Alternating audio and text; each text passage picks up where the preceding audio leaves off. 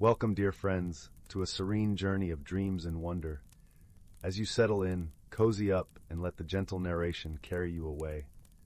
Unwind with the soothing sounds that surround you, and thank you for choosing to spend your time here. Our stories will transport you to magical and peaceful places, inviting your imagination to drift into whimsical worlds. Story 1. In the whimsical world where laughter danced through the air like glittering sprites, Rufus's life was a kaleidoscope of peculiarities. He lived in a quaint little cottage perched at the edge of a bustling meadow, its roof a patchwork of colorful shingles that mirrored the vibrant hues of a painter's palette. The walls were adorned with trinkets and treasures from countless adventures, each one a testament to Rufus's insatiable curiosity and boundless imagination. A sunbeam filtered through the stained glass window, casting a dazzling tapestry of rainbows across the room as Rufus prepared for the day's adventures. Rufus himself was as colorful as his home, with mismatched socks, one striped in hues of blue and the other dotted with tiny yellow stars, and a tuft of unruly orange hair that seemed to defy the very laws of gravity. His eyes, a shade of green that mirrored a spring meadow after a gentle rain, twinkled with a perpetual mischief that promised adventure at every turn. His mornings often began with a cup of tea, the steam curling and twisting like a ballerina pirouetting in the morning light, as he indulged in whimsical thoughts and dreams of what the day might hold. One crisp autumn morning, as the amber leaves crunched beneath his feet and the scent of cinnamon and earth lingered in the cool breeze, Rufus awoke to the most delightful of problems. His beloved pet, a talking teapot named Tillie, had gone and lost her whistle. Tillie, crafted from the finest porcelain and adorned with delicate floral patterns that seemed to bloom anew each day, was more than just a teapot. She was Rufus's confidant and companion. Without her melodic whistle, poor Tillie could no longer summon the tiny sugar fairies who kept her brew perfectly sweetened. Determined to help his dear friend, Rufus set off on an adventure through the Ticklish Toadstool Forest. The forest was a place of perpetual whimsy, where towering mushroom caps cast shadows that danced and giggled in the dappled sunlight, and brooks burbled with a mirthful glee as they wove through the emerald undergrowth. Giggling his way past these enchanting sights, Rufus soon found himself in the heart of the enchanted woods. There, he encountered a most curious sight. A cluster of butterflies, their wings shimmering with every hue imaginable, engaged in a spirited game of hopscotch with a gaggle of squirrels, their bushy tails flicking playfully. Rufus couldn't help but join in the frivolity, hopping and skipping alongside his new friends, his laughter blending with the rustle of leaves and the playful chittering of the forest creatures. The squirrels, with their bright eyes and agile movements, reminded Rufus of the importance of staying light-hearted and open to joy, even amid challenges.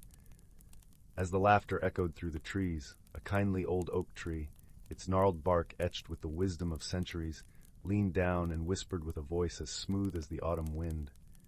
Young Rufus, if you seek what you've lost, follow the trail of rainbow pebbles, but beware the mischievous pixies who delight in leading travelers astray. With a grateful nod, Rufus thanked the wise old tree and set off down the shimmering path of pebbles. Along the way, he encountered all manner of delightful surprises.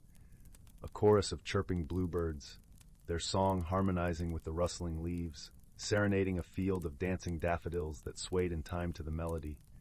A clan of giggly gnomes, their pointed hats bobbing as they played leapfrog over toadstools, and a troop of juggling rabbits, their paws deftly tossing rainbow-colored eggs into the air, creating a mesmerizing kaleidoscope of color. As Rufus continued on his journey, he began to reflect on his peculiar life. Despite his whimsical nature, there were times when Rufus felt a pang of loneliness, a yearning for a deeper connection that was often drowned out by the cacophony of laughter and adventure. Tillie, with her gentle wisdom and soothing presence, had always filled that void. This quest to find her whistle was more than just a simple retrieval. It was a reaffirmation of their bond, a testament to the power of friendship. Venturing deeper into the forest, Rufus stumbled upon an ancient library nestled between two towering oaks, its doors creaking with the weight of countless stories. The scent of aged parchment and ink wafted through the air as Rufus entered, greeted by a community of bookworms, tiny creatures with spectacles perched on their noses, who delighted in sharing tales of old.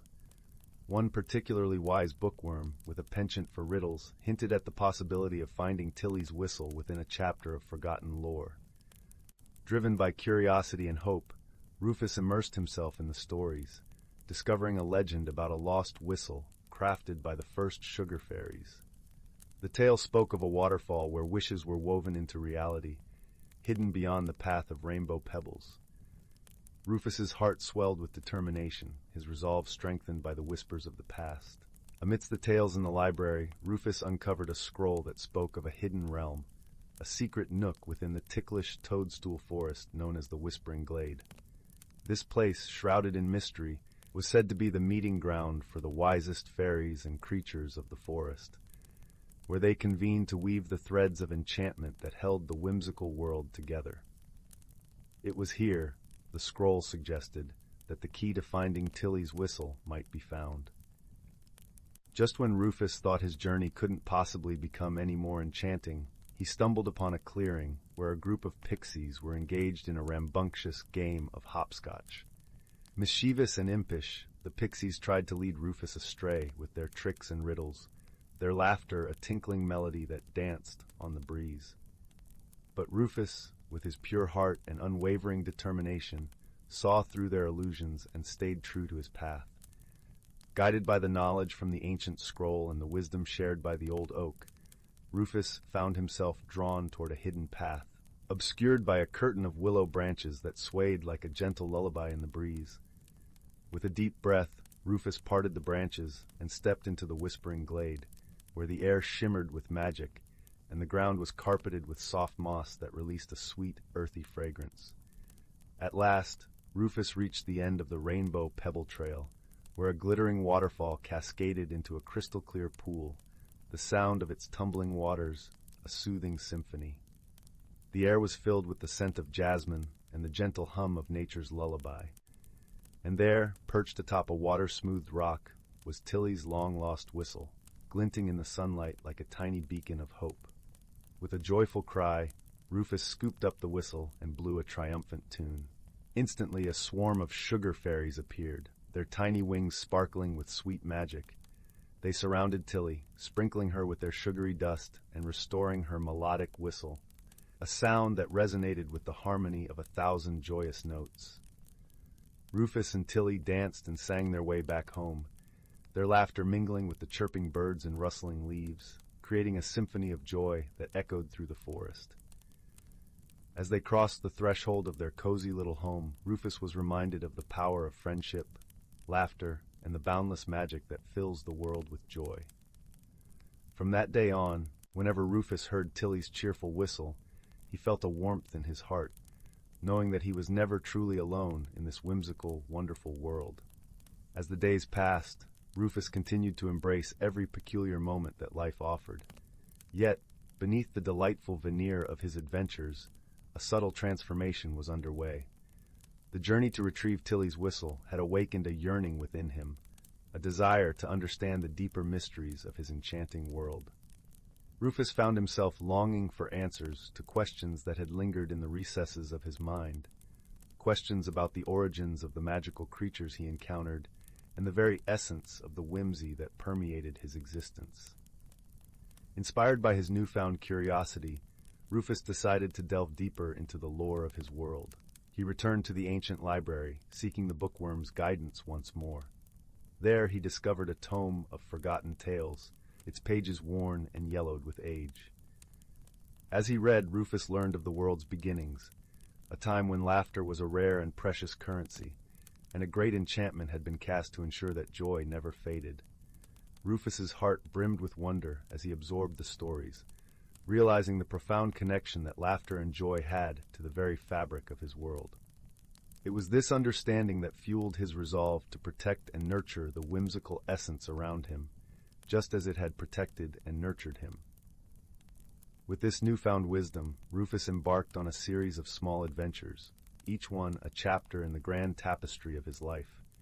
He sought out those who had forgotten the magic of laughter, sharing with them the simple joys that had become his life's mission. Through his acts of kindness, Rufus discovered that the greatest adventure was not in seeking out the extraordinary, but in finding the extraordinary in the everyday.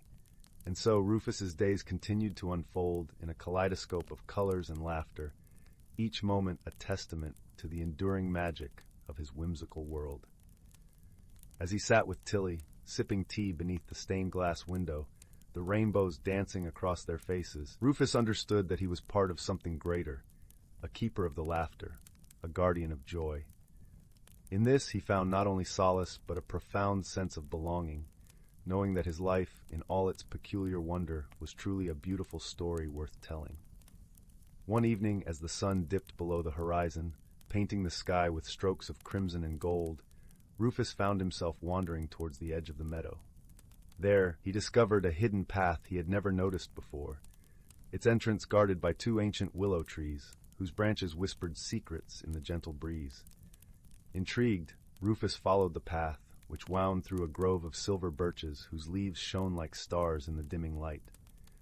The path led him to a secluded glen, where a serene pond lay nestled amidst the trees, its surface reflecting the emerging night sky. Fireflies danced above the water, their glow casting a warm, ethereal light. As Rufus approached, he noticed a figure sitting by the pond, a figure he recognized as Elderberry, the eldest of the forest fairies, known for her wisdom and insight. "Ah, young Rufus," Elderberry greeted with a voice that resonated like the gentle rustling of leaves. "I see you have found the path of reflection, a place where many come to ponder the mysteries of our world." Rufus settled beside her, feeling a sense of tranquility wash over him. "Elderberry, I've been seeking to understand the magic that surrounds us, the origins of this whimsical world," he confessed, his voice tinged with curiosity and a touch of longing. Elderberry nodded, her eyes twinkling with ancient knowledge. "The magic, dear Rufus, is woven from the threads of our laughter, our kindness, and our shared stories. It thrives on our ability to find joy in the simplest of things." As they sat together, Elderberry shared tales of the world's creation, of how the first whispers of laughter had breathed life into the land, and how the bonds of friendship and love had strengthened the magic over time. Rufus listened intently, feeling the weight of these revelations settle into his heart, like the gentle embrace of an old friend. "Remember, Rufus," Elderberry continued, "the true essence of our world lies not in grand gestures, but in the small, everyday moments of joy and connection. It is in these moments that the magic truly flourishes." With a newfound understanding, Rufus returned home under the canopy of twinkling stars, his heart lighter and filled with gratitude.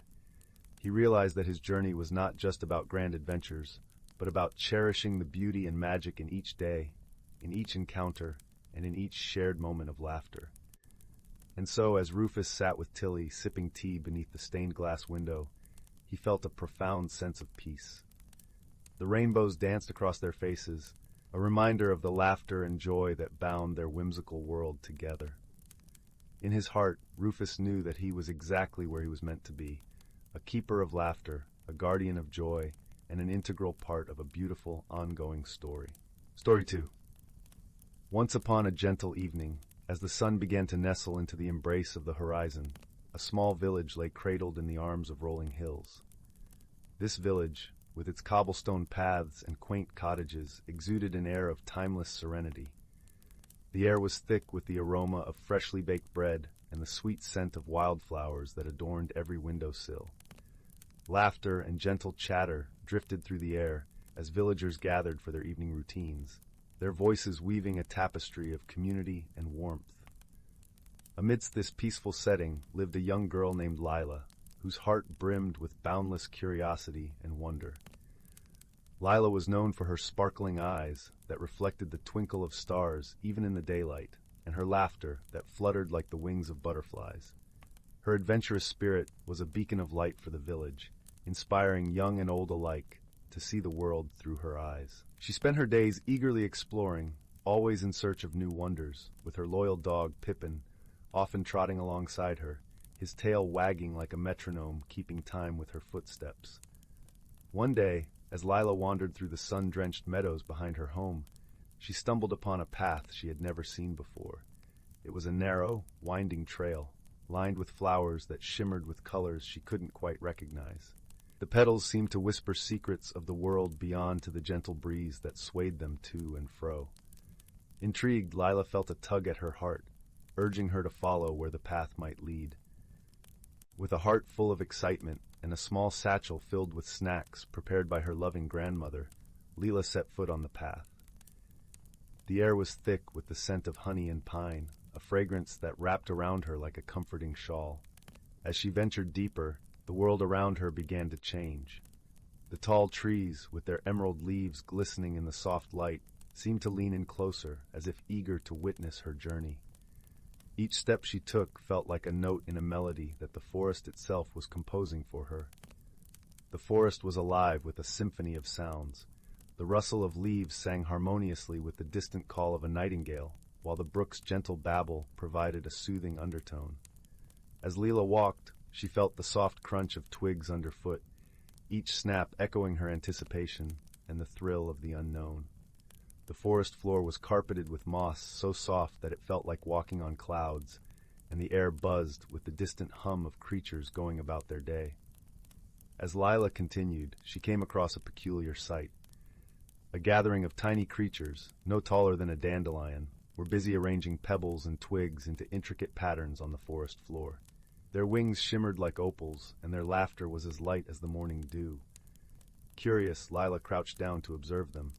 "Hello there," she said softly, not wanting to startle the delicate beings. The creatures paused, their eyes wide with surprise but not fear. One step forward, a tiny crown of acorns perched upon his head. "Greetings, traveler," he chirped. "I am Pip, the Pebble King. What brings you to the enchanted glade?" Lila explained her adventure and her desire to explore the unknown. Pip nodded, his tiny face lighting up with understanding. "You have a brave heart, Lila. Not many venture beyond the familiar. We were just preparing a dance to welcome the evening. Would you join us?" Lila laughed, her heart swelling with joy at the invitation. She danced with the little creatures, feeling as light as a feather, her worries melting away with every step. The ground beneath her feet felt warm and alive, as if the earth itself was joining in their celebration. The dance was a tapestry of joy and unity, each movement weaving Lila more deeply into the fabric of this enchanted world. After the dance, Pip guided Lila to the brook, which glistened like a ribbon of starlight winding through the forest. He introduced her to Lumina, the water sprite, who sang songs of the moon and the stars, her voice a gentle echo that lingered long after the notes had faded. Lumina gifted Lila a sprig of mint that grew along the brook's edge, saying it would bring clarity and courage whenever she needed it. The mint's aroma was invigorating, and as Lila tucked it into her satchel, she felt a renewed sense of strength and purpose. On her journey back, Lila paused in a sunlit clearing, where the forest's enchantment seemed to gather its fullest. Here, she met a wise old owl perched on a low branch, its gaze deep and knowing. "You have tasted the magic of the forest," the owl hooted softly, its voice resonating with ancient wisdom. "Remember, young one, magic dwells in the moments we dare to explore beyond the horizon." Feeling grateful and inspired, Lila continued her journey, the path now leading her to a clearing bathed in the soft glow of twilight. Here, she encountered the most whimsical sight of all, a great tree with a door embedded in its trunk, carved with ancient runes that seemed to hum with a gentle melody. Lila hesitated, her heart fluttering with both anticipation and a hint of fear. But remembering the courage that had brought her this far, she reached out and gently pushed the door open. Inside, she found a cozy room, lit by the warm glow of a fireplace that crackled softly, as if inviting her to come closer. Seated by the fire was an old woman with hair as white as the finest silk and eyes that twinkled with the wisdom of countless adventures. "Welcome, dear Lila," she said in a voice as soothing as a lullaby. "I am the keeper of the forest. I have watched over this land for many years, waiting for someone with a heart as curious and courageous as yours." Lila felt a warmth spread through her, like the embrace of a long-lost friend. She sat by the fire, and the keeper told her stories of the forest, of the stars and the moon, and of the courage it takes to explore the unknown. Lila listened intently, absorbing every word, her imagination painting vivid pictures of the tales she heard. As the night deepened, the keeper handed Lila a small, intricately carved box. "This is for you, dear one. Open it when you feel the need for a reminder of the magic that lies beyond the familiar." With a heart full of gratitude, Lila thanked the keeper and began her journey back home, the path now illuminated by the gentle glow of fireflies that danced around her like tiny lanterns. The forest seemed to hum a lullaby just for her, a gentle promise of safety and warmth. When Lila returned to her village, she felt as if she carried a piece of the enchanted forest within her. She opened the box and found a small, shimmering compass that spun and pointed towards adventure, no matter where she stood. It was a reminder that courage lies in the heart, and that the unknown can be a place of wonder and beauty when approached with an open mind. And so, with the compass safely tucked into her satchel, Lila drifted into a peaceful slumber each night, her dreams filled with the whispering trees, the laughter of tiny creatures, and the warmth of the keeper's fire. She knew that whenever she needed to, she could follow the path once more, guided by the courage she had discovered within herself. In the days that followed, Lila shared her adventure with the villagers, her stories lighting up their imaginations and inspiring a newfound appreciation for the beauty that lay just beyond the horizon. Her tales of the enchanted glade and the creatures who dwelled there became a cherished part of the village lore, sparking curiosity and wonder in the hearts of all who heard them. But it wasn't just her tales that captivated the villagers. Lila herself had changed, her eyes now holding a depth that spoke of her journey. She became a symbol of courage and curiosity, her presence a gentle reminder of the magic that lay in every corner of their world. And in this way, Lila's heart remained forever open to the wonders of the world, a beacon of light and courage for all who dared to dream of the magical lands beyond the horizon. Story 3. In the quaint village of Willowbrook, where the air was always tinged with the soothing scent of blooming lavender and the gentle murmur of a nearby brook, there stood a small, unassuming antique shop named Whispering Whims. The shop was nestled between a bakery that perpetually exhaled the comforting aroma of freshly baked bread and an old bookshop filled with stories waiting to be discovered. The cobblestone streets, with their uneven paths, were worn smooth by decades of footsteps, each stone holding the echoes of past wanderers. In this cozy corner of the world, a young girl named Clara lived with her grandmother in a cottage that seemed to hum with the echoes of 100 years of family laughter. Clara was a curious soul, with eyes that sparkled like dew-kissed leaves in the morning sun. Her boundless energy was palpable, manifesting in the way she flitted from one interest to another, each day a new adventure. She had a heart full of dreams and a mind that danced with endless questions.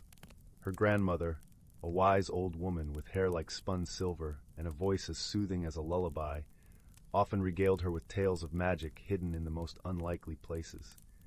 Her stories were not just tales, but guides to seeing the world with eyes wide open to wonder. One rainy afternoon, as droplets tapped a gentle rhythm against the window panes, Clara found herself drawn to Whispering Whims. The shop, with its creaking floors and lanterns casting warm glows in every corner, was a treasure trove of curiosities, each item whispering secrets of its own time. The scent of old wood and faded parchment filled the air, wrapping Clara in an aura of mystery. As she wandered through the aisles, her fingers brushing against time-worn books and glittering trinkets, something caught her eye. A small, tarnished mirror tucked away in a dusty corner.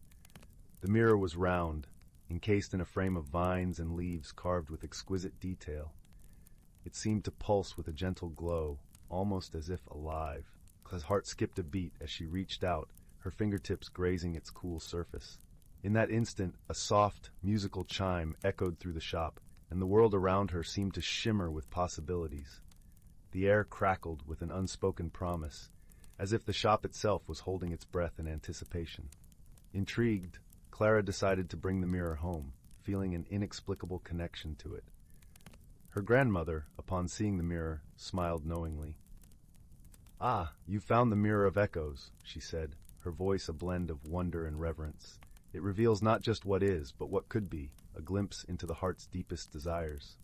That night, as the fire crackled warmly in the hearth, and shadows danced along the wooden beams of their cottage, Clara sat with the mirror in her lap. She gazed into its depths, and slowly, as if painted by moonlight, an image began to form. It was a vision of a lush forest, bathed in twilight, where shadows played among ancient trees and a gentle breeze carried the scent of pine and earth. The scene was so vivid that Clara could almost hear the soft rustle of the leaves and feel the cool earth beneath her feet.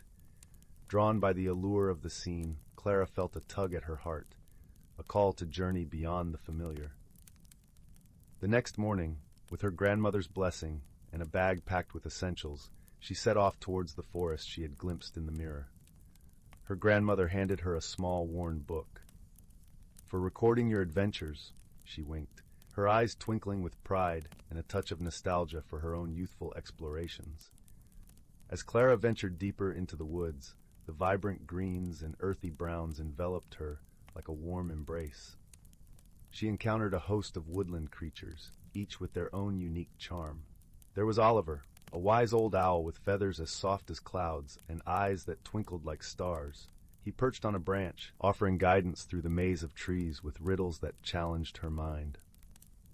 Clara found comfort in his presence, feeling as though she had discovered a kindred spirit. Then there was Pippa, a sprightly fox with a coat as bright as autumn leaves. Pippa was full of mischief and laughter, her spirit as light as the breeze that danced through the forest. She led Clara along hidden paths, revealing secret nooks where wildflowers bloomed in vibrant hues and streams whispered ancient songs. Each discovery was a testament to the magic that lay hidden beneath the surface, waiting to be uncovered by those who dared to look. Together they encountered a gentle giant of a bear named Bram, whose heart was as vast as the forest itself. Bram was a creature of few words, but his presence was a balm to the soul, offering comfort and strength in moments of doubt. His slow, deliberate movements taught Clara the value of patience and the strength found in stillness. As the days turned into weeks, Clara's journey became a tapestry of friendship and discovery. Yet, as she journeyed further, she sensed an underlying challenge. The forest was under a spell of slumber, its magic fading with each passing day. The vibrant colors were slowly muted, as if a veil lay over the land, dimming its natural beauty. The source of this enchantment lay in the heart of the forest, where an ancient tree stood, its branches heavy with silvered leaves. It was here that Clara learned of the spell cast by a lonely sorceress who, in her sorrow, had wished for the forest to sleep with her dreams. The sorceress, once a vibrant part of the woodland community, had retreated into solitude, her heart heavy with unfulfilled desires and loneliness. To break the spell, Clara realized, required not force but understanding. Sitting beneath the ancient tree, she closed her eyes and listened, to the sigh of the wind, the murmur of the leaves, and most importantly, to the whispers of her own heart. The forest seemed to hold its breath, waiting for the words that would bring it back to life.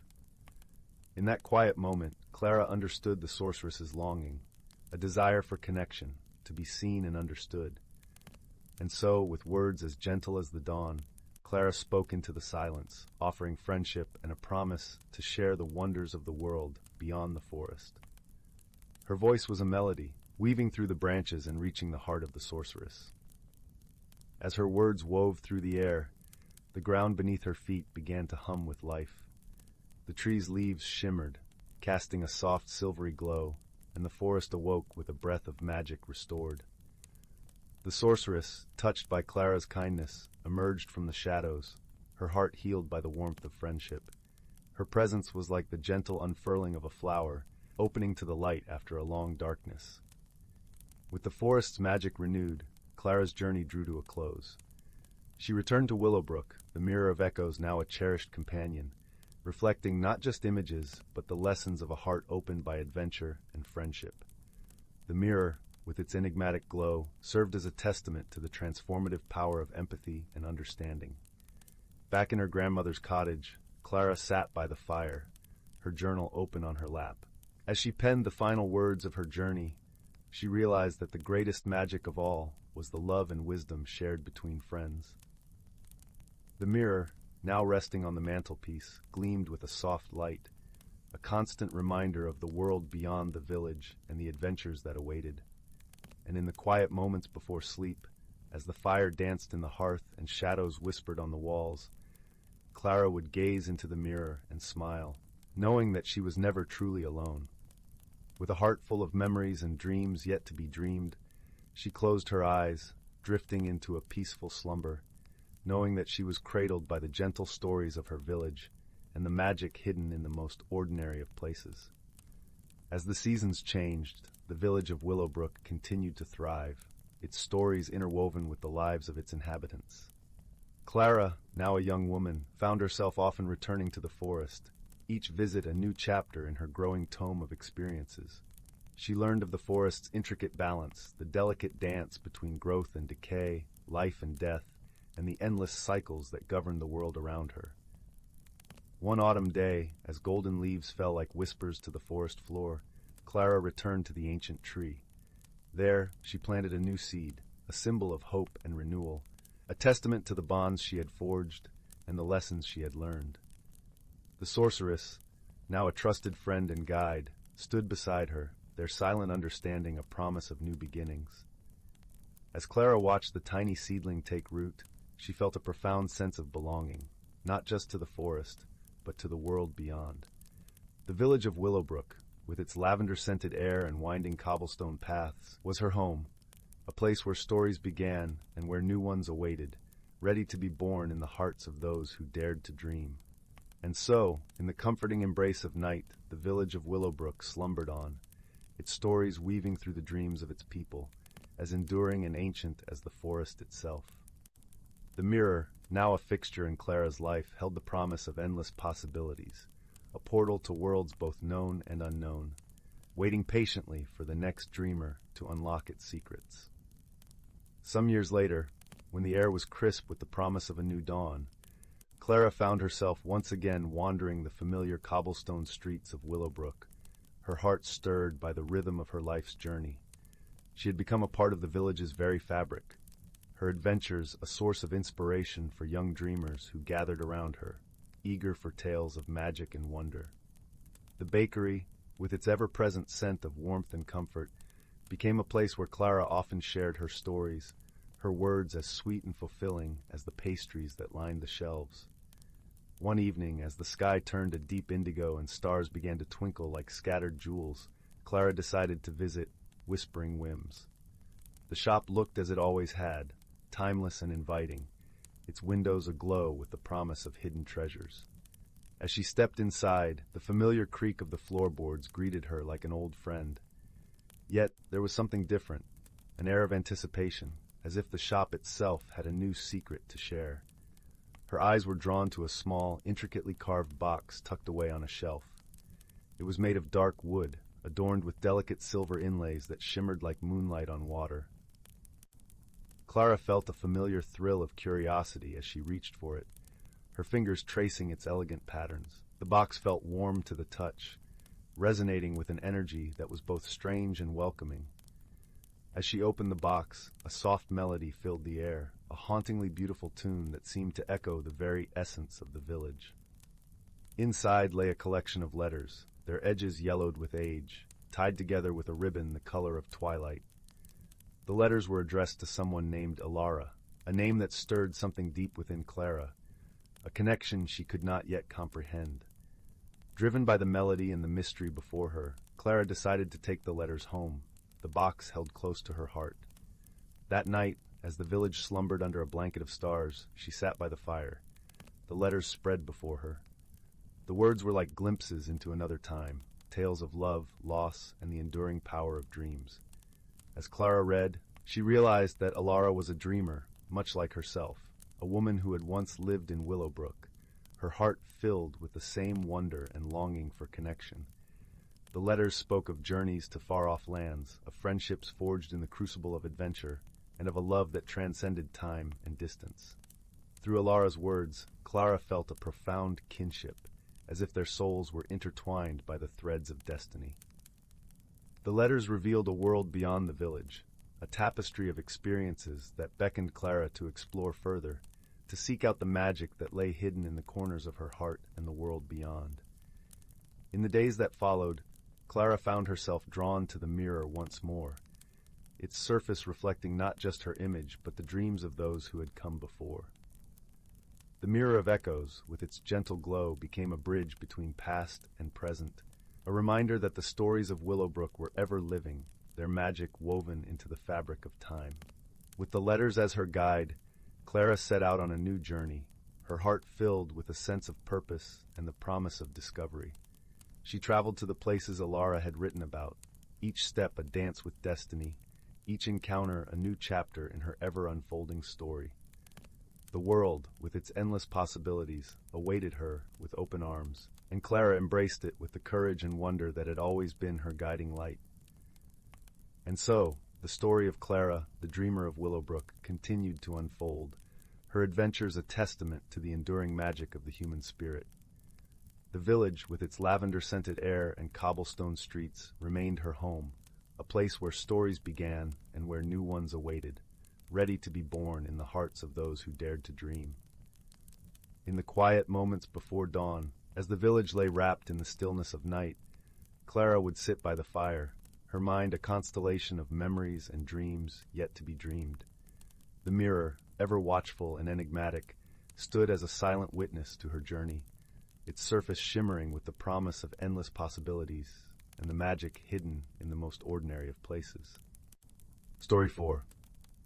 In the heart of the whispering woods, where the trees murmured secrets to one another and the moon cast a silvery glow on the forest floor, there lay the quaint village of Willowbrook.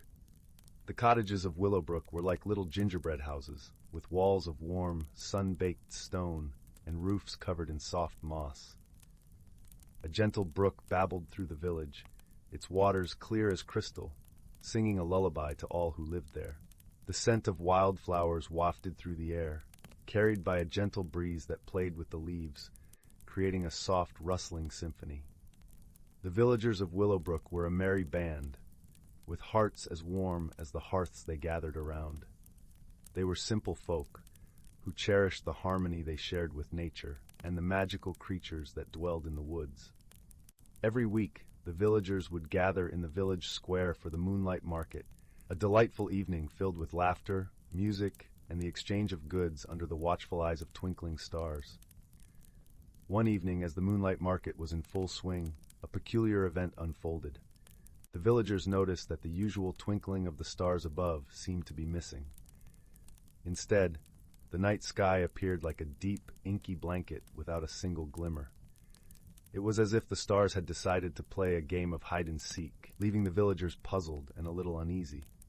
The square, usually alive with the vibrant colors of stalls and the rich aroma of spiced cider, now seemed shadowed by the absence of starlight. Among the villagers was a gentle soul named Mira.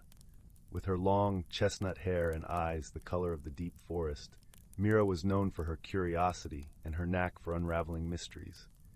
She was a weaver by trade, creating tapestries that captured the beauty of the woods, but she had a mind as sharp as the needles she wielded. Her tapestries, which adorned the walls of many Willowbrook homes, were known for their vibrant depiction of forest life, each thread telling a story of its own.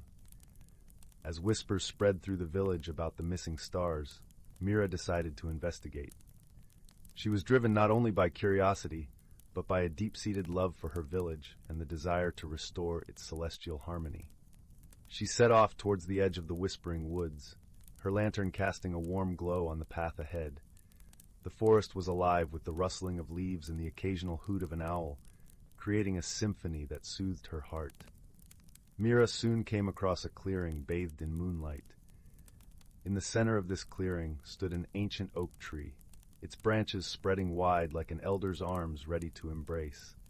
Beneath this oak, Mira found a gathering of creatures, magical beings who called the forest home. There was Alara, a wise old owl with feathers as white as snow, and Bramble, a playful fox with eyes that sparkled like emeralds. The forest creatures, each with their unique quirks and charms, had always held Mira's fascination. "Good evening, Mira," hooted Alara in a voice that was both soothing and wise. "We've been expecting you." Mira bowed her head in greeting. "Good evening, Alara. I've come to seek your wisdom. The stars have gone missing from the sky and the village is bewildered." Bramble the fox pranced forward and sat on his haunches, his bushy tail swaying like a pendulum. "Ah, the stars!" he said with a grin. "They have not truly left us. They are simply hidden, waiting to be found." Mira's curiosity deepened. "Hidden? But how can we find them?" Elara fluffed her feathers and spoke. "The stars are not lost, dear Mira. They are merely caught in a web of dreams spun by the Dreamweaver, an elusive creature who visits these woods once in a blue moon." Bramble nodded enthusiastically. "The Dreamweaver is known for its playful pranks, but it's not malevolent. It simply enjoys weaving dreams from starlight. We must find it and gently persuade it to release the stars back into the sky." Mira smiled, a plan forming in her mind. "Then we shall find the Dreamweaver together." With her new companions, Mira ventured deeper into the woods, guided by the soft glow of her lantern and the gentle guidance of Elara and Bramble. The forest was a tapestry of shadows and light, with the scent of pine and earth filling the air. As they journeyed, Mira learned more about her companions. Elara, once a guardian of ancient forest knowledge, had seen countless seasons come and go, carrying tales of the woods in her wise gaze. Bramble, though mischievous, had a heart that beat in time with the forest, always ready to lend a paw to those in need. Their path took them past the Whispering Falls, a hidden waterfall that whispered ancient secrets to those who paused to listen. Mira stopped briefly, feeling the cool mist on her face, and wondered about the stories the falls could tell. Elara perched on a nearby branch, sharing tales of how the falls had been a meeting place for creatures from across the forest, a place where peace treaties were made and old feuds forgotten. As they traveled, Elara shared her wisdom about the Dreamweaver, describing it as a creature of light and mist, with eyes like the night sky. It was said to dwell near the Glimmering Glen, a hidden vale where the forest's magic was at its strongest. They paused occasionally, listening to the whispers of the trees, each rustle and creak a clue guiding them closer to their destination. Upon reaching the Glimmering Glen, Mira marveled at the sight before her. The glen was alive with the soft glow of bioluminescent flowers, their petals shimmering with every color imaginable. In the center of this magical garden, they found the Dreamweaver, a delicate creature with wings like gossamer, flitting gracefully among the flowers. The air was thick with the enchanting scent of jasmine, and the gentle hum of the forest filled Mira's ears, making the moment feel like a dream. The Dreamweaver paused, its eyes meeting Mira's with a gaze both ancient and kind. Mira stepped forward, her voice gentle yet resolute. "Dear Dreamweaver, we seek your help. The stars are missing from the sky, and the villagers of Willowbrook are lost without their light." The Dreamweaver tilted its head, contemplating Mira's words. Then, with a graceful flutter, it danced among the flowers, weaving a pattern of light that filled the glen with a soft, ethereal glow. The scene was mesmerizing, as if the very essence of the forest had come alive to witness this celestial event. Mira felt a profound connection to the forest, realizing that she was not just a visitor but an integral part of its endless story. Elara hooted softly. "The Dreamweaver understands. It will release the stars." With a flourish, the Dreamweaver unfurled its wings, and from them fell the stars, each one sparkling brightly as it returned to its rightful place in the sky. The night was once again alive with the twinkle of countless stars, casting a gentle light over the whispering woods and the village of Willowbrook. The forest seemed to exhale, the leaves whispering their thanks to the night sky. Mira, Elara, and Bramble watched in awe as the stars resumed their celestial dance. The forest seemed to breathe a sigh of relief, and the villagers, seeing the stars return, raised their voices in joyous celebration. The village square, now bathed in starlight, became a scene of jubilant festivity, with children laughing and elders recounting tales of long-forgotten nights. As they made their way back to the village, Mira thanked her new friends for their guidance and companionship. "Without your wisdom and help, I would never have found the Dreamweaver." Bramble grinned, his whiskers twitching. "It was an adventure, wasn't it? And remember, Mira, the woods always have a way of revealing their secrets to those who listen."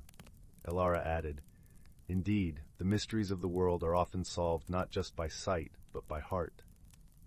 As they entered the village, a new scene unfolded. Mira noticed an elderly man, Old Tom, sitting alone at the edge of the village square, his eyes reflecting the stars above.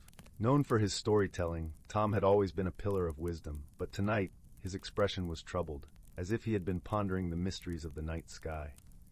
Mira approached him, her curiosity piqued. "Old Tom, what thoughts trouble you on such a beautiful night?" Tom looked up, a gentle smile warming his weathered face. "Ah, Mira, the stars remind me of stories long forgotten, tales of the dream weaver and the eternal dance of light and shadow. I fear that as we celebrate, we might forget the lessons hidden within these stories." Intrigued, Mira sat beside him, eager to learn more. "What lessons do you speak of?"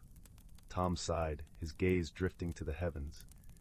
"Our connection to the stars is a reminder of the balance between light and darkness, joy and sorrow. The Dreamweaver's games are not just playful. They teach us to cherish the stars when they shine and to find light within ourselves when they do not." As Mira listened, she realized that the night's adventure had not only restored the stars, but also deepened her understanding of her place in the world. The bond between the villagers and the forest was not just one of coexistence, but a dance of harmony and respect, each entity playing its part in the grand tapestry of life. Back in Willowbrook, the villagers gathered around Mira, eager to hear the tale of how the stars had returned. As she recounted the adventure, Mira felt a warmth blossom in her heart, knowing she had been part of something magical. Her story was met with wonder and gratitude, the villagers' eyes shining with the light of newfound hope and understanding. That night, as the villagers drifted to sleep under the watchful eyes of the stars, Mira lay in her cozy bed, the sound of the brook singing her to sleep. She closed her eyes, comforted by the knowledge that the world was a wondrous place, full of mystery and magic, and that with kindness and friendship, even the strangest occurrences could be understood and resolved. And so, in the heart of the whispering woods, peace returned to Willowbrook, and the stars twinkled ever brighter, a testament to the gentle wisdom and enduring friendship that would forever light the way. The tales of the Dreamweaver and the magical night would be told for generations, each retelling a reminder of the bond between the villagers and the enchanted forest they called home. In the weeks that followed, a new tradition emerged in Willowbrook. Inspired by Mira's adventure, the villagers began to gather under the starlit sky once a month, sharing stories and dreams, each one a thread in the tapestry of their shared life. These gatherings became known as the Dreamweaver's Night, a celebration of unity and the enduring magic of the Whispering Woods. During these nights, Old Tom would often recount the legends of the forest, his voice weaving tales of ancient times and forgotten lore. Mira, too, would share her experiences, her stories filled with the wonder of discovery and the joy of friendship. The villagers listened intently, their hearts opened to the wisdom of the past and the possibilities of the future. In time, the Dreamweaver itself became a cherished part of their folklore, a symbol of the mysteries that lay beyond the visible world and the beauty of dreams waiting to be realized. The villagers learned to look to the stars not only for guidance, but as a reminder of the interconnectedness of all things, the celestial dance that united them with the forest and each other. One particularly enchanting Dreamweaver's night, Mira introduced a new element to the tradition. She gathered the villagers in a circle and asked them to close their eyes, inviting them to share not just stories of the past but dreams for the future. Each dream was a seed, she explained, that could grow into reality with time and care. As the villagers shared their dreams, a tapestry of hopes and aspirations was woven among them. A young girl named Lila dreamed of becoming a healer, inspired by the forest's gentle touch. An elderly couple dreamed of planting a garden full of the rarest flowers, a testament to their lifelong love. Mira's dream was simple yet profound, to see Willowbrook thrive, forever connected to the magic of the Whispering Woods. As she spoke, the villagers felt a renewed sense of purpose, their dreams intertwining with the stars above, each one a promise of what could be. And so, life in Willowbrook continued, enriched by the magic of the stars and the timeless bond between its people and the Whispering Woods. In this enchanted village, where dreams were spun from starlight and stories were etched into the very fabric of the land, the spirit of the Dreamweaver lived on, a gentle reminder of the wonders that lay just beyond the reach of the imagination. Story 5. On a quiet, star-filled night in the village of Linthorpe, there was a peculiar house perched on the edge of the whispering woods. This house, snugly nestled beneath the sheltering boughs of ancient oaks, was home to a kindly old woman named Marin. Her garden was a riot of colors, filled with wildflowers that seemed to dance even when the air was still, their fragrances mingling to create a heady symphony of scents. Lavender's calming embrace, rosemary's sharp freshness, and the sweet undertones of chamomile. But most intriguing of all was the tiny, mysterious door hidden at the base of the largest oak tree, its wooden surface elaborately carved with symbols that seemed to shift and writhe in the moonlight. Marin was known for her gentle wisdom and the comforting warmth of her hearth, which was always open to wanderers and friends alike. Her eyes, a soft gray like the dawn mist, held a spark of understanding that saw through to the heart of things. She had a way of seeing the world that made even the simplest things feel extraordinary, often finding joy in the everyday dance of sunlight on her kitchen floor or the gentle rustle of leaves in the evening breeze. Her days were filled with crafting herbal remedies, her hands moving with the practiced grace of someone who had spent a lifetime working with the earth's bounty, and telling stories to the children who visited her, their eyes wide with wonder. One chilly evening, as the fire crackled merrily in her hearth and shadows flickered across the wooden beams of her cottage, Marin sat in her well-worn rocking chair, knitting a blanket of sky-blue wool. The click-clack of her needles was a soothing counterpoint to the soft murmur of the trees outside, which seemed to whisper secrets to the night wind. The moon hung low and bright in the sky, casting a silver glow that turned the world into a realm of dreams. Suddenly there was a soft knock on her door. Marin paused, her needles stilled, and listened. It was a peculiar knock, tentative yet filled with a quiet urgency, like a heartbeat echoing through the night. She rose, her movements graceful despite her age, and opened the door to reveal a young girl standing on her threshold. The girl's name was Linnea, and she was a frequent visitor to Marin's cottage, known for her curiosity and a heart as big as the sky. Her hair, a cascade of chestnut curls, framed a face alight with excitement, and her cheeks were flushed with cold. "Marin," she said, her voice a blend of awe and anticipation, "I found something in the woods, something magical." Marin smiled, ushering Linnea inside. "Come, sit by the fire and tell me what you've discovered," she said, her voice as soothing as the warm embrace of the hearth. She poured Linnea a cup of steaming chamomile tea, the fragrant steam curling between them like a bridge. Linnea settled into a plush armchair, the firelight dancing across her eager face. "I was exploring the whispering woods," she began, her voice a symphony of excitement, "and I stumbled upon a glade I'd never seen before. In the center there was a small pool, its surface shimmering with colors I've never seen in water, and beside it, nestled among the roots of a great oak, was a tiny door. It was no bigger than my hand, and it seemed to hum with life." Marin listened intently, her knitting forgotten in her lap. The whispering woods were ancient and full of secrets, but a hidden door was something she had only heard of in stories. Her mind flickered back to tales whispered by her grandmother, stories of times when the veil between worlds was thin and magic seeped into the everyday. "Did you try to open it?" she asked, her curiosity piqued. Linnea shook her head, her curls bouncing with the movement. "No, I thought it best to tell you first, but I sensed something special about it, like it was waiting for someone."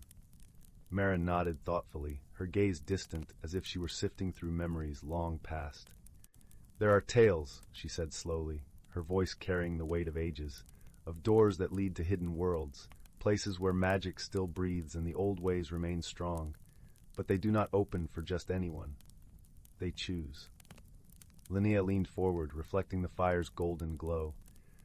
"Do you think this is one of those doors? And if it is, why is it here, in our woods?"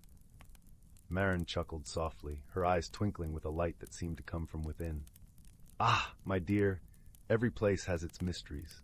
Perhaps the woods have chosen you for a reason, but there is only one way to know for sure." Linnea's heart raced with the thrill of adventure. "Will you come with me to see it, Marin?" "Of course, my dear," Marin replied, her voice as warm as the fire's glow. "But first, we must prepare. Such journeys require open hearts and minds, and perhaps a little magic of our own. The next morning, the sun rose gently over Linthorpe, casting a golden light that bathed the village in warmth.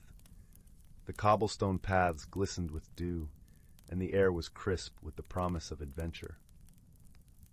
Marin and Linnea set out towards the whispering woods, the crisp air filled with the sweet scent of pine and earth.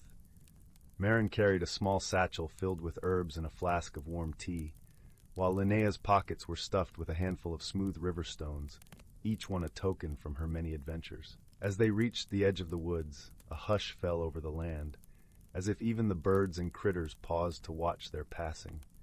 The path twisted and turned beneath a canopy of leaves that whispered ancient secrets to those who would listen, their voices a soft chorus that seemed to echo the heartbeat of the earth itself. Linnea led the way with Marin following close behind, her eyes taking in the shifting patterns of light and shadow, each step a dance between the known and the unknown. The glade was just as Linnea had described, a serene clearing where the sun filtered through the trees to dance upon a pool of water that shimmered with every color of the rainbow. The air was filled with a sweet, earthy scent, and the sound of birdsong carried a melody that seemed to harmonize with the gentle rustle of leaves.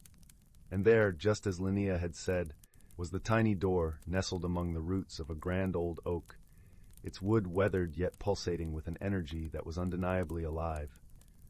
Marin approached the door with reverence, her fingers tracing the intricate carvings etched into its surface. They were symbols of old, glyphs of protection and invitation, woven into a tapestry of meaning that spoke to those who knew how to listen.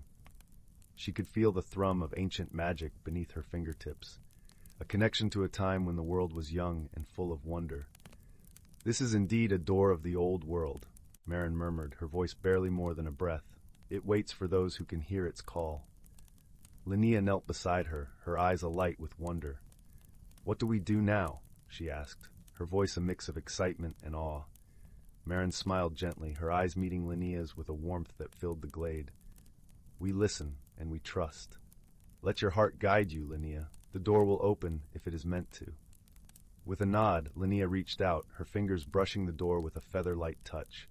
She felt a gentle vibration, like the purr of a contented cat, and she closed her eyes, letting her senses guide her. She breathed deeply, her heart steady, and whispered a silent wish for the door to open. To her amazement, she felt the door shift beneath her fingers. A soft glow emanated from the carvings, and with a quiet creak, the door swung inward, revealing a passage that shimmered with a light all its own, a warm, inviting glow that beckoned them forward.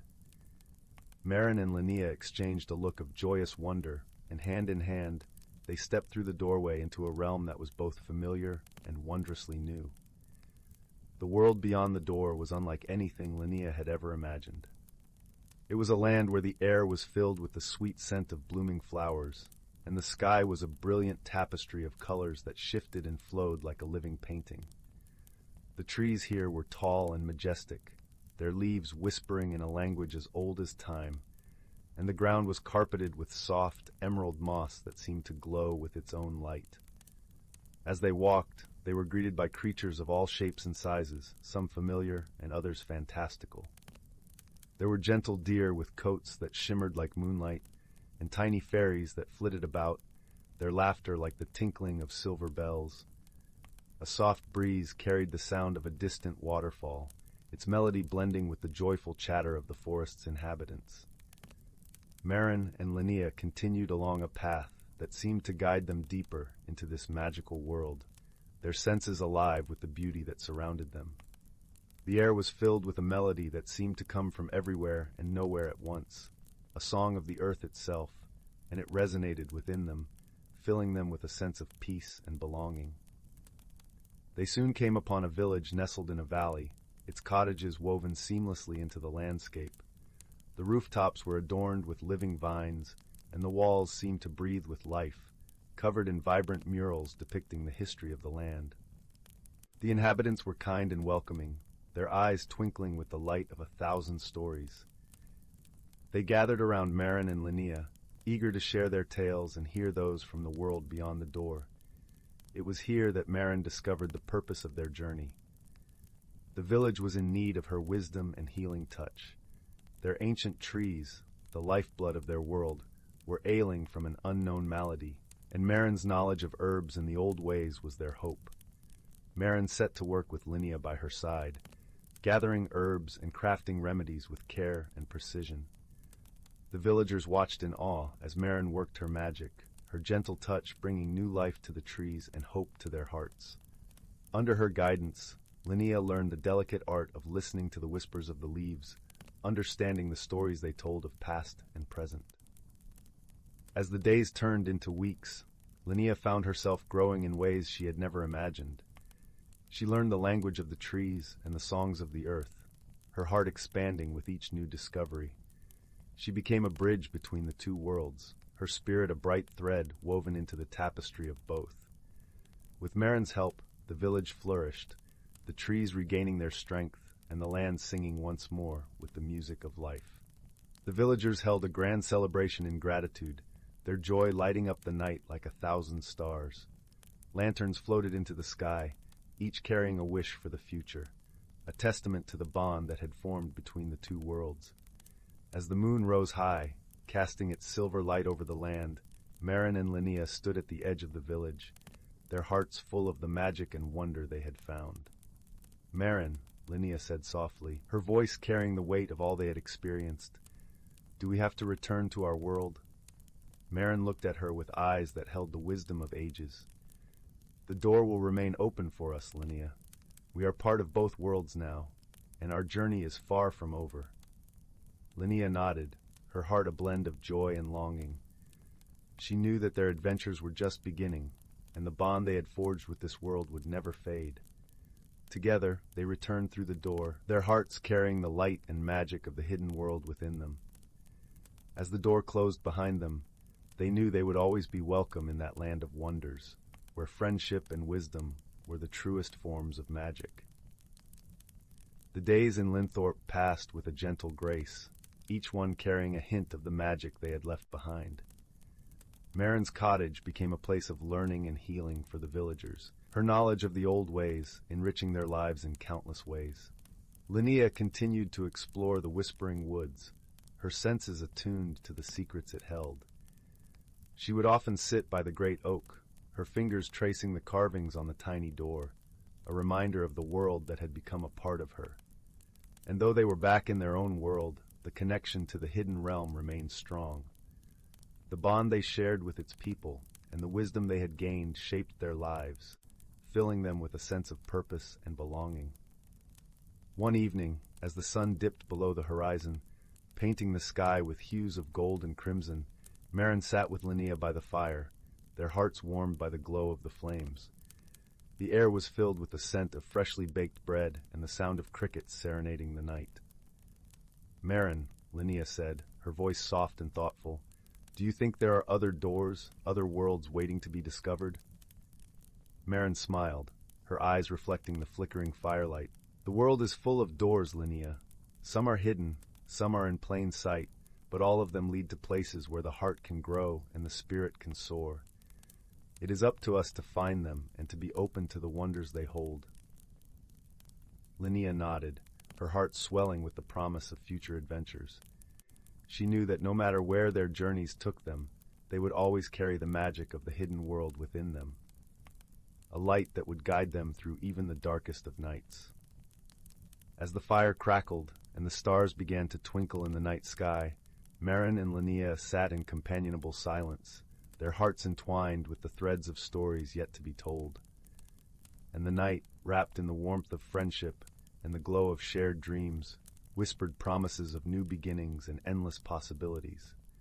And so, in the quiet village of Linthorpe, beneath the ancient trees and the watchful gaze of the moon, the story of Marin and Linnea continued, a tale woven with the magic of friendship, wisdom, and the unyielding spirit of discovery. And though the world may change, the bond they shared would remain a beacon of light and hope, a testament to the power of believing in the extraordinary. As the darkness gently cradled the land and the fire's glow slowly faded, Marin and Linnea knew they were exactly where they were meant to be. Together, standing at the threshold of worlds, ready to embrace whatever wonders lay ahead. In this moment, they understood that the true magic lay not just in the worlds they explored, but in the bonds they forged and the stories they created. Together, they were a force of nature as enduring as the ancient trees, and their journey was only just beginning. As weeks passed, Linnea found herself more attuned to the whispers of the whispering woods, its secrets unfolding like a book only she could read. One day, as she wandered deeper into the woods, she discovered an ancient stone circle, hidden beneath a blanket of moss and thyme. Its presence was powerful and serene, like the echo of a long-forgotten song. Intrigued, Linnea spent hours there, feeling the pulse of the earth beneath her feet. She realized this place was another bridge, connecting worlds and times, a testament to the enduring magic of the land. She shared her discovery with Marin, who in turn shared stories of the circle's past, tales of gatherings and celebrations that honored the changing seasons and the cycles of life. Together, they began to visit the circle regularly, inviting the villagers to join in their newfound tradition. Under the moonlight, surrounded by the ancient stones, they celebrated the turning of the seasons, weaving their stories and hopes into the fabric of the earth. The circle became a place of gathering and healing, a symbol of unity and the shared journey of all those who called Linthorpe home. Through these gatherings, Linnea grew even closer to Marin, her mentor and friend, and to the villagers whose stories enriched her own. She realized that the true magic of the world lay not just in hidden doors and enchanted realms, but in the connections she forged and the community that embraced her. Yet, amidst the joy, a new challenge emerged. The ancient stone circle seemed to be slowly losing its vibrancy, its once bright stones dimming under an unseen force. Linnea, feeling the weight of responsibility, sought answers from the whispers of the woods. She spent many nights in meditation, listening to the earth's murmurs, seeking guidance. Marin, noticing Linnea's growing concern, joined her in these quiet vigils. Together, they deciphered the messages hidden in the rustling leaves and the soft sighs of the wind. The forest spoke of balance and harmony, of the need to restore the natural order disrupted by time and neglect. With renewed determination, Linnea and Marin set out to heal the circle. They called upon the villagers to help, teaching them the old songs and rituals that honored the earth. Together, they worked to revive the land, each person contributing their energy and love to the cause. Gradually, the stones began to glow once more, their light strengthening with each act of unity and care. The circle became a beacon of hope, a testament to the power of community and the bonds that tied them to the land and each other. As the seasons turned, Linthorpe flourished under the watchful eye of the ancient stones. The village thrived, its people united in purpose and joy. Linnea, now a young woman, found her place as a guardian of the woods, her heart forever linked to the magic of the land. Marin, her eyes still filled with the wisdom of ages, watched with pride as Linnea grew into her own, knowing that their journey together was just one chapter in the endless story of life and discovery. And so, the tale of Marin and Linnea continued, woven with the threads of magic, friendship, and the enduring spirit of those who dared to dream. In the quiet village of Linthorpe, beneath the ancient trees and the watchful gaze of the moon, their legacy lived on, a beacon of light and hope for generations to come. Story 6. Once upon a time, nestled in the heart of a vast emerald-green forest, lay a quaint little village called Whispering Pines. The village was named for the gentle breezes that rustled through its towering trees, creating a symphony of whispers that filled the air with a soothing melody. In this village lived a young woman named Leora. Leora was known for her gentle heart and quiet strength, but deep within she struggled with a fear of change.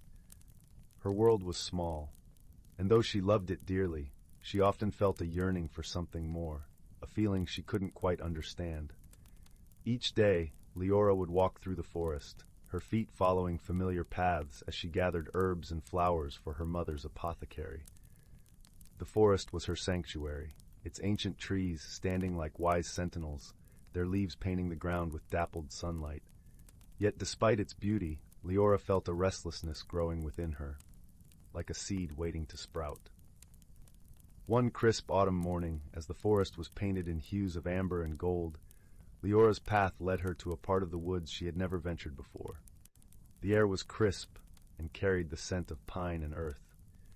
She paused, hesitating at the edge of the unfamiliar trail, her heart beating with a mix of apprehension and curiosity. Taking a deep breath, she stepped forward. As she walked, the forest seemed to shift around her. The trees grew denser, their trunks gnarled and ancient, and the air shimmered with an ethereal glow. It was as if the forest was holding its breath, waiting for something magical to unfold. In the heart of this enchanted grove stood a magnificent willow tree, its branches cascading like a waterfall of silver-green leaves. Beneath its boughs sat a wise old owl, its eyes like pools of molten gold. The owl regarded Leora with a gaze that felt as though it could see into her very soul. "Welcome, Leora," the owl hooted softly, its voice a gentle murmur in the stillness. "I have been waiting for you." Leora blinked, surprised. "Waiting for me? But how do you know my name?" The owl ruffled its feathers, a knowing twinkle in its eye. "This forest holds many secrets, and you, my dear, are part of its story. You seek change, yet fear it. But know this, true growth often begins with a single step into the unknown." Leora nodded, feeling the truth of the owl's words resonate within her. "But how will I know what path to follow?"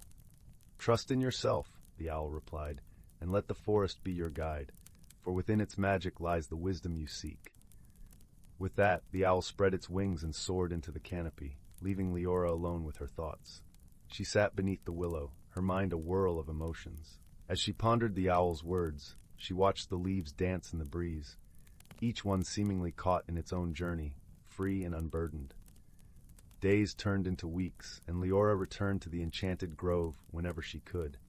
Each visit brought new discoveries, tiny mushrooms that glowed in the moonlight, streams that sang with the voice of the wind, and stones that hummed with ancient energy.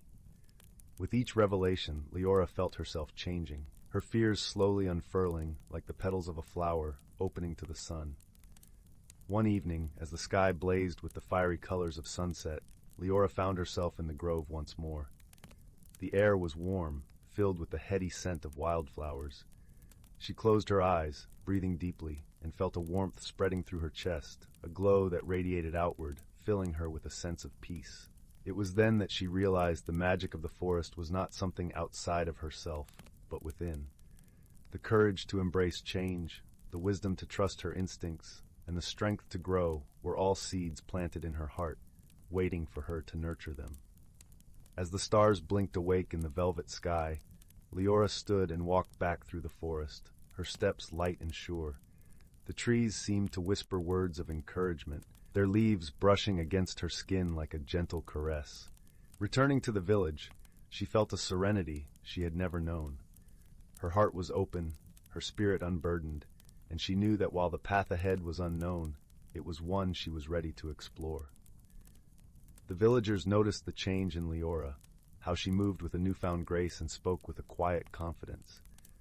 They sought her wisdom, drawn to the light that seemed to shine from within her, and in sharing her journey, Leora found a sense of belonging and purpose. Through the seasons, as the forest transformed from vibrant greens to the stark beauty of winter's embrace, Leora continued to grow. She learned to weave the magic of the forest into her mother's remedies, creating potions that healed not only the body, but the soul.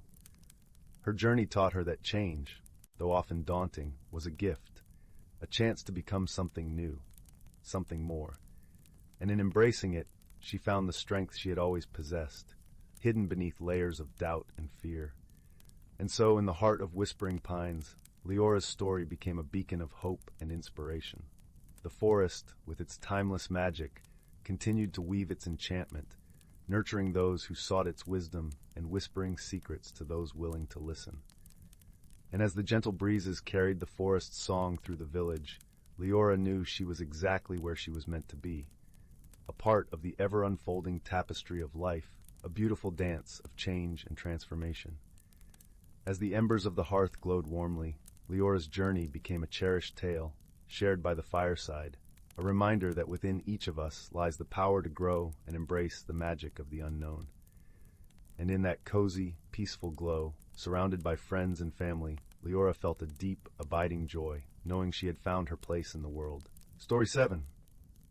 Once upon a time, in a quaint village, nestled deep within an enchanted forest, there lived a young girl named Willow. She was a curious child with an insatiable thirst for adventure and a heart filled with kindness. One crisp autumn morning, Willow ventured into the woods, as she often did, to explore the wonders that nature had to offer. As she wandered deeper into the forest, her attention was drawn to a peculiar object glimmering in the sunlight that filtered through the canopy of trees. Intrigued, she approached cautiously and found a small, intricately carved wooden box lying on the ground. Willow carefully picked it up, her fingers tracing the intricate patterns etched into the smooth wood. She noticed a tiny keyhole on the side and couldn't resist the temptation to try and open it. With bated breath, she gently turned the box, searching for a way to unlock its secrets. Suddenly, the box began to vibrate in her hands, and before Willow could even react, a burst of golden light erupted from the keyhole. She shielded her eyes, and when the light faded, she found herself standing in a completely different world. The forest she knew so well had transformed into a vibrant, magical realm, with towering trees adorned with glittering leaves and mushrooms the size of boulders. Willow gasped in awe, her eyes wide with wonder. As she took in her surroundings, a tiny voice caught her attention. "Welcome, dear Willow, to the hidden grove," it said. Willow turned to find a diminutive creature standing before her, its form resembling a tiny human with gossamer wings. "I am Zephyr, a guardian of this realm," the creature explained. "The box you found is a portal, a gateway to our world. It has chosen you, for you possess a pure heart and a spirit of adventure." Willow listened in fascination as Zephyr revealed that the hidden grove was a secret world, existing alongside the human realm, where magical beings and ancient wisdom thrived. However, a dark force had recently emerged, threatening to disrupt the delicate balance that sustained the grove. "We need your help, Willow," Zephyr pleaded. "You must journey to the heart of the grove and retrieve the crystalline tear, a powerful artifact that can restore harmony to our world." Willow, both excited and apprehensive, agreed to embark on this extraordinary quest. With Zephyr as her guide, she ventured deeper into the hidden grove, encountering wondrous sights and friendly creatures at every turn. Along the way, she befriended a mischievous fairy named Twinkle, who became her constant companion. Together they navigated through enchanted glades, crossed sparkling streams, and climbed towering trees that seemed to touch the very sky. As they delved further into the grove, they encountered challenges and obstacles that tested their resolve.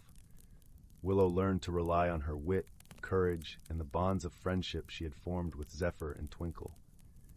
In one harrowing encounter, they found themselves face to face with a fearsome dragon guarding a narrow pass. Just when all seemed lost, Willow remembered a song her grandmother had taught her about the power of kindness and empathy. With a trembling voice, she began to sing, and to her surprise, the dragon's fierce demeanor melted away, revealing a gentle soul yearning for understanding. The dragon, moved by Willow's song, became an unlikely ally and guided them through the treacherous pass, sharing wisdom and stories from its long life in the hidden grove. As their journey progressed, Willow discovered that the dark force threatening the grove was a powerful entity known as the Shadow Weaver, who sought to shroud the realm in eternal gloom.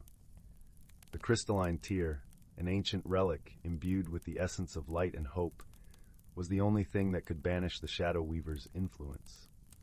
After many trials and tribulations, Willow and her companions finally reached the heart of the hidden grove, where the crystalline tear rested atop a towering spire of crystal. But the Shadow Weaver, sensing their approach, unleashed a swarm of shadowy minions to stop them. In a daring maneuver, Twinkle and Zephyr distracted the minions, allowing Willow to make a desperate climb up the crystal spire. With her heart pounding and her hands scraped from the jagged surface, she finally reached the top and grasped the crystalline tear. Immediately, a brilliant light erupted from the tear, banishing the shadows and filling the grove with warmth and radiance. The Shadow Weaver, weakened by the tear's power, retreated into the depths of the grove, vowing to return one day. As peace returned to the hidden grove, Willow stood in awe, the crystalline tear pulsing with energy in her hands. In that moment, she realized that her journey had not only saved this magical realm, but had also transformed her from a wide-eyed child into a courageous young woman. With a deeper understanding of the power of friendship, perseverance, and the importance of protecting the natural world. Zephyr and the other inhabitants of the grove thanked Willow profusely, hailing her as a true hero. Twinkle, her mischievous companion, embraced her with tears of joy, grateful for the bond they had forged. As the sun began to set, casting a warm glow over the hidden grove, Willow knew it was time to return to her own world. With a heavy heart, she bid farewell to her newfound friends, promising to always cherish the memories and lessons she had learned. Zephyr handed her the wooden box, now glowing with a soft, golden light. "This portal will remain open, Willow," he said. "Whenever you feel the call of adventure or need guidance, you need only open the box, and the path to the hidden grove will be revealed." With a final embrace, Willow opened the box, and a brilliant light enveloped her, transporting her back to the familiar forest near her village.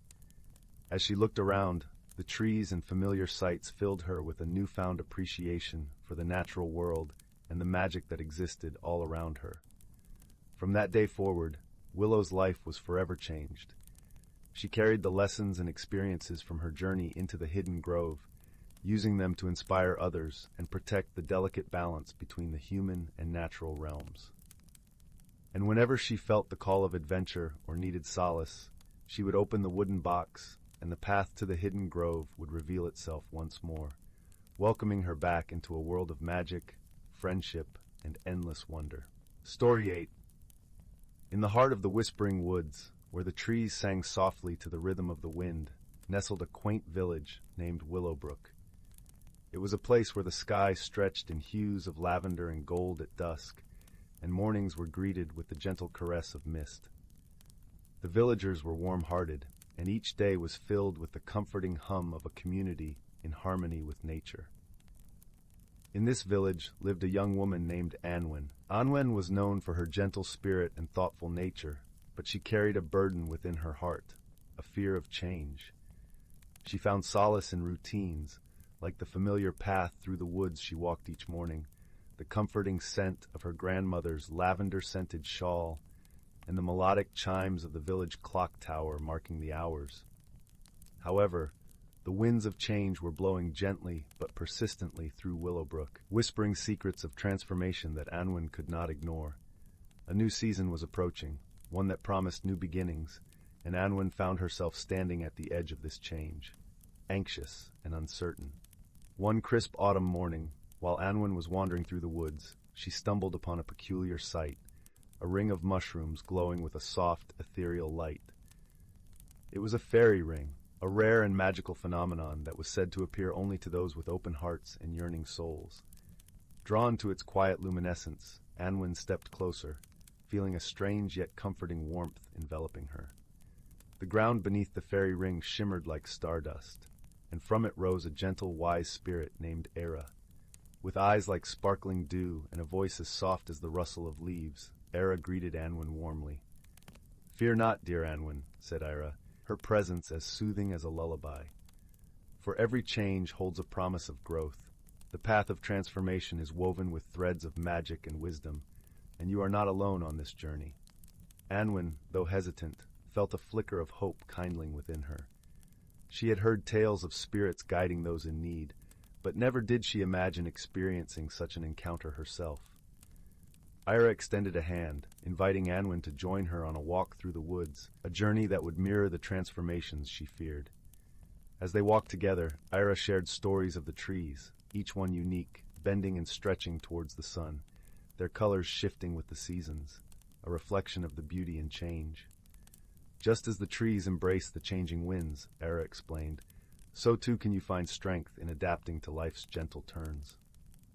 Along their path, they encountered an array of woodland creatures, an industrious squirrel gathering acorns, a family of deer moving gracefully through the underbrush, and a chorus of birds harmonizing with the breeze.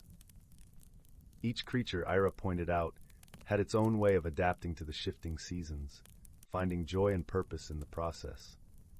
Anwen began to see the world around her with new eyes, noticing the subtle transformations in the forest, and in herself, with a sense of wonder rather than apprehension.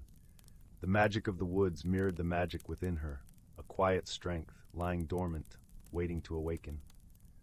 As twilight descended, painting the sky in soft shades of indigo, Anwen and Era returned to the fairy ring. There, Era offered a parting gift, a pendant shaped like a leaf, its surface shimmering with the colors of the forest. "This pendant will remind you of the magic that dwells within and around you," Era said, her voice a gentle breeze. "Remember, dear Anwen, that change is but a dance in the rhythm of life, and you are more than capable of moving to its tune." With gratitude in her heart, Anwen accepted the gift, feeling a newfound courage blooming within her. She knew that the path ahead would not always be easy, but she was ready to embrace the changes that life would bring, trusting in the wisdom she had gained. As Anwen made her way back to Willowbrook, the village lights twinkling like stars in the distance, she felt a comforting sense of peace. The change she once feared now seemed like a gentle unfolding, revealing layers of her own strength and potential. In the days that followed, Anwen shared her experience with the villagers, who were both enchanted and inspired by her tale. Her story became a beacon of hope, a reminder that within each of them lay the power to embrace change with grace and courage. And so, under the watchful eyes of the Whispering Woods and the gentle guidance of the spirit Ira, Anwen and her village flourished, their hearts open to the beauty of transformation, forever connected by the magic of personal growth and discovery. Through the seasons and years, the village of Willowbrook continued to thrive, a testament to the enduring strength found in embracing the dance of life. Story 9. Once upon a time in a land where the sun painted the skies with hues of pink and gold, there lay the enchanting village of Whimsy Hollow.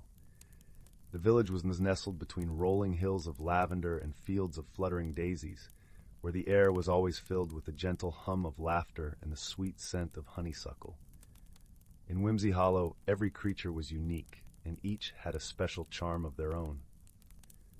There was Pipkin, the pint-sized fox with a tail that sparkled like 1,000 fireflies, and Mary, the mouse who wore a tiny top hat and played delightful tunes on his miniature violin. Then there was Lark, a wise old tortoise with a shell that changed colors with the seasons, and who always had a kind word or two to share. Life in Whimsy Hollow was always filled with wonder and joy, but one sunny morning, a peculiar event occurred that sent ripples of excitement through the village. The great bubble tree, a magical tree that stood at the heart of the village square, began to produce bubbles that were far too large and bouncy. Normally, the tree's bubbles were just the right size to float gently around, spreading giggles to anyone they touched. But now, they were so immense that they bounced off rooftops and sent chickens clucking in surprise. The villagers gathered around the great bubble tree, scratching their heads in bewilderment. "I do declare," said Pipkin, his eyes wide with amazement, "these bubbles are as big as pumpkins and as bouncy as a bed of marshmallows." Mary twirled his hat and played a cheerful note. "Perhaps there's a bit of magic gone awry," he mused. "Or maybe the tree is simply in a jolly mood." Lark nodded thoughtfully, his shell glistening in the sunlight. "It seems to me," he said in his deep, soothing voice, "that we must discover the cause and find a way to help our dear tree return to its usual self." The villagers agreed, and so began their whimsical adventure. Pipkin, Mary, and Lark decided to seek the advice of the village's resident enchantress, a whimsical old woman named Flora, who lived at the edge of the village in a cottage made entirely of gingerbread. As they made their way through the fields, the air was filled with the fragrance of freshly baked cookies, and the sound of Flora's laughter danced on the breeze. Her garden was a riot of colors, with flowers that sang when tickled by the wind and trees that swayed in rhythm to the songs. Flora greeted them with a warm smile and a twinkle in her eye. "Ah, my dear friends," she chuckled, "I hear the great bubble tree has been getting a bit carried away with its bubbles." Pipkin nodded, his tail twinkling with excitement. "Yes, indeed. We were hoping you might have a potion or a spell to help." Flora clapped her hands with delight. "Oh, I do love a good magical mystery. Let us see what we can brew together." In Flora's cozy kitchen, the scent of cinnamon and vanilla filled the air as they mixed ingredients from her collection of jars and bottles. There were giggleberries, which always brought a smile, and whispering petals, known to share secrets with those who listened closely. They added a sprinkle of moonbeam dust, just for a touch of sparkle. As they stirred the concoction, Mary played a joyful tune, and Lark shared an old tale of a turtle who once danced with the stars. The potion bubbled and glowed, casting a warm light around the room. With the potion ready, the friends hurried back to the great bubble tree. The villagers watched with anticipation as Flora sprinkled the potion over the roots of the tree. For a moment, nothing happened, and then the tree shivered with delight, and the bubbles began to shrink to their usual delightful size. The villagers cheered, and the air was filled with laughter and hugs. The great bubble tree twinkled in the sunlight, grateful to be back to its bubbly self. Pipkin, Mary, and Lark beamed with pride, knowing they had helped their village with creativity and friendship. Flora smiled, her heart warmed by the joy she saw around her. "Remember, my dear friends," she said, "that the magic of Whimsy Hollow lies not just in spells and potions, but in the kindness and laughter we share." And so life in Whimsy Hollow returned to its happy rhythm, with bubbles that danced gently on the breeze and hearts that sang with joy. The village continued to be a place of wonder and whimsy, where every day was a new adventure, and where friendship was the most magical gift of all.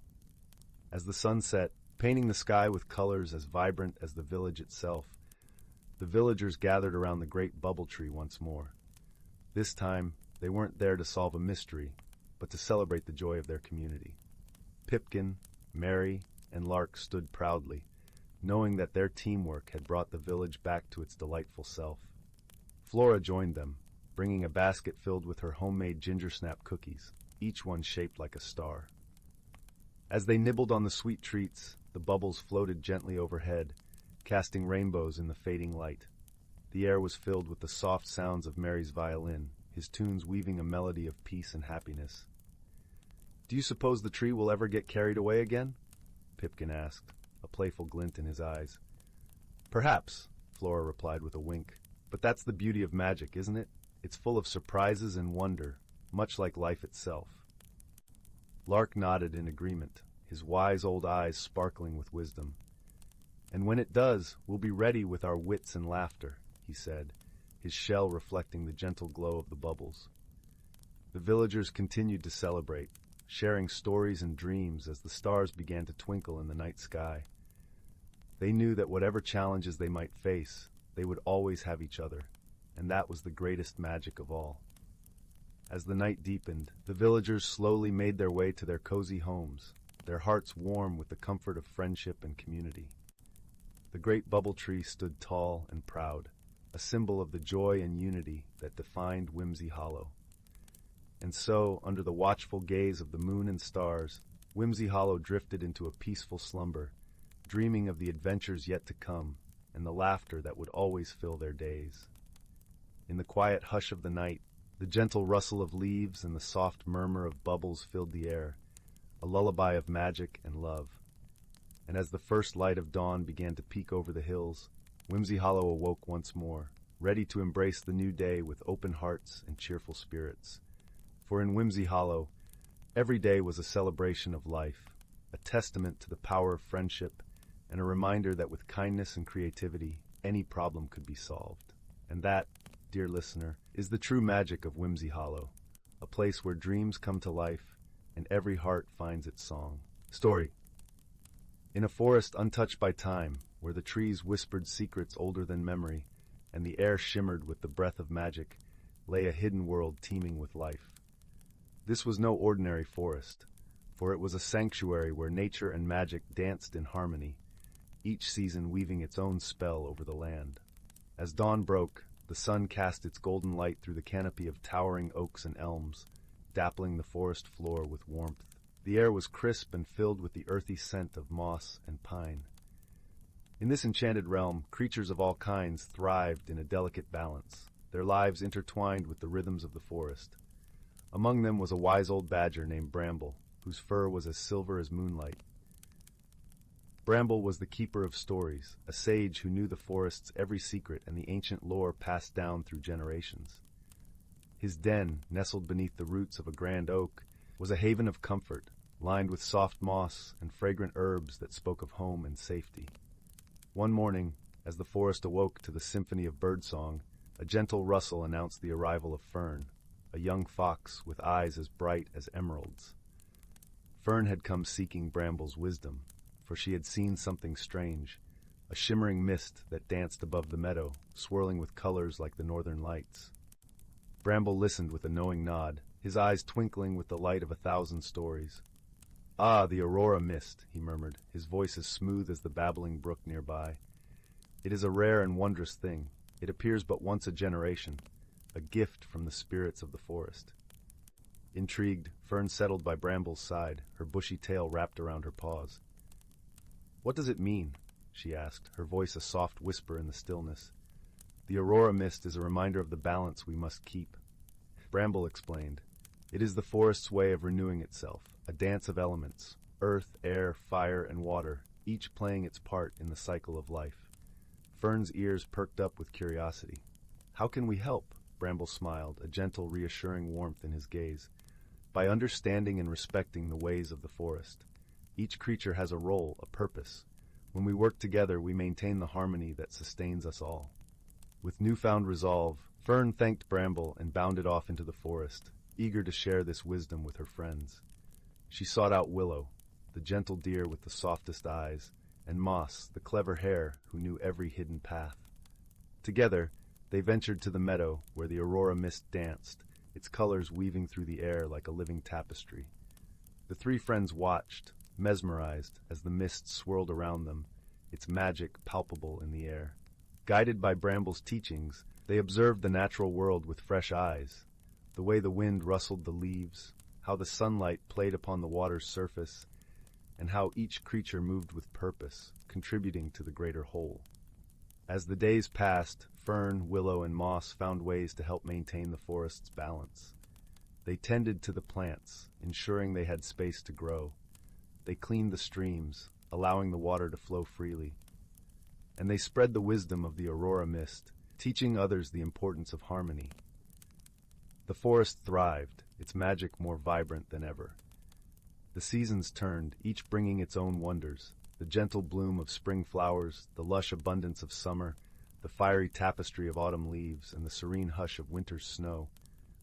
Through it all, Bramble watched from his den, his heart full of pride for the young creatures who had embraced the forest's lessons. He knew that as long as they remembered the wisdom of the aurora mist, the balance of their world would endure. And so, in the heart of the ancient forest, where magic and reality danced in perfect harmony, the creatures lived in peace, their lives a testament to the power of friendship, wisdom, and the enduring beauty of the natural world. The sun set gently over the horizon, casting a golden glow over the forest, as the soothing lullaby of the wind lulled the land into a peaceful slumber, promising another day of wonder and unity. Story 11. In the heart of a lush, ancient forest, where the trees whispered secrets of ages past, there nestled a quaint little village called Bramblebrook. The houses were snugly built of cobblestone and timber, with chimneys that puffed tenderly into the cool, crisp air. A gentle stream meandered through the village, its waters sparkling under the soft glow of the moonlight. Every evening, the villagers gathered around the hearth at the center of Bramblebrook, where stories were shared and laughter echoed among the trees. Life in the village was simple and serene, but recently, peculiar happenings had begun to stir a gentle ripple of curiosity and concern. Flickering lanterns that lined the cobblestone pathways would dim and brighten without a wind. Shadows danced in unexpected patterns, and the sweet scent of honey lingered in the air without any beehive in sight. Though these occurrences were harmless, they were mysterious enough to spark the interest of a kind-hearted young girl named Lily, known for her keen observations and curious mind.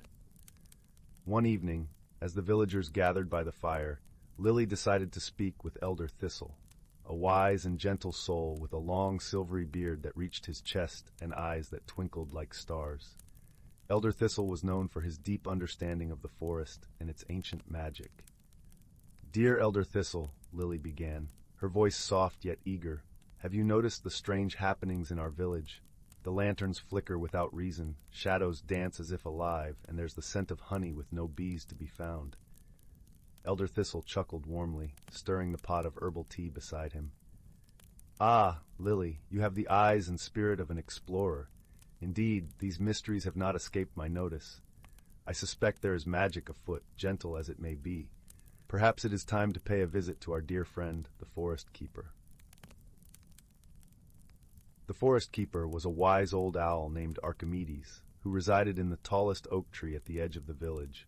With his feathers as soft as down and eyes as round as the moon, Archimedes was the guardian of the forest's secrets and a dear friend to those who sought his counsel. The next morning, with the sun peeking through the canopy and casting dappled light upon the forest floor, Lily set off to visit Archimedes. The path was lined with wildflowers whose petals shimmered with dew, and the air was filled with the sweet melody of birdsong. As she neared the majestic oak, she could hear the gentle rustle of leaves, as if the forest itself whispered in welcome. "Good morning, Archimedes," Lily called softly as she reached the base of the oak tree. The wise owl opened one eye, then the other, and gazed down at her with a knowing smile. "Good morning, young Lily. To what do I owe the pleasure of your visit?" Lily explained the strange occurrences in the village, her voice calm and measured. Archimedes listened intently, nodding his head slowly as she spoke. "Ah, the signs of mischief, yet with a gentle touch," Archimedes mused, smoothing his feathers. "I believe these are the playful antics of the willow-wisps, tiny magical creatures that dwell near the river bend. They mean no harm, only wishing to share their light and laughter." Lily's eyes widened with delight. "Willow-wisps? I've heard stories of their twinkling lights, but never have I seen one." "Indeed," Archimedes replied with a soft hoot. "They are shy and elusive, but if you sit quietly by the river at dusk, you might catch a glimpse of their shimmering dance." Thanking Archimedes, Lily made her way to the river bend that evening, where the water flowed like liquid crystal under the twilight sky. She settled herself on a mossy rock, listening to the gentle babble of the stream and the rustle of leaves in the evening breeze. As the sun dipped below the horizon, the first stars appeared in the sky, and Lily felt a tingling sense of anticipation. Suddenly, from the corner of her eye, she saw tiny flickers of light, like stars come to earth, flitting among the reeds. The willow-wisps were indeed a sight to behold, their luminescent bodies casting a soft glow that danced upon the water's surface. Lily watched in awe as the willow-wisps twirled and spiraled, their laughter as light as the breeze. She realized that their presence was the source of the mysterious phenomena in the village. The flickering lanterns were merely reflections of their playful lights, the dancing shadows their joyous movements, and the scent of honey, their sweet essence carried on the wind. Understanding their playful nature, Lily decided to invite the willow-wisps to the village's next gathering around the hearth. With a gentle heart and kind words, she assured them of the villagers' hospitality and warmth. The following evening, as the villagers gathered once more by the fire, Lily shared her discovery. She explained the presence of the willow-wisps and their innocent mischief, and the villagers listened with smiles and nods of understanding. As if on cue, the willow-wisps appeared, their lights twinkling in the night. The villagers welcomed them with open arms, marveling at their beauty and grace. The wisps, in turn, delighted in the company, weaving through the air with joy, their lights adding a magical glow to the evening. The mysteries of Bramblebrook were no longer mysteries, but rather a reminder of the enchantment that lay hidden in the world around them. The villagers, with hearts full of wonder and joy, embraced their new friends, and the willow-wisps found a place where they could play and dance without fear. As the fire crackled softly and the stars shimmered above, Lily felt a deep sense of peace and belonging. She had uncovered the mystery not through force or demand, but by listening, observing, and embracing the magic of friendship and understanding.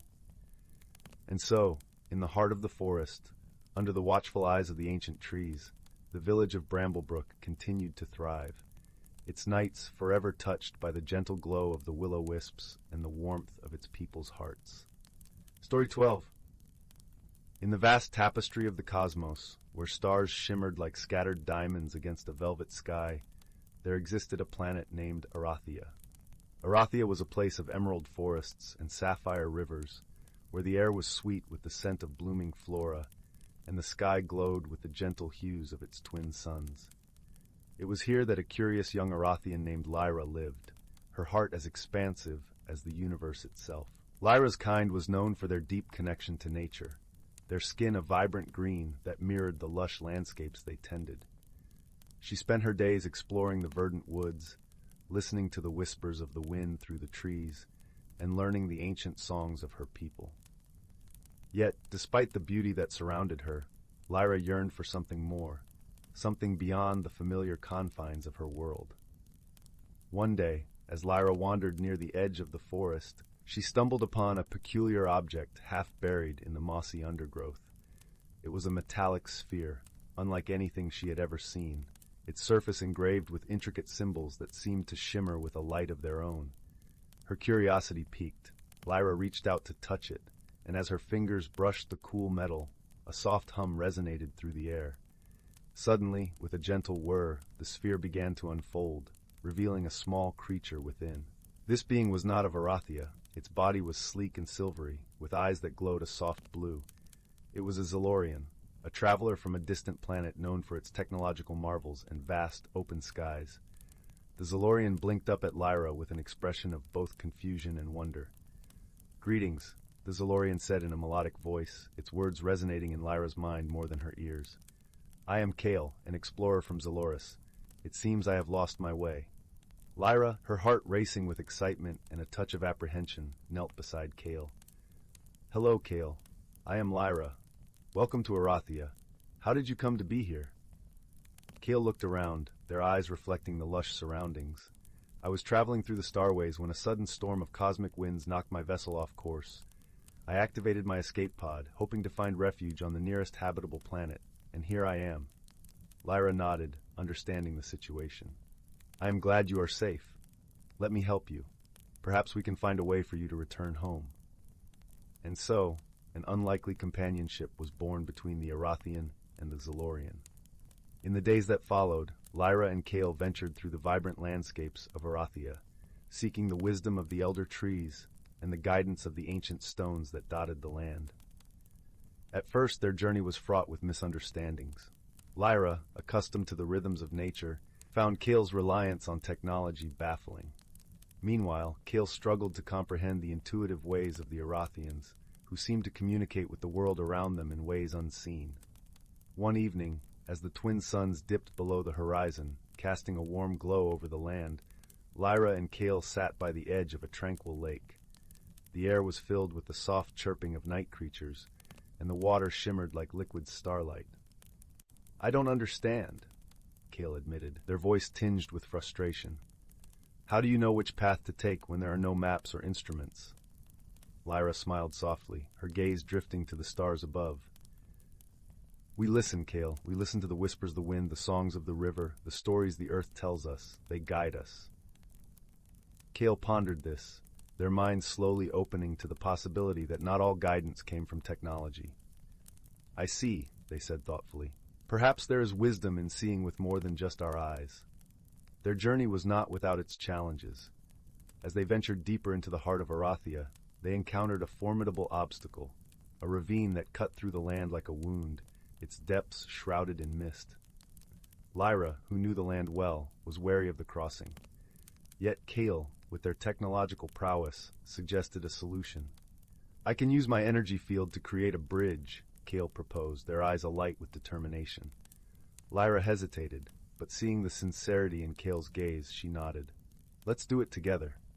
With Kale's guidance and Lyra's intuitive understanding of the land's energy, they crafted a shimmering bridge of light that arched gracefully over the ravine. It was a testament to their growing bond, a blend of nature and technology, of intuition and intellect.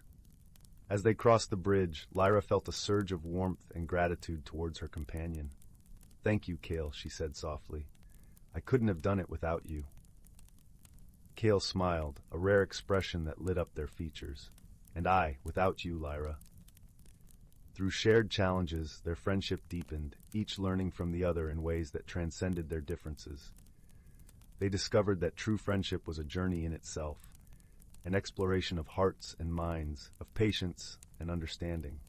Eventually, after many adventures and moments of laughter and reflection, they reached the ancient Stone of Echoes, a legendary site said to hold the wisdom of the stars. It was here that Kale hoped to harness the energy needed to send a signal home. As they stood before the towering monolith, its surface etched with glowing glyphs, Lyra placed a hand on Kale's shoulder. "Whatever happens, Kale, know that you have a friend in me." Kale nodded, their heart full of emotion. "And you and me, Lyra." With Lyra's guidance, Kale activated the Stone of Echoes, sending a beam of light shooting into the sky, a beacon that would reach across the galaxies to Zaloris. As the energy hummed around them, Lyra and Kale stood side by side, their hearts united by the bond they had forged. In time, as the stars shifted overhead and the signal was received, a vessel from Zaloris arrived to take Kale home. As they prepared to part, both felt the bittersweet tug of farewell. "Thank you, Lyra," Kale said, their voice filled with warmth, "for showing me that true friendship knows no boundaries, no distances." Lyra smiled, her eyes shimmering with unshed tears. "And thank you, Kale, for teaching me that there is more to the world than what I see." With a final embrace, Kale boarded their vessel, and Lyra watched as the ship ascended into the sky, a trail of stardust marking its path. Though they were separated by galaxies, their hearts remained connected, a testament to the friendship that had blossomed amidst the stars. And so, under the endless sky of Arathia, Lyra returned to her forest, her heart forever changed by the journey she had taken and the friend she had found. The gentle rustling of the leaves and the soft glow of the twin suns were a comforting reminder that, though Kale was far away, their friendship would always light her path. Story 13.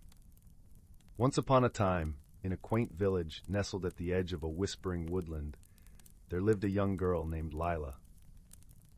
Her home was a snug little cottage with a thatched roof that seemed to smile beneath the gentle weight of morning dew. Lila loved the village dearly, from its cobblestone paths to the vibrant gardens that painted the landscape with hues of lavender, rose, and marigold.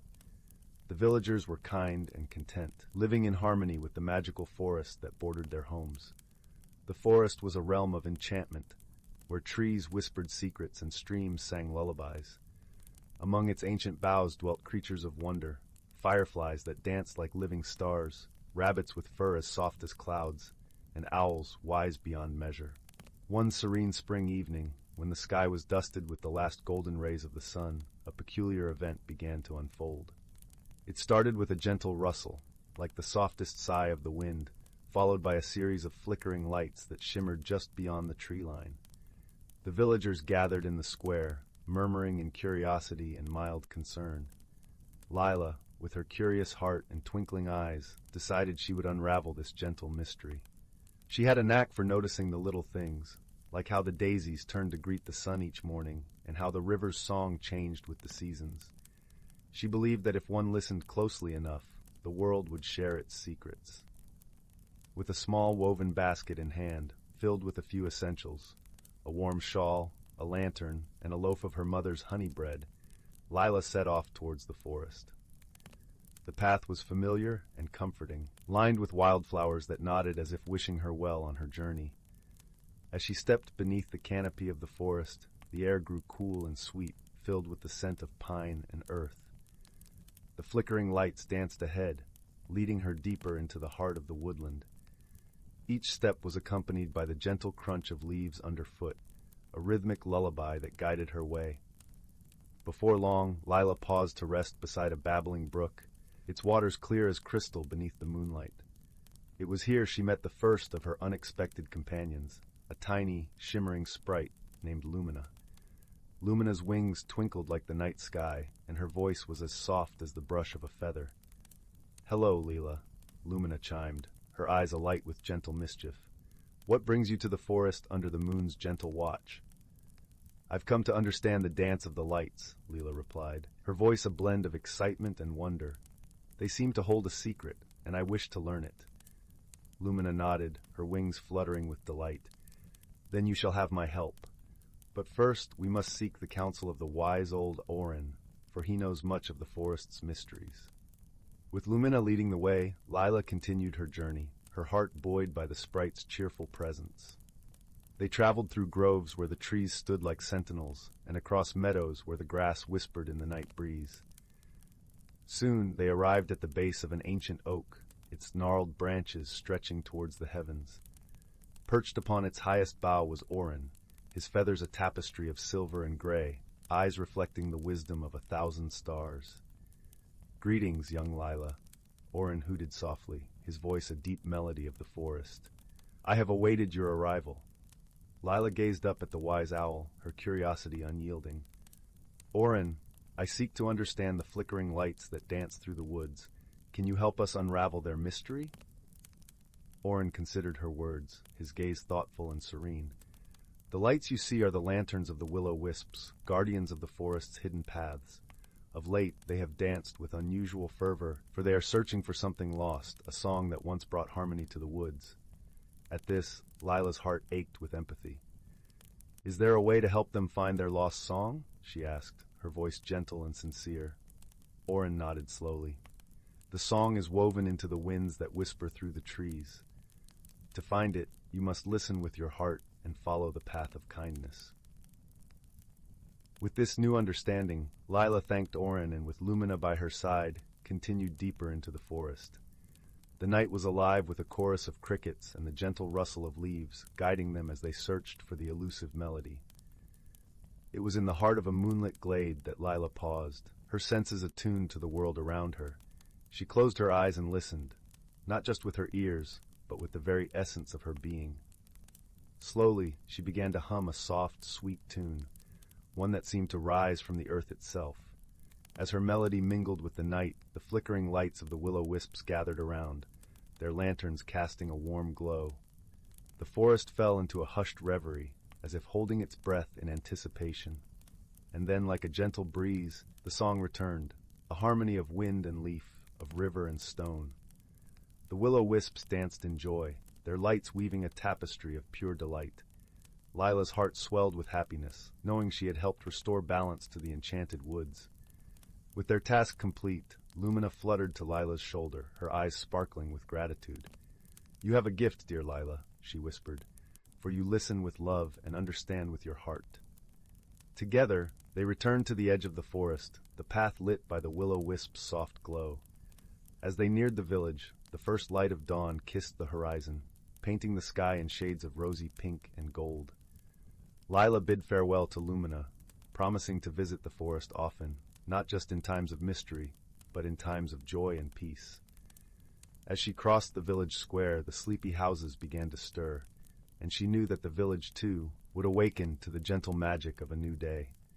And so, with a heart full of wonder and a spirit warmed by friendship, Lila returned to her cozy cottage, where the fireplace crackled softly, welcoming her home.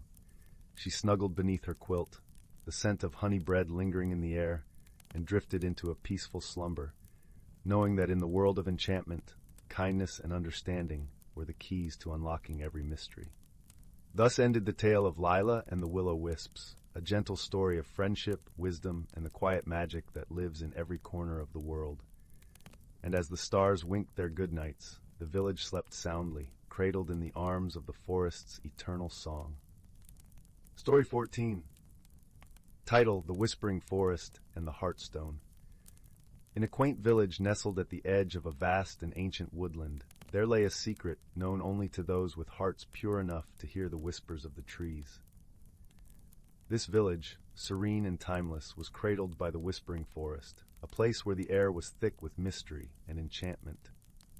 The villagers went about their daily lives with reverence for the towering trees that seemed to possess a consciousness all their own.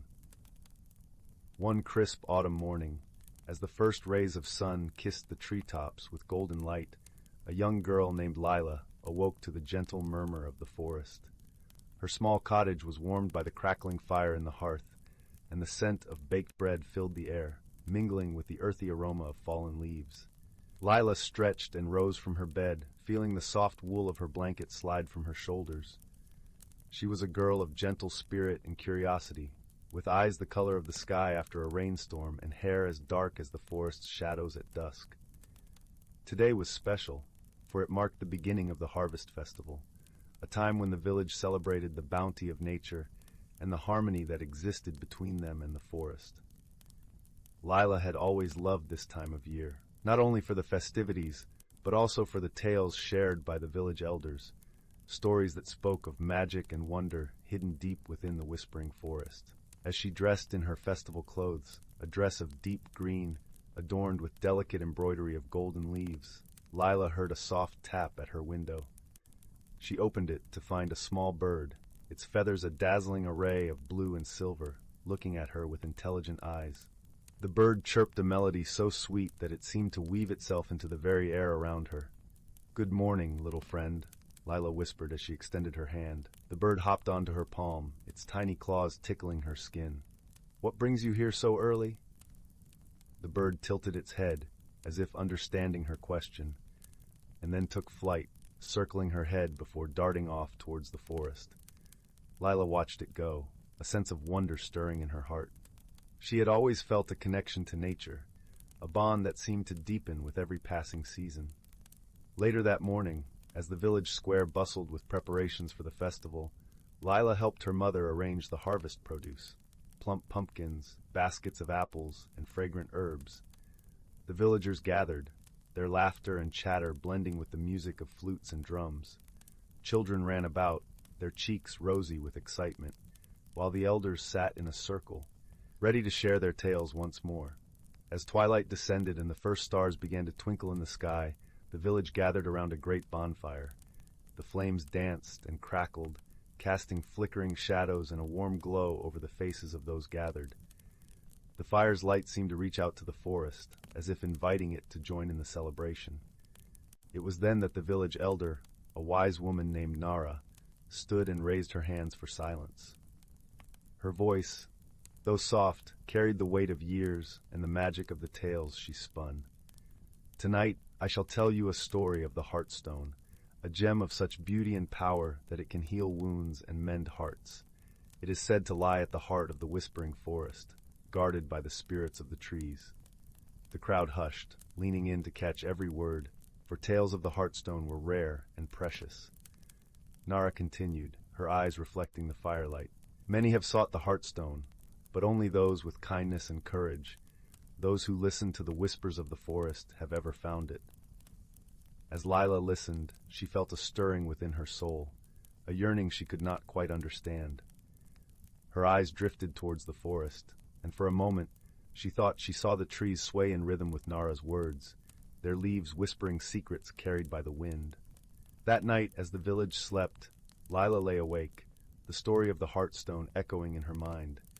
She felt an inexplicable pull towards the forest, a sense that it held something vital for her. Driven by a quiet determination, she rose from her bed and wrapped a shawl around her shoulders, stepping silently into the cool night air. The moon hung low in the sky, casting a silvery light over the world as Lila made her way towards the forest's edge. The path through the village was familiar, but as she entered the forest, the world seemed to change. The air grew still, the sounds of the festival fading away, replaced by the soft rustle of leaves and the gentle sighs of the trees. Lila walked deeper into the forest, her senses heightened by the magic that seemed to pulse beneath her feet. The moonlight filtered through the canopy, creating patterns of light and shadow that danced across the forest floor. She felt a sense of peace envelop her, as if the forest was welcoming her into its embrace. As she ventured further, the path narrowed, guided by the soft glow of luminescent flowers that lined the way. Their petals shimmered with an ethereal light, illuminating her path with hues of blue and violet. The air was filled with the sweet fragrance of night-blooming blossoms, a scent that wrapped around her like a comforting dream. After walking for what felt like hours, Lila came upon a clearing bathed in moonlight. At its center stood a tree unlike any she had ever seen. Its trunk was wide and ancient, its bark a tapestry of silver and emerald. The branches stretched towards the heavens, adorned with leaves that glowed with a gentle golden light. At the base of the tree lay a stone, smooth and heart-shaped, pulsating with a warm, inviting glow. Lila knew in her heart that this was the Heartstone. She approached it with reverence, her fingers brushing its surface. As she touched the stone, she felt a wave of warmth wash over her, filling her with a sense of hope and belonging. In that moment, the forest came alive. The leaves rustled softly, whispering words of encouragement and gratitude. Lila understood, without knowing how, that the Heartstone was not just a treasure to be found, but a gift to be shared. It was a symbol of the connection between all living things, a reminder that love and kindness were the true magic of the world. With newfound clarity, Lila picked up the Heartstone, feeling its warmth seep into her skin. She knew that she must return it to the village, to share its healing light with those in need. As she turned to leave, she felt a gentle breeze circle around her, the forest bidding her farewell. The journey back through the forest felt different, as if the trees themselves were guiding her home. The path seemed clearer, the night air filled with a sense of purpose. When she emerged from the forest, dawn was breaking, painting the sky in hues of pink and gold. Lila returned to the village, the Heartstone nestled safely in her hands. As the villagers awoke and gathered for the second day of the festival, she shared her tale, the magic of the forest and the gift of the Heartstone. The villagers listened in awe, their hearts touched by the story of friendship between a girl and the enchanted forest.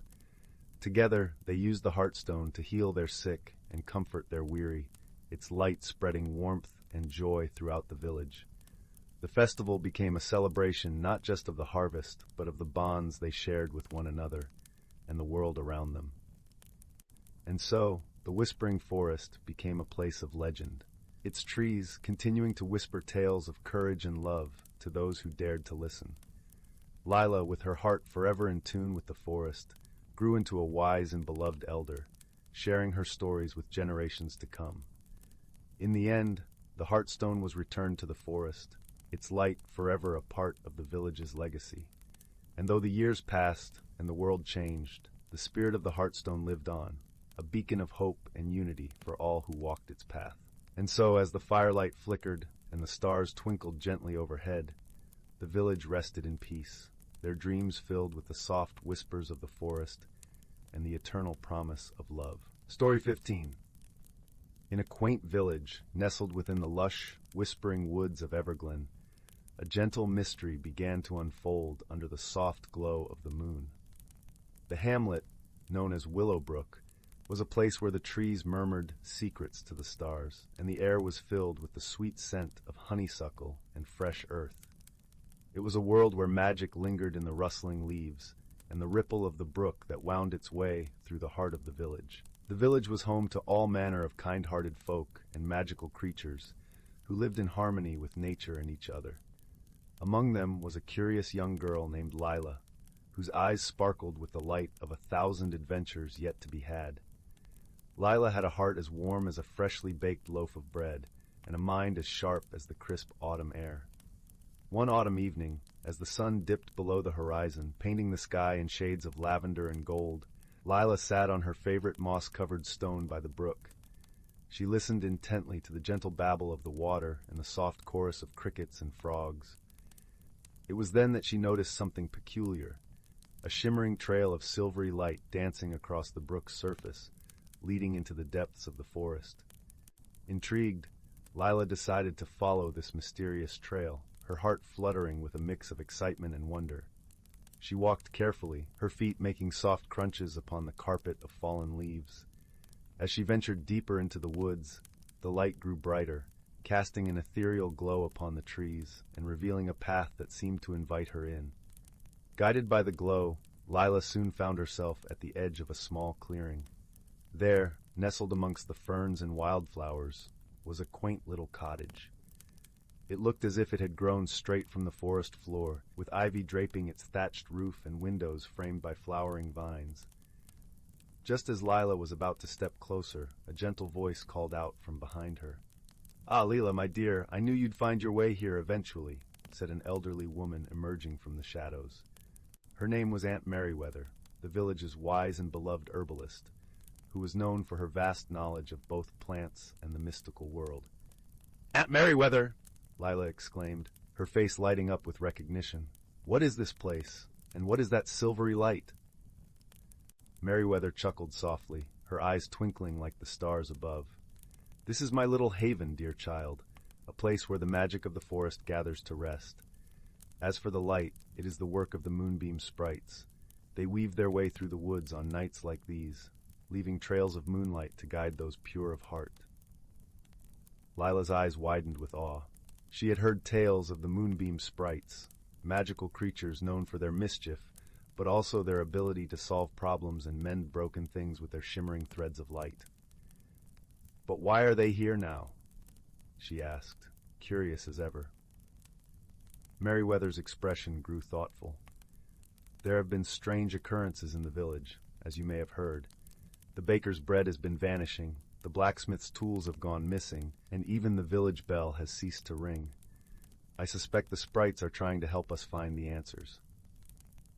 Determined to uncover the truth, Lila and Aunt Merryweather decided to follow the trail of light deeper into the forest. As they walked, the air grew cooler, and the leaves above rustled with a gentle breeze, as if whispering secrets of their own. Soon they arrived at a glistening glade where the moonbeam sprites danced in the air like silver fireflies. Each sprite was no larger than a squirrel, with gossamer wings that shimmered under the moonlight. They flitted about, weaving intricate patterns of light that hovered in the air like a celestial tapestry. Lila watched in awe as the sprites seemed to converse with one another, their movements quick and purposeful.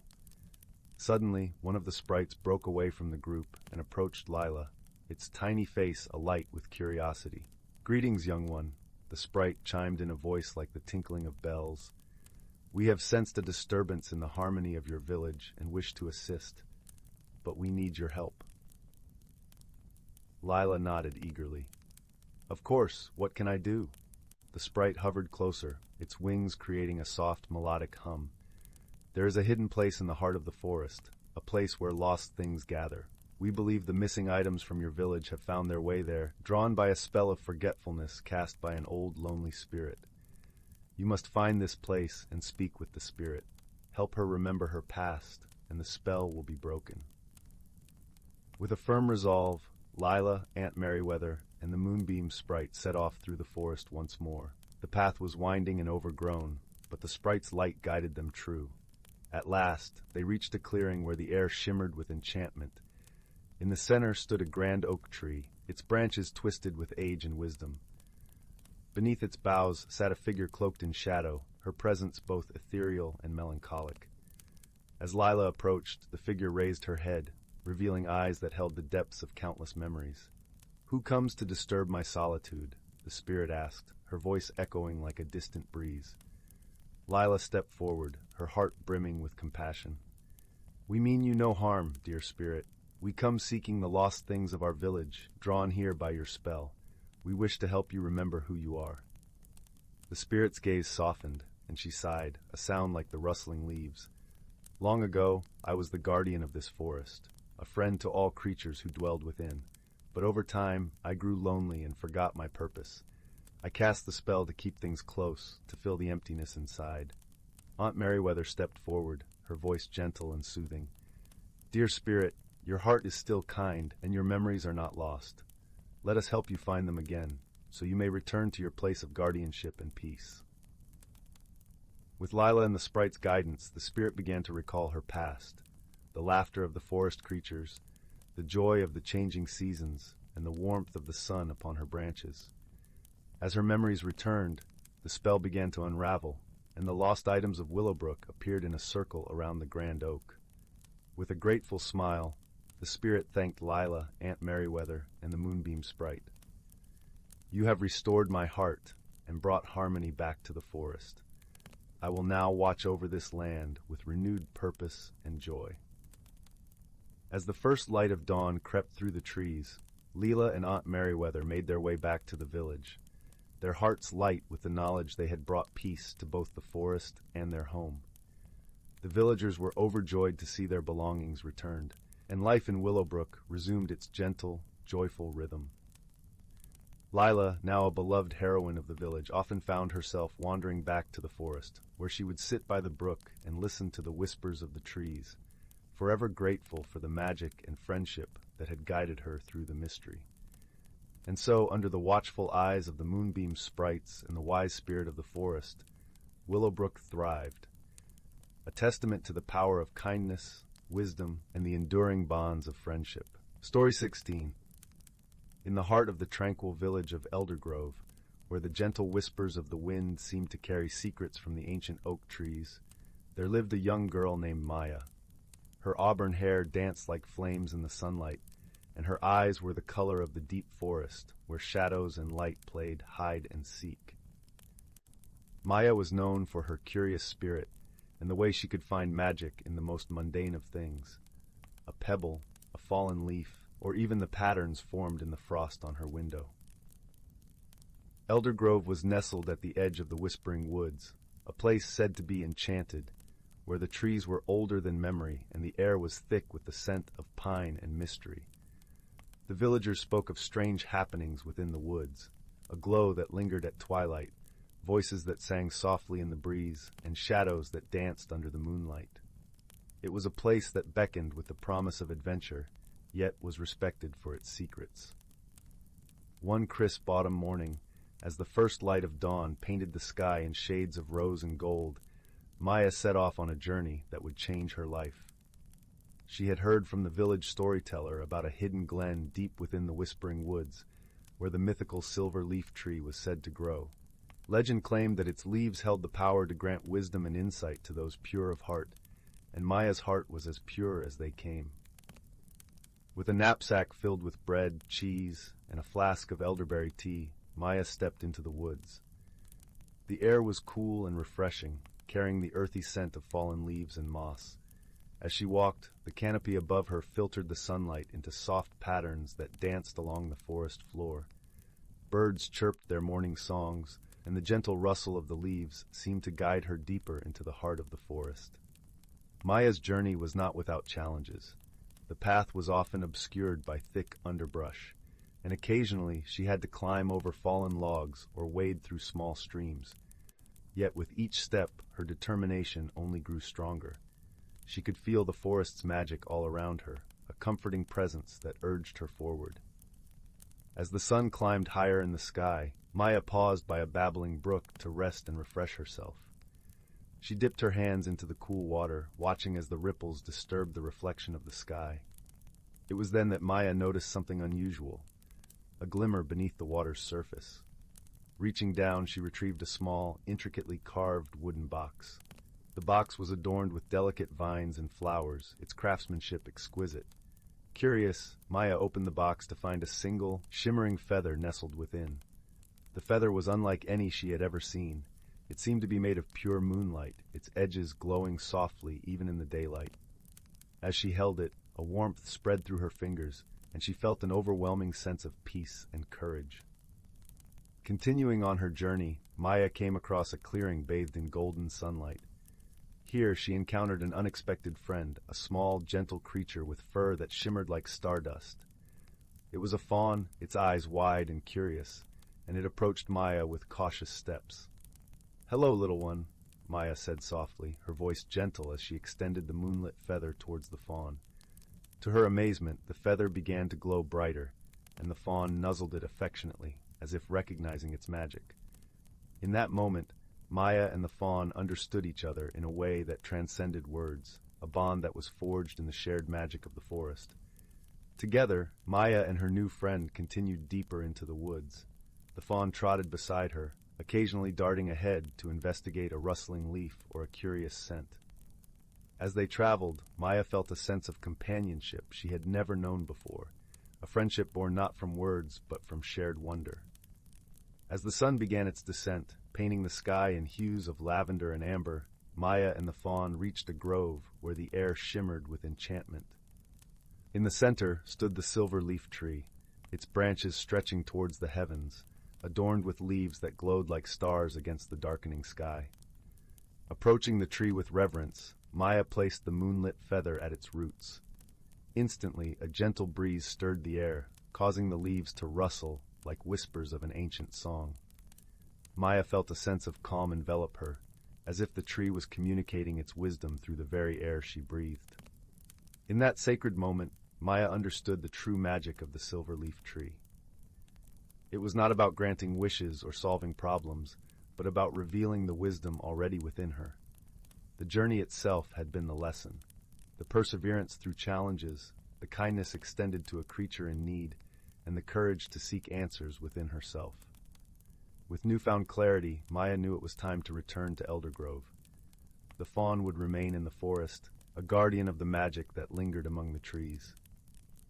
As Maya retraced her steps, the forest seemed to bid her farewell, the rustling leaves whispering promises of future adventures. When Maya emerged from the woods, the village was bathed in the soft glow of twilight.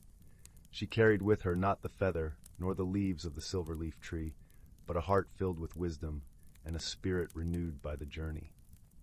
As she entered her home, the warmth of the hearth welcomed her, and she knew that she had found something far greater than magic. She had discovered the strength within herself. And so, Maya's story became a cherished tale in Eldergrove, a reminder that the truest magic lies not in what we find, but in the journey itself and the friendships we forge along the way. As Maya drifted to sleep that night, her dreams were filled with the gentle rustle of leaves and the knowing gaze of a moonlit fawn, forever a part of her heart. Story 17. Once upon a time, nestled deep within the gentle embrace of an ancient forest, there existed a world where the whispers of nature and the echoes of magic intertwined. This was a place where the leaves murmured secrets to the wind, where rivers carried stories in their currents, and where every creature played a role in the grand symphony of life. The forest was a living tapestry woven with vibrant threads of green and gold. The trees, towering and wise, stood like sentinels, their bark etched with the stories of ages. Their branches stretched skyward, forming a canopy that filtered the sunlight into soft, dappled patterns on the forest floor. It was here that the hidden lives of creatures unfolded in harmony with the rhythms of the earth. In a cozy burrow beneath the roots of an ancient oak, a family of hedgehogs prepared for the coming winter. The mother hedgehog, her spines bristled like autumn leaves in the breeze, gathered the softest moss to line their nest. Her young ones, tiny and curious, watched with bright eyes, eager to learn the ways of the world. Nearby, a gentle brook babbled over smooth stones, its melody a soothing lullaby that spoke of distant mountains and far-off seas. Along its banks, a family of otters frolicked, their sleek, wet fur glistening in the golden light. The father otter, a wise old creature with a twinkle in his eye, taught his pups how to glide gracefully through the water, whispering tales of the river's journey to the sea. In this enchanted forest, the changing seasons brought with them magical phenomena that marked the passage of time. As autumn deepened, the forest was cloaked in a golden haze, and the air was filled with the sweet scent of ripe berries and the earthy aroma of fallen leaves. The creatures of the forest understood that this was a time of preparation, of gathering and storing, of working together to ensure the balance of their home. The squirrels, nimble and quick, darted from branch to branch, their bushy tails flicking like playful pennants.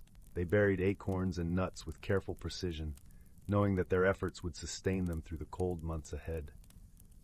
The birds, a chorus of colors and songs, flocked together in the sky, their migrations guided by the stars and the wisdom of generations past. One crisp morning, as frost dusted the forest like powdered sugar, a young fox named Rowan ventured from his den.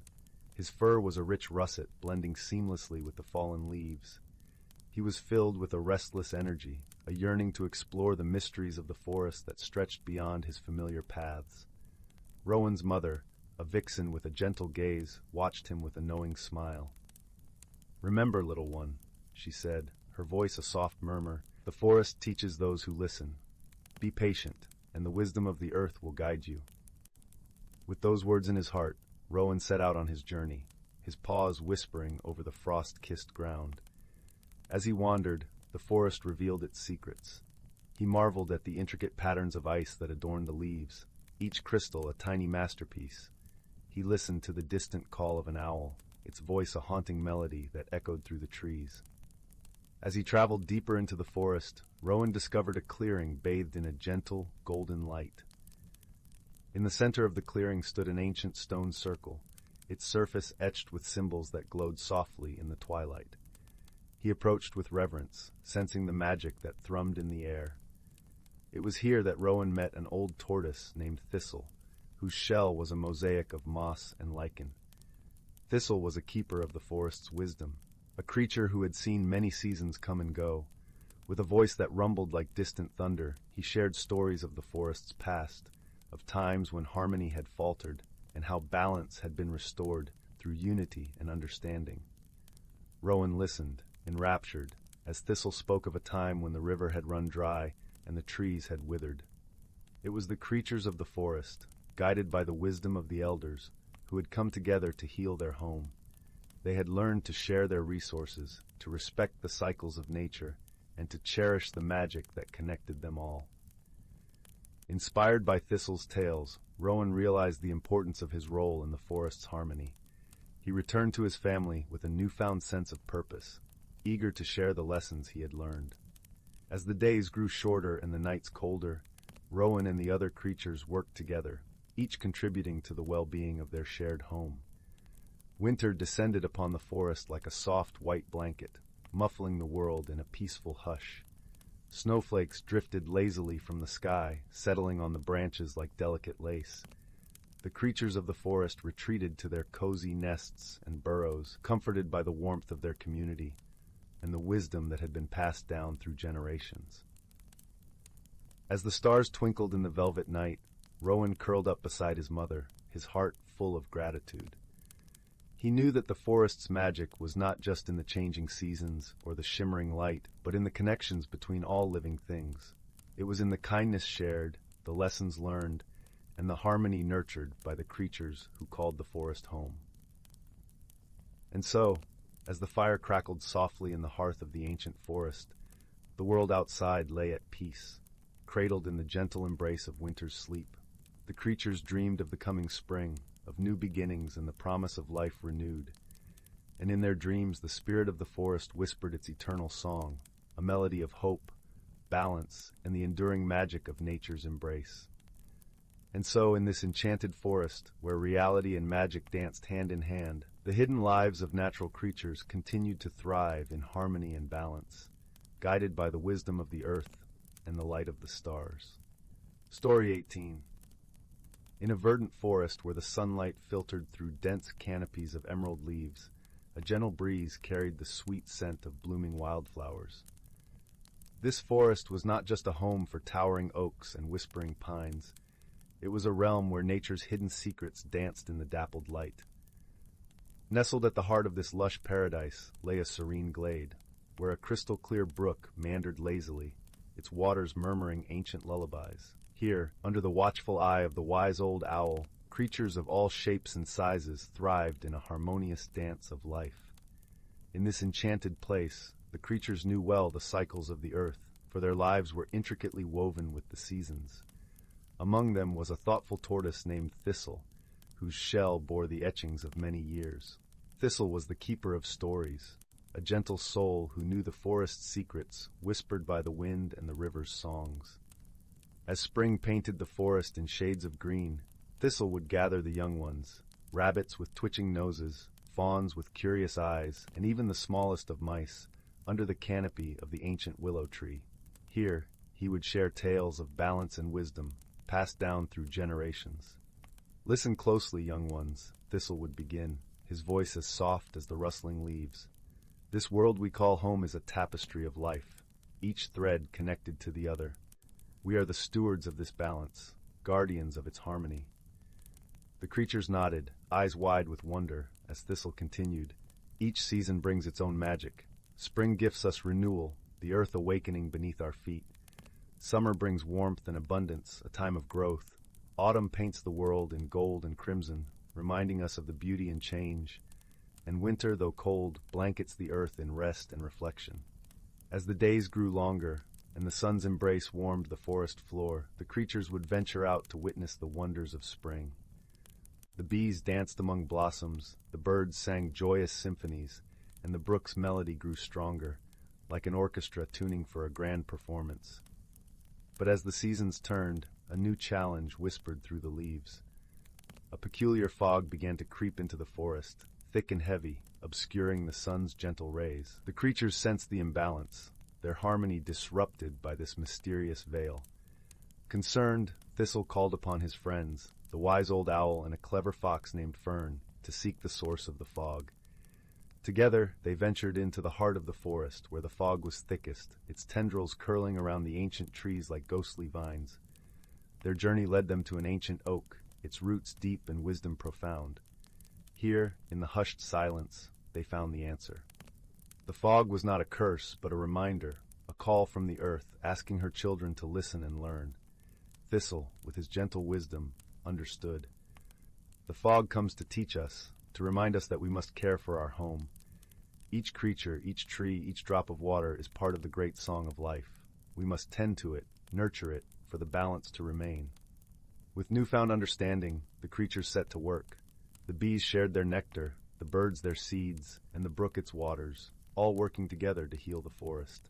Slowly, the fog began to lift, replaced by the radiant glow of the sun. As the seasons turned once more, the forest flourished like never before. The creatures, united in their purpose, found joy in their shared journey. They learned that true magic lay not in spells or potions, but in the simple acts of kindness and care. And so, as the stars twinkled above, and the forest settled into the gentle embrace of night, Thistle gathered the young ones once more. Under the canopy of the ancient willow, he shared a final lesson, his voice a soothing melody in the quiet of the glade. "Remember, dear ones," Thistle spoke, his eyes reflecting the wisdom of the ages. "The earth is our greatest teacher. Listen to her, honor her, and the balance will guide you. In harmony, we find our true strength." With these words, the creatures drifted to sleep, cradled by the promise of a new dawn.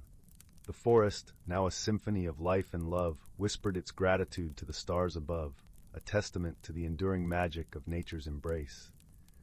And thus, in the heart of the ancient forest, peace reigned once more, as the gentle creatures lived in harmony, their lives forever intertwined with the rhythm of the seasons. Story 19. In the heart of the ancient, whispering woods, where the trees were as old as time itself, and the air was perpetually laced with the sweet scent of blooming honeysuckle, there lay a hidden world that only a few fortunate souls had ever chanced upon. This world was not marked on any map. It was a place of wonder known to exist only in the hushed tales told by the village elders during long winter nights by the fire. In a small cottage on the edge of these woods lived a curious young boy named Finn. Finn was an earnest lad with eyes as bright as the summer sky and a heart that beat with the rhythm of adventure. He was often seen exploring every cranny of the village and its surrounding lands, his trusty satchel slung over his shoulder, packed with essentials such as a magnifying glass, a notepad, and a few pieces of his mother's homemade shortbread. One crisp autumn morning, when the leaves crunched underfoot and the mist hung low like a delicate veil over the earth, Finn set out on one of his many explorations. Today, however, was destined to be different. As he wandered deeper into the whispering woods, he stumbled upon an ancient oak tree unlike any he had ever seen. Its trunk was twisted and gnarled, with roots that curled like the fingers of some long-forgotten giant. Finn paused, feeling an inexplicable pull towards the tree. As he drew nearer, he noticed a peculiar shimmer on the bark, as if it were dusted with stardust. Intrigued, Finn reached out and touched the tree, and at that very moment, the world around him seemed to shift and ripple like water disturbed by a stone. With a soft whoosh, Finn found himself standing in a place that defied all logic and description. The trees here were alive with vibrant colors, their leaves shimmering in hues of emerald and sapphire. The air was filled with the melodious hum of unseen creatures, and the ground beneath his feet was carpeted with soft, luminescent moss that glowed gently like 1,000 tiny fireflies. Finn's heart soared with wonder. He knew he had uncovered the hidden world of the whispering woods. As he ventured further into this enchanting realm, he realized he was not alone. A small, graceful creature emerged from behind a cluster of ferns. It was a fox, but unlike any fox Finn had ever seen. Its fur was a dazzling silver, and its eyes were as deep and infinite as the night sky. "Greetings, young traveler," the fox spoke, its voice smooth and comforting, like the rustling of leaves in a gentle breeze. "I am Leora, the guardian of this realm." Finn's eyes widened in awe, but he managed a polite nod. "Hello, Leora. My name is Finn." The fox smiled, an expression both wise and mischievous. "It is rare for a human to find their way here. Finn, you must possess a heart full of wonder." Finn felt a warmth spread through his chest at the fox's words. "I just followed the shimmer on the tree," he explained. "Ah, the tree of time," Leora said knowingly. It is a gateway, revealing this realm only to those who seek with pure intentions. As they talked, Finn learned more about this magical place. It was a sanctuary for creatures and plants that no longer existed in the ordinary world. Every element of this hidden world was interconnected, living in harmony and balance. However, Leora's expression grew somber as she continued. Our realm is in danger, Finn. A shadow has crept into our world, threatening to upset the balance. Finn's heart sank at the thought of this beautiful place being in peril. How can I help? He asked earnestly. Leora's eyes sparkled with gratitude. There is a magical object, a luminescent pearl, known as the heart of the forest. It holds great power and can restore harmony, but it has been stolen by the shadow, and only a heart pure enough can retrieve it. Finn nodded, determination setting his jaw. I will find it, Leora. And so, with the fox as his guide, Finn embarked on a journey through the hidden world. They traversed glowing meadows and crossed crystal-clear streams that sang as they flowed. Along the way, they encountered many creatures, a cheerful flock of winged rabbits, a wise old owl with feathers of gold, and gentle deer whose antlers sparkled like morning dew. Each creature they met offered guidance or a gift to aid Finn on his quest. The rabbits gave him a cloak woven from moonbeams, allowing him to move unseen. The owl shared a map of the hidden paths, and the deer gifted him a vial of enchanted water to restore strength in times of need. As Finn journeyed deeper into the heart of the forest, he felt himself changing. The hidden world awakened a sense of wonder and connection within him. He began to see the world not just with his eyes, but with his heart and soul. Finally, they reached the edge of a dark and foreboding thicket. This was the lair of the shadow, where the heart of the forest was held captive. Finn and Leora paused, sensing the oppressive energy that hung in the air. You must go alone from here, Finn, Leora said softly. Remember, courage and kindness are your greatest allies. With a nod of thanks to his companion, Finn donned the cloak and stepped into the thicket. The world around him grew dim, shadows whispering secrets and fears. But Finn held on to the light within him, the warmth of friendship and the promise of a better tomorrow. In the heart of the thicket, he found the shadow, a swirling mass of darkness that seemed to absorb all light. And there, nestled in the center, was the heart of the forest, its glow faint and flickering. Drawing upon all the kindness and courage he had found within himself, Finn approached the shadow. I come not to fight, but to understand, he said, his voice steady and clear. The shadow paused, its form shifting uncertainly. In that moment, Finn realized that the shadow was born of fear and loneliness, a part of the forest that had been forgotten and misunderstood. Reaching out, Finn offered the shadow the vial of enchanted water, a symbol of healing and acceptance. As the shadow drank, its darkness began to fade, revealing a creature as beautiful as the rest of the hidden world, once lost but now found. With the shadow transformed, the heart of the forest pulsed with renewed light, casting its glow across the hidden world. Balance was restored, and the creatures of the forest rejoiced in harmony once more. Finn returned to Leora, the fox's eyes shining with pride. You have done well, Finn. The hidden world is safe, thanks to your courage and kindness. As the sun set, casting a golden glow over the forest, Finn knew it was time to return home. The journey had changed him, awakening a deeper understanding of the world and his place within it. With a final farewell to his new friends, Finn stepped back through the tree of time, the shimmer enveloping him once more. He found himself standing at the edge of the whispering woods, the ordinary world welcoming him with open arms.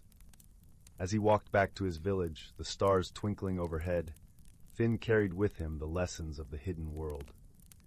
He knew that kindness and courage could create light even in the darkest of places, and that every creature and every place, no matter how small or hidden, held its own unique magic. And so, with a heart full of newfound wisdom and wonder, Finn drifted into a peaceful sleep that night, the whispers of the forest singing him a lullaby of dreams and adventures yet to come. Story 20. In the far reaches of a galaxy spun with stardust and wonder, there thrived a planet called Lumina, where the skies shimmered with hues of lavender and gold. Lumina was a place of gentle breezes and whispering trees, where the air was sweet with the scent of blooming starflowers. It was here, amidst the soft glow of twin moons, that a peculiar friendship was destined to unfold. On one particularly serene evening, when the moons hung like silvery lanterns in the sky, a small spacecraft from the distant planet of Viora quietly touched down on Lumina's lush fields. Its sole occupant, a curious Vioran named Zephyra, had journeyed across the stars to study Lumina's rare botanical life. Her scales, a delicate shade of emerald, glistened in the moonlight, and her large, curious eyes sparkled with eagerness as she stepped onto the planet's soft, velvety grass. Meanwhile, not far from where Zephyra had landed, a young Luminian named Aaron was tending to his garden of starflowers. Aaron, with his skin a soft, pearlescent blue and eyes as bright as the morning sun, cherished the tranquility of his planet. He hummed a gentle tune as he worked, unaware that his life was about to change in the most unexpected way. As Zephyra wandered through the fields, she marveled at the vibrant flora, jotting down notes in her holographic journal. Her attention was so consumed by her studies that she didn't notice Aaron until she nearly stumbled into his garden. Startled, she let out a small, melodic gasp, and Aaron, equally surprised, dropped his watering can with a soft clatter. "Oh, forgive me," Zephyra said, her voice a lilting melody reminiscent of wind chimes. "I didn't mean to intrude. Your garden is magnificent." Aaron, though initially taken aback, smiled warmly. "No intrusion at all," he replied, his tone as soothing as a gentle stream. "Welcome to Lumina. I am Aaron. And you are?" "Zephyra," she replied, offering a slight bow. "I come from Viora, and I'm here to learn about your planet's unique plants." Thus began an acquaintance that, at first, seemed marked by differences. Zephyra, with her scientific mind, was methodical and precise, while Aaron approached life with a heart full of intuition and feeling. Their initial conversations were often peppered with misunderstandings. Zephyra would speak in terms of data and analysis, while Aaron replied with stories and emotions. One afternoon, as the sun kissed the horizon with a warm, amber glow, Zephyra and Aaron sat together under an ancient starflower tree. Its blossoms bathed them in a soft, luminescent light. Zephyra tried to explain the intricate mechanisms of Vioran technology, hoping to share her world with Aaron. "Our systems are powered by crystalline matrices," she explained animatedly. "They resonate at frequencies that can—" "Ah, like the harmony of the universe," Aaron interrupted, his face lighting up with understanding. "The way the stars sing in their own language." Zephyra paused, a little perplexed. "Not quite, but perhaps in a way, yes." Through these moments of slight dissonance, they began to learn from each other. Zephyra discovered the beauty in Aaron's way of seeing the world beyond the confines of logic, while Aaron found a new appreciation for the intricacies of science through Zephyra's eyes. Their bond was tested further when they encountered a challenge neither had anticipated. A rare cosmic storm, known for its unpredictable nature, was approaching Lumina. The storm threatened to harm the delicate balance of the planet's ecosystem, including Aaron's beloved garden. Determined to protect the starflowers, Aaron and Zephyra worked side by side. Zephyra devised a plan, using her knowledge of technology to create a protective barrier, while Aaron gathered the plants most at risk, whispering to them in his soothing voice, promising safety. As the storm rolled in, the sky darkened, and the air crackled with energy. Zephyra and Aaron stood together, the barrier shimmering around them like a shield woven from light. In that moment, as the winds howled and the ground trembled, they realized that their differences had become their greatest strength. "You are not alone in this," Zephyra said softly, her hand reaching out to Aaron's. "And neither are you," Aaron replied, clasping her hand firmly. The storm raged on, but their combined efforts held strong. When at last the skies cleared and the stars emerged once more, Lumina's landscape remained untouched, a testament to their newfound friendship. In the days that followed, Zephyra and Aaron continued to explore the wonders of Lumina, their bond growing deeper with each shared experience. They laughed together, learned together, and discovered that true friendship transcends the boundaries of planets and species. As the time came for Zephyra to return to Viora, she and Aaron stood once more beneath the starflower tree, its blossoms casting a gentle light upon them. "I will miss this place," Zephyra confessed, her voice carrying a hint of sadness. "But most of all, I will miss you, my dear friend."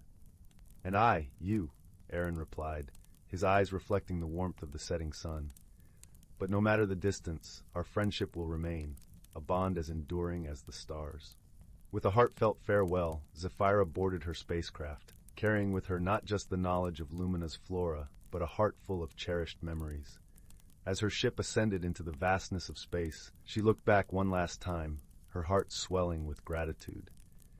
And there, beneath the twin moons of Lumina, Aaron waved, knowing that their friendship had become a part of the very essence of the universe, a luminous thread woven into the fabric of the stars themselves. Story 21. Title: The Whispering Grove. Once upon a time, nestled at the edge of a sprawling forest, lay the quaint village of Elderglen. This village was known for its lush meadows and the gentle river that whispered secrets to those who dared to listen. Every evening, as the sun painted the sky in hues of orange and pink, the villagers would gather by the riverside, their hearts attuned to the tranquility that enveloped them. Among the villagers was a young girl named Leora, who possessed an insatiable curiosity and a heart as open as the sky above. With hair that shimmered like spun gold and eyes as deep as the forest shadows, Leora often wandered beyond the village, seeking the mysteries hidden within the world around her.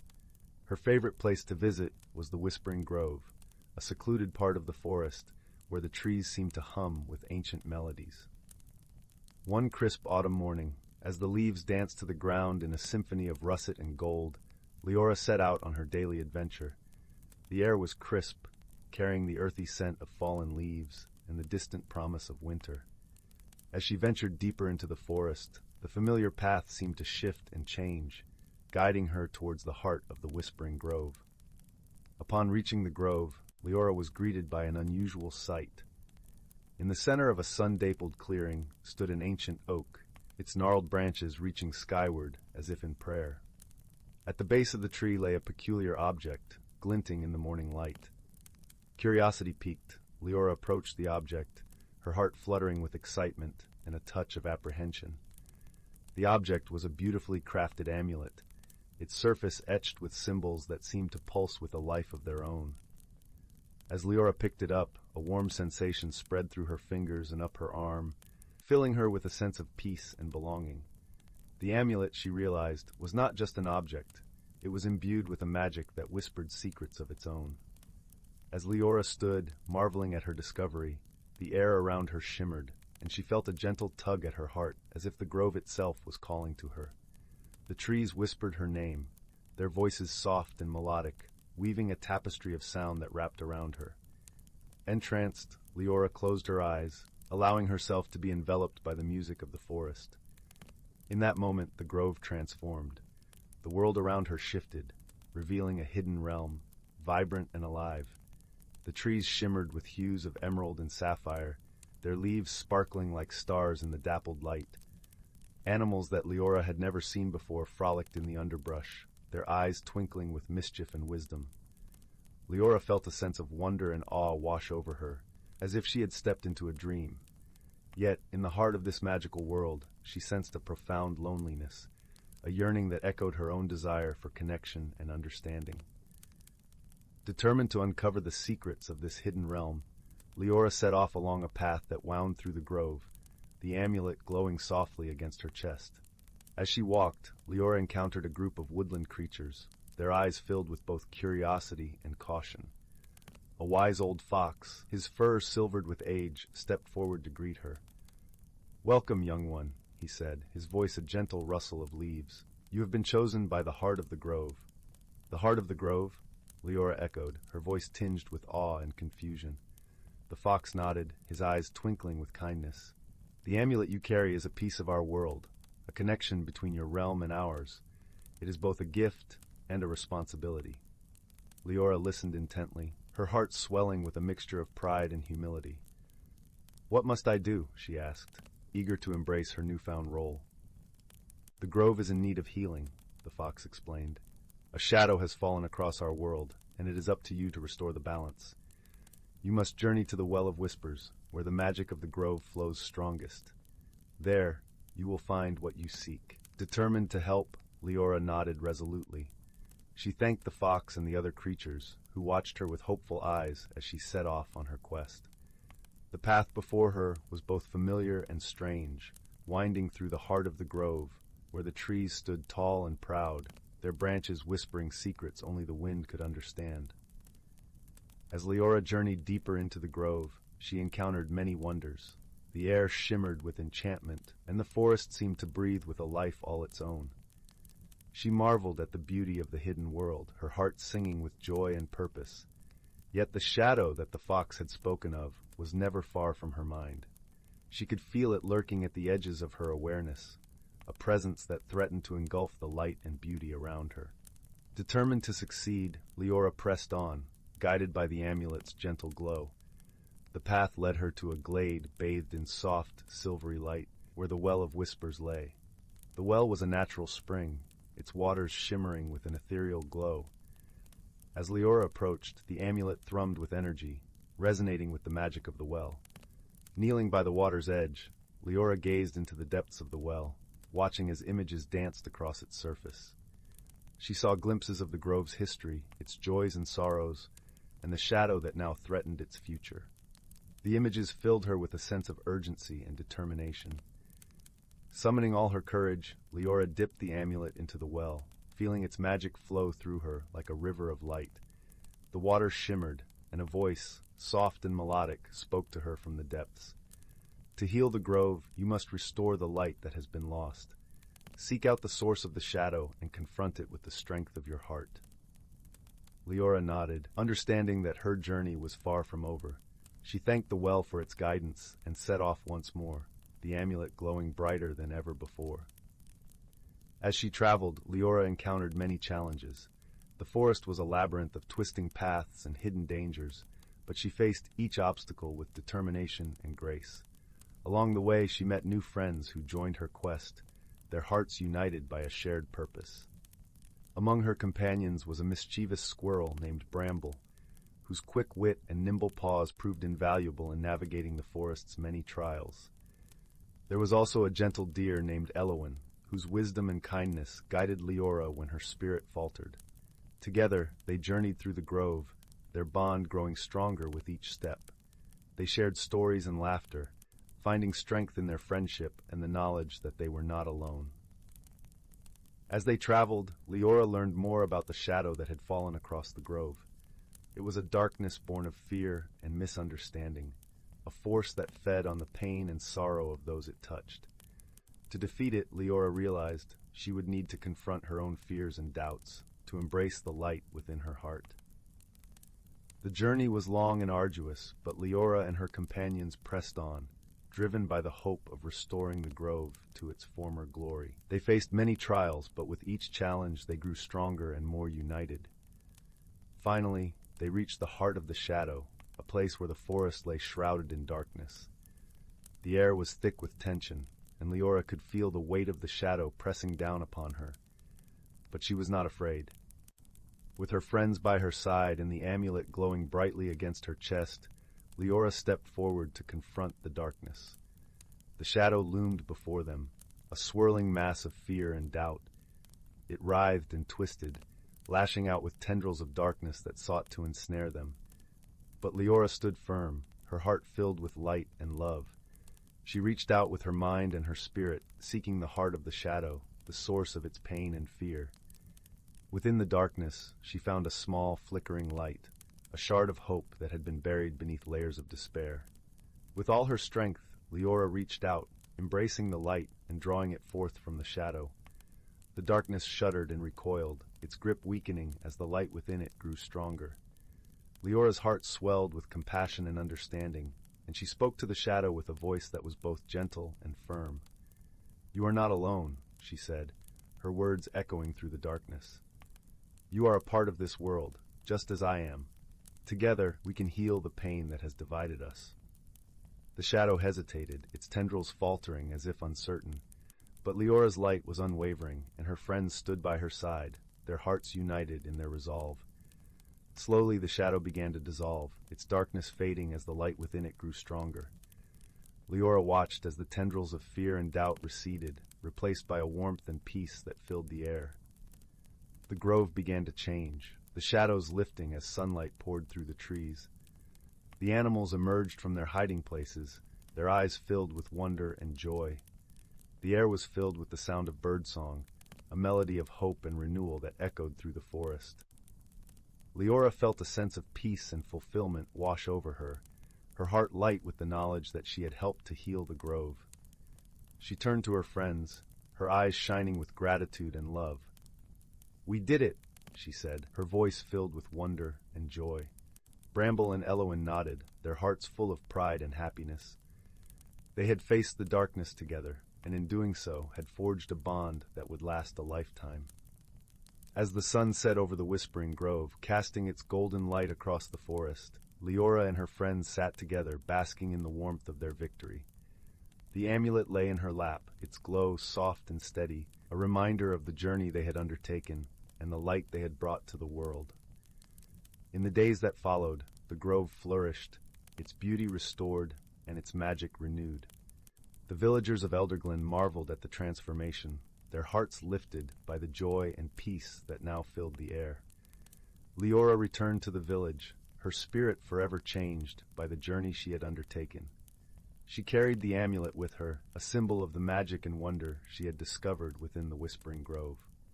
And though her adventures were far from over, Leora knew that she would always carry the light of the grove within her heart, a beacon of hope and love that would guide her through whatever challenges lay ahead. As she lay in her bed that night, the stars twinkling above her like 1,000 tiny lanterns, Leora felt a sense of peace and contentment settle over her. The world was full of wonder and mystery, and she was ready to embrace it all with open arms. With a gentle sigh, she closed her eyes, her heart aglow with the magic of the Whispering Grove, and drifted into a dream-filled sleep, her spirit soaring on the wings of adventure and possibility. Story 22. In the vast tapestry of the cosmos, where stars shimmered like scattered diamonds on a velvet canvas, there existed a small, unassuming planet known as Lirael. Its skies, a gentle swirl of lavender and gold, were home to the peaceful, tree-dwelling Lirons. Known for their wisdom and gentle demeanor, these creatures resembled elegant, feathered felines, with eyes that sparkled like the morning dew. On one particularly serene evening, beneath the glowing embrace of twin moons, a curious event unfolded. A streak of light traced across the sky, a visitor from afar. It was a ship, its hull a patchwork of metals and colors, suggesting a long journey. As it descended, it left a comet's tail of light before settling quietly in a meadow blanketed with soft, luminescent moss. From the ship emerged an unexpected traveler, a young being from the storm-laden planet of Zaurok.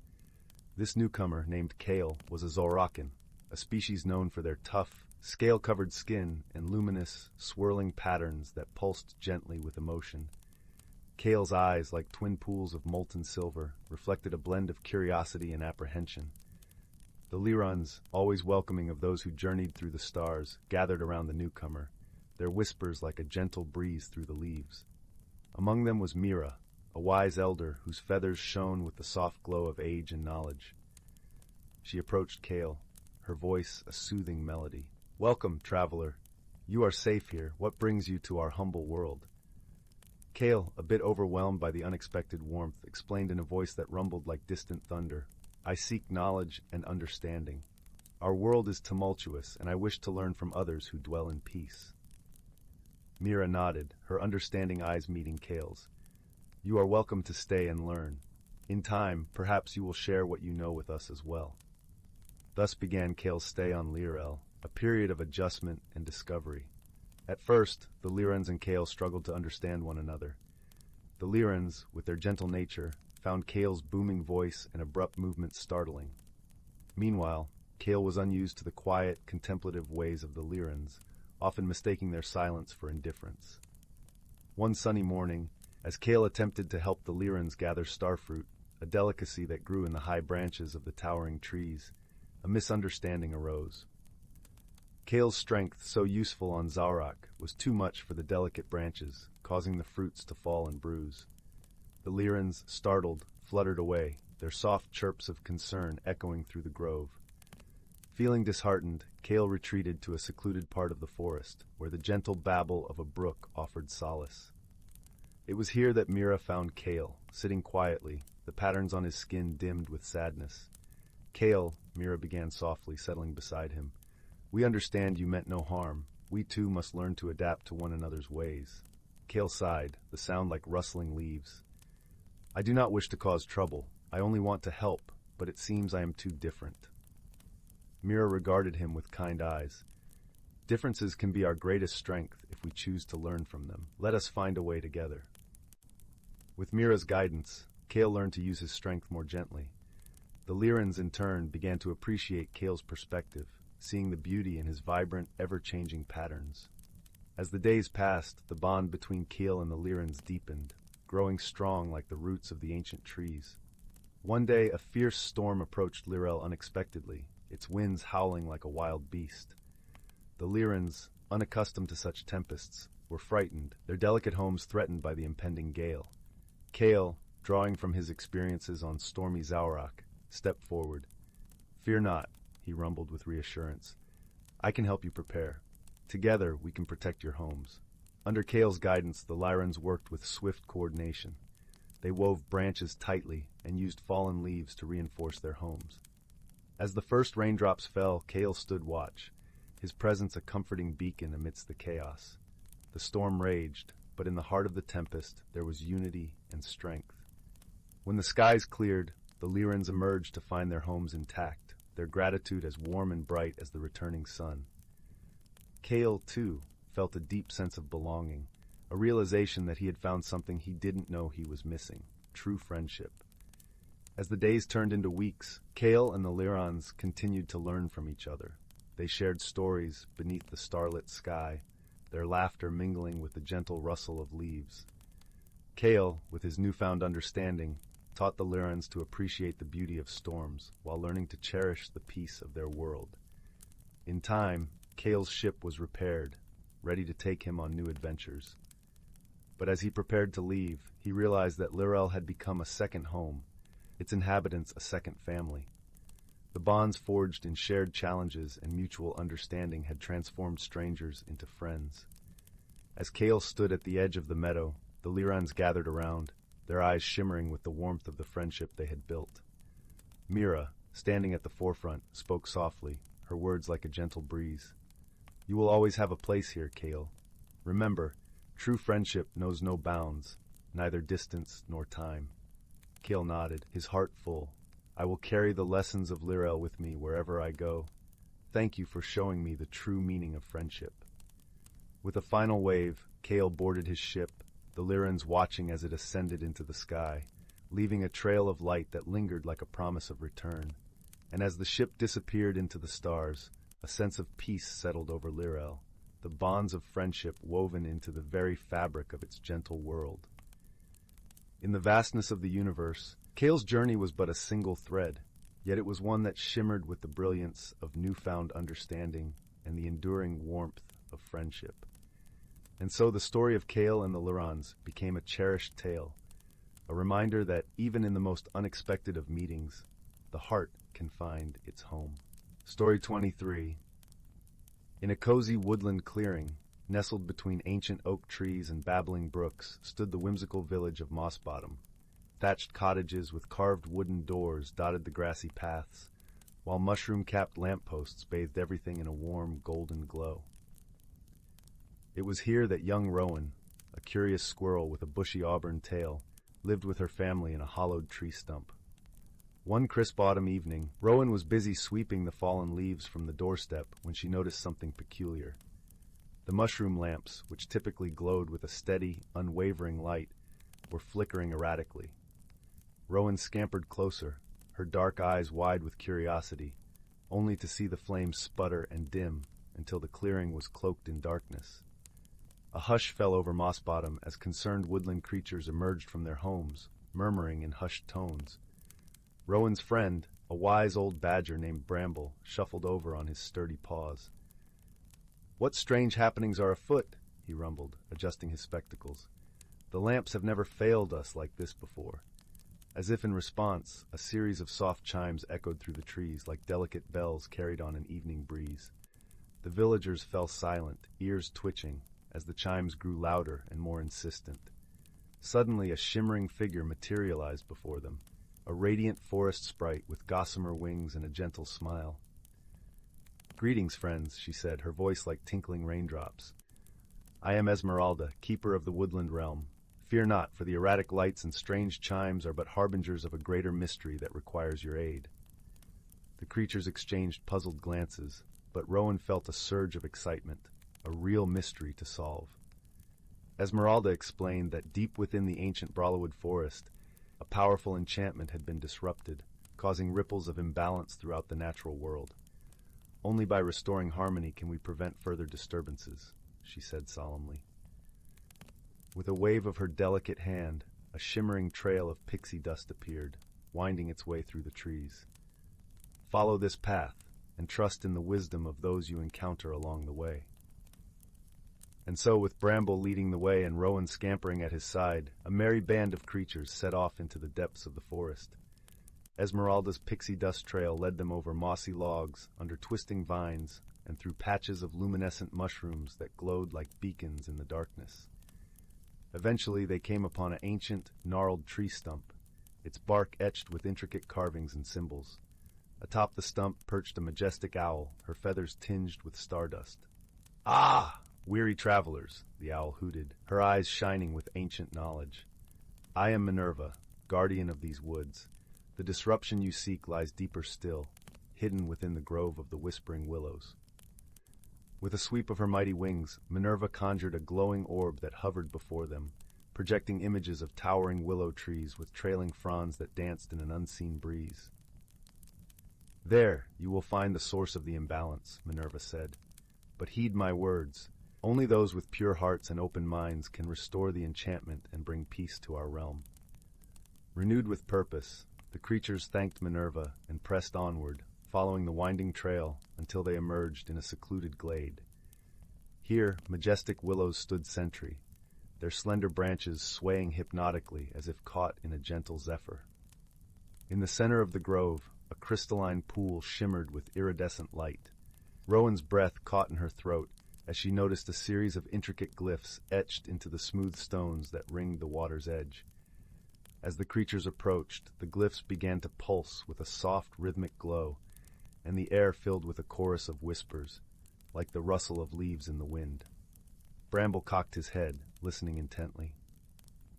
"The willows speak of an ancient druid whose magic bound the forces of nature in perfect equilibrium," he murmured.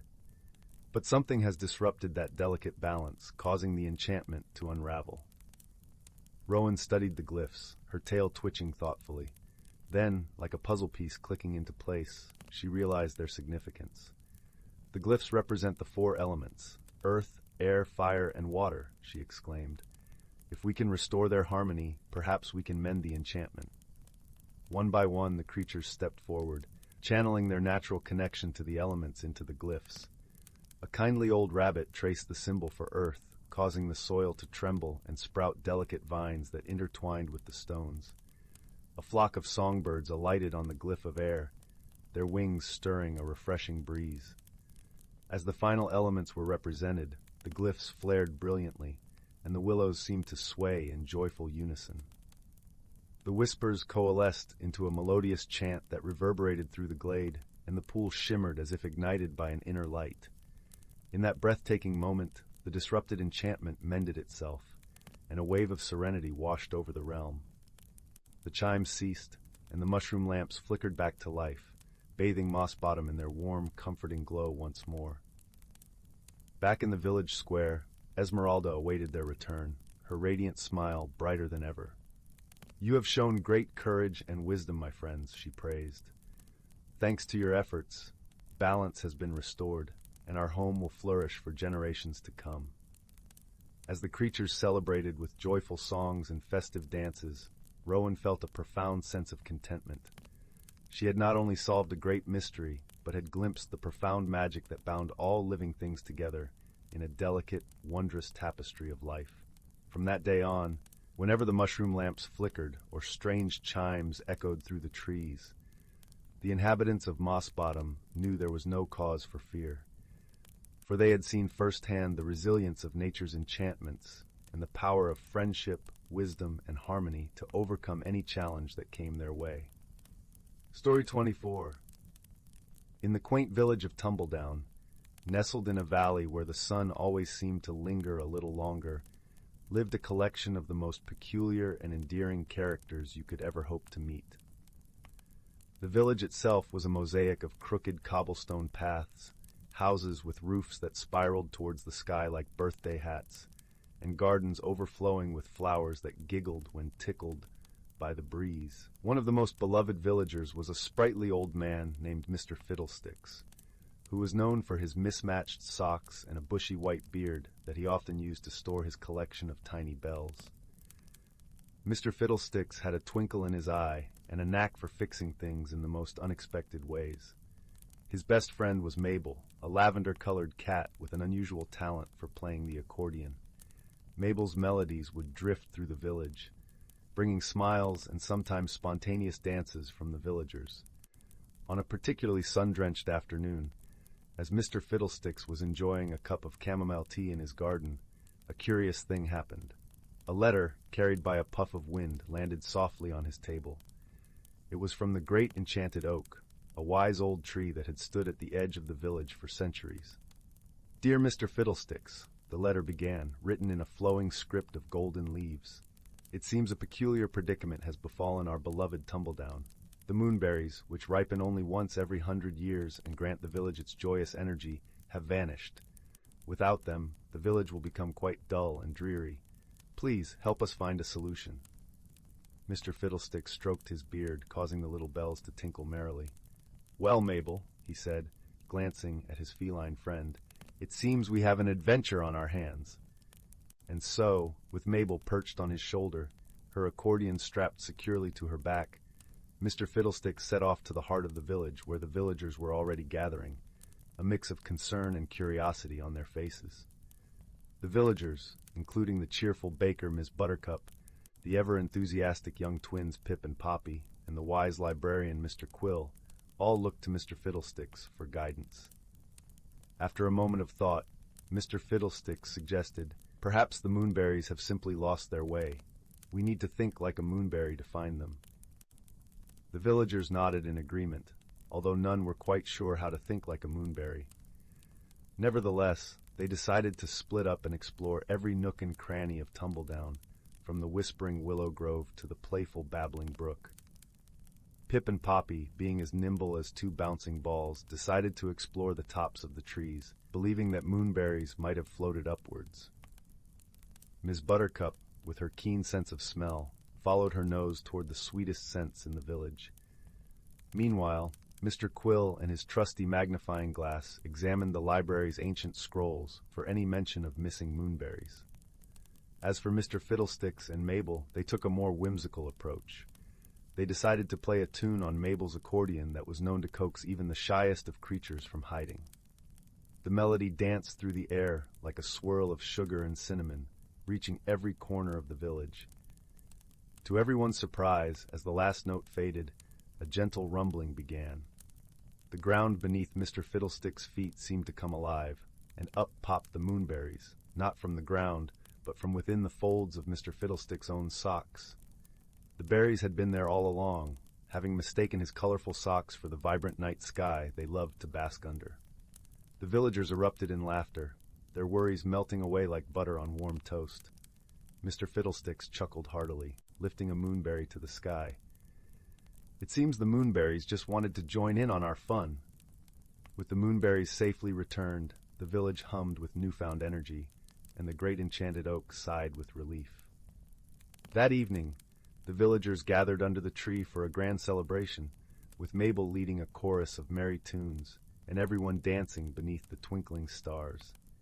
As the night wrapped the village in a cozy embrace, Mr. Fiddlesticks, with a content Mabel purring on his lap, leaned back and watched the villagers twirl and laugh.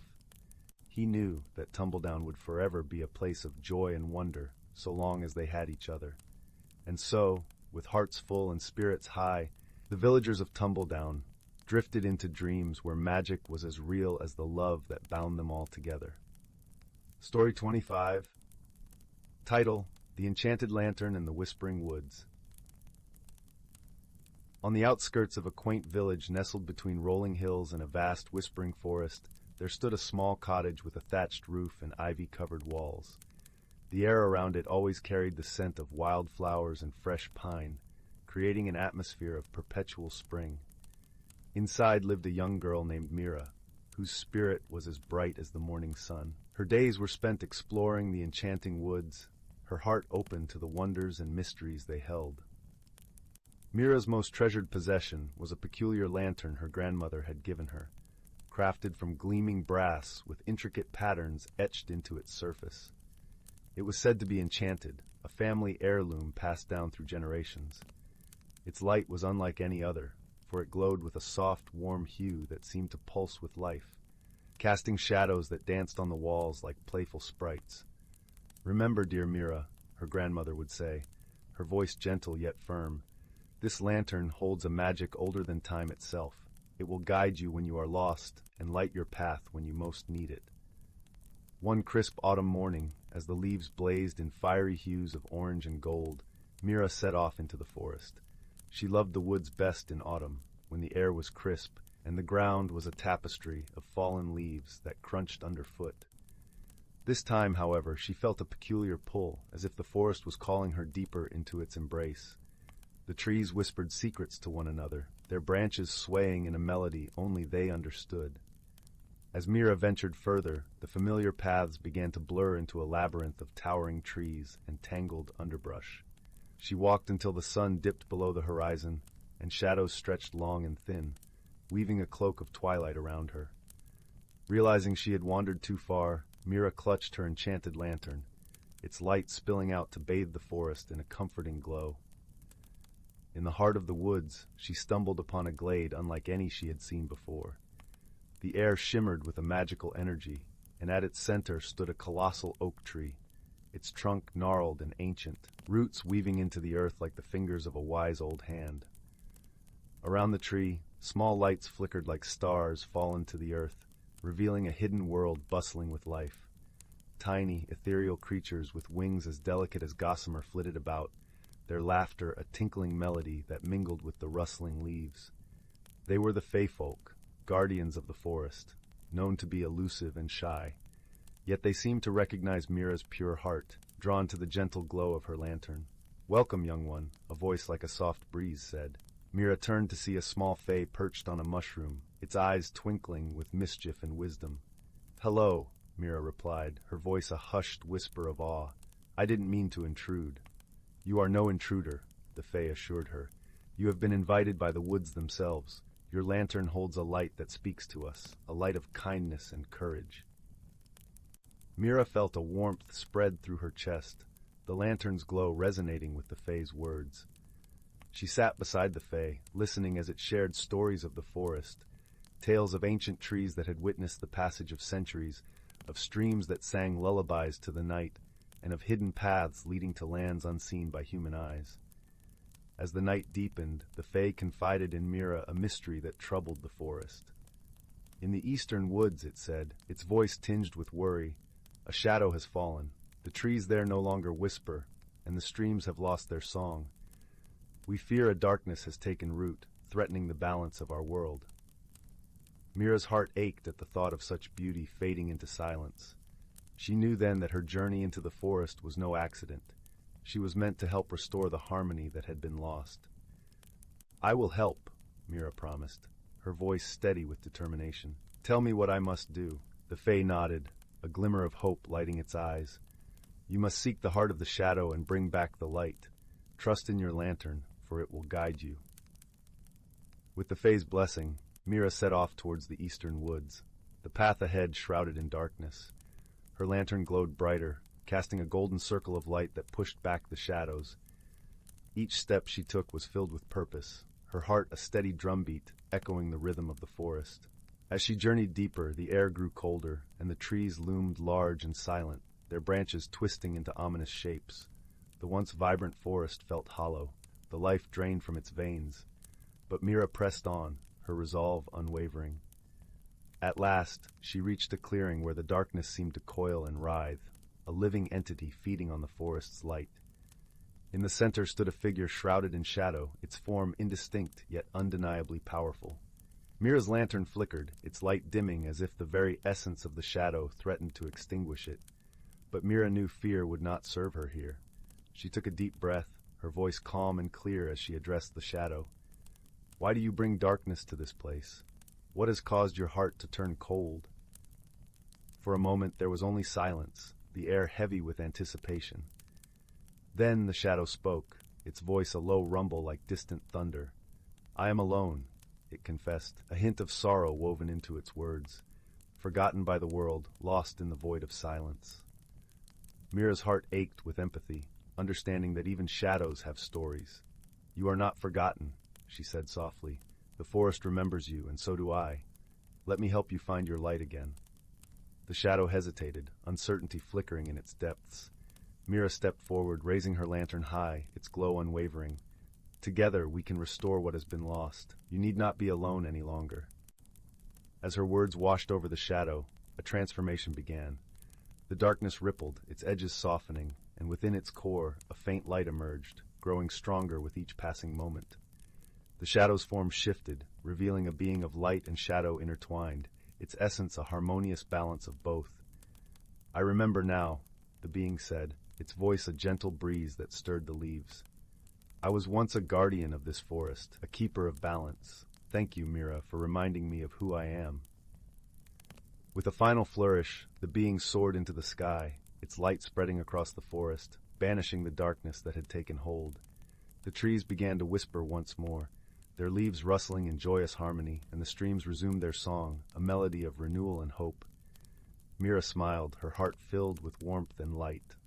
She had not only restored balance to the forest, but had also forged a bond with a forgotten guardian, proving that even the darkest shadows can find their light. As dawn broke and the first rays of sunlight kissed the earth, Mira made her way back to the village, her lantern glowing softly at her side. She knew she had changed, her heart forever touched by the magic of the forest and the friendship she had found in the most unexpected of places. And so, the enchanted lantern continued to shine, a beacon of hope and courage, its light a testament to the power of kindness and the enduring bonds of friendship that can illuminate even the darkest paths. Back in her cottage, Mira placed the lantern on her windowsill, its glow casting a warm, comforting light that spilled into the room. As she settled into bed, the events of the night played softly in her mind, a lullaby of whispers and light. She closed her eyes, the gentle crackling of the fireplace, a soothing backdrop to her dreams. In the days that followed, the village buzzed with stories of Mira's adventure, the tale of the girl who had braved the shadowed woods and returned with a light so bright it had healed the forest. Her story became a cherished legend, told and retold by the fireside, inspiring all who heard it to seek out the light within their own hearts. Mira herself continued to wander the forest, her bond with the Fey folk and the guardians stronger than ever. She learned the language of the trees, the songs of the streams, and the secrets of the earth, each day a new chapter in the story of her life. Through it all, the enchanted lantern remained her constant companion, its light a reminder of the journey she had taken and the wisdom she had gained. It was a light that would never fade, for it was kindled by the purest magic of all, the magic of a heart filled with love and friendship. And so, Mira grew into a wise and gentle woman, her spirit forever intertwined with the forest she loved. She became a guardian of sorts, watching over the woods and its inhabitants, her lantern guiding her steps even as the years passed by. In time, she became known as the Keeper of the Light, a title that spoke of her courage and compassion. Her cottage, nestled on the edge of the whispering woods, became a haven for those seeking solace and guidance, its door always open to those in need. For generations, the story of Mira and her enchanted lantern was passed down, a timeless tale of light and shadow, of friendship and courage. It was a story that reminded all who heard it of the power of kindness and the strength found in unity. And so, the enchanted lantern continued to shine, its light a beacon of hope in a world that sometimes seemed dark and uncertain. Its glow was a promise, a reminder that even the smallest light can illuminate the deepest shadows, and that love and friendship are the greatest magic of all. As the years turned to decades, and the decades to centuries, The forest remained a place of wonder and mystery, its secrets guarded by the feyfolk and the spirits of those who had come before. And at its heart, the great oak tree stood as a testament to the enduring bond between Mira and the guardian she had saved, its branches stretching towards the heavens in a silent hymn of gratitude. And so, dear reader, as you close your eyes and drift into dreams, remember the story of Mira and her enchanted lantern. Let its light guide you through the night, and may you find the courage to seek out the light within your own heart, for it is there that true magic resides. Story 26.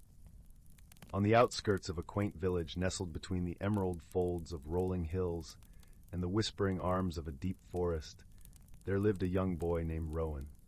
His home, a cozy cottage with ivy-clad walls and a moss-covered roof, sat at the edge of a wood where stories of old magic still lingered in the rustle of leaves and the songs of birds. Rowan, with hair the color of autumn leaves and eyes like the clearest skies after a summer rain, spent his days exploring the woods, guided by his boundless curiosity and a heart as warm as a hearth fire. Rowan's most treasured possession was a small, intricate compass, given to him by his grandmother, who spoke of its magical origins with a twinkle in her eye. The compass, with its polished brass casing and a needle that shimmered in hues of emerald and sapphire, was said to guide its holder not to where they wanted to go, but where they needed to be. Rowan wore it always, tucked safely within his shirt, close to his heart. One afternoon, as the sun began to dip behind the hills, painting the sky in shades of amber and rose, Rowan ventured deeper into the forest than he had ever dared before. The trees here were ancient, their trunks gnarled and wise, their branches forming a canopy that whispered secrets of times long past. The air was cool and fragrant with the scent of pine and earth, and the only sound was the soft crunch of leaves beneath his feet. As Rowan wandered, he noticed the compass needle spinning wildly, its dance more frantic than ever before. Intrigued, he followed its erratic movements, winding through the trees until he stumbled upon a hidden glade. It was a place of ethereal beauty, where the sunlight trickled through the leaves in golden streams, and a gentle brook sang a lullaby as it wove its way over smooth stones.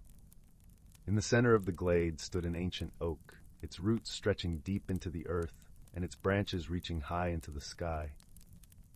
But what caught Rowan's eye was the hollow at the base of the tree, where something glimmered softly. Kneeling down, Rowan reached into the hollow and pulled out a small, intricately carved wooden box. It was worn with age, yet its craftsmanship was exquisite, each surface etched with swirling patterns that seemed to shift and change under his gaze.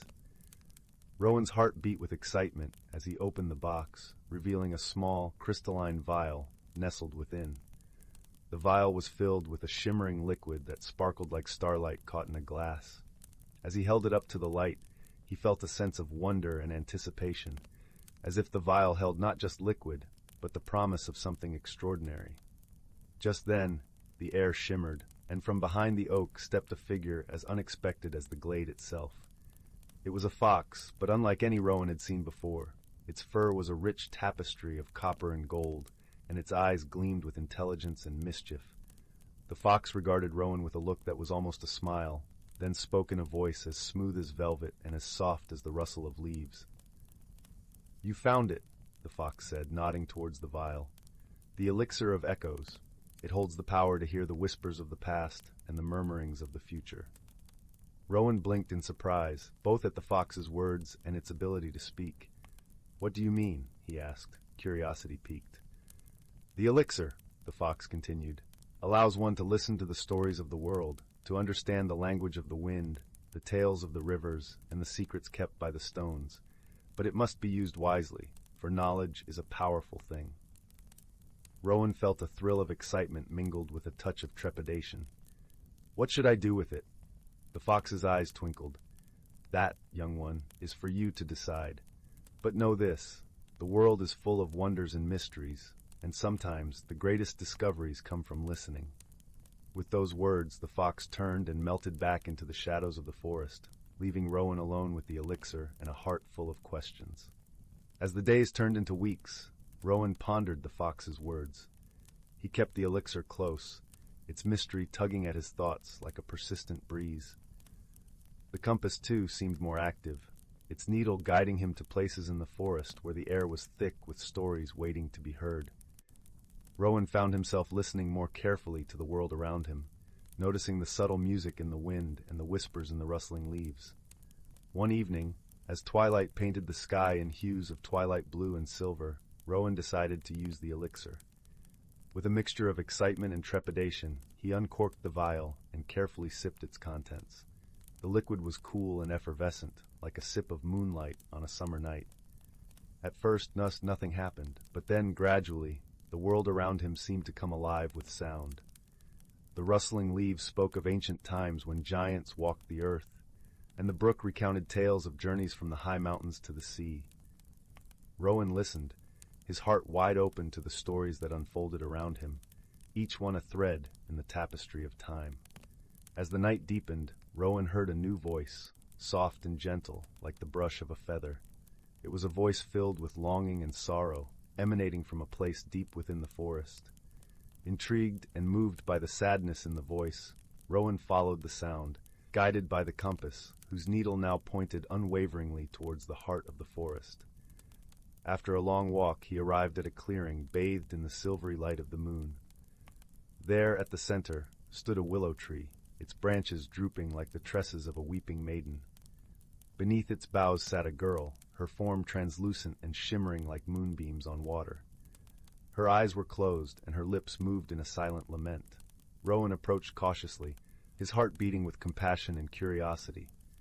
"Who are you?" he asked softly, not wanting to startle her. The girl opened her eyes, revealing depths of sorrow and wisdom.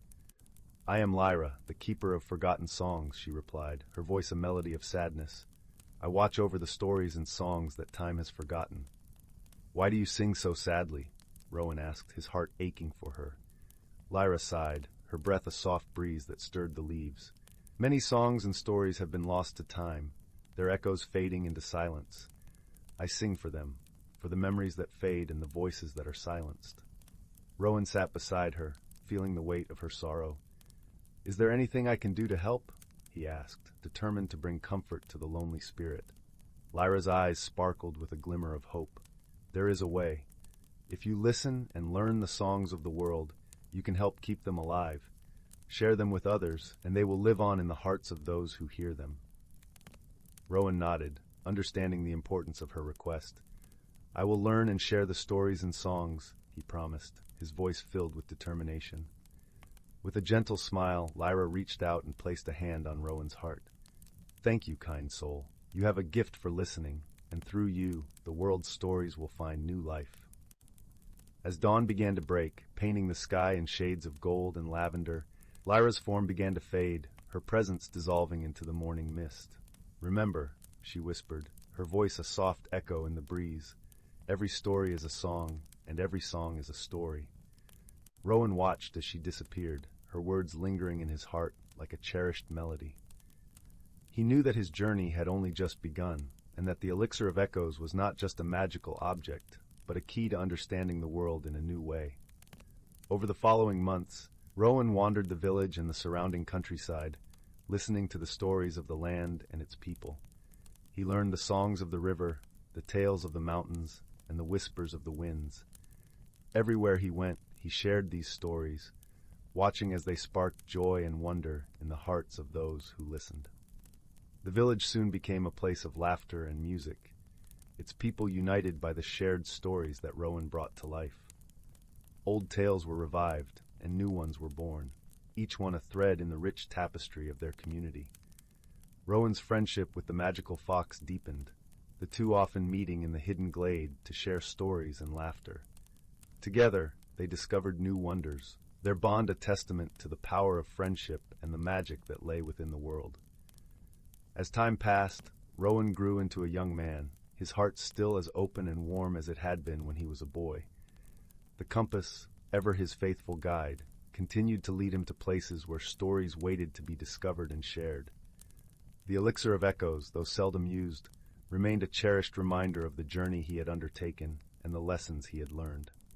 And so, in the cozy cottage on the edge of the whispering forest, Rowan lived a life filled with wonder and joy, his days woven with the stories of the world and the songs of its people.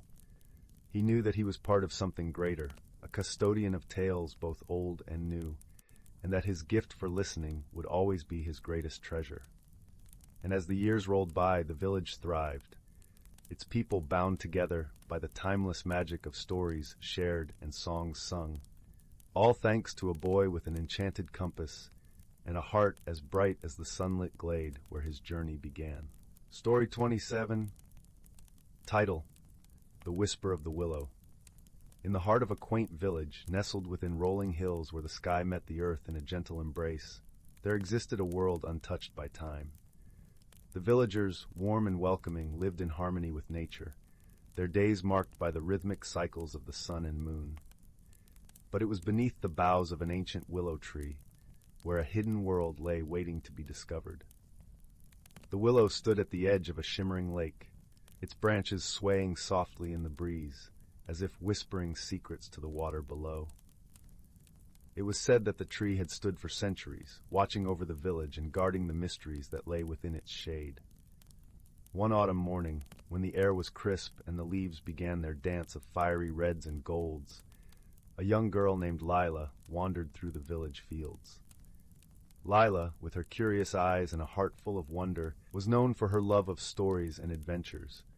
Her grandmother often filled her evenings with tales of magic and mystery, and among her favorites was the legend of the willow tree. It was said that the tree held a magical ability.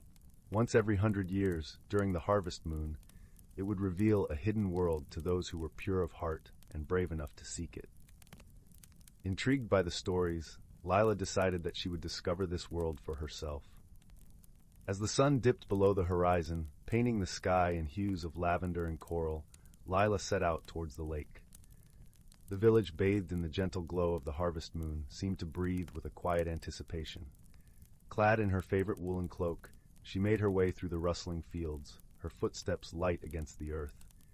The willow tree loomed ahead, its silhouette graceful against the silvered water.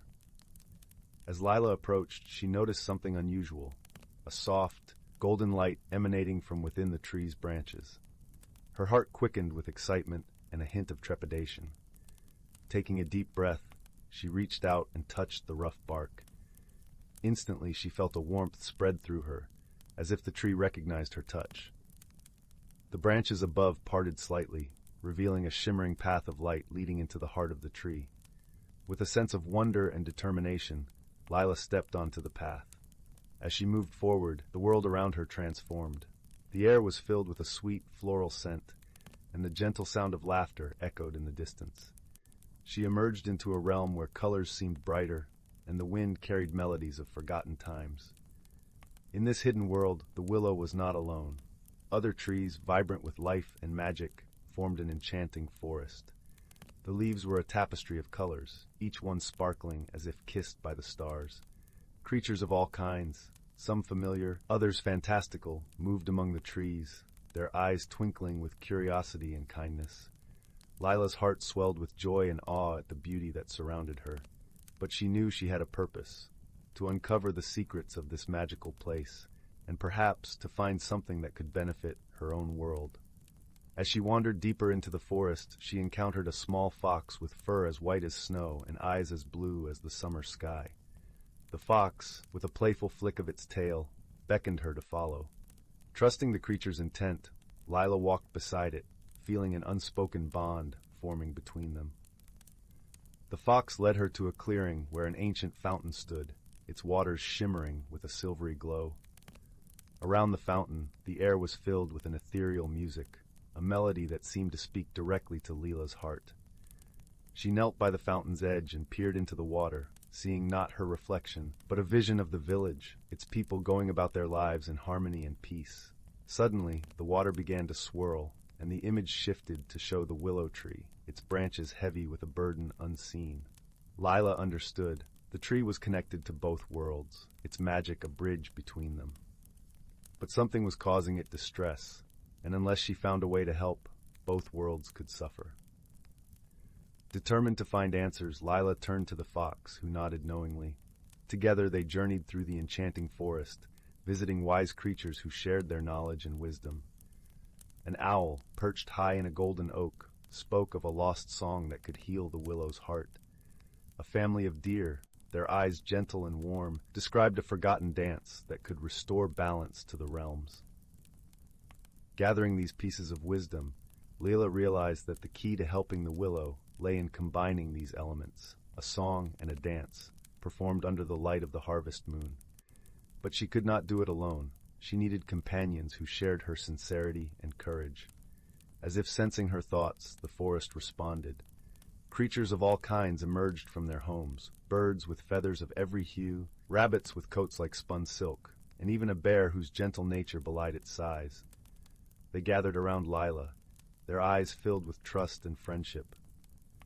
With the fox by her side, Leela led her newfound friends back to the willow tree.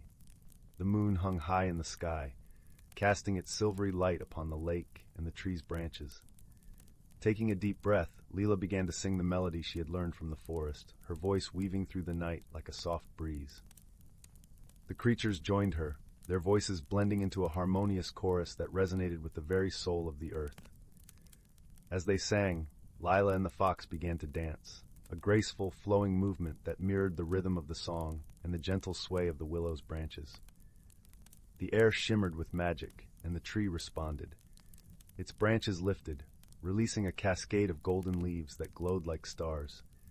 The leaves floated down, touching the earth with a gentle caress, and as they did, the burden upon the tree's heart began to lift. The hidden world and the village were healing, their connection strengthened by the unity and friendship that Leela and her companions had forged. As the final notes of the song faded into the night, the willow stood tall and proud, its branches reaching towards the heavens in gratitude. Leela felt a warmth spread through her, a sense of fulfillment and peace.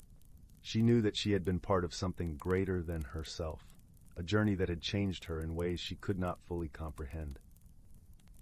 With the first light of dawn breaking over the horizon, Lila bid farewell to her friends, promising to return whenever the world needed her. The fox, with a soft nuzzle, led her back to the shimmering path, and she made her way home, her heart light and her spirit renewed. As she stepped back into the village, the sun's rays painted the fields in shades of gold and green. The villagers, unaware of the magic that had unfolded, went about their day, their lives touched subtly by the harmony restored between the worlds. Lila's grandmother met her at the door, her wise eyes twinkling with knowing. She embraced Lila, whispering words of pride and love. And as Lila settled into the warmth of her home, she knew that the magic of the willow would always be with her, a reminder of the power of friendship, courage, and the wonders that lay hidden in the world around her. Thus the village continued its gentle rhythm, the stories of the willow tree and its hidden world passed down from generation to generation. And under the watchful gaze of the harvest moon, the willow stood as a guardian, its branches swaying softly in the breeze, forever whispering secrets to those who dared to listen. Story 28. In the heart of a misty valley, where the golden leaves of ancient trees whispered secrets to the wind, lay the quaint village of Willowbrook. This village, nestled along the gentle banks of the river Lullaby, was a place where magic drifted as softly as dandelion seeds on a summer's breeze. Here, the air was perpetually sweet with the fragrance of blooming honeysuckle, and the melody of the river's babble lulled all who listened into a serene reverie. The village was a tapestry of cobblestone paths and charming thatched cottages, each adorned with window boxes overflowing with vibrant violets and cheerful marigolds.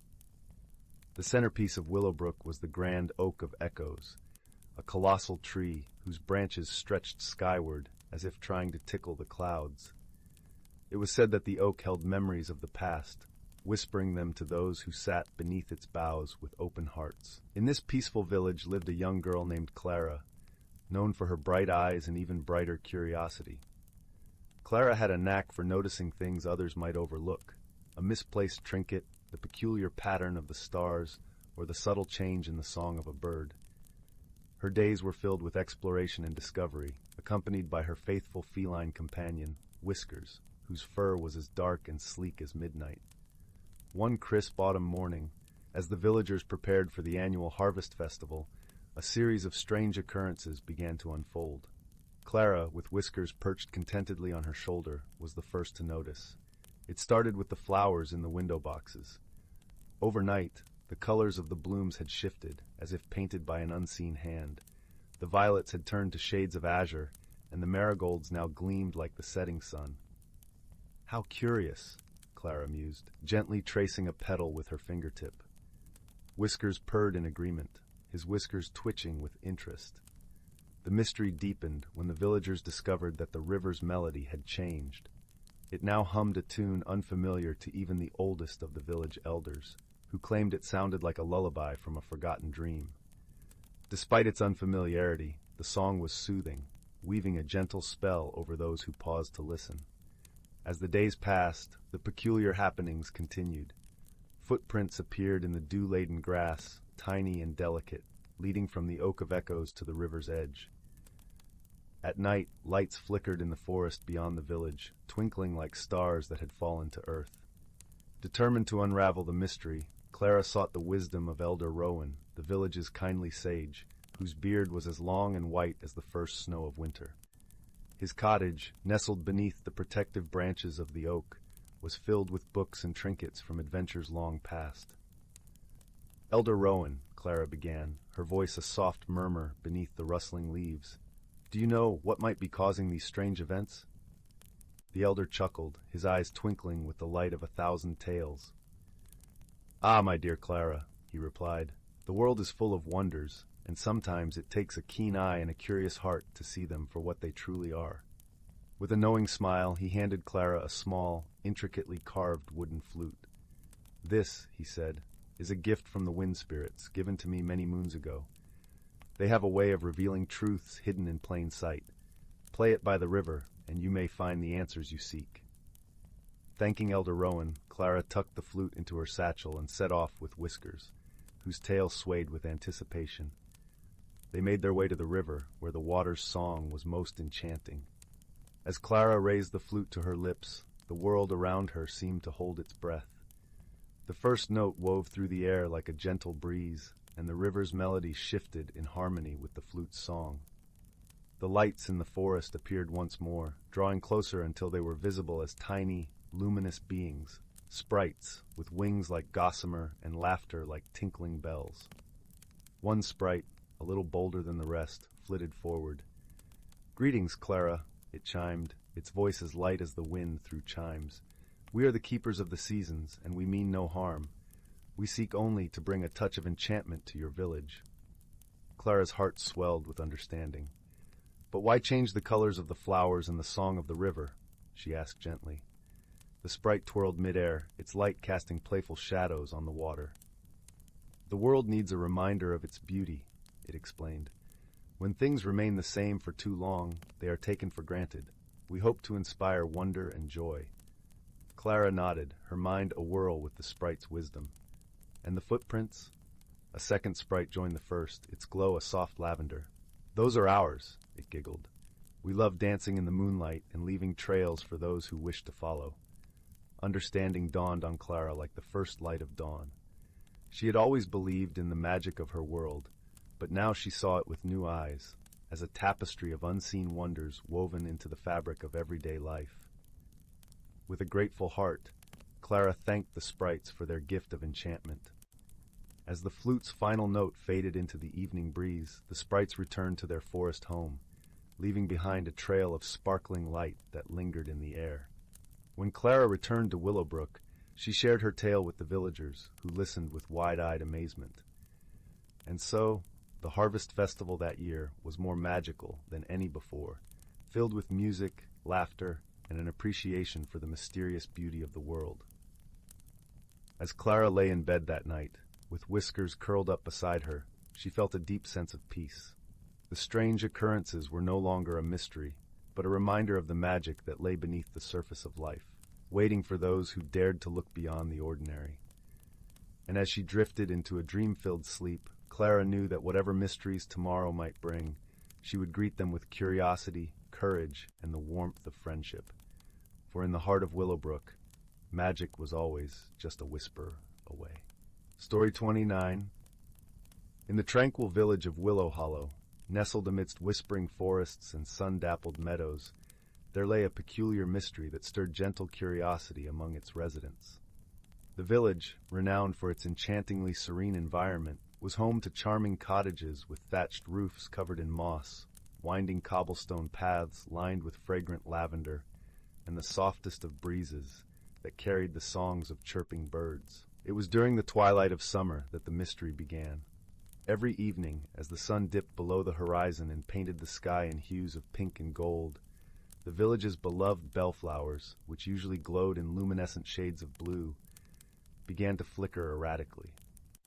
The bellflowers were more than mere plants. They were the village's natural lanterns, guiding villagers safely home with their gentle, unwavering glow. The first to notice the odd flickering was young Alden, a curious boy with eyes as bright as a midsummer's day. Alden lived with his grandmother, the village herbalist, in a cozy cottage that bubbled with the warm scent of herbs drying by the fire. His kind heart and inquisitive nature often led him on adventures through the whispering woods and across the babbling brook that bordered the village. One evening, as he sat on the porch whittling a small flute from a willow branch, he watched the bellflowers begin their nightly illumination. But tonight, they seemed to dance with an uneasy rhythm, their light pulsing in and out like a heartbeat. Intrigued, Alden decided to investigate. The following morning, Alden set out with his grandmother's blessing and a satchel filled with fresh bread, cheese, and a flask of sweet apple cider. His first stop was the garden of the wise old owl, Orin, who nested high in the ancient oak that overlooked the village. Orin had seen countless seasons come and go, and was known for his vast knowledge of the magical and mundane. "Orin," Alden called gently, standing beneath the sprawling boughs, "do you know why the bellflowers flicker so strangely?" The wise owl, with feathers the color of moonlit snow, gazed down with eyes that seemed to hold the secrets of the world. "Ah, young Alden," Orin hooted softly. "The bellflowers are sensitive to changes in the magic that flows through Willow Hollow. Something must be amiss for them to flicker so." With Orin's cryptic words in mind, Alden decided to visit the babbling brook that flowed with water so clear it sparkled like crystals under the sun. Along its banks grew the whispering reeds, said to sing the songs of the earth. As Alden drew near, he noticed the reeds were swaying more vigorously than usual, their whispers louder, almost as if they were trying to convey a message. Alden knelt by the brook, listening intently. "What are you trying to tell me?" he murmured, running his fingers through the cool, flowing water. He closed his eyes, allowing his senses to attune to the natural rhythm of the world around him. In the rustle of the leaves and the gentle gurgle of the brook, Alden began to discern a pattern. It was as if the earth itself was trying to speak. Suddenly, a small ripple broke the surface of the water, and from its depths emerged a tiny water sprite named Lyra, her translucent wings shimmering in the sunlight. "Lyra!" Alden exclaimed in delight, for the water sprite was a rare sight, known for her playful yet elusive nature. "Do you know why the bellflowers flicker?" Lyra hovered above the water, her laughter like the tinkling of silver bells. "The bellflowers sense a disturbance in the roots of the great willow tree," she explained, her voice as clear as the brook. "Something has settled beneath the earth, something unfamiliar." Alden thanked Lyra and hurried to the great willow, a towering sentinel that stood at the heart of Willow Hollow. Its roots spread deep and wide, a network of life that connected the village in unseen ways. As he approached, Alden noticed a peculiar mound of earth at the base of the tree, something that hadn't been there before. Using a small spade he carried in his satchel, Alden gently began to dig. The soil was soft and fragrant, and soon he uncovered a small, intricately carved wooden box. Its surface was adorned with symbols Alden couldn't quite decipher, but he sensed a gentle magic emanating from it. Curious, Alden carefully opened the box, revealing a collection of shimmering stones, each one glowing faintly with an inner light. As he lifted the stones, they seemed to hum softly, a harmonious note that resonated with the world around them. Alden realized that these stones were the source of the disturbance, their magic unfamiliar to the roots of the great willow and the bellflowers. He understood that they needed to be placed where they could harmonize with the village's natural magic. With Oren's guidance and Lyra's playful assistance, Alden journeyed to the Heartstone Cave, a hidden sanctuary known only to a few. The cave was said to be the birthplace of Willow Hollow's magic, where the very essence of the village was nurtured and protected. Inside the cave, the air was cool and filled with the sound of a gentle breeze that seemed to come from nowhere. At the center of the cave lay the Heartstone, a large crystal that pulsed with a warm, inviting glow. Alden carefully placed the stones around the Heartstone, watching as their light grew stronger, blending and harmonizing with the crystal's natural aura. As the stones settled into place, Alden felt a gentle shift in the air, as if the village itself sighed in relief. The bellflowers, now steady and bright, resumed their tranquil glow, guiding the villagers once more with their serene light. With the mystery solved, Alden returned to his grandmother's cottage, where the scent of freshly baked bread welcomed him home. As he sat by the fire, a mug of steaming cider in hand, Alden reflected on his adventure. He realized that sometimes the smallest disturbances could reveal the deepest connections, and through understanding and care, harmony could be restored. That night, the village of Willow Hollow slumbered beneath a sky filled with twinkling stars, the bellflowers casting their soothing glow. And in the heart of the village, Alden dreamt of new adventures, knowing that with wisdom and friendship, any mystery could be unraveled. And so, the village continued to thrive, its magic as warm and inviting as ever, wrapped in the gentle embrace of the whispering woods and the watchful gaze of the wise old owl. Story 30. In the heart of the whispering woods, where the trees whispered secrets of old to the wind, there lay a small, enchanting village named Willowbrook. This village was unlike any other, for it was cradled by nature and magic alike. The cobblestone paths were lined with lanterns that glowed softly with the light of captured stardust, and the air was always sweet with the scent of blooming moonflowers. The inhabitants of Willowbrook lived in harmony with the magical creatures that frolicked in the forests and meadows surrounding their homes. It was a place where the ordinary and extraordinary wove seamlessly together, creating a tapestry of wonder and serenity. One crisp autumn evening, as the sun dipped below the horizon and painted the sky in shades of amber and violet, a peculiar occurrence began to stir whispers among the villagers. The great oak tree in the center of the village square, which was believed to be as old as the village itself, had begun to shed its leaves in a curious pattern. Instead of the usual golden cascade, the leaves formed intricate spirals and circles upon the ground, a puzzle of nature that beckoned with mystery. Young Marin, a gentle soul with a heart full of curiosity and kindness, was the first to notice this oddity. She often spent her afternoons beneath the great oak, reading tales of adventure and magic, while the squirrels chattered above and the gentle breeze played with her hair. The sight of the leaves arranged so deliberately piqued her interest, and she felt a quiet tug at her heart, urging her to uncover the secret they held.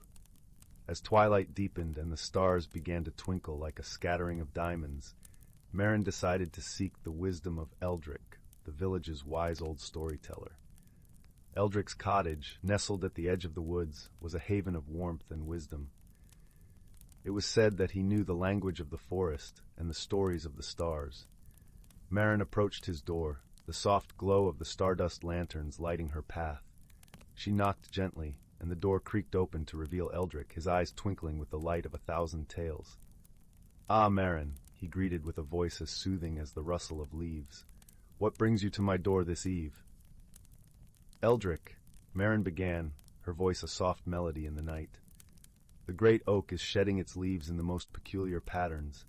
I feel it is trying to tell us something, but I cannot decipher its message." Eldrick nodded thoughtfully, his long silver beard catching the light. "The forest speaks in whispers and riddles, my dear. Perhaps it is time for us to listen more closely." With a knowing smile, Eldrick reached for his walking stick, crafted from ancient yew, and together they set out towards the village square. The night was cool, and the forest hummed with the gentle lullaby of crickets and owls. As they reached the great oak, Eldrick studied the leaf patterns with a keen eye. "Nature often mirrors our own hearts," he mused. "When it speaks, it is wise to listen." Marin watched as Eldrick traced the spirals with his stick, his brow furrowed in concentration. "Do you see, Marin?" he asked, pointing to the center of one of the spirals. "These patterns are not random. They are a map, a message from the forest itself." Marin leaned closer, her imagination alight with possibilities. "A map? But to where, Eldrick?" Eldrick chuckled softly, a sound like the bubbling of a brook. "Ah, that is for us to discover, but first we must understand what the forest seeks." Determined to unravel the mystery, Marin spent the following days observing the patterns, sketching them in her notebook, and pondering their meaning. She sought the guidance of her friends, a group of woodland creatures who were wise in their own right. There was Nimble, the squirrel, with eyes bright as nuts and a tail like a fluffy brush. Luna, the owl, whose wings spanned the night sky and whose wisdom was as deep as the forest. And Ripple, the mischievous water sprite who danced upon the brook and knew of hidden paths and secret whispers. Together, they pieced together the clues, each bringing their unique perspective. Nimble, with his sharp eyes, noticed that the spirals mimicked the flow of the nearby brook. Luna, who saw the world from above, recognized the patterns as constellations mirrored on the earth. Ripple, ever playful, revealed that the brook's song had changed, its melody now an invitation. With their insights, Marin realized that the patterns were guiding them to a hidden glade deep within the whispering woods, a place untouched by time where magic thrived in its purest form. As the sun set on the 7th day since the leaves first began their dance, Marin and her friends set out on their journey. They followed the brook, its waters sparkling under the moon's gentle gaze, and let the forest guide their steps.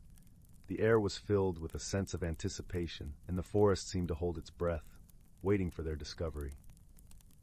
After a trek through the winding paths and over moss-covered stones, they arrived at the hidden glade. It was a place of breathtaking beauty, where the moonlight danced upon a mirror-like pond, and fireflies wove patterns in the air. In the center of the glade stood an ancient stone altar, its surface etched with runes that glowed faintly in the night. Marin approached it with reverence, her heart beating in time with the forest's pulse. "Eldrick was right," she whispered to her friends. "The forest has brought us here for a reason." As if in response, the runes upon the altar began to shimmer, casting a warm light across the glade. Marin traced the symbols with her fingers, feeling a gentle hum beneath her touch. It was then that she understood. The forest was seeking harmony, a renewal of its ancient bond with the village of Willowbrook. With a heart full of understanding, Marin whispered a promise to the forest, a vow of care and respect, a pledge to nurture the balance between village and nature. Her words were simple, yet they resonated with truth and sincerity. The runes glowed brighter, and a gentle breeze swept through the glade, carrying with it a sense of peace and fulfillment. The mystery was unraveled, not through magic alone, but through understanding and the strength of friendship. Marin and her friends returned to Willowbrook, their hearts light with the knowledge that they had helped to restore the bond between their home and the forest. The great oak continued its curious dance of leaves, but now each pattern was a reminder of the harmony they had achieved. And so, as the village of Willowbrook nestled into a peaceful slumber under the watchful gaze of the stars, Marin knew that the secrets of the forest were safe in the heart of those who listened with kindness and wisdom. The villagers awoke the next morning to find the great oak's leaves shimmering with an ethereal glow, a testament to the magic that lay not just in the forest, but in the hearts of those who called it home. It was a gentle reminder that in the world of Willowbrook, every mystery held the promise of discovery, and every discovery the chance for connection.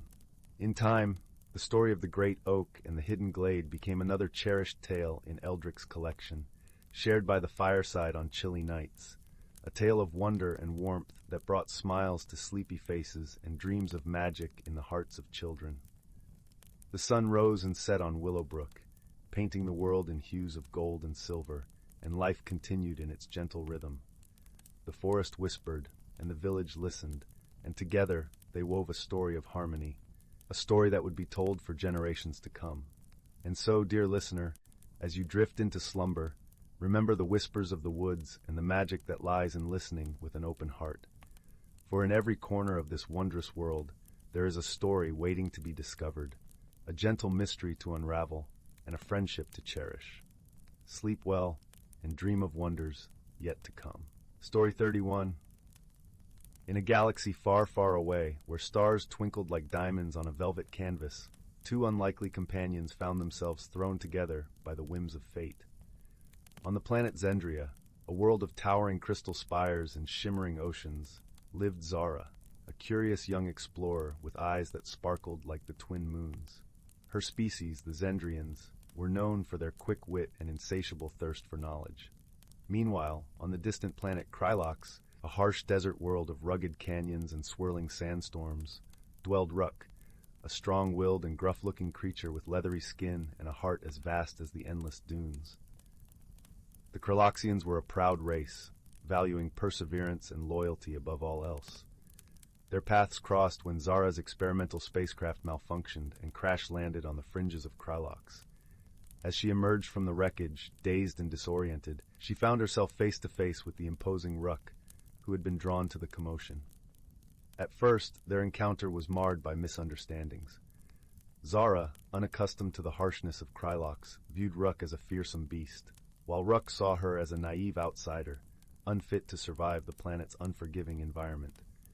But as they reluctantly joined forces to seek shelter and repair Zara's ship, the barriers between them began to crumble.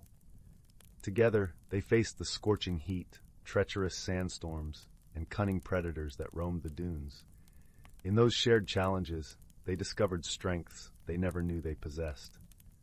Zara's quick thinking and resourcefulness complemented Rook's resilience and survival instincts, forming an unbreakable bond forged in adversity. As the days turned into weeks, they learned to appreciate each other's differences. Ruck marveled at Zara's boundless curiosity and eagerness to learn, while Zara found herself in awe of Rook's unwavering determination and deep connection to the harsh beauty of Krylox. In moments of vulnerability, they offered each other solace and understanding. When Zara felt the weight of her failures, Ruck's gruff words of encouragement lifted her spirits. And when Ruck's tough exterior cracked, revealing the loneliness that plagued him, Zara's companionship soothed his aching heart. Through their shared struggles and triumphs, they discovered the true meaning of friendship, a bond that transcends physical forms and cultural divides, rooted in mutual respect, trust, and a willingness to see the world through each other's eyes. As the time came for Zara to return to Zendria, she realized that her greatest discovery on this journey was not the secrets of the universe, but the profound connection she had forged with Ruck. With a heavy heart, she bid farewell to her unlikely companion, promising to one day return and share the wonders of her home world with him. And as she soared through the stars, Zara knew that no matter how vast the distance between them, the bond they had formed would shine brighter than the brightest celestial beacon, a testament to the power of friendship to bridge any divide. Story 32. Once upon a time, in a quaint little village, nestled between rolling hills and lush emerald forests, there lived a young girl named Lila. Her cottage was small but cozy, with ivy creeping up its stone walls and a garden that burst with colorful flowers. Lila had a curious heart and a mind full of dreams, always wondering what lay beyond the hills that embraced her village. One spring morning, as the sun cast a golden glow over the dew-kissed grass, Lila set out on her usual walk through the woods. The air was sweet with the scent of blooming wildflowers, and the gentle breeze carried the whispers of the leaves dancing in the trees. She loved these walks, for they filled her with a sense of peace and wonder. On this particular day, something caught her eye, a glimmering light peeking through the underbrush. As she drew closer, she discovered an old weathered book partially hidden beneath a blanket of moss. Its cover was adorned with intricate patterns that seemed to shimmer in the dappled sunlight. Curious, Lila carefully picked up the book and brushed away the moss. She opened it to find pages filled with delicate illustrations and words that seemed to glow softly. It was unlike any book she had ever seen, and as she turned the pages, she felt a gentle warmth envelop her. As she read, the world around her seemed to fade away, and she found herself in a place of wonder and magic. The book spoke of a hidden realm known as the Whispering Wood, a place where the ordinary became extraordinary, and where the heart could soar with the dreams of the stars. The book revealed that Lila possessed a rare ability. She could communicate with the whispering wood. This was a gift bestowed upon those with pure hearts and open minds. The book urged her to embark on a journey to discover the secrets of the wood, for it held the power to bring harmony and joy to her village. Determined to uncover the mysteries of the whispering wood, Lila set forth on her journey. The path led her deeper into the forest, where the trees stood tall and proud, their leaves murmuring ancient songs. She felt a sense of belonging, as if the forest itself welcomed her with open arms. As she ventured further, Lila encountered a host of gentle creatures, each with their own unique personalities. There was Finn, the wise old owl with eyes like pools of midnight, who perched high above in the branches, offering guidance with his soft, melodious voice. Then there was Pippin, the mischievous squirrel, whose laughter was like the tinkling of tiny bells, always darting about with tales of adventure and mischief. Her journey led her to meet Willow, the graceful deer with eyes that held the wisdom of the ages. Willow walked beside Lila, sharing stories of the past and the importance of living in harmony with nature. Together, they journeyed to the heart of the whispering wood, where the air was filled with a gentle, soothing melody. But the journey was not without its challenges. At the heart of the wood lay a great, ancient tree, its branches reaching towards the heavens and its roots entwined with the earth. The tree was the keeper of the wood's secrets, and to unlock them, Lila needed to show wisdom rather than force. She recalled the lessons she had learned from her friends along the way, the importance of listening, understanding, and embracing the world with kindness. Closing her eyes, Lila listened to the whispers of the forest, letting her heart guide her. In that moment, she realized the true nature of the whispering wood. It was a place where the magic of the heart resonated with the rhythm of the earth, where dreams and reality intertwined in a delicate dance. She understood that the key to unlocking the secrets lay not in power or might, but in love and compassion. With this newfound understanding, Lila gently placed her hand upon the ancient tree. A soft light enveloped her, and the forest came alive with vibrant colors and melodies. The tree's secrets unfolded before her, revealing the magic of the whispering wood, a magic that could bring harmony and joy to all who embraced its gentle wisdom. Lila returned to her village, her heart full of wonder and a newfound sense of purpose. She shared the magic of the whispering wood with her family and friends, teaching them the importance of living in harmony with nature and each other.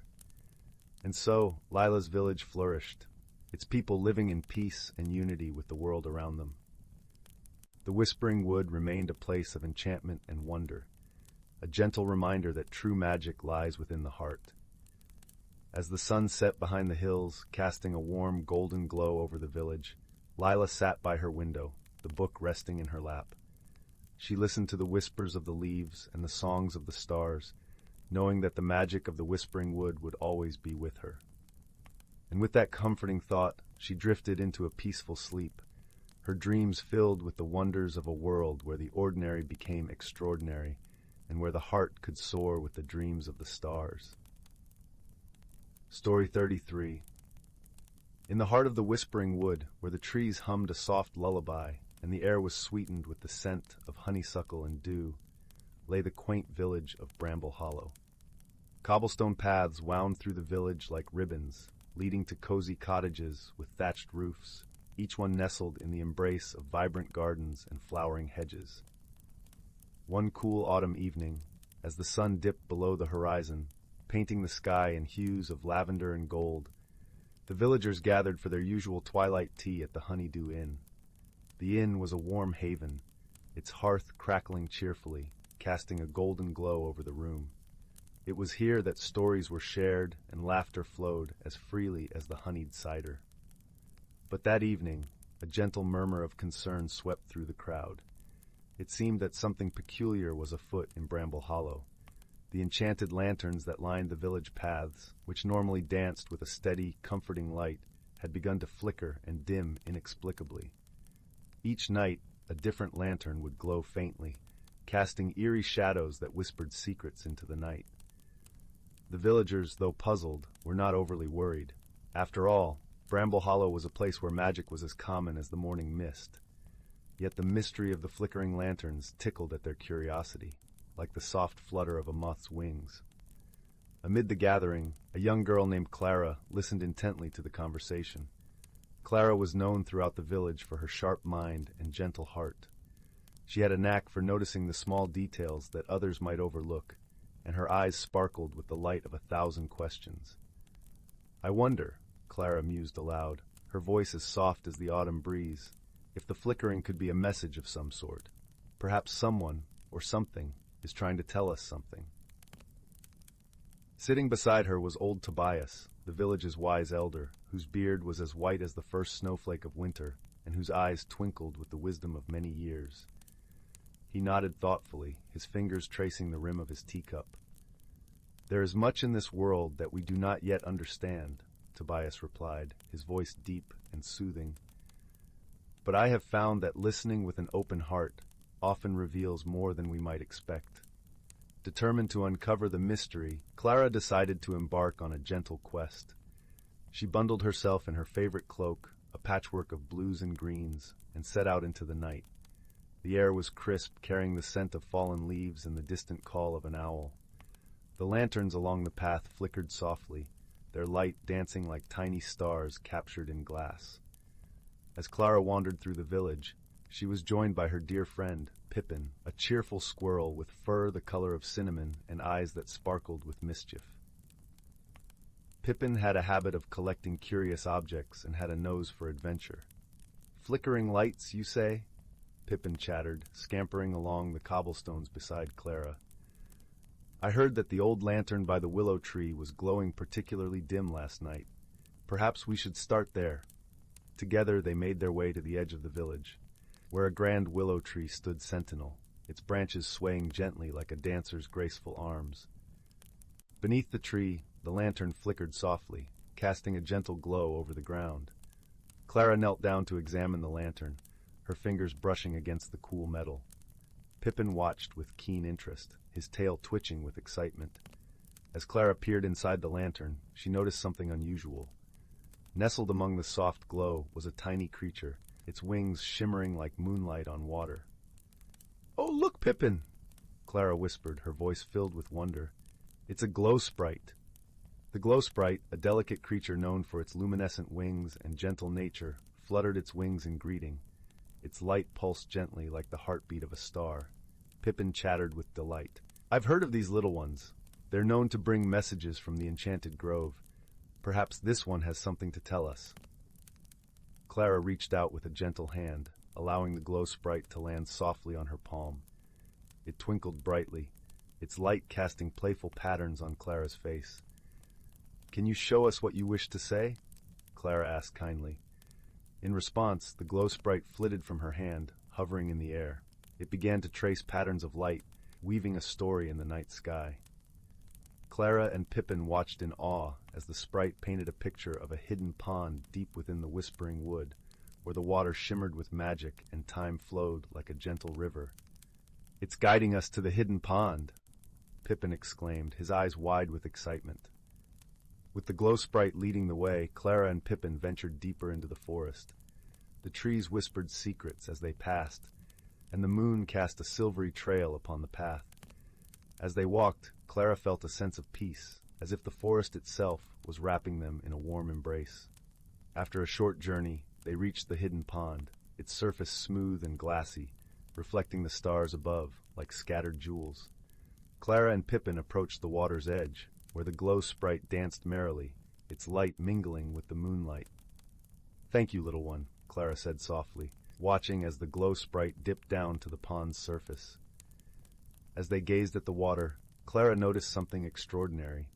The reflection of the moon seemed to ripple and change, revealing a hidden message written in glowing letters. It was a gentle reminder from the magical creatures of the forest, expressing their gratitude for the villagers' kindness and care of the whispering wood. Clara smiled, her heart full of warmth. She realized that the flickering lanterns were not a sign of trouble, but a gift, a gentle reminder of the bond between the village and the magical world that surrounded it. With their mystery solved, Clara and Pippin returned to Bramble Hollow, their spirits light and joyful. As they passed the lanterns, they noticed how they now glowed steadily, as if sharing in their newfound understanding. Back at the Honeydew Inn, Clara shared their discovery with the villagers, who listened with rapt attention and smiles of wonder. Old Tobias nodded, a twinkle in his eye, and said, "You see, my friends, magic is not just in the grand and mysterious. It is in the everyday kindness we share and the simple joys that light our way." And so in Bramble Hollow, the lanterns continued to glow like steadfast friends, their light a symbol of the harmony between the village and the enchanting world beyond. Clara, Pippin, and the villagers carried this lesson in their hearts, knowing that sometimes the smallest mysteries hold the greatest treasures. As the fire crackled warmly in the inn's hearth and the stars twinkled above, Bramble Hollow drifted into a peaceful slumber, wrapped in the gentle embrace of magic and friendship. Story 34. In a quaint little village nestled in the heart of the whispering woods, where the trees hummed soft lullabies and the streams babbled in tender tones, there lived a young girl named Mira. Mira had an insatiable curiosity and a heart as warm as the hearth in her family's cottage. Her days were spent exploring the enchanted glades and conversing with the gentle creatures that called the forest home. One crisp autumn morning, as the first golden leaves began to flutter down, Mira noticed something peculiar. The village's cherished fireflies, which usually danced in the evening air like stars come to visit, were missing. The villagers, who relied on the gentle glow of the fireflies to light their paths at night, were puzzled and a little worried. Mira, being the inquisitive soul she was, decided to unravel the mystery of the missing fireflies. She donned her cozy cloak, its hood lined with the softest of furs, and set out to find answers. Her first stop was the Forest of Whispers, where the wise old owl, Eldon, resided. Eldon was known throughout the land for his sage advice and keen insight. As Mira approached Eldon's ancient oak, the air grew cooler, and the scent of moss and earth enveloped her like a comforting blanket. She called up to the owl, who was perched high in the branches, his eyes like amber lanterns in the dim light. "Eldon," she began, her voice gentle and respectful, "the fireflies have vanished from our village. Do you know where they might have gone?" Eldon ruffled his feathers thoughtfully before speaking in a voice that was as deep and soothing as a distant thunder. "Ah, Mira, the fireflies are guided by the song of the evening star.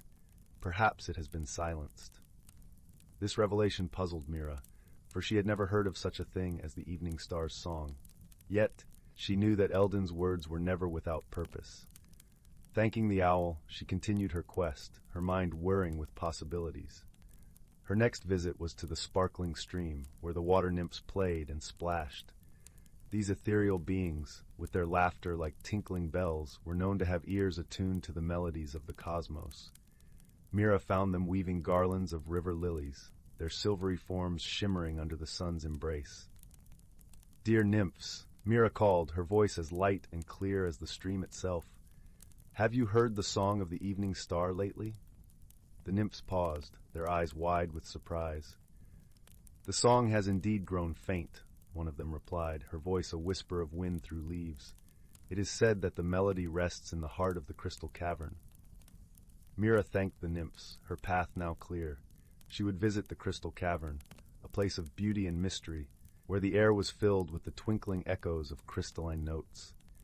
The journey took her through the heart of the forest, where the trees seemed to lean in, listening to her soft footsteps. As she approached the cavern, the world grew hushed, as if holding its breath. Mira entered the cavern, her eyes adjusting to the iridescent glow of the crystalline walls. In the center of the cavern, she found a peculiar sight. A small, glowing creature, no larger than a teacup, with wings like gossamer rainbows. It was a stardust sprite, a rare and mystical being known for its enchanting songs. The sprite looked forlorn, its light dimmed with sadness. "Hello," Mira greeted gently, crouching down to the sprite's level. "Are you the keeper of the evening star's song?" The sprite nodded, its tiny voice quivering with emotion. "I am, but my song has been trapped by shadows that crept in when I was asleep." Understanding dawned on Mira. The sprite's song needed to be freed, for it was this melody that guided the fireflies each night. She pondered deeply, her mind weaving through possibilities until an idea sprouted like a seed in fertile soil. "Would you allow me to help?" she asked, her heart full of kindness. The sprite nodded, hope flickering in its eyes. Mira began to sing, her voice soft and melodic, weaving a tune of warmth and light. She sang of sunlit days and starlit nights, of gentle breezes and blooming flowers. Her song intertwined with the sprites, unraveling the shadows that held it captive. As the last note faded, the sprite's light flared to life, casting brilliant colors across the walls of the cavern. The melody of the evening star was restored, and with it, the fireflies would find their way back home. Grateful and joyous, the sprite fluttered around Mira, showering her with a sprinkle of stardust that glimmered like tiny diamonds upon her cloak. "Thank you," it whispered, its voice now a clear, ringing note. With a heart full of contentment, Mira returned to her village, where the first fireflies had already begun to appear, their gentle light twinkling in the twilight. The villagers rejoiced, and Mira's parents enveloped her in hugs of warmth and pride. That night, as Mira lay in bed, the firefly's glow peeked through her window, a comforting reminder of the day's adventure. She closed her eyes, her heart at peace, knowing that the world was a little brighter and all was well. And so, in the cozy village by the whispering woods, beneath a sky full of shimmering stardust, Mira drifted into dreams as sweet as the lullabies of the trees, knowing that sometimes the softest of songs could light up the darkest of nights. Story 35. In the gentle glow of the twin moons of Zephyria, the galaxy's most peaceful planet, a soft breeze whispered through the towering crystalline trees of the Illumina forest. Here, where the foliage shimmered in iridescent hues and the air hummed with the sound of distant star winds, an unlikely encounter was about to unfold. A young Zephyrian named Lyra, with skin that glistened like opal and hair flowing like liquid silver, was on her nightly stroll. Her people were known for their empathy, capable of sensing the emotions of others in their presence. Lyra loved these quiet moments, where she could feel the forest breathe and hear the soft lullabies of the stars. Meanwhile, far across the cosmos from the planet of Voltaris, a small, rugged spacecraft descended through the pastel skies of Zephyria. Its pilot, a Voltarian named Pax, was a creature of contrast. His kind were sturdy beings, with skin like rough-hewn stone and eyes that glowed like molten lava. They valued strength and directness, often misunderstanding the subtle ways of other cultures. Pax had landed on Zephyria seeking an energy source that his planet desperately needed. However, his maps were old, and as his ship touched down in the heart of Illumina Forest, he unwittingly set off a cascade of shimmering leaves that startled Lyra from her reverie. Emerging from the bushes with a wary but curious gaze, Lyra observed the stranger. Her senses were immediately flooded with a mix of frustration and urgency emanating from Pax. Though they were from worlds apart, Lyra's innate empathy felt the weight of Pax's struggles. Pax, noticing Lyra's approach, braced himself for confrontation. "Who are you?" he asked, his voice a rumble that seemed to vibrate through the very air around them. Lyra smiled gently. "I am Lyra. Welcome to Zephyria. You seem troubled." Pax was taken aback by her calm demeanor. "I didn't mean to intrude," he grumbled, glancing back at his sputtering ship. "I just need to find a source of energy." Lyra nodded understandingly. "Perhaps I can help. Our forest is rich with life and energy, though it may not be what you're used to." As they walked together through the luminous pathways of the forest, Lyra shared stories of her people, and Pax, though initially reluctant, found himself speaking of his home and the struggles they faced. Their initial misunderstanding began to dissolve as they realized that despite their differences, they shared a common desire to help their worlds. As they journeyed deeper, they encountered a challenge that required them to work together. An ancient guardian of the forest, a creature woven of light and shadow, blocked their path. It tested their resolve and their ability to understand one another. Pax, with his natural strength, tried to force his way through, but it was Lyra's gentle communication and understanding of the guardian's nature that ultimately eased their passage. Through this shared challenge, Pax began to see the power in Lyra's wisdom and empathy, qualities he had undervalued. In turn, Lyra admired Pax's courage and resilience. They learned to trust each other, finding strength in their partnership. As they reached the heart of the forest, Lyra showed Pax how to harness the gentle energy of the Illumina trees without harm.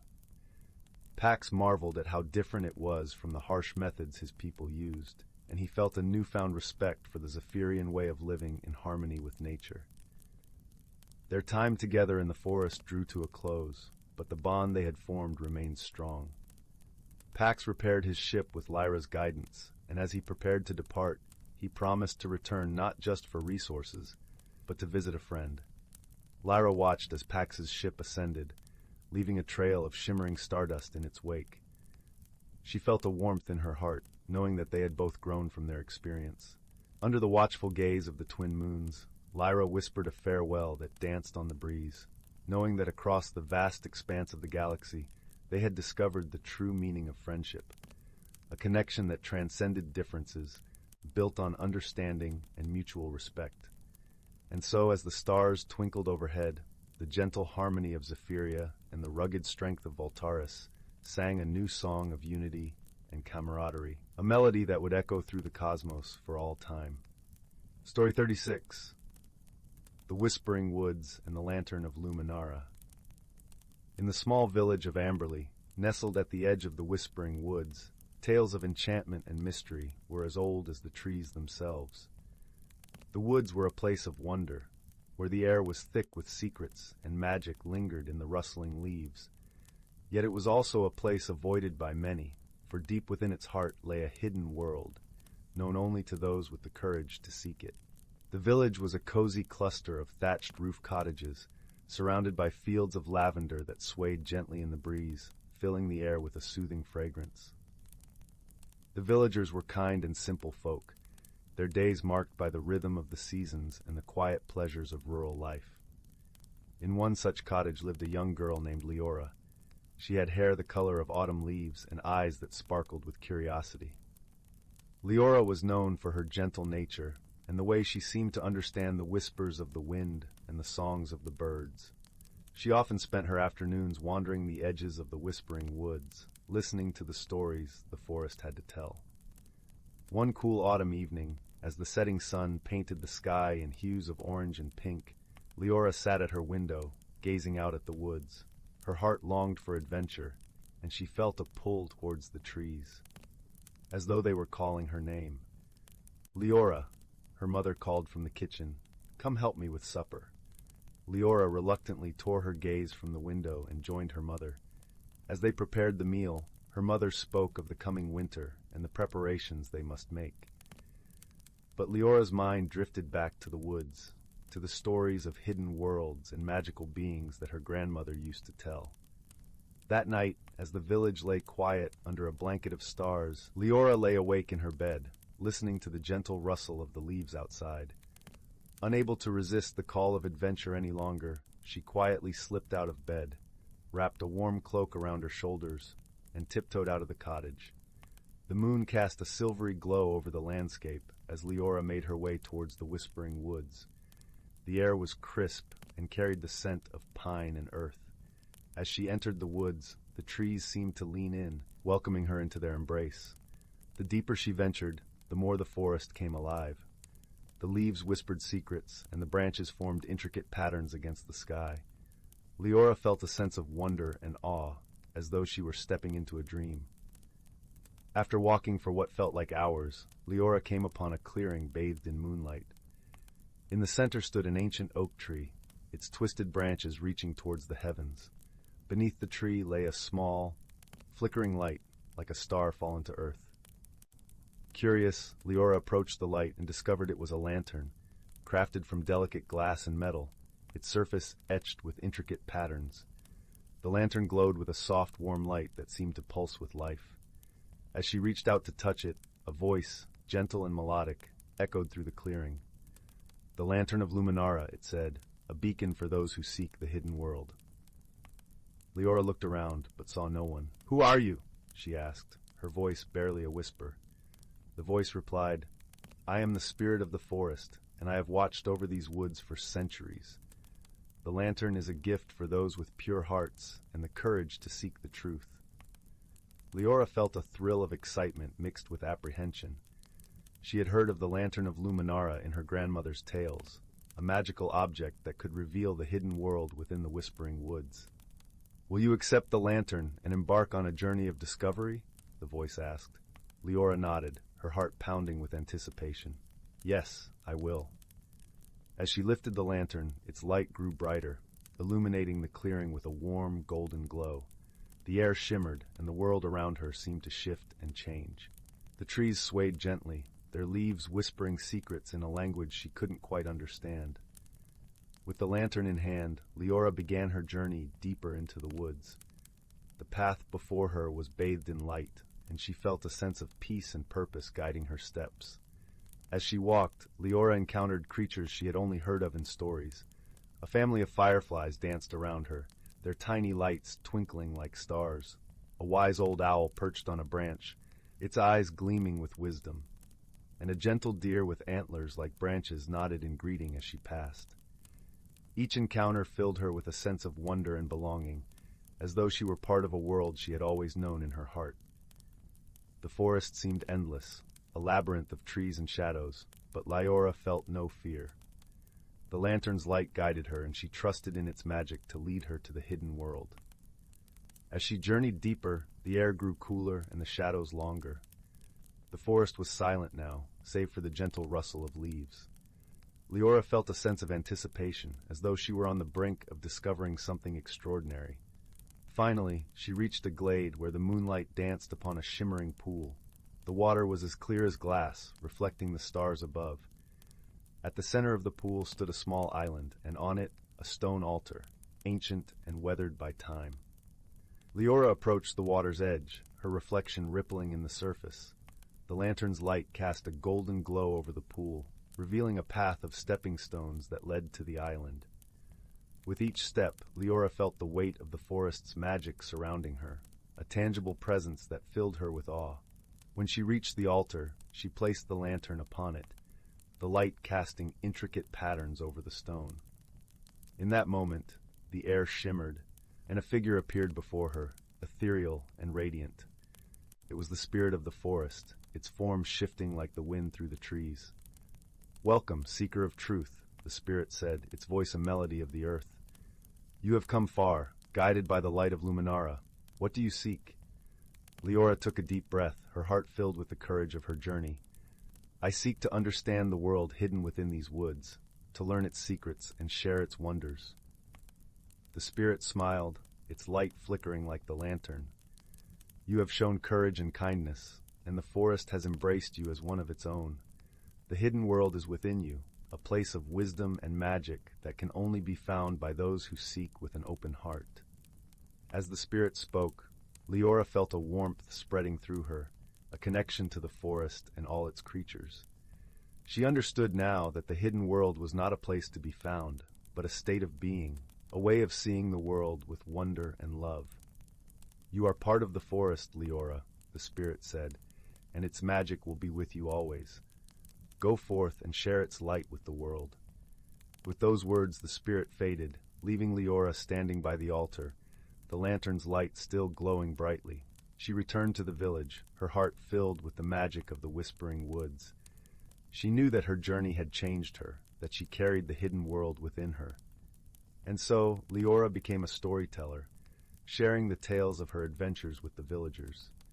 Under her guidance, they learned to see the magic in the everyday, to find wonder in the world around them.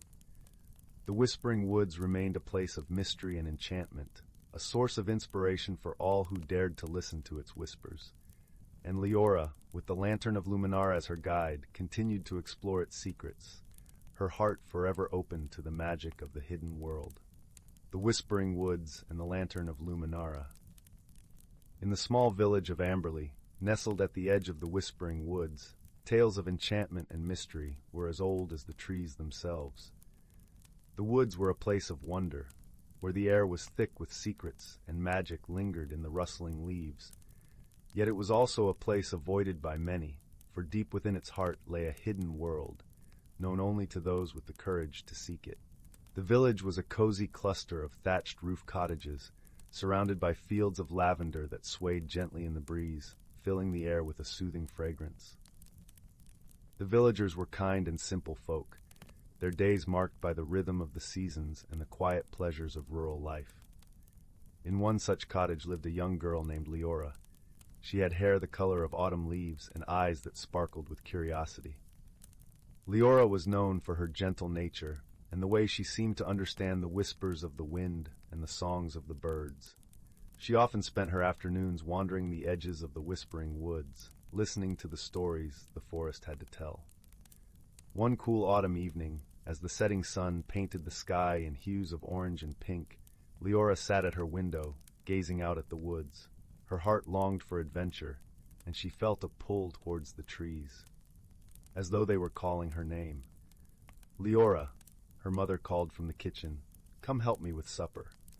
Leora reluctantly tore her gaze from the window and joined her mother. As they prepared the meal, her mother spoke of the coming winter and the preparations they must make. But Leora's mind drifted back to the woods, to the stories of hidden worlds and magical beings that her grandmother used to tell. That night, as the village lay quiet under a blanket of stars, Leora lay awake in her bed, listening to the gentle rustle of the leaves outside. Unable to resist the call of adventure any longer, she quietly slipped out of bed, wrapped a warm cloak around her shoulders, and tiptoed out of the cottage. The moon cast a silvery glow over the landscape as Leora made her way towards the whispering woods. The air was crisp and carried the scent of pine and earth. As she entered the woods, the trees seemed to lean in, welcoming her into their embrace. The deeper she ventured, the more the forest came alive. The leaves whispered secrets, and the branches formed intricate patterns against the sky. Leora felt a sense of wonder and awe, as though she were stepping into a dream. After walking for what felt like hours, Leora came upon a clearing bathed in moonlight. In the center stood an ancient oak tree, its twisted branches reaching towards the heavens. Beneath the tree lay a small, flickering light, like a star fallen to earth. Curious, Leora approached the light and discovered it was a lantern, crafted from delicate glass and metal, its surface etched with intricate patterns. The lantern glowed with a soft, warm light that seemed to pulse with life. As she reached out to touch it, a voice, gentle and melodic, echoed through the clearing. "The Lantern of Luminara," it said, "a beacon for those who seek the hidden world." Leora looked around, but saw no one. "Who are you?" she asked, her voice barely a whisper. The voice replied, "I am the spirit of the forest, and I have watched over these woods for centuries. The lantern is a gift for those with pure hearts and the courage to seek the truth." Leora felt a thrill of excitement mixed with apprehension. She had heard of the Lantern of Luminara in her grandmother's tales, a magical object that could reveal the hidden world within the whispering woods. "Will you accept the lantern and embark on a journey of discovery?" the voice asked. Leora nodded, her heart pounding with anticipation. "Yes, I will." As she lifted the lantern, its light grew brighter, illuminating the clearing with a warm, golden glow. The air shimmered, and the world around her seemed to shift and change. The trees swayed gently, their leaves whispering secrets in a language she couldn't quite understand. With the lantern in hand, Leora began her journey deeper into the woods. The path before her was bathed in light, and she felt a sense of peace and purpose guiding her steps. As she walked, Leora encountered creatures she had only heard of in stories. A family of fireflies danced around her, their tiny lights twinkling like stars. A wise old owl perched on a branch, its eyes gleaming with wisdom. And a gentle deer with antlers like branches nodded in greeting as she passed. Each encounter filled her with a sense of wonder and belonging, as though she were part of a world she had always known in her heart. The forest seemed endless, a labyrinth of trees and shadows, but Leora felt no fear. The lantern's light guided her, and she trusted in its magic to lead her to the hidden world. As she journeyed deeper, the air grew cooler and the shadows longer. The forest was silent now, save for the gentle rustle of leaves. Leora felt a sense of anticipation, as though she were on the brink of discovering something extraordinary. Finally, she reached a glade where the moonlight danced upon a shimmering pool. The water was as clear as glass, reflecting the stars above. At the center of the pool stood a small island, and on it, a stone altar, ancient and weathered by time. Leora approached the water's edge, her reflection rippling in the surface. the lantern's light cast a golden glow over the pool, revealing a path of stepping stones that led to the island. With each step, Leora felt the weight of the forest's magic surrounding her, a tangible presence that filled her with awe. When she reached the altar, she placed the lantern upon it, the light casting intricate patterns over the stone. In that moment, the air shimmered, and a figure appeared before her, ethereal and radiant. It was the spirit of the forest, its form shifting like the wind through the trees. "Welcome, seeker of truth," the spirit said, its voice a melody of the earth. "You have come far, guided by the light of Luminara. What do you seek?" Leora took a deep breath, her heart filled with the courage of her journey. "I seek to understand the world hidden within these woods, to learn its secrets and share its wonders." The spirit smiled, its light flickering like the lantern. "You have shown courage and kindness, and the forest has embraced you as one of its own. The hidden world is within you, a place of wisdom and magic that can only be found by those who seek with an open heart." As the spirit spoke, Leora felt a warmth spreading through her, a connection to the forest and all its creatures. She understood now that the hidden world was not a place to be found, but a state of being, a way of seeing the world with wonder and love. "You are part of the forest, Leora," the spirit said, "and its magic will be with you always. Go forth and share its light with the world." With those words, the spirit faded, leaving Leora standing by the altar, the lantern's light still glowing brightly. She returned to the village, her heart filled with the magic of the whispering woods. She knew that her journey had changed her, that she carried the hidden world within her. And so, Leora became a storyteller, sharing the tales of her adventures with the villagers. Under her guidance, they learned to see the magic in the everyday, to find wonder in the world around them. The Whispering Woods remained a place of mystery and enchantment, a source of inspiration for all who dared to listen to its whispers. And Leora, with the Lantern of Luminar as her guide, continued to explore its secrets, her heart forever open to the magic of the hidden world. Story 37. In the heart of an ancient forest, where towering trees whispered secrets to the skies and streams danced over smooth stones, lay a world hidden from the hurried eyes of humankind. Here, in the gentle embrace of nature, the creatures of the forest lived in harmonious balance, guided by the rhythms of the earth and the wisdom passed down through countless generations. The forest was alive with the gentle symphony of life. The air was rich with the scent of pine needles and moss, while the ground was cushioned by soft layers of fallen leaves that crunched lightly underfoot. Sunlight filtered through the thick canopy, casting dappled patterns on the forest floor and lending a golden glow to the world beneath. It was spring, the season of renewal, when the earth awakened from its winter slumber. The forest creatures were busy with the tasks of the season. Birds flitted from branch to branch, their songs weaving a melodious tapestry through the air. Squirrels chattered merrily as they gathered nuts, their bushy tails flicking with excitement. And in the sheltered glades, the deer moved gracefully, their eyes soft and watchful. Among these creatures lived an old, wise tortoise named Elder Mossback. His shell was a tapestry of lichen and moss, and his eyes held the depth of centuries. Elder Mossback was known far and wide for his stories, which he shared beneath the ancient oak that stood at the heart of the forest. Creatures of all kinds would gather there, drawn by his gentle voice and the warmth of his tales.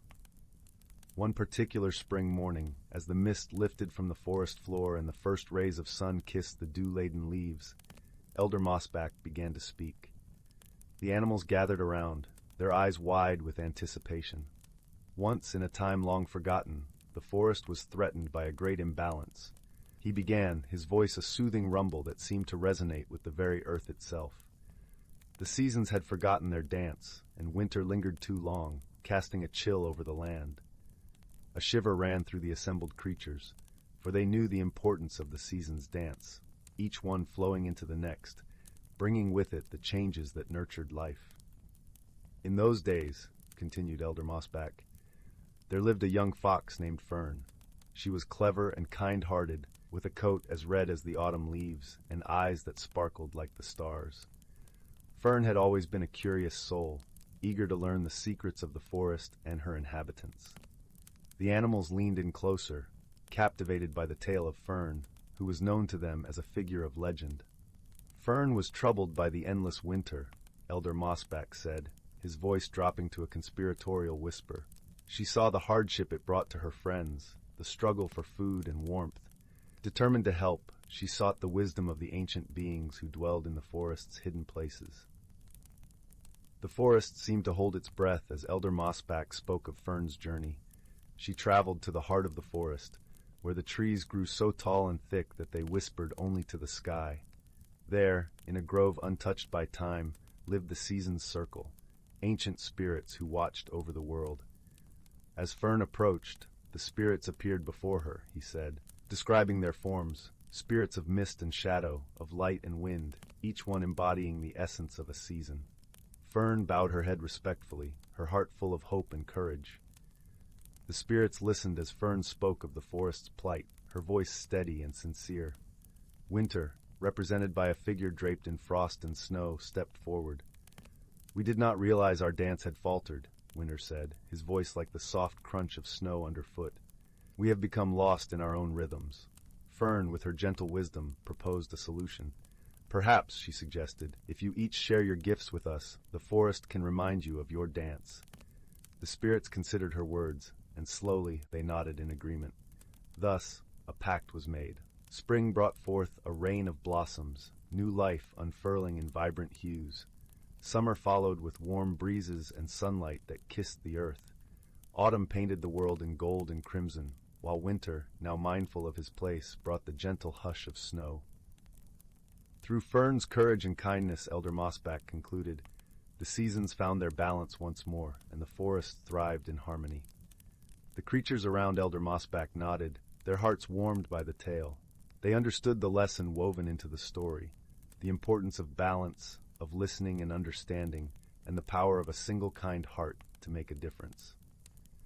As the sun dipped below the horizon, casting a soft twilight over the forest, the animals slowly dispersed, each carrying a piece of the story with them. Elder Mossback watched them go, a gentle smile on his ancient face. In the heart of the forest, beneath the watchful eyes of the stars, life continued its timeless dance, guided by the wisdom of the past and the promise of the future. And so, the forest remained a sanctuary of harmony and peace, where the whispers of old stories lingered like a gentle breeze, reminding all who listened of the beauty of balance and the magic of the natural world. In the heart of an ancient forest, where towering trees whispered secrets to the skies and streams danced over smooth stones, lay a world hidden from the hurried eyes of humankind. Here, in the gentle embrace of nature, the creatures of the forest lived in harmonious balance, guided by the rhythms of the earth and the wisdom passed down through countless generations. The forest was alive with the gentle symphony of life. The air was rich with the scent of pine needles and moss, while the ground was cushioned by soft layers of fallen leaves that crunched lightly underfoot. Sunlight filtered through the thick canopy, casting dappled patterns on the forest floor and lending a golden glow to the world beneath. It was spring, the season of renewal, when the earth awakened from its winter slumber. The forest creatures were busy with the tasks of the season. Birds flitted from branch to branch, their songs weaving a melodious tapestry through the air. Squirrels chattered merrily as they gathered nuts, their bushy tails flicking with excitement. And in the sheltered glades, the deer moved gracefully, their eyes soft and watchful. Among these creatures lived an old, wise tortoise named Elder Mossback. His shell was a tapestry of lichen and moss, and his eyes held the depth of centuries. Elder Mossback was known far and wide for his stories, which he shared beneath the ancient oak that stood at the heart of the forest. Creatures of all kinds would gather there, drawn by his gentle voice and the warmth of his tales. One particular spring morning, as the mist lifted from the forest floor and the first rays of sun kissed the dew-laden leaves, Elder Mossback began to speak. The animals gathered around, their eyes wide with anticipation. Once, in a time long forgotten, the forest was threatened by a great imbalance. He began, his voice a soothing rumble that seemed to resonate with the very earth itself.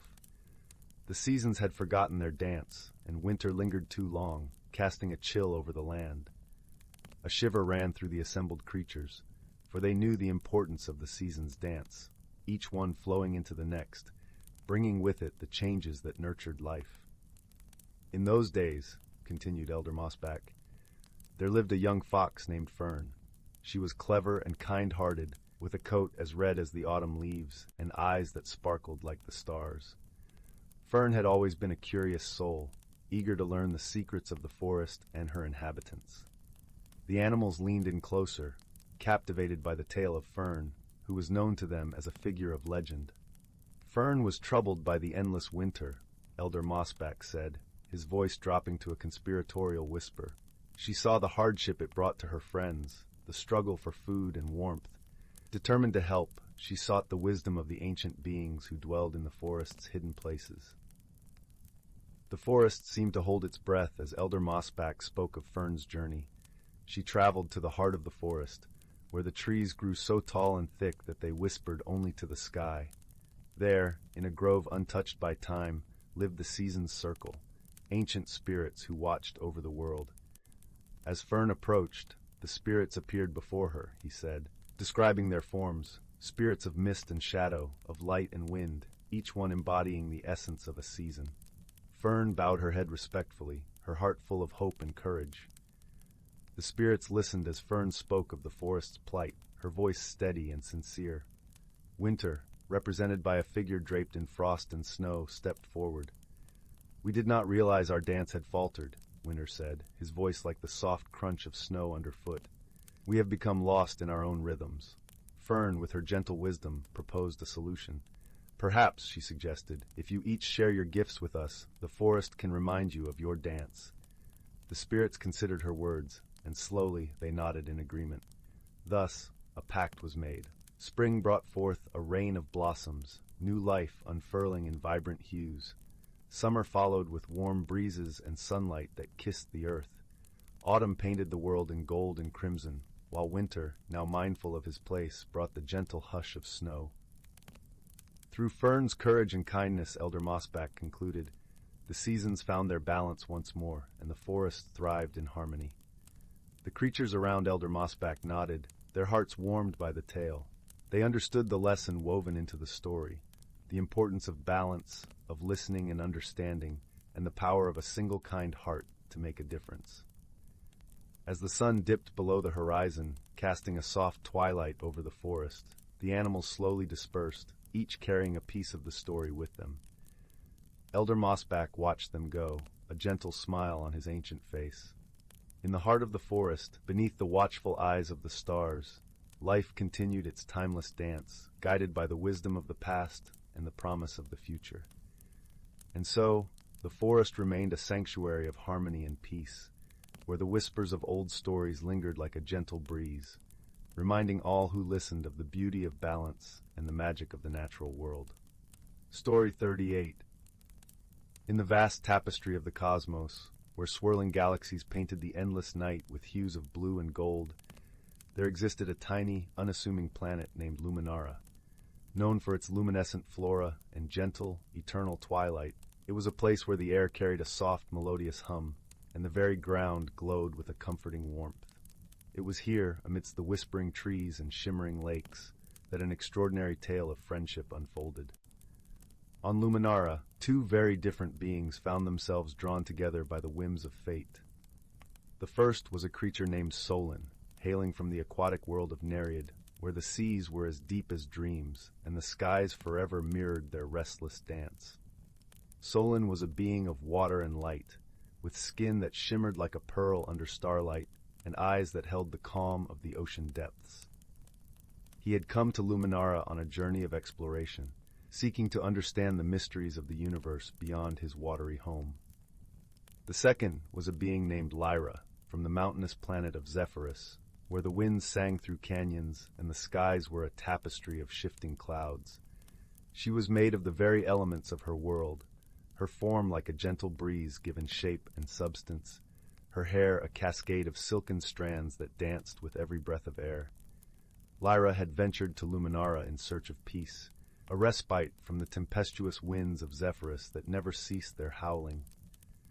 Their paths crossed on the shores of a radiant lake, where Solon and Lyra found themselves drawn by a mutual curiosity and a shared sense of wonder at the beauty of Luminara. Yet their initial encounter was fraught with misunderstanding, for Solon's words, like ripples in water, were soft and measured, while Lyra's speech was quick and fleeting, like the wind itself.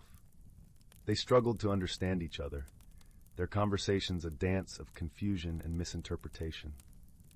Despite these challenges, a seed of friendship began to take root, nurtured by their shared experiences on this luminous world.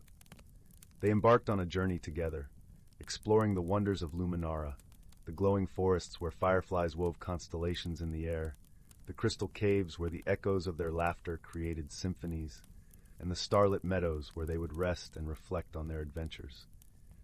As they journeyed, they encountered trials that tested their budding friendship.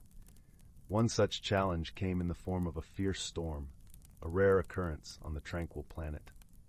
The winds howled like a zephyr's fury, and the rain fell in sheets that turned the ground into a mirror of the sky. Solon, whose nature was attuned to the fluidity of water, found solace in the rain but struggled against the wind's relentless push. Lyra, on the other hand, danced with the storm, her spirit intertwined with the gusts, yet she feared the water that threatened to drown her essence. In the heart of the storm, Solon and Lyra discovered the strength of their bond. Solon offered Lyra the shelter of his embrace, his watery form providing a haven from the rain, while Lyra guided them both with her intimate knowledge of the wind's capricious nature. Together, they weathered the tempest, learning to lean on each other's strengths and embrace their differences. Through such shared challenges, their friendship deepened, and they began to understand each other in ways that transcended words. Solon learned to listen not just with his ears, but with his heart, attuning himself to the subtle shifts in Lyra's presence. In turn, Lyra discovered the patience to slow her thoughts, allowing Solon's gentle wisdom to resonate within her. Their journey was not merely one of exploration, but of transformation. They discovered that true friendship was a mosaic of moments, some bright with laughter, others shaded with silence and understanding. It was a dance of giving and receiving, of holding space for one another's fears and dreams. As their time on Luminara drew to a close, Solon and Lyra found themselves at the edge of the lake where they had first met. The sky was painted with the colors of twilight, the horizon a blur of gold and violet. They sat side by side, their reflections mingling on the water's surface, a testament to the bond they had forged. "You know," Solon began, his voice as gentle as a whispering tide, "when I first met you, I couldn't understand your words, but now I realize it was your spirit I needed to listen to." Lyra smiled, her eyes sparkling like the first stars of evening. "And I thought I was alone in my dance, but you've shown me that there is beauty in moving together, in harmony." They sat in companionable silence, the air filled with the soft symphony of Luminara's night. As the stars began their nightly vigil, Solon and Lyra understood that their friendship was a beacon, a light that would guide them no matter where their journeys took them next. In the heart of the cosmos, on a planet where the night never truly ended, two unlikely companions had discovered the true meaning of friendship, a bond forged not by similarity, but by the courage to embrace their differences and the wisdom to grow together. And as they gazed up at the vast, starry expanse, they knew that their hearts would forever be as intertwined as the constellations above. Story 39. Once upon a time, in a quaint village nestled amidst whispering woods and rolling hills, there was a young girl named Lila. Her hair was the color of autumn leaves, and her eyes sparkled like the morning dew on a sunlit meadow. Lila lived in a small cottage with her grandmother, a wise woman known by all as the keeper of old tales and forgotten lore. Every evening after the sun had dipped below the horizon and the sky was painted with hues of lavender and rose, Lila would sit by the crackling fireplace, eagerly listening to her grandmother's stories. These tales spoke of enchanted forests, hidden worlds beneath the earth, and magical objects that held the power to transform lives. One chilly autumn night, as the wind howled softly against the windows, Lila's grandmother began a story about a peculiar object known as the Whispering Locket. "This locket," her grandmother began, her voice a gentle murmur against the backdrop of the crackling fire, was said to have the power to reveal truths and guide those who listened with an open heart. Intrigued, Lila asked, "Where's this locket now, Grandma?" Her grandmother smiled mysteriously, her eyes twinkling with secrets. "Some say it lies hidden deep within the heart of the Whispering Woods, waiting for a worthy soul to discover it." That night, as Lila lay in bed, the story of the Whispering Locket lingered in her thoughts, weaving itself into her dreams. She imagined the locket glowing softly beneath the canopy of ancient trees, whispering secrets of the world to those who dared to listen. With the dawn came a newfound determination. Lila decided that she would embark on a journey to find the Whispering Locket. She felt a curious pull towards the woods, as if the very trees were calling her name with the rustle of their leaves. The next morning, with a knapsack filled with bread, cheese, and a canteen of fresh spring water, Lila set off towards the Whispering Woods. The path was dappled with sunlight, and the air was filled with the scent of pine and earth. Birds chirped a cheerful melody, and squirrels scurried across the forest floor, pausing curiously to watch Lila as she passed. As she ventured deeper into the woods, the light grew dimmer, filtered through the thick canopy of leaves overhead. The air was cooler here, carrying the faint scent of moss and damp earth. Lila felt a tingling sense of excitement mixed with trepidation, for she knew she was entering a place where magic lingered in every shadow. Hours passed as Lila wandered deeper into the woods, guided by intuition and the occasional whisper of the wind. She paused to rest beside a gentle brook that babbled over smooth stones, its water clear as crystal. Here, she met a peculiar friend, a small, golden fox with eyes as bright as amber. The fox approached Lila with a cautious curiosity, its bushy tail flicking playfully. Lila extended her hand, and to her delight, the fox nuzzled its nose against her fingers. "Hello there," Lila said softly. "Are you a guardian of these woods?" The fox tilted its head, as if considering her words, then darted off a few paces, pausing to look back at her with an inviting gaze. It seemed to beckon Lila to follow, and with a sense of wonder, she did. They journeyed together through the forest, the fox leading Lila through hidden trails and secret glades. Along the way, Lila marveled at the beauty around her, the delicate ferns that unfurled in the shade, the vibrant mushrooms that dotted the forest floor, and the symphony of birdsong that filled the air. As the sun began its descent, casting long shadows across the woodland, the fox led Lila to a clearing bathed in the golden light of dusk. At the center of the clearing stood an ancient oak tree, its gnarled branches reaching towards the sky like the arms of a wise old sage. Nestled among the roots of this grand tree was a small moss-covered stone altar. Upon it rested a locket, its silver surface glinting in the fading light. Lila's heart leaped with recognition. This was the Whispering Locket from her grandmother's tales. With a sense of reverence, Lila approached the altar. The locket seemed to hum softly, resonating with a melody that only her heart could hear. She reached out and gently lifted the locket from its resting place, feeling its cool weight in her palm. As she held the locket, a soft voice echoed in her mind, warm and wise. "What truth do you seek, dear child?" Lila closed her eyes, allowing the calm of the moment to wash over her. She thought of her grandmother, of the stories and wisdom she'd shared. She thought of her own place in the world, and the courage it took to seek the unknown. "I seek to understand my path," Lila whispered, her voice blending with the gentle rustle of leaves. The locket pulsed gently, and Lila felt a warmth spread through her, as if the very essence of the woods embraced her. Images danced before her mind's eye, her grandmother's loving smile, the friends she had yet to meet, and the adventures that awaited her beyond the horizon. In that moment, Lila understood that the journey she had embarked upon was not just about finding the locket, but about discovering the strength and wisdom within herself. The locket had guided her, but it was her own heart that had shown her the way. With newfound clarity, Lila opened her eyes and looked at the fox, who watched her with knowing eyes. She smiled, and the fox seemed to nod in approval, its tail flicking contentedly. As the stars began to twinkle in the sky, Lila returned the locket to the altar, feeling a sense of gratitude and peace. The fox led her back through the forest, the path now familiar and welcoming. The journey home was filled with a quiet joy. the forest around her alive with the magic of the night. When Lila finally emerged from the woods, the village was bathed in the soft glow of moonlight. Her grandmother was waiting by the garden gate, her eyes full of pride and love. "Did you find what you were looking for?" her grandmother asked, embracing Lila warmly. "I did, Grandma," Lila replied, her voice filled with the wisdom of her journey. "I found the whispering locket, but more importantly, I found myself." Her grandmother smiled, her heart full of understanding. Together, they walked back to their cozy cottage, where the fire crackled merrily in the hearth, casting a warm glow across the room.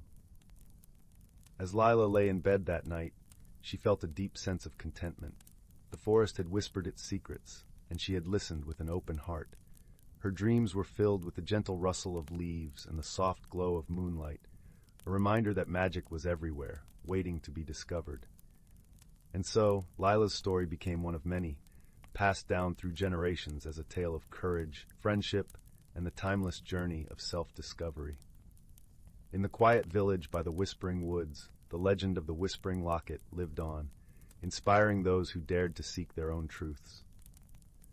As the night deepened, the village lay in peaceful slumber, the stars watching over all with their gentle light. And in the heart of the woods, the ancient oak stood sentinel, its branches whispering secrets to the wind, a reminder that the world was full of wonder for those who listened with their hearts. Story 40, Story 41, Story 42, Story 43, Story 44. In a quaint village nestled between rolling hills and vibrant meadows, where the air was always infused with the sweet scent of blooming lilacs, there lived a gentle young woman named Clara. Clara was known for her kindness and her deep love for the woods that surrounded her home. Every morning she would wander through the forest, her senses alive with the whispering leaves and the song of the brook that wound its way through the ancient trees. Yet, despite her love for the world around her, Clara felt a heaviness in her heart, an uncertainty about the changes that life seemed to be whispering on the breeze. She cherished the familiar patterns of her days, the way the morning sun painted golden streaks on her kitchen floor, the comforting chatter of her neighbors, and the steady rhythm of village life. The thought of anything disrupting this brought a shiver of apprehension. One late afternoon, as Clara sat by the brook, dipping her fingers into the cool, flowing water, she noticed something unusual. A tiny, luminescent butterfly, unlike any she had seen before, fluttered down to rest on her hand. Its wings shimmered with an iridescent glow, shifting colors like the sky at dusk. Clara watched, mesmerized, as the butterfly fanned its wings, casting a soft, magical light around them. "Hello," came a gentle voice, startling Clara slightly. She looked around, but the woods were empty, save for the rustling leaves and the babbling brook. "Down here," the voice said. Clara blinked in surprise, realizing the voice was coming from the butterfly itself. "Oh my," she whispered, her heart fluttering with the unexpected magic of it all. "I am Lumi," the butterfly introduced, its voice as soft as a whispering breeze. "I've come to help you see the beauty in change." Clara hesitated, unsure. "Change frightens me," she confessed, her voice barely above a murmur. "Everything seems so uncertain and vast." Lumi nodded understandingly, its wings glinting in the fading light.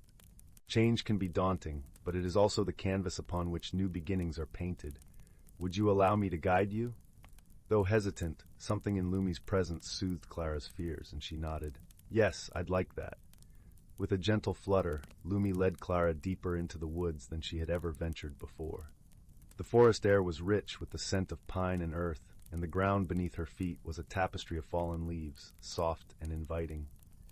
Clara felt a quiet strength in the ancient trees, their branches forming a cathedral of green above her. As they walked, Lumi spoke softly of the magic woven into the fabric of the world, a magic that thrived on change and growth. Clara listened, her heart opening to the possibilities she had never dared to consider. In a clearing, bathed in the soft glow of twilight, Lumi paused and gestured with its delicate wings to a cluster of wildflowers. "Look closely, Clara," it encouraged. Clara knelt down, her fingers brushing against the petals that seemed to hum with a quiet energy. "What is it?" she asked, sensing something wondrous just beyond her understanding. These flowers, Lumi explained, are like moments of change.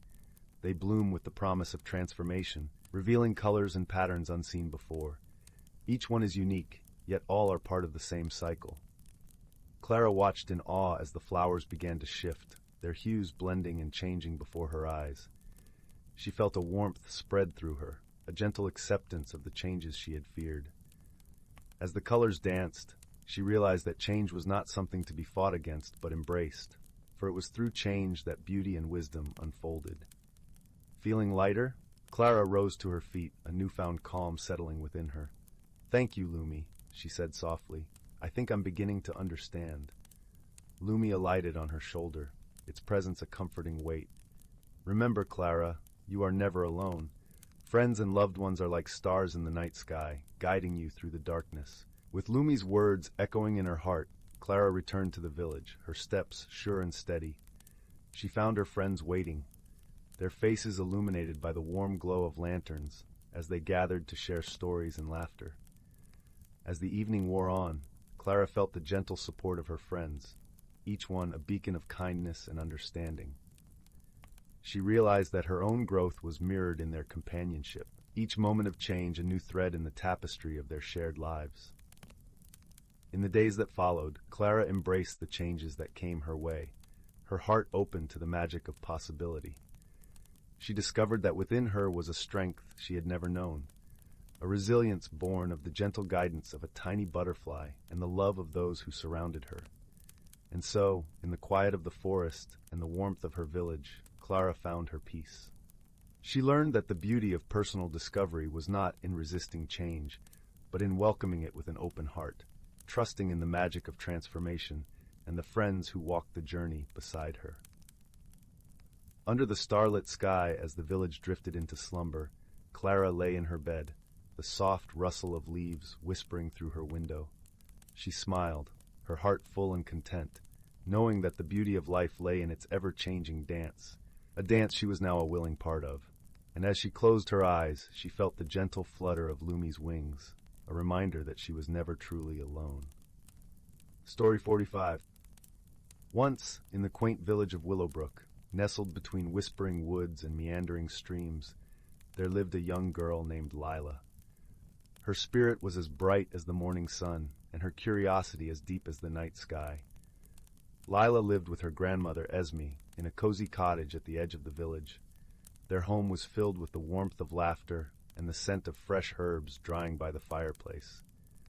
One crisp autumn morning, as leaves painted the ground in shades of amber and gold, Lila set off to explore the woodland paths she'd wandered since she was a tiny child.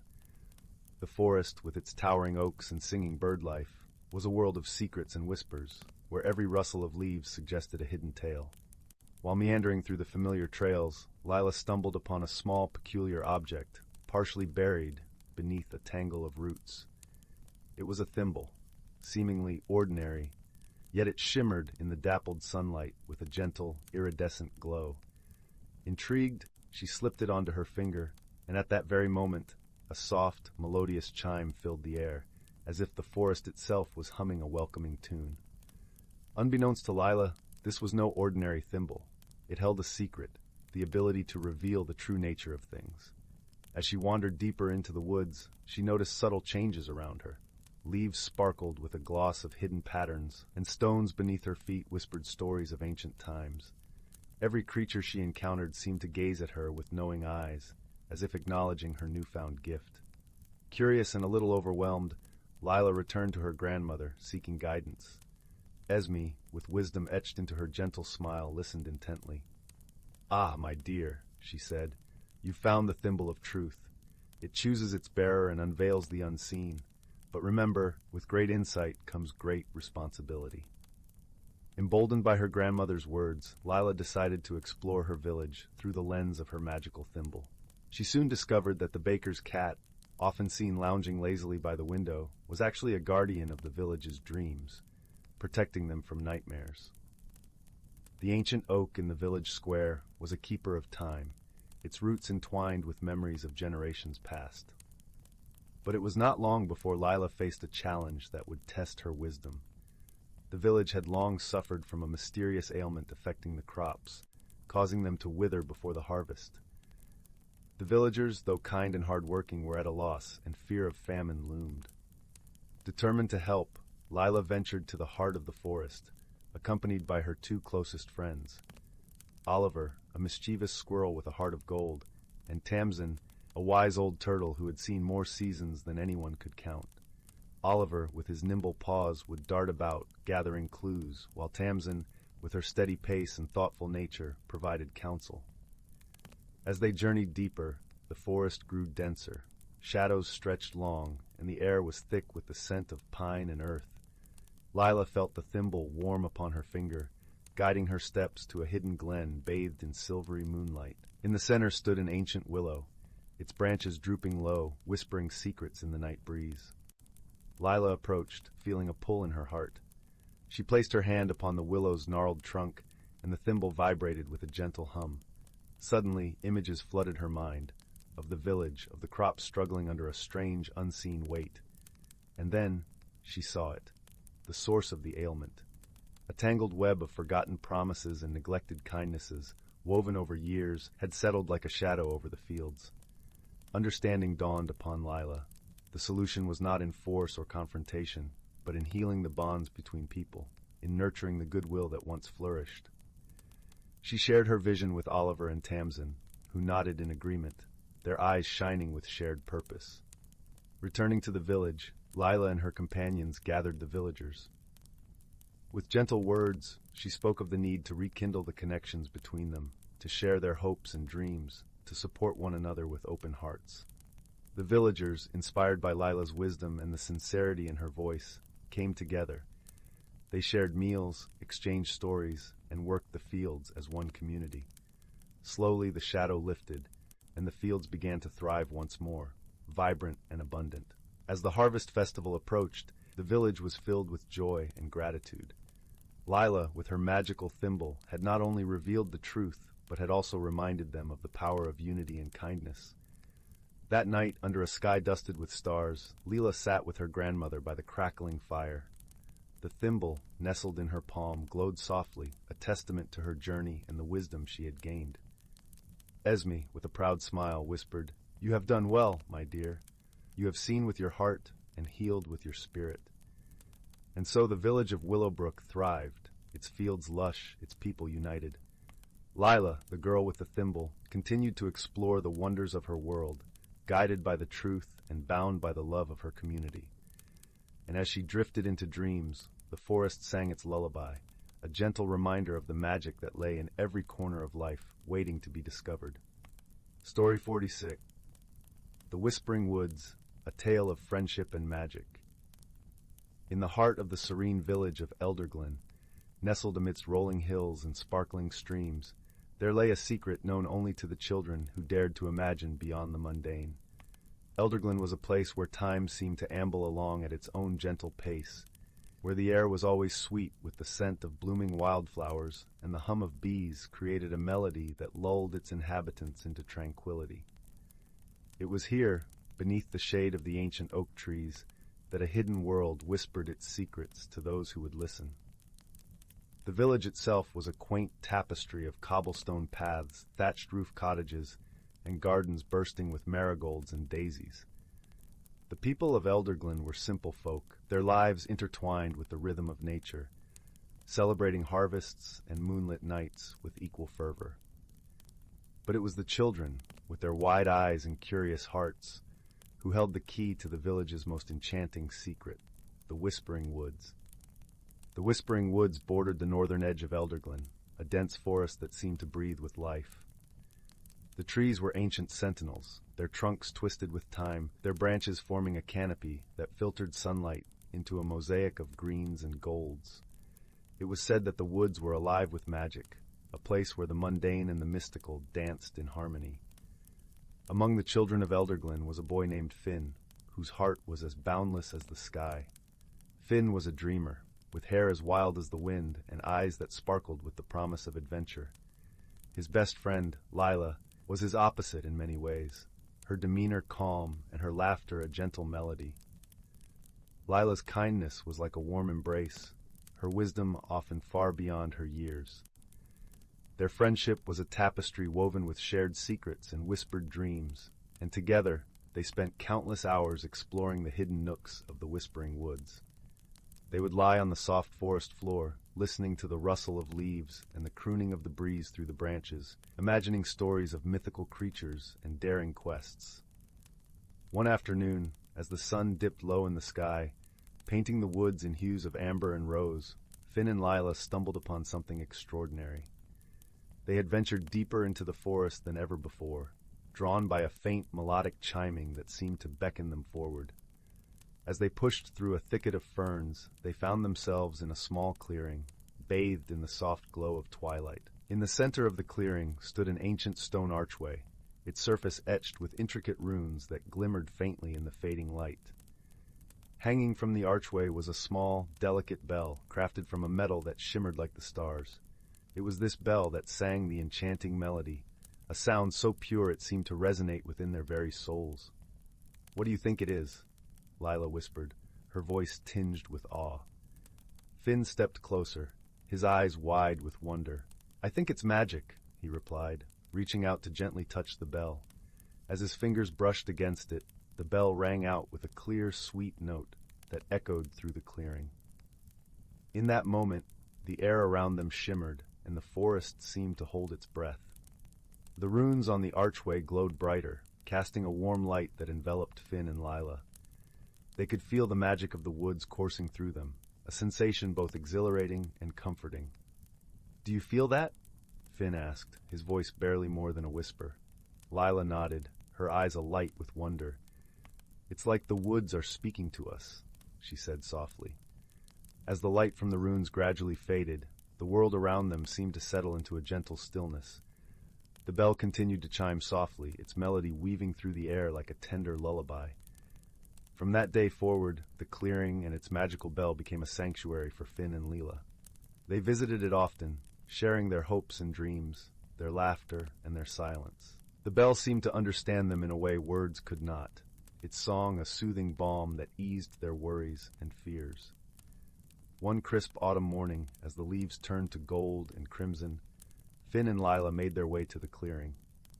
The air was cool and invigorating, carrying the earthy scent of fallen leaves. As they approached the archway, they noticed something different.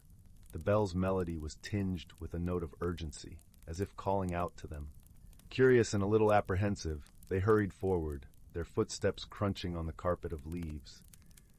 As they reached the clearing, they saw that the runes on the archway were glowing brightly, casting a warm, inviting light. "What's happening?" Finn asked, his heart racing with a mixture of excitement and unease. Lila studied the archway, her brow furrowed in concentration. "I think the woods are trying to tell us something," she said thoughtfully. With a shared glance of determination, they stepped closer to the archway, feeling the familiar warmth of its magic enveloping them. The bell's song grew louder, its melody weaving around them like a protective embrace. Suddenly, the light from the runes flared brightly, and the world around them seemed to shift. They found themselves standing in a place both familiar and new, a hidden world within the whispering woods, a realm where magic was woven into the very fabric of existence. The air here was alive with energy, shimmering with colors that defied description. The trees were taller, their leaves sparkling with iridescent hues. Creatures of all shapes and sizes flitted through the branches, their eyes bright with curiosity and mischief. Finn and Lila stood in awe, their hearts swelling with the wonder of it all.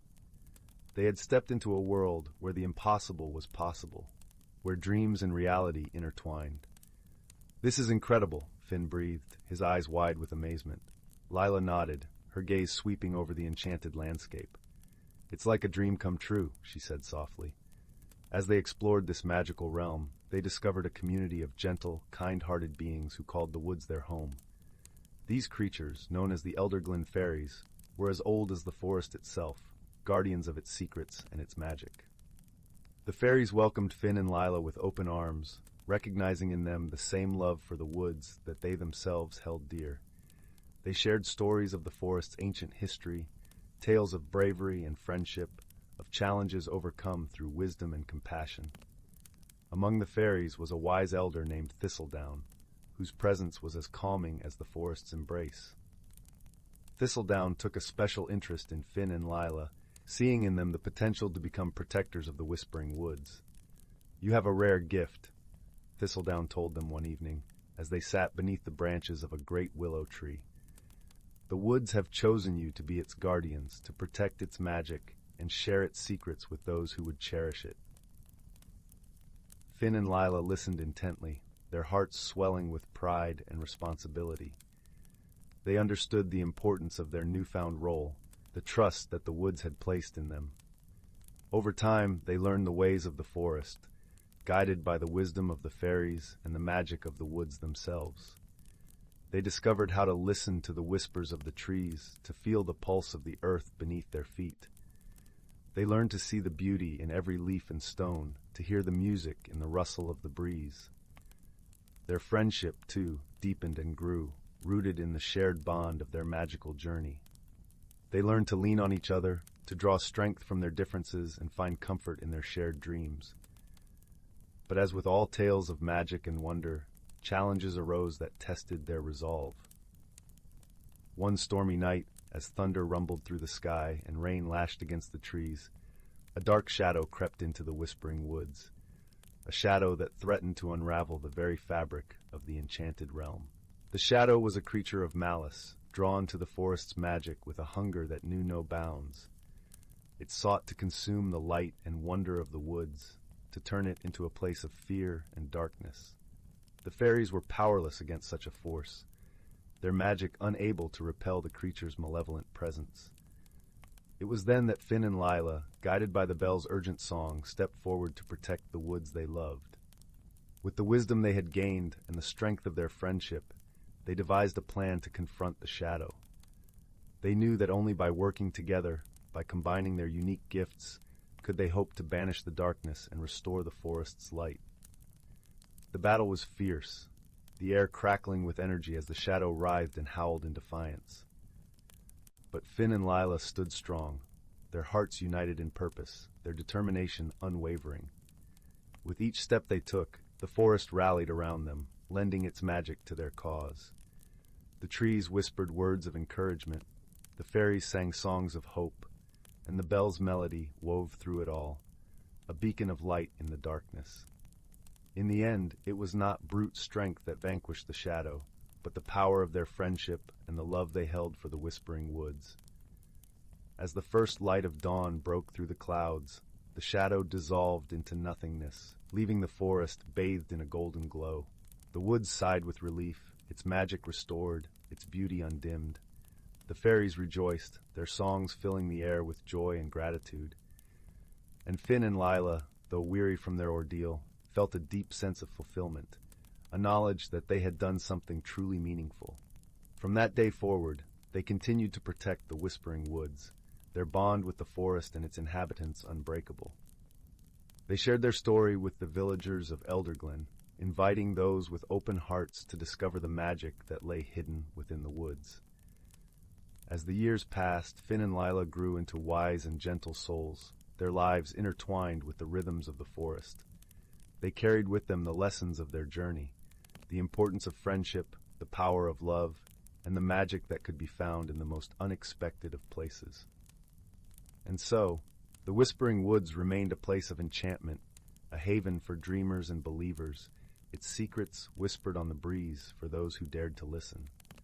And Finn and Lila, the guardians of its magic, stood watch over it all, their hearts forever entwined with the forest they called home. In the cozy glow of the village hearths, where stories were told and dreams took flight, the tale of Finn and Lila and the Whispering Woods lived on, a gentle reminder that in the heart of nature, true magic could always be found. Story 47. Story 48. Story 49. The Whispering Woods and the Lantern of Truth. Once upon a time, nestled in the heart of the lush and rolling hills of Oakshire, lay a small, quaint village known as Willowbrook. This village was surrounded by an ancient forest, known to all as the Whispering Woods. The woods were a place of mystery and enchantment, where the trees seemed to murmur secrets to the wind, and the leaves danced in the gentle breeze like 1,000 tiny fairies. In Willowbrook, there lived a young girl named Anwen. With her auburn hair and bright green eyes, she resembled the very woods she loved to wander.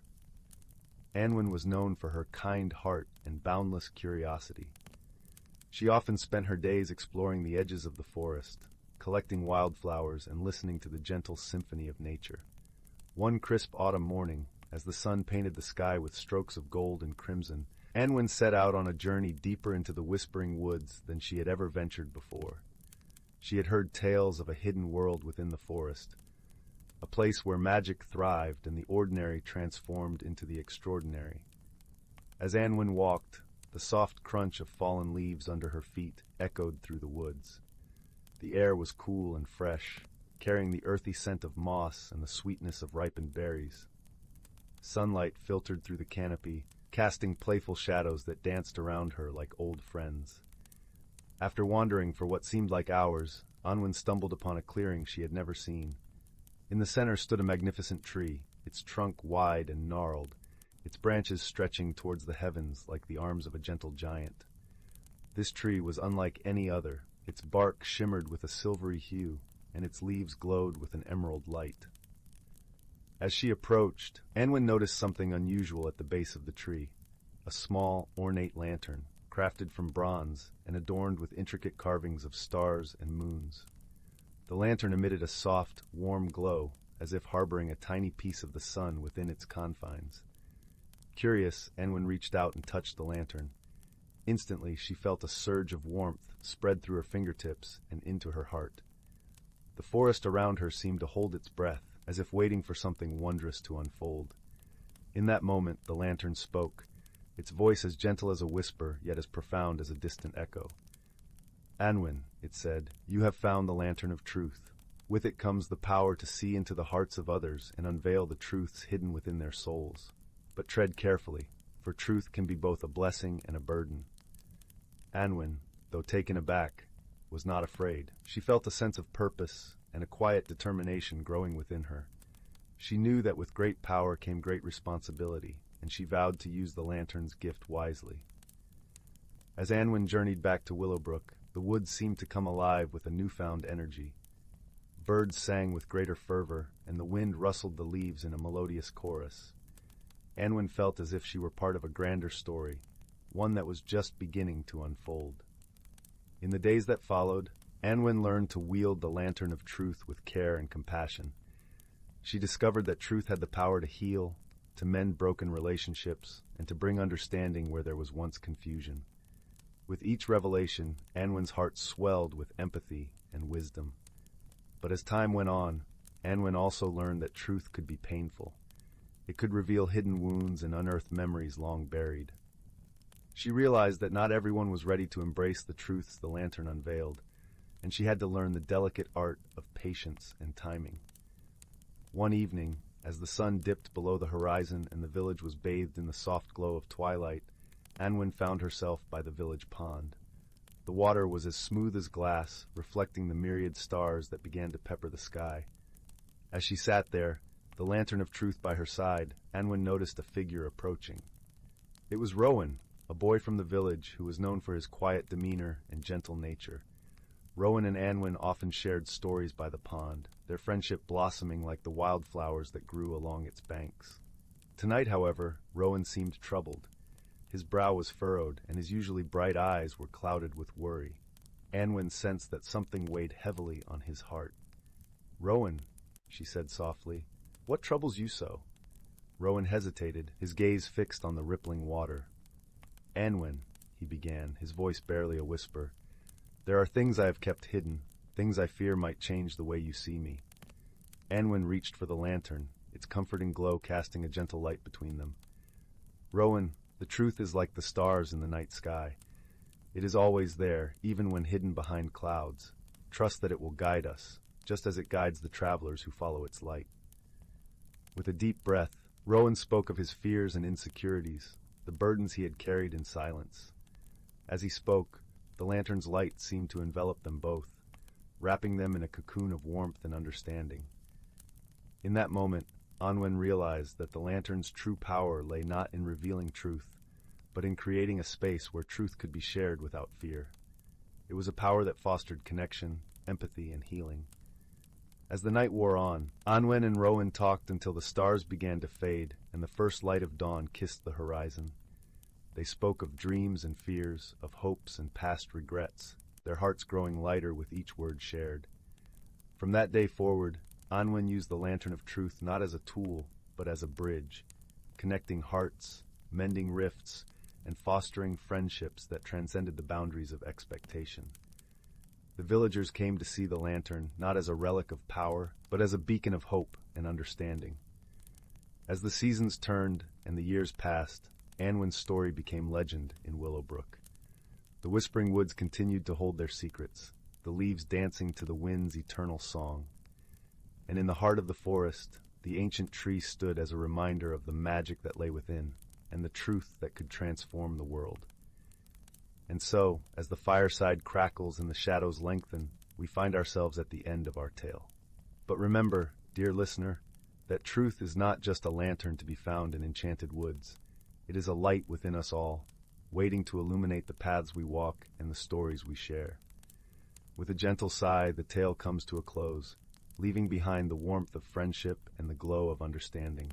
Sleep now, with dreams as bright and boundless as the stars that guide us home. Story 50. In the distant reaches of the cosmos, where stars twinkled like scattered diamonds against the velvet backdrop of space, there existed a small, vibrant planet known as Luminara.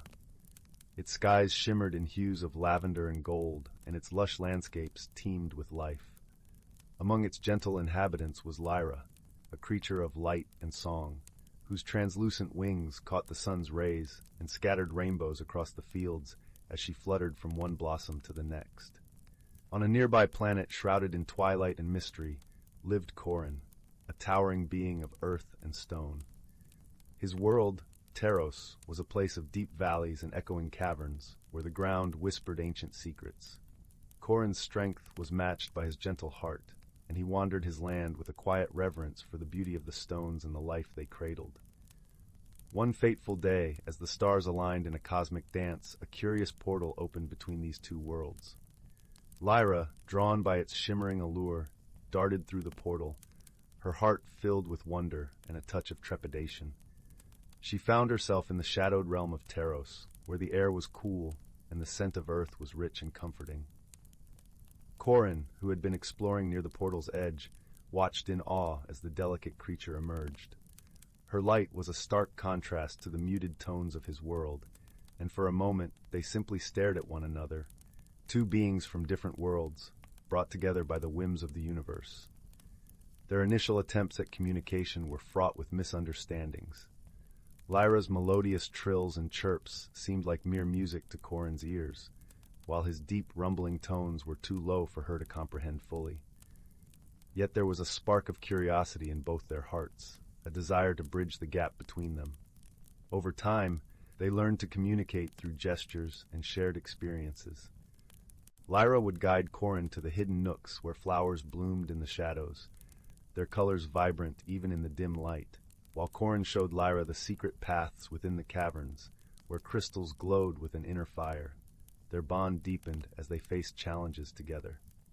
One day, a fierce storm swept across Teros, its winds howling through the valleys, and its rains turning paths into torrents.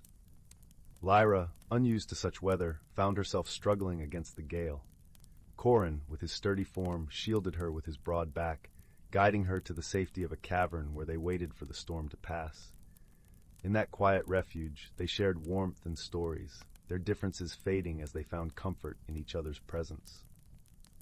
As the days turned into weeks, Lyra and Corin discovered the true meaning of friendship. They learned to appreciate each other's strengths and to lend support in times of need. Lyra taught Corin the joy of laughter, her tinkling giggles echoing through the caverns, while Corin showed Lyra the beauty of silence, the way it allowed the heart to listen more deeply. One day the portal shimmered once more, signaling that it was time for Lyra to return to Luminara. The thought of parting was bittersweet, yet both knew that their friendship had transcended the boundaries of their worlds. As Lyra prepared to leave, she touched her wings lightly to Corin's forehead, a gesture of gratitude and affection. Corin, in turn, placed a small crystal in her hands, its glow a reminder of the light they had found in each other. With a final, shared glance of understanding and warmth, Lyra stepped through the portal, her heart full of memories and a newfound wisdom about the strength of friendship. Back on Luminara, Lyra often gazed up at the stars, her thoughts drifting to her friend Anteros. And on Teros, Corin would sit in the quiet of a cavern, feeling the gentle hum of the crystal Lyra had touched, knowing that their bond was as enduring as the stones of his world. In the vastness of the universe, Lyra and Corin had discovered the simple truth that true friendship knows no bounds, and that even the most unlikely companions can find understanding and joy in one another. And so, beneath the watchful gaze of the stars, their friendship endured, a testament to the harmony that could be found in diversity and the strength that could be born from shared hearts. Story 51. Once, in a small village cradled between emerald hills and a golden sea of daisies, there lived a curious young girl named Lila. Her eyes, sparkling like the morning dew on a spider's web, often wandered far beyond the horizon, where she imagined lands of untold wonders. Her favorite place was the edge of the whispering woods, where trees stood so tall and thick that their tops seemed to tickle the heavens. One crisp autumn morning, when the air was filled with the scent of ripe apples and the sky was painted in hues of orange and pink, Lila felt a gentle tug at her heart. It was as if the woods themselves were calling out to her, whispering secrets through the rustling leaves. With a deep breath of courage and a heart full of wonder, she decided to venture into the unknown. As she stepped past the familiar boundary of the village, the forest enveloped her in a cool embrace. The path was lined with moss that felt like the softest velvet beneath her feet. Sunlight streamed through the branches in playful patterns, and Lila felt as though she was walking through a living cathedral of nature. The air was alive with the symphony of chirping birds and the gentle babble of a hidden brook nearby. A little way into her journey, Lila stumbled upon a clearing where the ground was carpeted with mushrooms of all shapes and colors. Sitting atop one of the largest mushrooms was a peculiar creature with fur the color of twilight and eyes that sparkled with the light of 1,000 stars. It was a wisp fox, a creature as rare as it was wise, known for guiding lost travelers. "Welcome, dear Lila," the wisp fox greeted, its voice as soft as a lullaby. "I see you have a heart full of questions. Would you like some answers?" Lila, though surprised that the creature knew her name, nodded eagerly. "Yes, please. I wish to learn about the wonders of these woods." The wisp fox flicked its bushy tail and smiled. "Then follow me, for this forest holds more magic than you can imagine."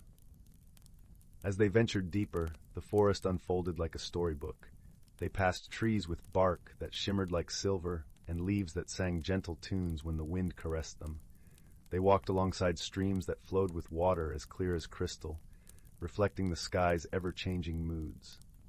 At one point, they came across a glen where luminous butterflies danced in the air, their wings casting rainbows with every flutter.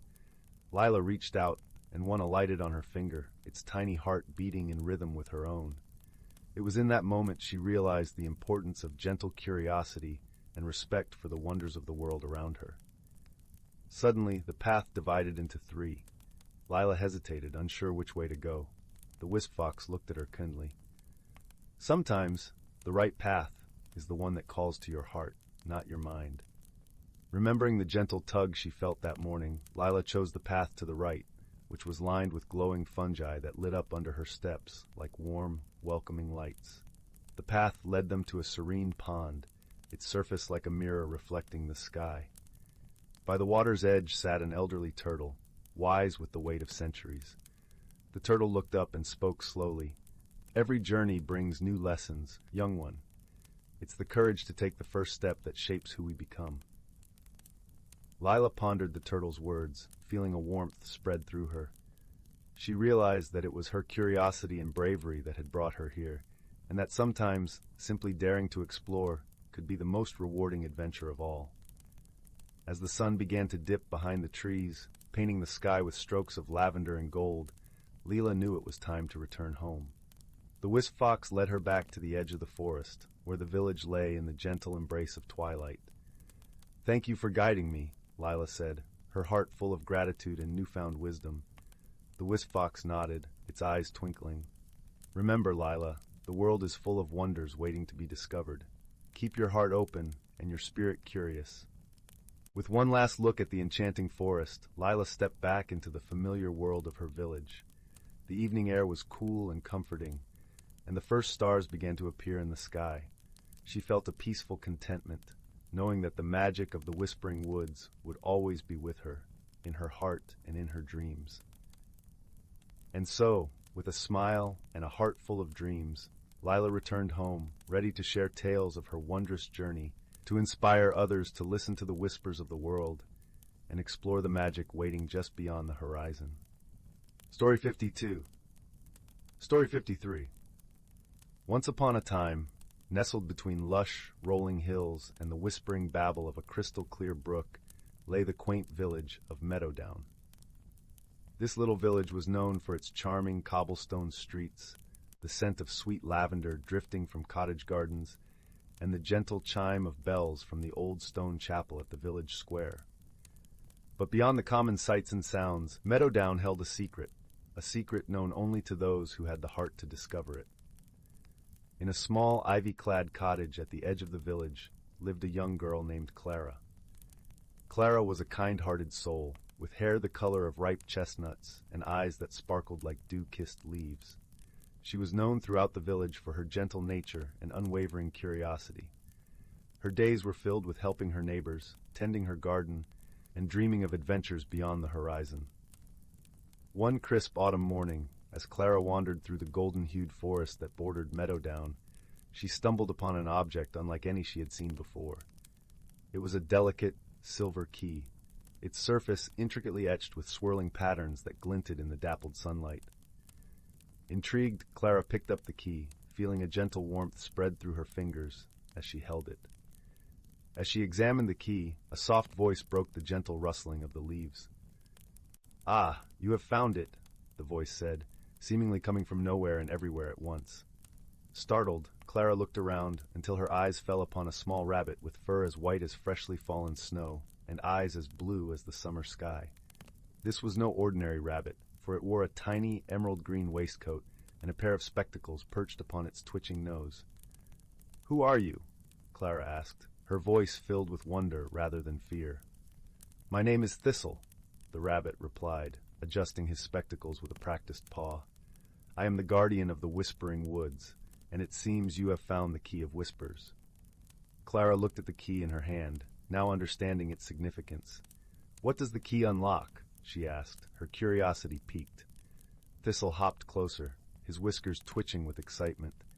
"The key unlocks the door of secrets, a magical portal that reveals the hidden wonders of the forest.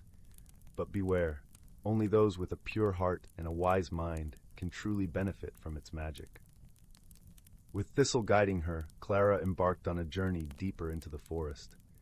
The path was lined with towering trees whose branches formed a canopy of vibrant reds and oranges, and the air was filled with the earthy scent of fallen leaves. As they walked, Thistle shared stories of the forest's hidden magic, of creatures that sang to the moon and flowers that bloomed only under starlight. Their journey was not without challenges. At one point, they came upon a wide, rushing stream, its waters too deep and swift to cross easily. Clara paused, thinking deeply.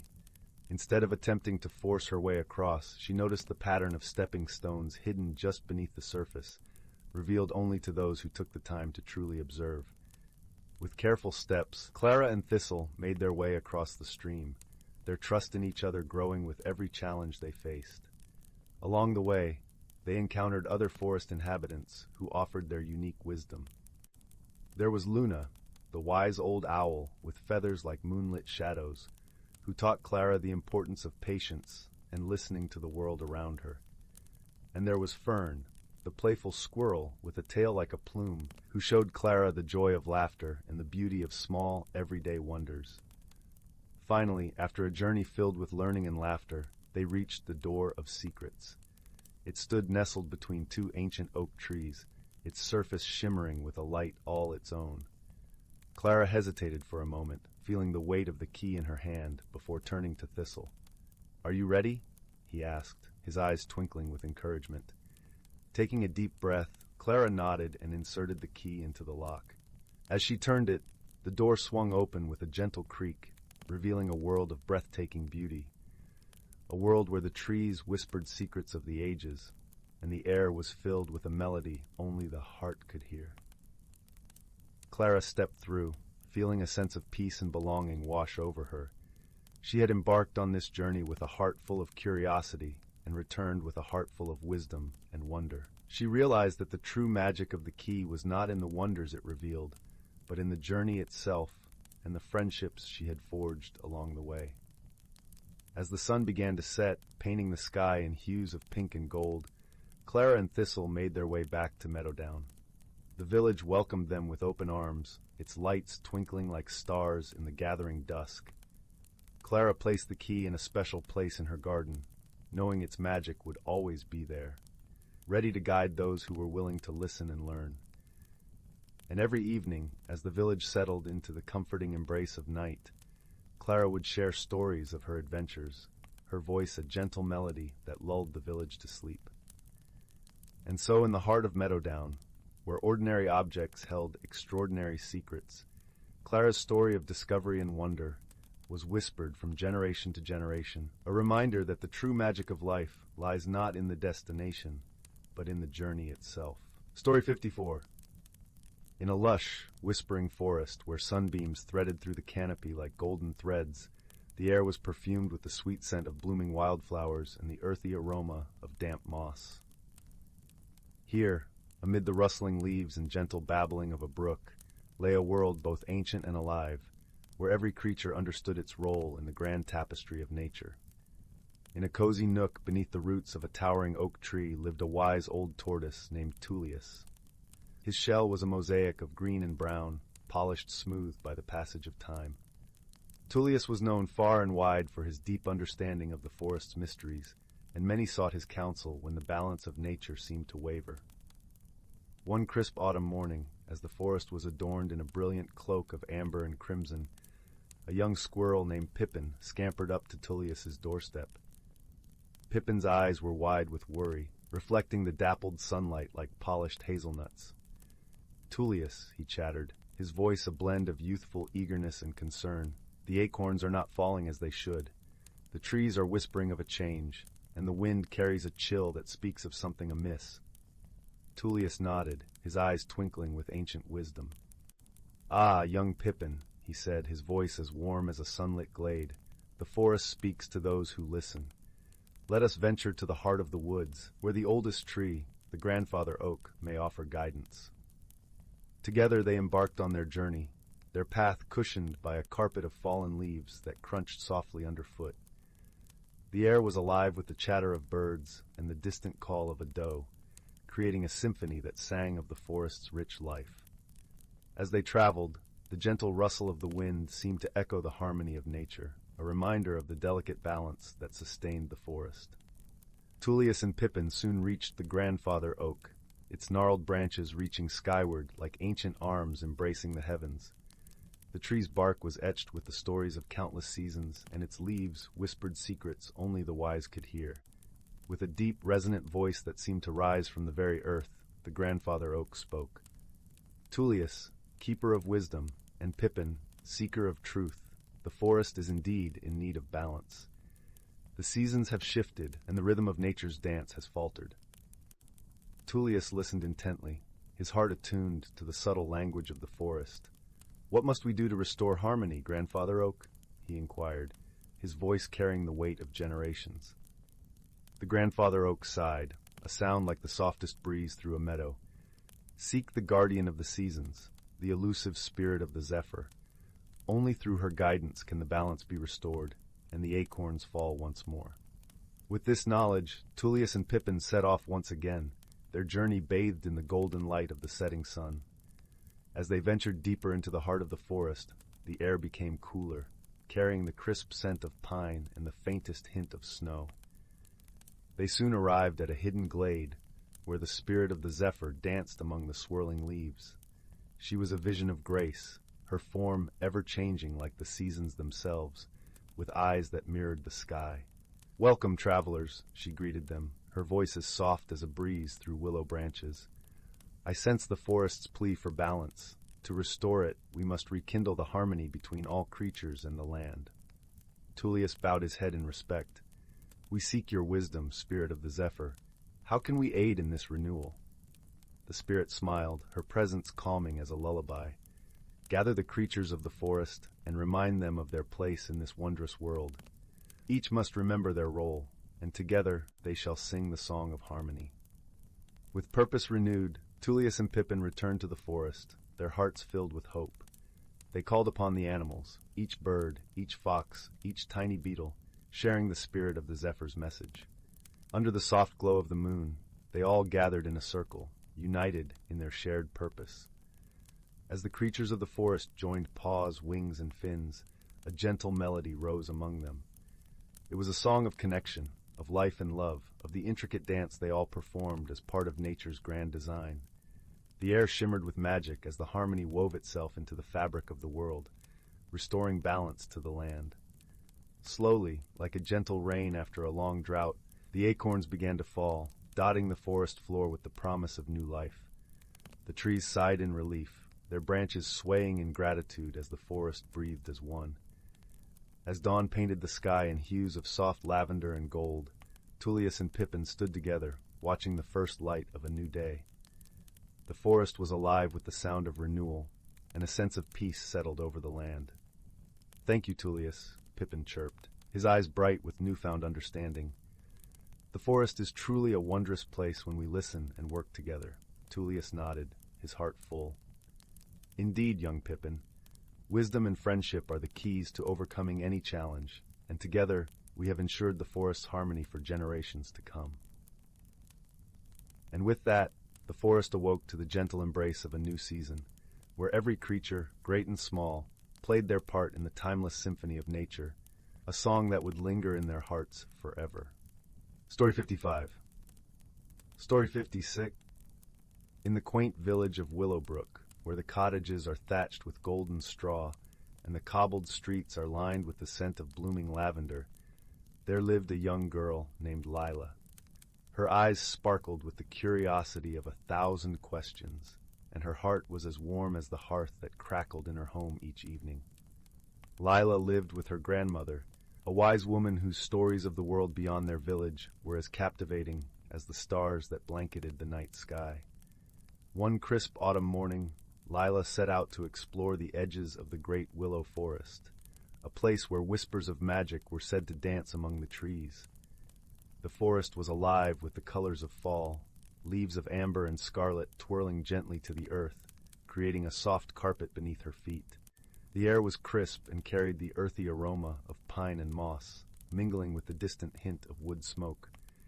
As Lila wandered deeper into the forest, she stumbled upon a peculiar object half buried in the leaves.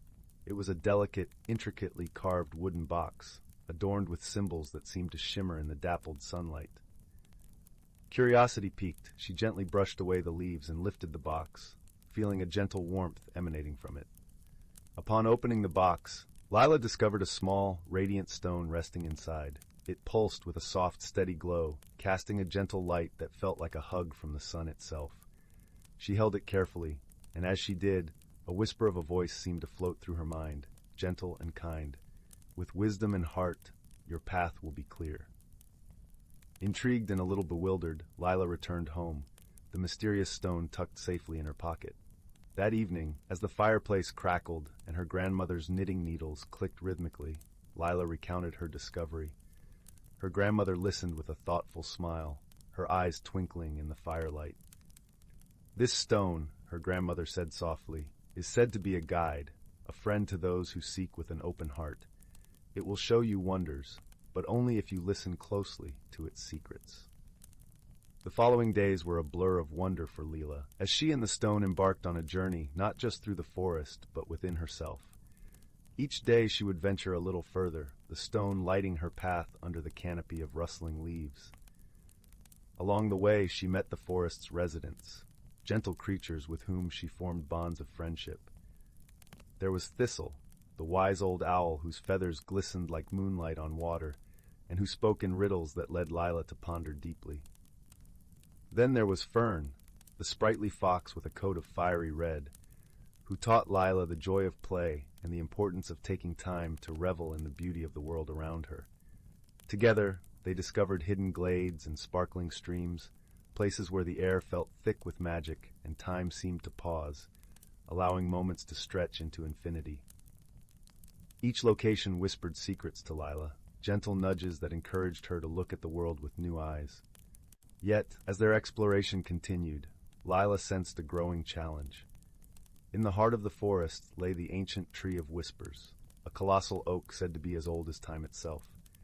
The tree was shrouded in mystery, and it was said that those who could hear its whispers would gain insights beyond their years. However, the path to the Tree of Whispers was fraught with illusions, trickster trails that led wanderers astray. Many had tried to reach it, but only those with clarity of heart and mind could succeed. Leela, with the stone's light and her newfound friends, felt a pull to attempt the journey. Resolved, Leela set off with Thistle and Fern by her side. As they ventured deeper, the forest grew denser, the trees towering like ancient sentinels. The air felt different here, charged with an energy that tingled on the skin. The path twisted and turned, often doubling back on itself, confounding even the sharp-eyed Thistle. It was in one such moment of confusion that Lila remembered the stone's whisper. With wisdom and heart, your path will be clear. She closed her eyes, letting go of doubt and fear, and listened, not just with her ears, but with her heart. The gentle hum of the stone began to resonate, and she felt a shift, a subtle realignment of her senses. Opening her eyes, the path before her seemed to shimmer, revealing a trail bathed in a soft, inviting glow. Trusting in the stone and the guidance of her friends, Lila led the way, each step taken with mindful purpose. As they neared the Tree of Whispers, the air grew still, the forest holding its breath in anticipation. The tree stood majestic and vast, its bark a tapestry of time, its branches stretching wide like welcoming arms. Lila approached, placing her hand gently on the trunk, feeling the life thrumming beneath her fingertips. For a moment there was silence, and then a gentle breeze stirred, carrying with it the softest of whispers. Words not spoken but felt, wrapping around her like a comforting embrace. The whispers spoke of balance, of the harmony between listening and speaking, of the wisdom found in stillness. In that moment, Lila understood. The journey had not been to conquer or claim, but to learn and grow, to find the strength within herself and to appreciate the bonds of friendship that had guided her. The stone's glow dimmed to a gentle warmth, its purpose fulfilled. With a heart full of gratitude, Lila thanked the ancient tree, Thistle, Fern, and the stone for their guidance. As they made their way back through the forest, she felt a deep sense of peace, a quiet joy in knowing that she carried the lessons of the journey within her. Upon returning to Willowbrook, Lila shared her tales with her grandmother, who listened with pride and love. The stone was placed on the mantelpiece above the hearth, a reminder of the journey and the wonders of the world, both seen and unseen. And so, as the seasons turned and the fires burned bright in the hearth, Lila lived her days with an open heart, forever guided by the wisdom of the forest and the gentle glow of the magical stone. And every night, as she drifted to sleep beneath the watchful gaze of the stars, she knew that the world was filled with magic, just waiting to be discovered. Story 50. In a quaint village nestled between rolling hills and whispering woods, there lay a place where magic wound itself into the very fabric of everyday life. This was the village of Willowbrook, a realm where the sun painted the sky with hues of gold and pink each evening, and the stars blinked like 1,000 tiny lanterns in the velvet night.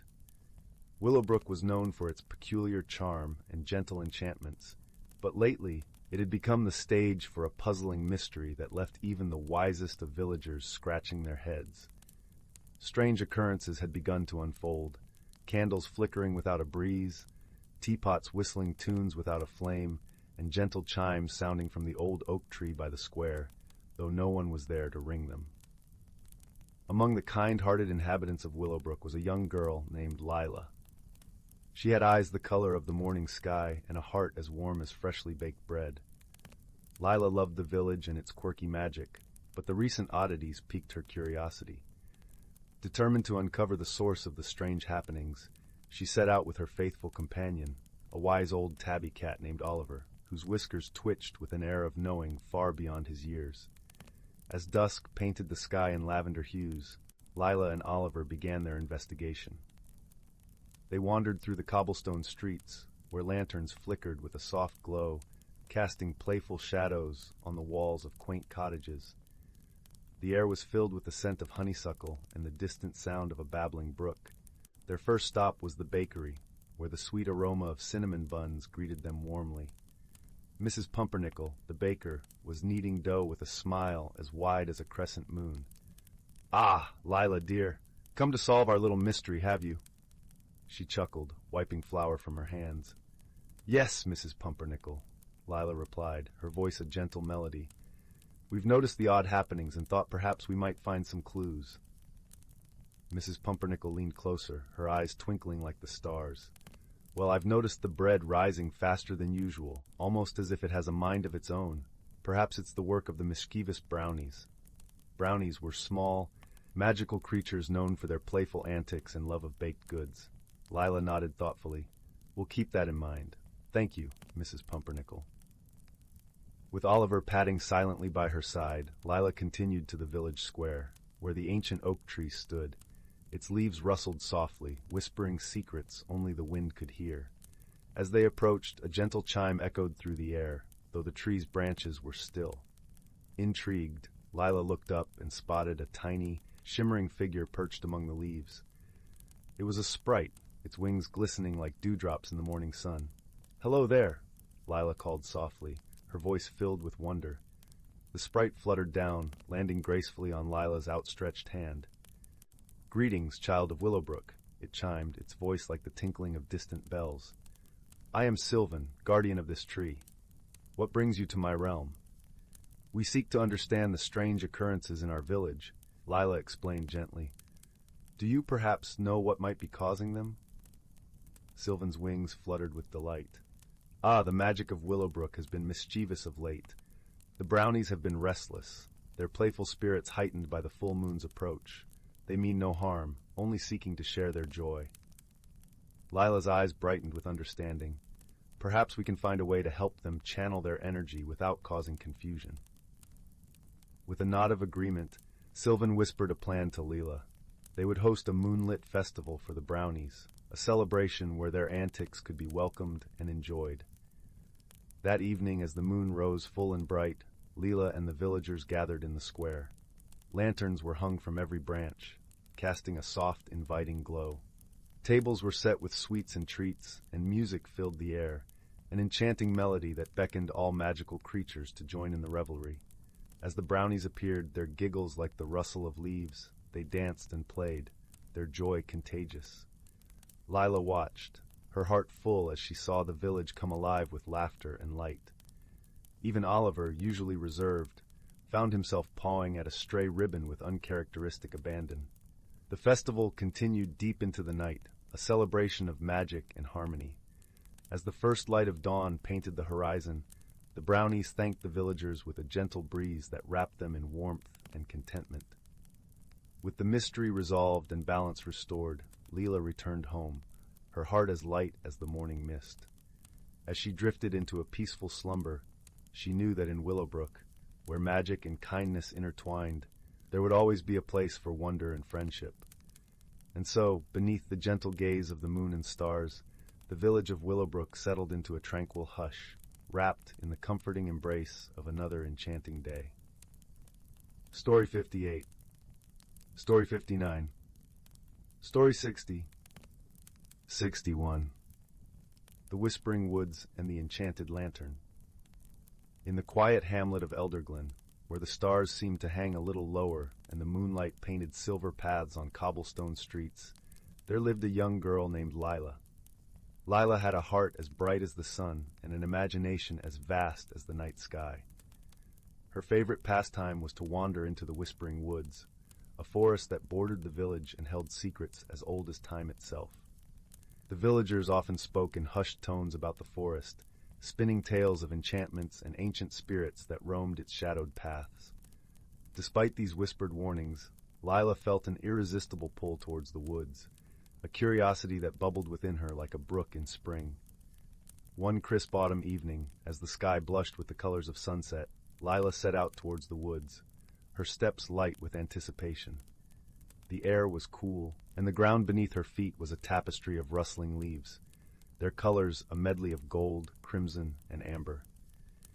As she entered the forest, a gentle breeze greeted her, carrying with it the scent of pine and earth, whispering secrets that only the trees could know.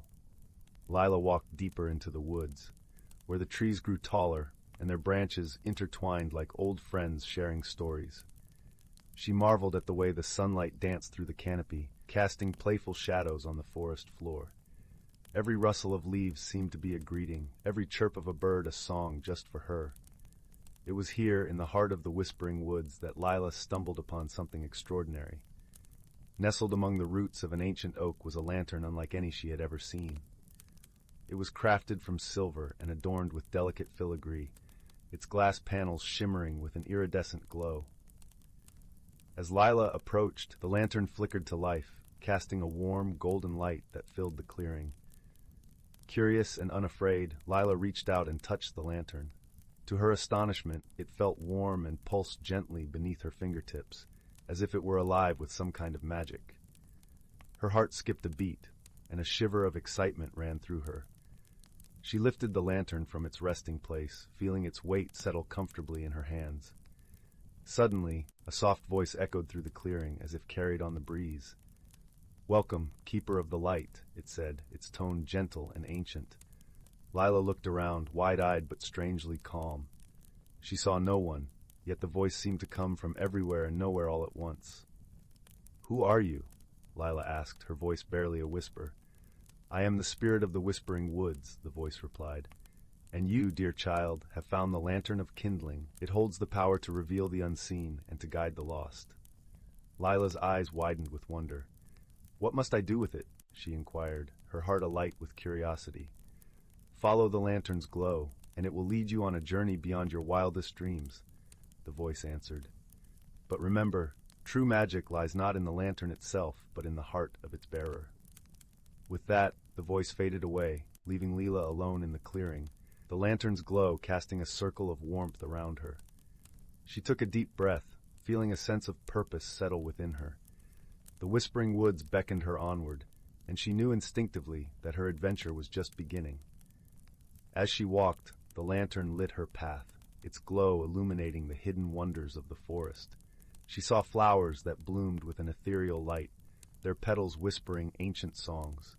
She marveled at the way the trees seemed to lean closer, their branches forming arches that guided her like silent guardians. The forest was alive with magic, and Lila felt a profound sense of connection to it all. She realized that the whispering woods were not a place of fear, but of wonder and discovery. And as she ventured deeper, she knew that the lantern was more than just a guide. It was a key to unlocking the mysteries that lay hidden within her own heart. As twilight deepened into night, Lila found herself standing before a great oak, its trunk wide enough to house a family of foxes. The lantern's light flickered, casting long shadows that danced across the forest floor. She paused, feeling a sense of anticipation in the air. It was then that she noticed a small door set into the base of the oak, almost hidden among the gnarled roots. The door was intricately carved with symbols that seemed to shift and change under the lantern's glow. With a steadying breath, Lila reached out and turned the handle, the door creaking open to reveal a staircase spiraling downward into darkness. Without hesitation, Lila stepped inside, the lantern's light guiding her descent. The air was cool and carried the faint scent of moss and earth. Her footsteps echoed softly as she made her way down the stairs, each step taking her deeper into the heart of the hidden world. At last, she reached the bottom, emerging into a cavern bathed in the soft glow of luminescent crystals. The walls shimmered with hues of blue and green, casting a serene light that filled the space. In the center of the cavern stood a pool of water, its surface as smooth as glass and reflecting the light like 1,000 tiny stars. Lila approached the pool, her reflection gazing back at her with eyes wide with wonder. She knelt beside the water, feeling a sense of peace settle over her. The lantern rested beside her, its light mingling with the glow of the crystals. It was then that she noticed something remarkable. Floating just beneath the surface of the pool was a small, shimmering orb of light. It pulsed gently, its glow resonating with the lantern's own. Lila reached out, her fingers brushing the water's surface as she touched the orb. In that moment, a vision unfolded before her eyes. She saw the whispering woods as they once were, vibrant and alive with magic. She saw creatures of all kinds, their forms shifting and changing, living in harmony with the land. She saw the lantern, a beacon of hope and guidance, passed down through generations of guardians. And then she saw herself, standing at the center of it all, the lantern in her hands, her heart filled with the light of understanding. She realized that the lantern was not just a tool, but a symbol of her connection to the world around her, to the magic that flowed through the woods, and to the spirit that watched over it all. As the vision faded, Lila felt a profound sense of clarity and purpose.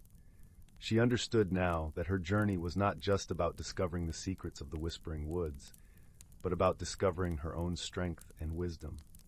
The lantern had shown her the way, but it was her heart that would guide her. With renewed resolve, Lila stood, the orb of light rising from the pool to rest in the palm of her hand. It felt warm and alive, a piece of the forest's magic that she carried within her.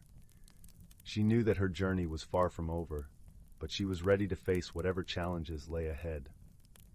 As she made her way back up the staircase, the lantern's glow lighting her path, she felt a sense of gratitude for the adventure that had brought her to this moment.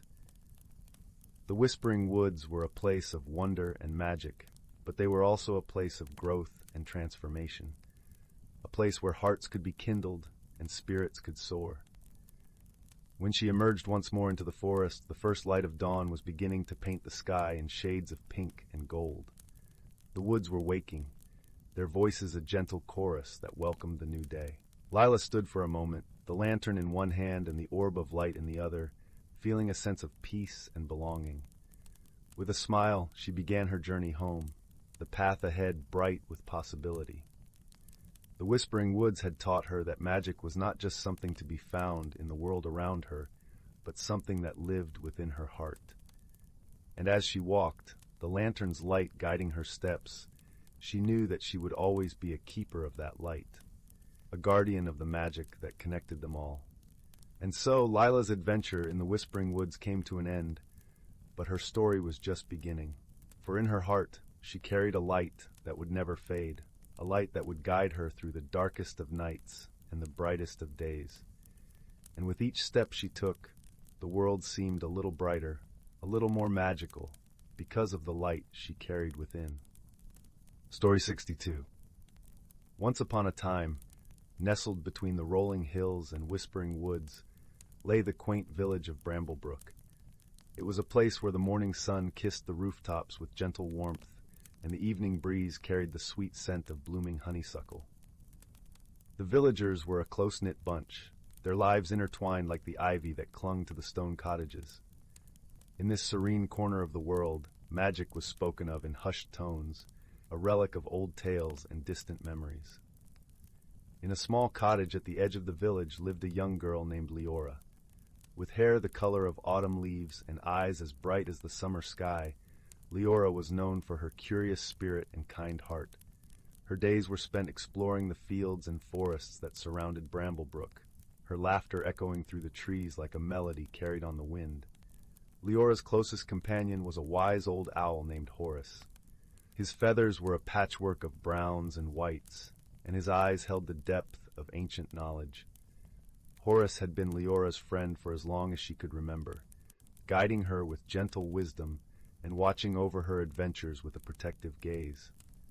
One crisp autumn morning, as the leaves danced in shades of gold and crimson, Leora set out on a new adventure. She had heard whispers from the villagers about a hidden world within the heart of the forest, a place where the ordinary and extraordinary intertwined. The stories spoke of a magical glade, a sanctuary for creatures unseen and wonders untold. With Horace perched on her shoulder, Leora followed the winding path into the woods.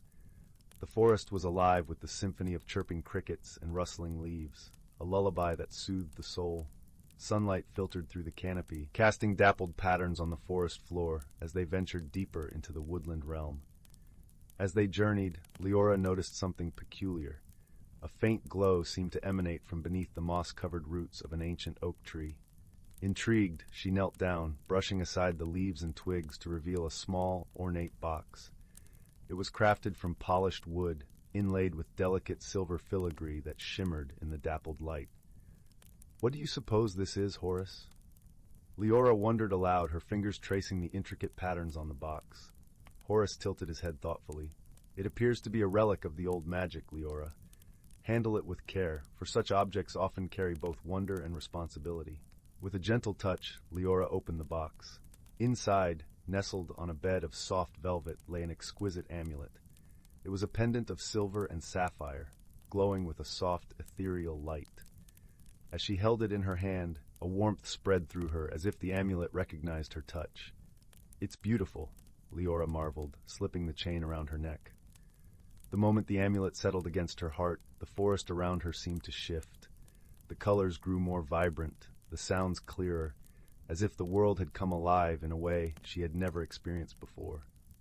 With Horace by her side, Leora continued her journey, drawn by an unseen force that guided her deeper into the forest. The path led them to a secluded glade, where the air was thick with enchantment. Here the trees stood tall and proud, their branches adorned with blossoms that glowed like stars.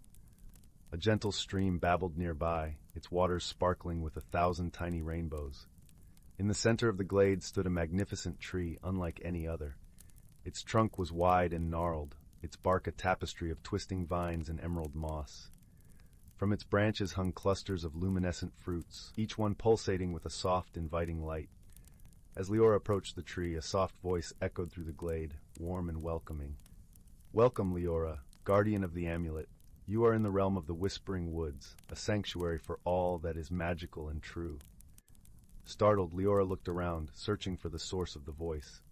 "Who's there?" she called, her curiosity tinged with awe.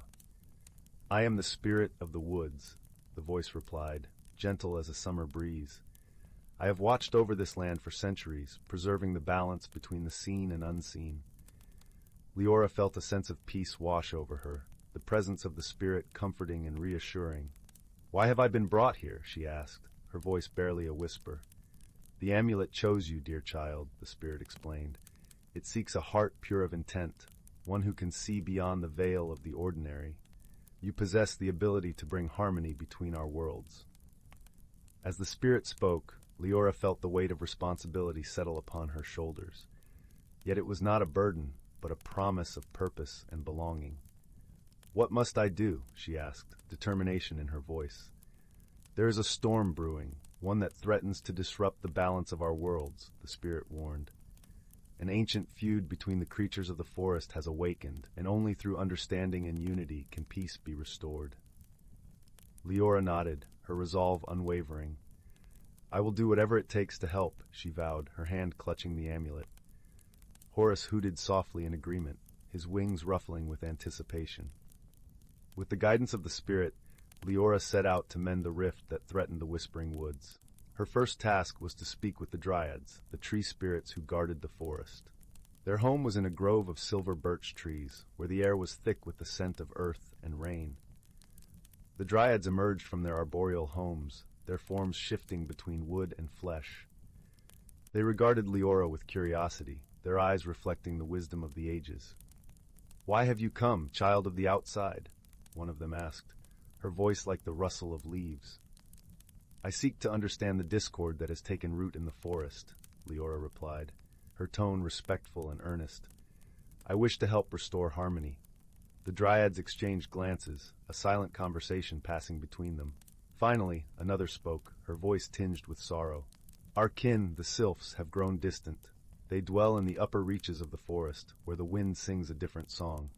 We once danced together in harmony, but now distrust has taken root." Leora listened intently, her heart aching for the fractured bonds between the forest dwellers. "What caused this rift?" she asked gently. "It began with the loss of the Heartstone," the first dryad explained. "A gem of great power, it was a symbol of our unity. Without it, our connection has withered. leaving space for fear and misunderstanding. Leora thanked the Dryads for their honesty and promised to seek out the sylphs. As she and Horace continued their journey, she pondered the wisdom in the Dryads' words. She understood that the Heartstone was more than a mere object. It was a representation of the unity and trust that bound the forest together. The path to the sylphs' domain was steep and winding, leading them to the treetops where the air was crisp and the sky stretched wide. The sylphs, ethereal and graceful, greeted Leora with wary curiosity. Their translucent wings shimmered in the sunlight, casting iridescent shadows on the leaves. "What brings you to our realm, earthbound one of the sylphs inquired, her voice melodic and airy. "I come seeking understanding and reconciliation," Leora answered, her gaze steady and sincere. "The Dryad spoke of the lost Heartstone and the rift it has caused. I wish to help bridge the divide." The sylphs exchanged looks, their expressions a mixture of hope and skepticism. Finally, a sylph with wings the color of twilight spoke. "The Heartstone was entrusted to the care of both our kin. It vanished one stormy night, leaving only whispers of betrayal in its wake." Leora listened carefully, her mind piecing together the fragmented story. "I believe the Heartstone still exists, hidden away, waiting for the right moment to be found," she mused aloud. "Perhaps it lies in a place where both worlds touch, yet remain separate." The sylphs considered her words, their gazes softening. "If you can find the Heartstone, perhaps the wounds can begin to heal," the twilight-winged sylph agreed, hope flickering in her eyes. With a promise to return, Leora left the sylphs' domain, her mind racing with possibilities. The amulet around her neck pulsed with a gentle warmth, guiding her thoughts like a beacon in the night. She realized that the Heartstone's hiding place must be at the confluence of the two realms, where the magic of the forest and the world beyond intertwined. Determined to find the Heartstone, Leora retraced her steps to the enchanted glade. As she approached the magnificent tree at its center, she felt the amulet's warmth intensify, the sapphire glow resonating with the energy of the glade. Leora knelt before the ancient tree, her fingers brushing the soft earth. "Spirit of the woods," she called softly, her voice a gentle plea. "Guide me to the Heartstone, so that I may help restore the harmony that has been lost." The spirit's voice answered, a soothing presence that enveloped her like a warm embrace. "The Heartstone lies within, child. It is a part of the forest, yet hidden from sight. Trust in your heart and the amulet's guidance." Closing her eyes, Leora let the amulet's warmth flow through her, connecting her to the pulse of the forest. Images danced in her mind's eye, visions of roots intertwining, branches reaching skyward, and the gentle rhythm of life that flowed through the whispering woods. With newfound clarity, Leora rose and approached the tree once more. Her hands moved with a purpose not entirely her own, guided by the amulet's magic. She reached into a hollow within the tree's trunk, her fingers brushing against something cool and smooth. When she withdrew her hand, she held the Heartstone. It was a gem of unparalleled beauty, its surface swirling with colors that mirrored the forest's vibrant hues. As she held it aloft, the glade seemed to breathe a sigh of relief, the air shimmering with renewed energy.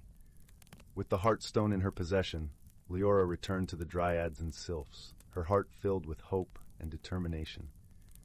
She gathered them in the glade, where the spirit of the woods watched over them with a gentle presence. Holding the Heartstone high, Leora addressed the gathered spirits, her voice carrying the weight of the forest's ancient wisdom. "This is a new beginning, a chance to mend what was broken and rebuild the bonds of trust and friendship." The Dryads and sylphs regarded the Heartstone with reverence, its light reflecting in their eyes. Slowly, tentatively, they began to approach one another, their hands reaching out in gestures of reconciliation. As they joined hands, the Heartstone blazed with a brilliant light, its magic weaving through the forest like a gentle breeze. Leora watched as the bonds of friendship and unity were reformed, a tapestry of harmony that enveloped the whispering woods. In that moment, Leora understood the true power of the amulet and the Heartstone. It was not the objects themselves, but the connections they represented, the trust, understanding, and love that bound the creatures of the forest together. With the rift healed and harmony restored, Leora bid farewell to the Dryads and sylphs, her heart light with the knowledge that she had played a part in preserving the magic of the Whispering Woods. Horace flapped his wings in approval, his eyes twinkling with pride. As they made their way back to Bramblebrook, Leora felt a deep sense of peace. The village was bathed in the warm glow of twilight, the stars beginning to twinkle in the vast sky above. She knew that the magic of the forest would always be a part of her, a reminder of the power of friendship and understanding. That night, as Leora lay in her cozy bed, the amulet resting on her bedside table, she drifted into a peaceful sleep. Her dreams were filled with visions of the whispering woods, the gentle rustle of leaves, and the soft, comforting presence of the spirit. And so, the story of Leora and the Whispering Woods became a cherished tale in the village of Bramblebrook, a reminder that even in the simplest of places, magic could be found in the hearts of those who believed in the power of friendship and the beauty of the world around them. Story 63. Once upon a time, in a quaint little village nestled between rolling green hills and a placid, shimmering lake, there was a small cobblestone cottage that stood at the edge of an ancient forest. The cottage, with ivy clinging to its stone walls and a wooden door that creaked with age, belonged to a kindly old woman named Clara. Clara was known throughout the village not just for her herbal remedies and wisdom, but also for her stories about the world beyond the hills. One crisp autumn morning, as the leaves danced down from the trees in hues of gold and crimson, Clara discovered a peculiar item in her garden. It was a simple-looking, well-worn wooden spoon. But as she held it, she felt a gentle warmth spreading through her fingers, as if the spoon was alive with a soft, pulsing heartbeat. Intrigued, Clara brought the spoon inside her cozy kitchen, where the scent of fresh-baked bread mingled with the earthy aroma of drying herbs. She placed the spoon on her wooden table, and as she did, an astonishing thing happened. The spoon shimmered with a faint, luminescent glow, casting a gentle light that filled the room with a comforting warmth. Curious about the spoon's secret, Clara decided to take it to her dear friend Henry, the village's wise blacksmith. Henry, with his thick beard and twinkling eyes, was known for his knowledge of all things mysterious. As Clara entered his workshop, the clang of hammer on anvil rang out, mingling with the smell of hot metal and burning coal. Henry examined the spoon with a thoughtful gaze. "This," he said, "is no ordinary spoon. It is a spoon of stories, an ancient relic said to hold the tales of the world. It is said that when stirred in a pot, it can reveal the truths hidden in the depths of hearts and minds." Clara was fascinated. "But what should I do with it?" she asked, her voice barely above a whisper. Henry smiled, his eyes crinkling at the corners. "Perhaps it is time for a journey, Clara. A journey to discover what stories this spoon has to tell." Encouraged by Henry's words, Clara decided to embark on a journey into the heart of the ancient forest, where she had never ventured before. She packed a small satchel with her herbal remedies, the spoon, and a loaf of her crusty bread. As she stepped onto the forest path, the air was filled with the scent of pine needles and the distant chatter of birds. As Clara walked deeper into the forest, the trees seemed to whisper secrets, their branches swaying gently in the breeze.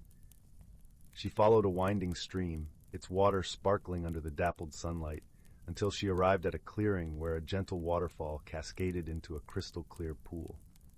In the clearing, Clara met a curious creature named Finn. Finn was a small, fluffy creature with a coat as soft as a cloud and eyes as bright as the morning sun. Finn was known in the forest for his playful nature and boundless curiosity. "What brings you here, Clara?" Finn asked, his voice like a soft melody. Clara smiled and showed Finn the wooden spoon, explaining its mystical properties. Finn's eyes widened with excitement. "Oh, we must discover its story. Let's stir the spoon in the pool's water and see what it reveals." With Finn's encouragement, Clara knelt by the pool and gently stirred the spoon in the water. As she did, the surface of the pool shimmered and began to swirl with colors, forming shapes and images that danced in the water's depths. To Clara's amazement, a story unfolded before them. It was a tale of a forgotten village, hidden deep within the forest, where a great oak tree stood as the heart of the community. The tree, however, had fallen into a deep slumber, its branches drooping with sorrow, causing the village to fade from memory. "The tree needs to awaken," Finn said, his voice filled with determination. "But how can we help?" Clara pondered, her mind racing through the stories and wisdom she'd gathered over the years. Then it struck her, a memory of a tale told by her grandmother about the power of laughter and joy and how it could awaken even the deepest slumber. "Laughter!" Clara exclaimed. "We must bring laughter back to the tree." With renewed purpose, Clara and Finn set off to gather the creatures of the forest. They met with the chatty squirrels, the wise old owl, and the mischievous foxes, each eager to help. Together they devised a plan to hold a grand festival beneath the oak tree, filled with music, stories, and joy. As the sun began to set, casting a golden hue over the forest, the festival began. Clara, with her spoon of stories, told tales that made everyone laugh until their sides ached. Finn led games that had the squirrels and foxes dancing and the owl hooting with delight. As the laughter echoed through the forest, a magical thing happened. The great oak tree began to stir, its branches lifting towards the sky, leaves shimmering with vibrant life. The village, hidden in the tree's shadow, slowly reappeared, its people awakening with smiles and gratitude. Clara and Finn watched in awe as the tree, now filled with life and joy, stood proudly at the heart of the village once more. The grateful villagers thanked Clara, Finn, and all the forest creatures for their kindness and wisdom. As the stars twinkled overhead, Clara knew it was time to return home. The journey had changed her, filling her heart with the magic of friendship and the power of laughter. The spoon, now resting in her satchel, had shared its first story, but Clara knew there were many more tales waiting to be discovered. And so, with a warm heart and a gentle smile, Clara returned to her cottage by the lake, where the fire crackled softly in the hearth and the night embraced the village with a blanket of peace. And from that day on, Clara continued to share the stories of the spoon, spreading joy and wonder wherever she went, knowing that the simplest of objects could hold the most extraordinary secrets. Story 64. Once upon a time, nestled in a quaint village where cobblestone paths wound through mossy green hills, there stood an ancient bookshop called the Rustling Pages. The shop was a treasure trove of stories, its shelves overflowing with dusty tomes and leather-bound volumes that whispered tales of far-off lands and forgotten times. The air inside was perpetually filled with the comforting aroma of old paper and ink, mingling with the faint scent of lavender from the garden outside. In this bookshop, a young girl named Clara spent her afternoons. Clara had a curious heart and an imagination as vast as the skies above the village. She loved to lose herself among the pages, discovering new worlds and meeting characters who felt like dear friends. Yet what Clara cherished most was her time spent with Mr. Whittle, the kind, bespectacled owner of the Rustling Pages. Mr. Whittle had been a fixture in the village for as long as anyone could remember, his gentle demeanor and twinkling eyes a source of comfort to all who entered his shop. One rainy afternoon, as droplets tapped a melodic rhythm against the window panes, Clara stumbled upon a peculiar book tucked away in a corner. Its cover was worn and unassuming, but when she opened it, she found its pages blank, save for a small, hand-drawn map. Curiosity piqued, she showed the book to Mr. Whittle.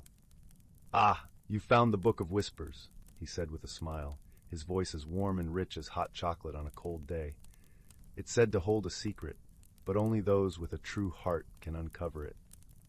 Intrigued, Clara decided to take the book home and study the map more closely. That night, as the village lay wrapped in the quietude of slumber, Clara sat by her bedroom window, the book open on her lap. She traced the lines of the map with her finger, feeling a tingling sensation as she did so. Suddenly, the room around her seemed to shimmer, and before she knew it, Clara was standing in a forest unlike any she had ever seen. The air was crisp and cool, carrying the scent of pine and earth. Sunlight filtered through the canopy above, casting dappled patterns on the forest floor. Birds chirped a gentle melody, and a brook babbled softly nearby. Clara felt a sense of wonder wash over her, but also a hint of uncertainty about this unexpected adventure.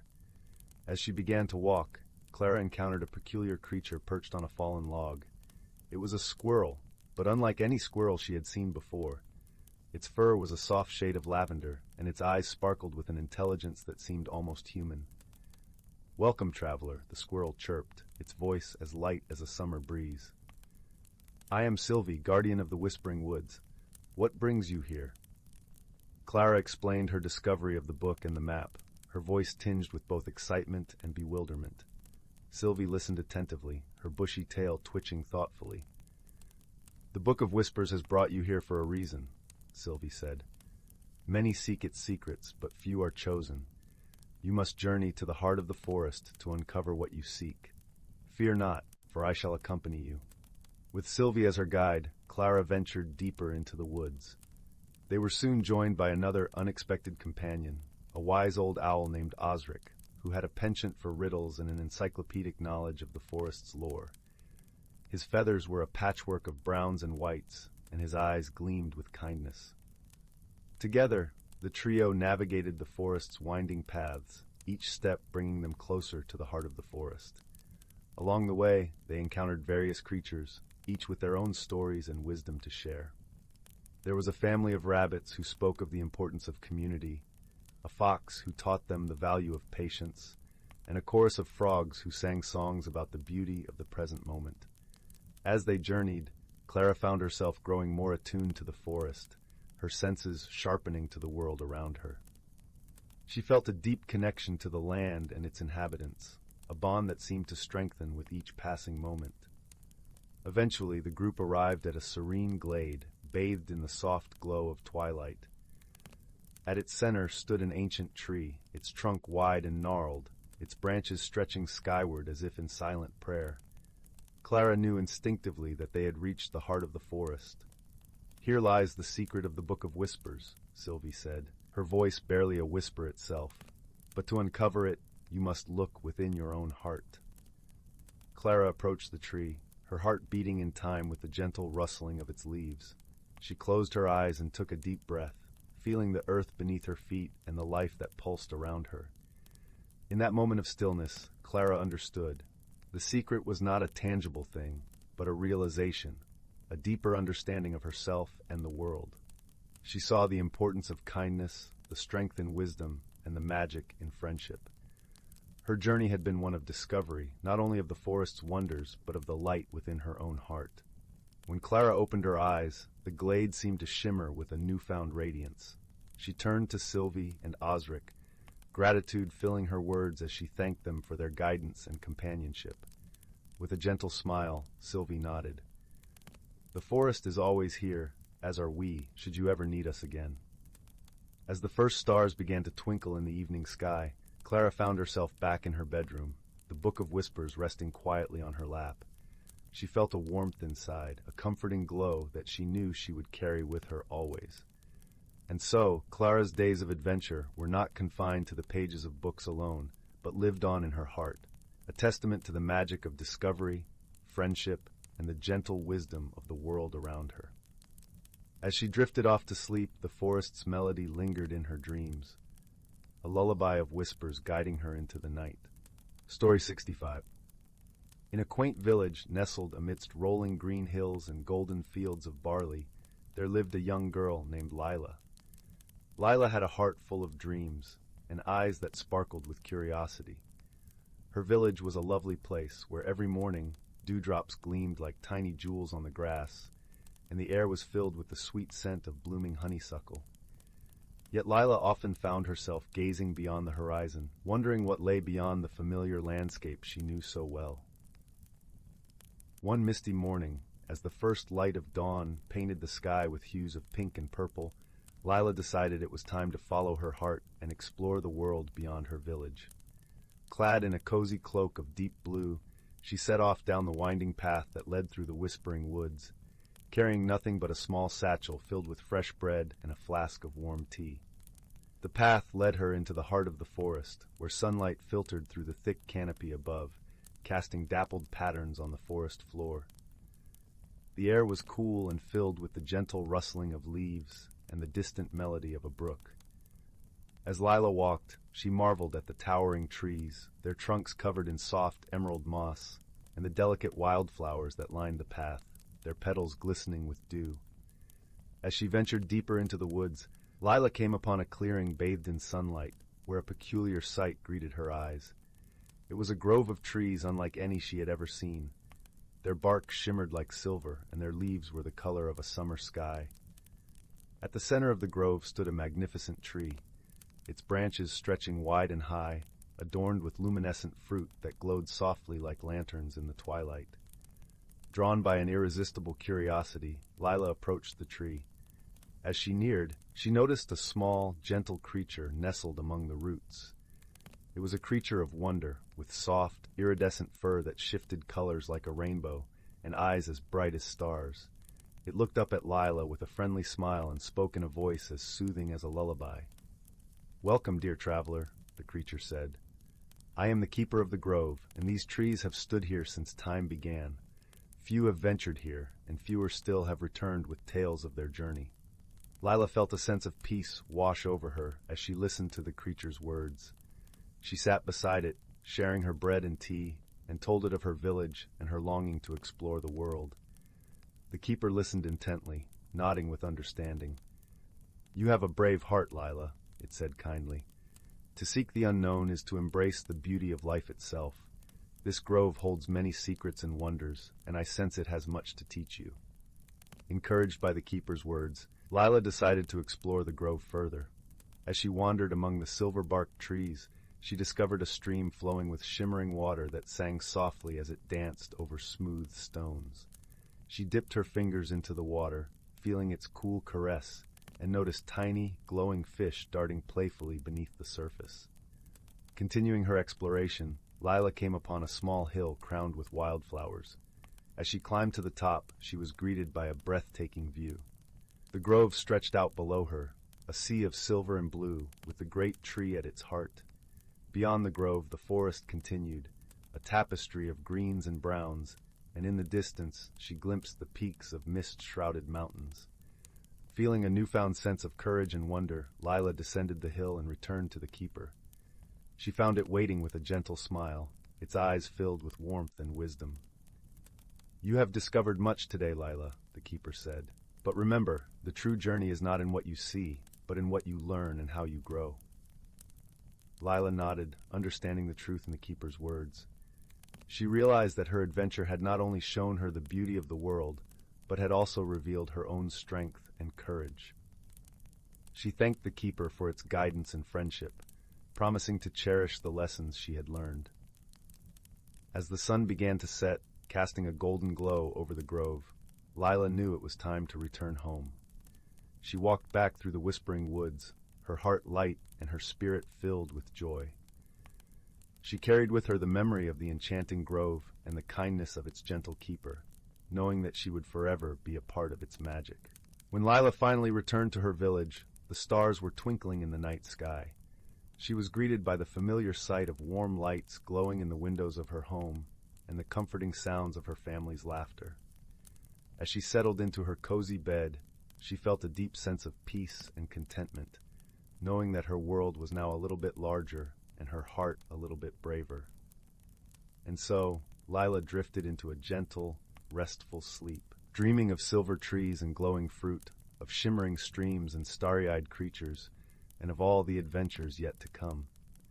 For she knew that the world was full of wonders, and she was ready to explore them all, one step at a time. Story 66.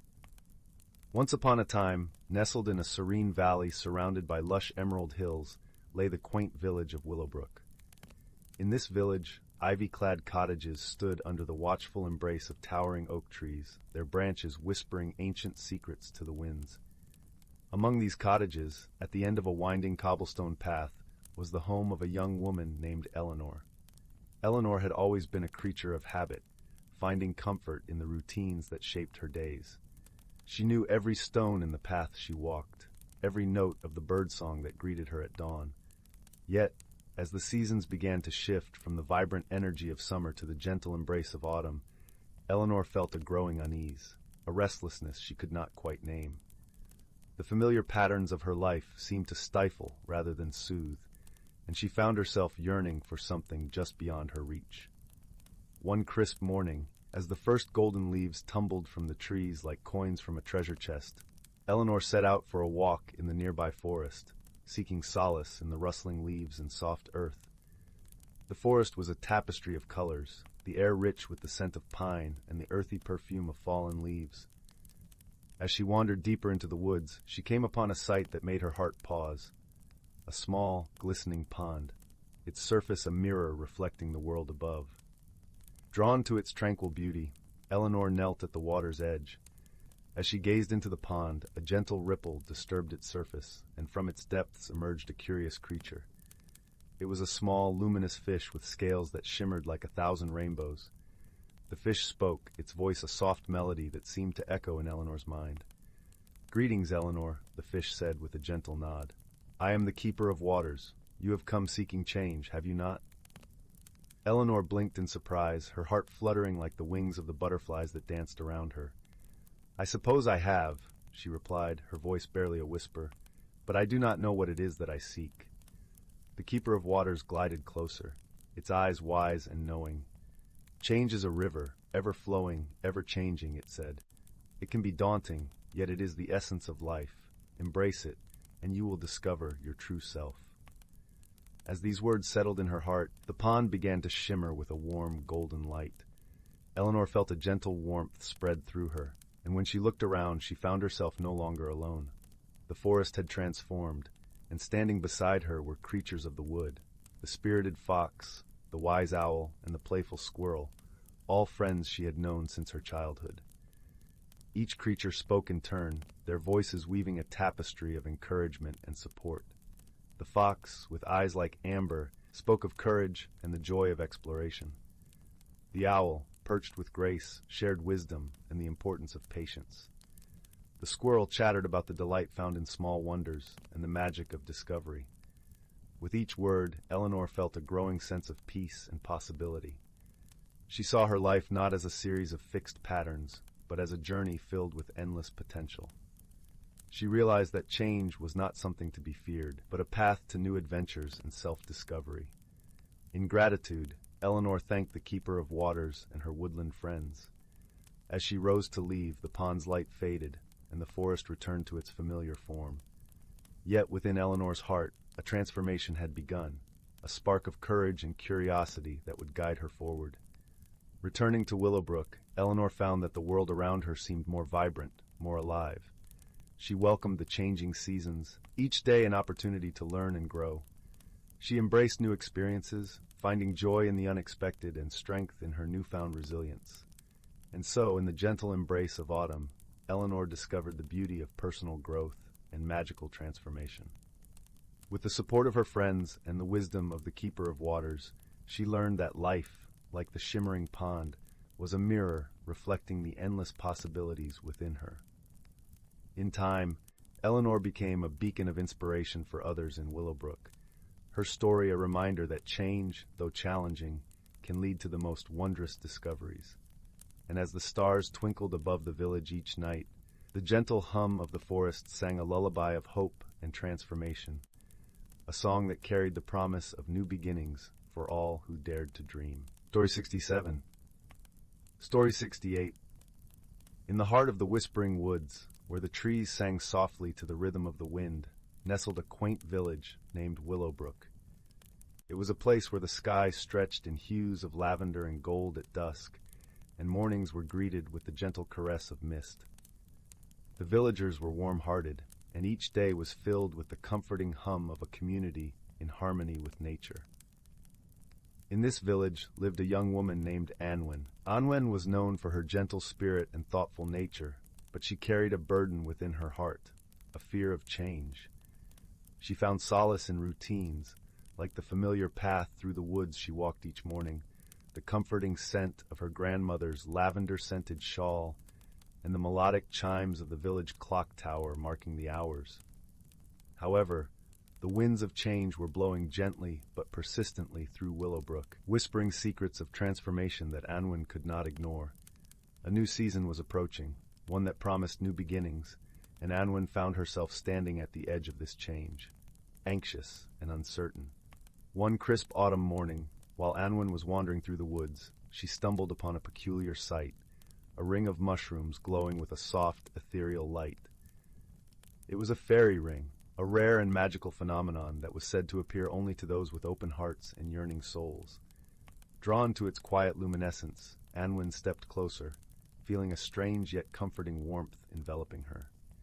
The ground beneath the fairy ring shimmered like stardust, and from it rose a gentle, wise spirit named Era. With eyes like sparkling dew and a voice as soft as the rustle of leaves, Era greeted Anwen warmly. "Fear not, dear Anwen," said Era, her presence as soothing as a lullaby. "For every change holds a promise of growth. The path of transformation is woven with threads of magic and wisdom, and you are not alone on this journey." Anwen, though hesitant, felt a flicker of hope kindling within her. She had heard tales of spirits guiding those in need, but never did she imagine experiencing such an encounter herself. Ira extended a hand, inviting Anwen to join her on a walk through the woods, a journey that would mirror the transformations she feared.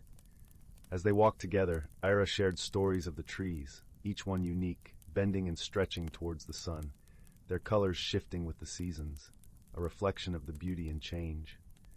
"Just as the trees embrace the changing winds," Ira explained, "so too can you find strength in adapting to life's gentle turns."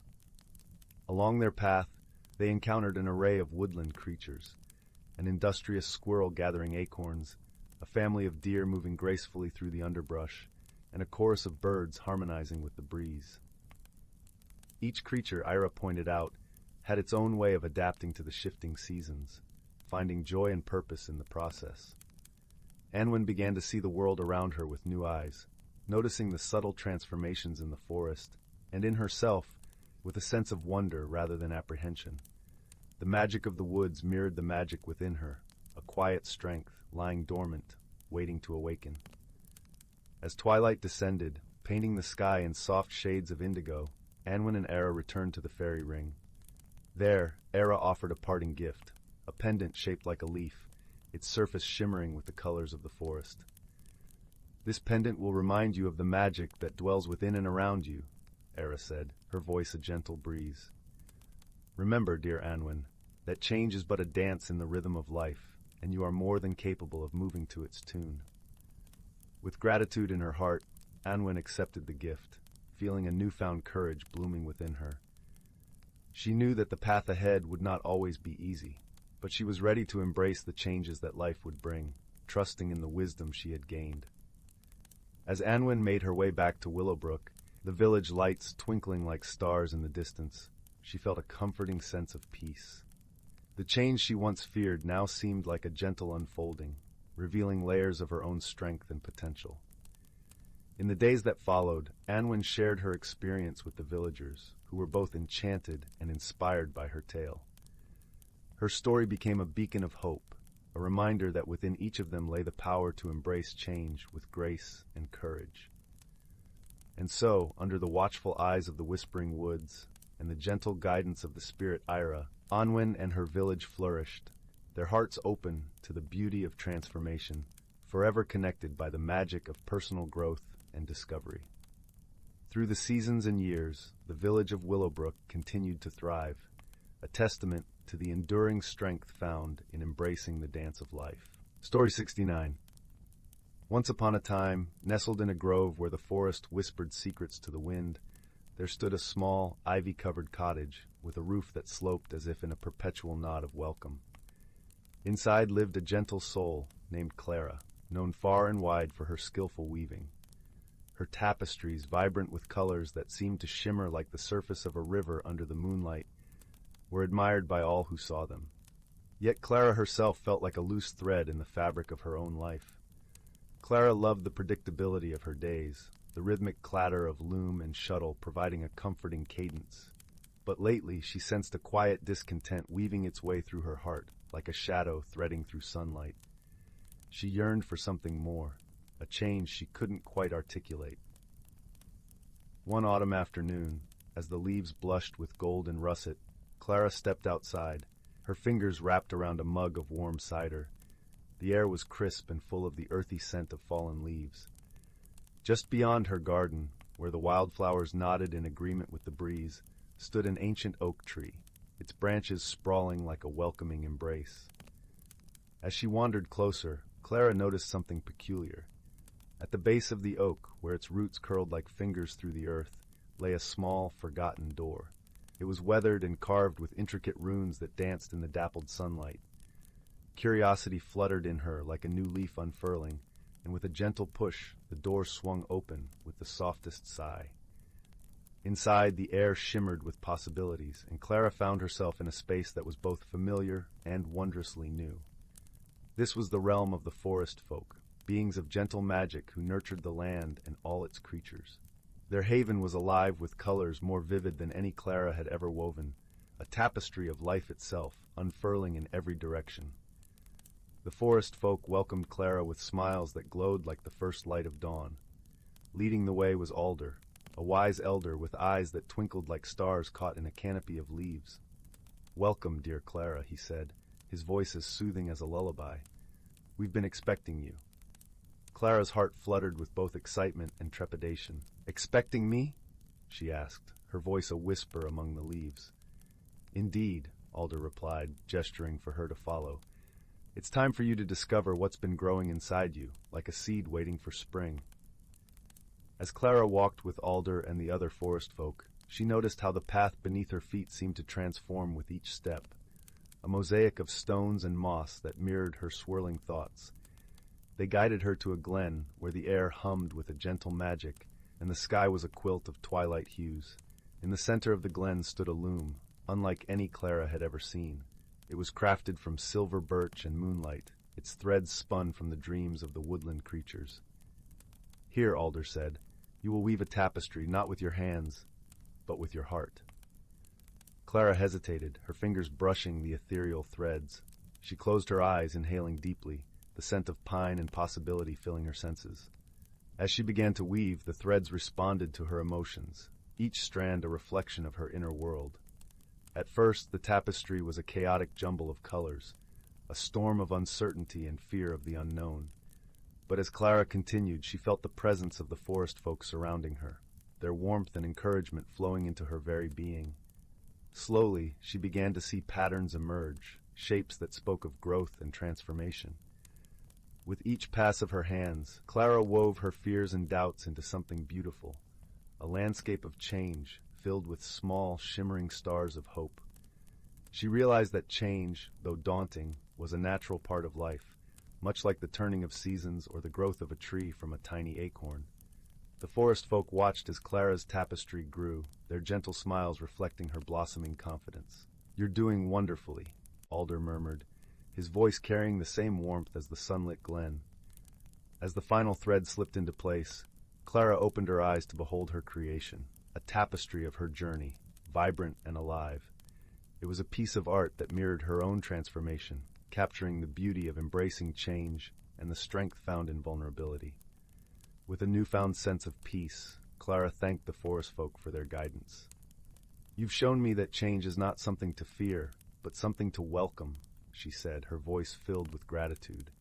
As she stepped back through the door into her own world, Clara felt the autumn breeze brush her skin, carrying with it a whisper of the magic she had discovered within herself. The forest, once a backdrop to her life, now seemed a living tapestry of its own, vibrant and welcoming. Back in her cozy cottage, Clara returned to her loom with a heart full of inspiration. Her tapestries now carried the essence of her journey, each piece a reminder of the beauty that could be found in embracing the unknown. And so, as the days turned to weeks and the forest donned its winter cloak, Clara's heart remained open, her spirit woven into the very fabric of the world around her. She had found her place within the tapestry of life, where change was not an ending, but a beginning, a magical transformation that would continue to unfold with each new day. And so under the gentle watch of the stars and the whispering leaves, Clara's story of personal growth and magical transformation became a lullaby sung by the forest itself, a testament to the power of embracing one's true self. Story 70? In a cozy cottage tucked away in a woodland glade, there lived a young rabbit named Hazel. She had always been content hopping amongst the ferns and wildflowers, her soft brown fur blending seamlessly with the earthy surroundings. Yet, deep within her heart, a flicker of curiosity burned, a yearning for something more. One dewy morning, As Hazel nibbled on a crisp dandelion leaf, a glimmering light caught her eye.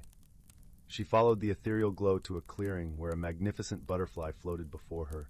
Its wings were a kaleidoscope of vibrant hues, shimmering with an otherworldly radiance.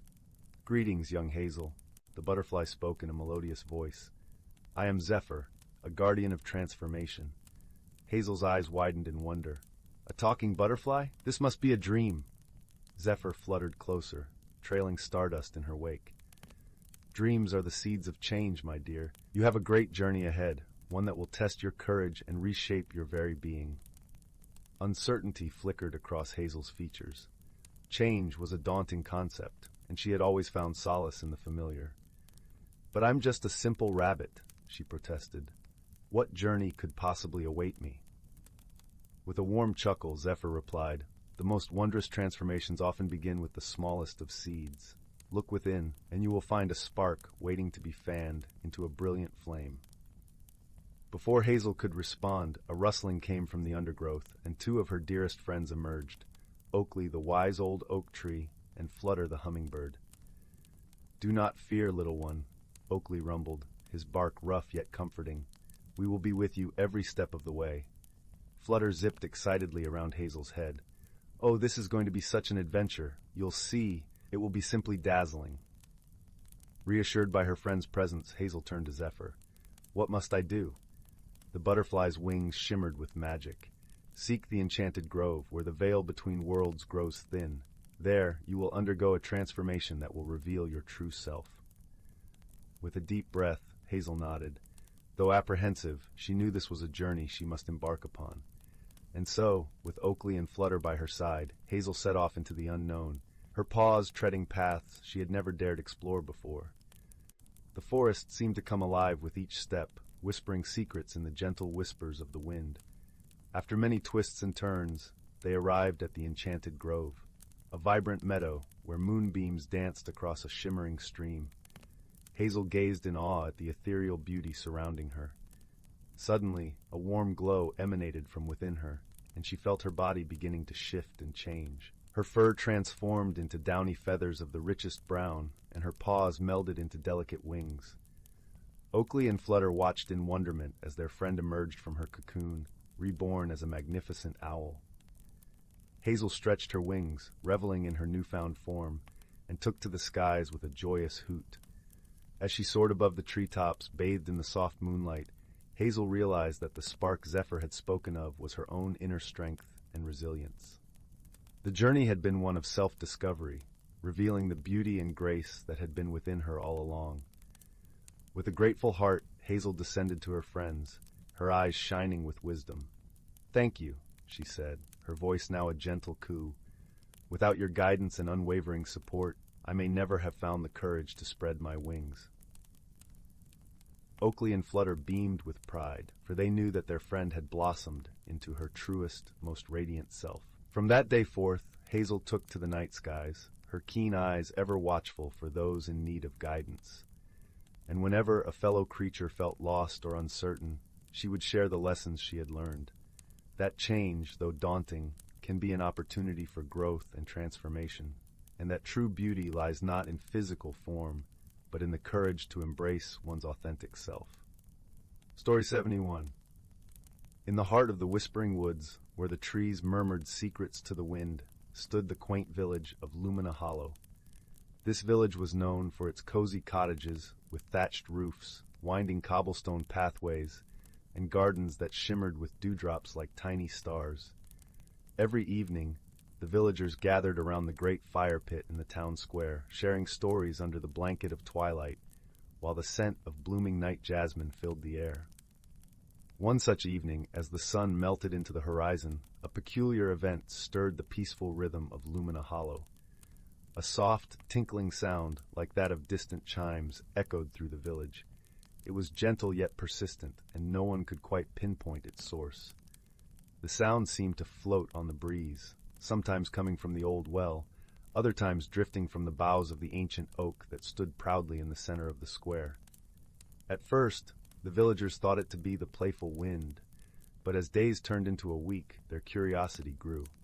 The sound was soothing, almost like a lullaby, but its mystery beckoned for an explanation.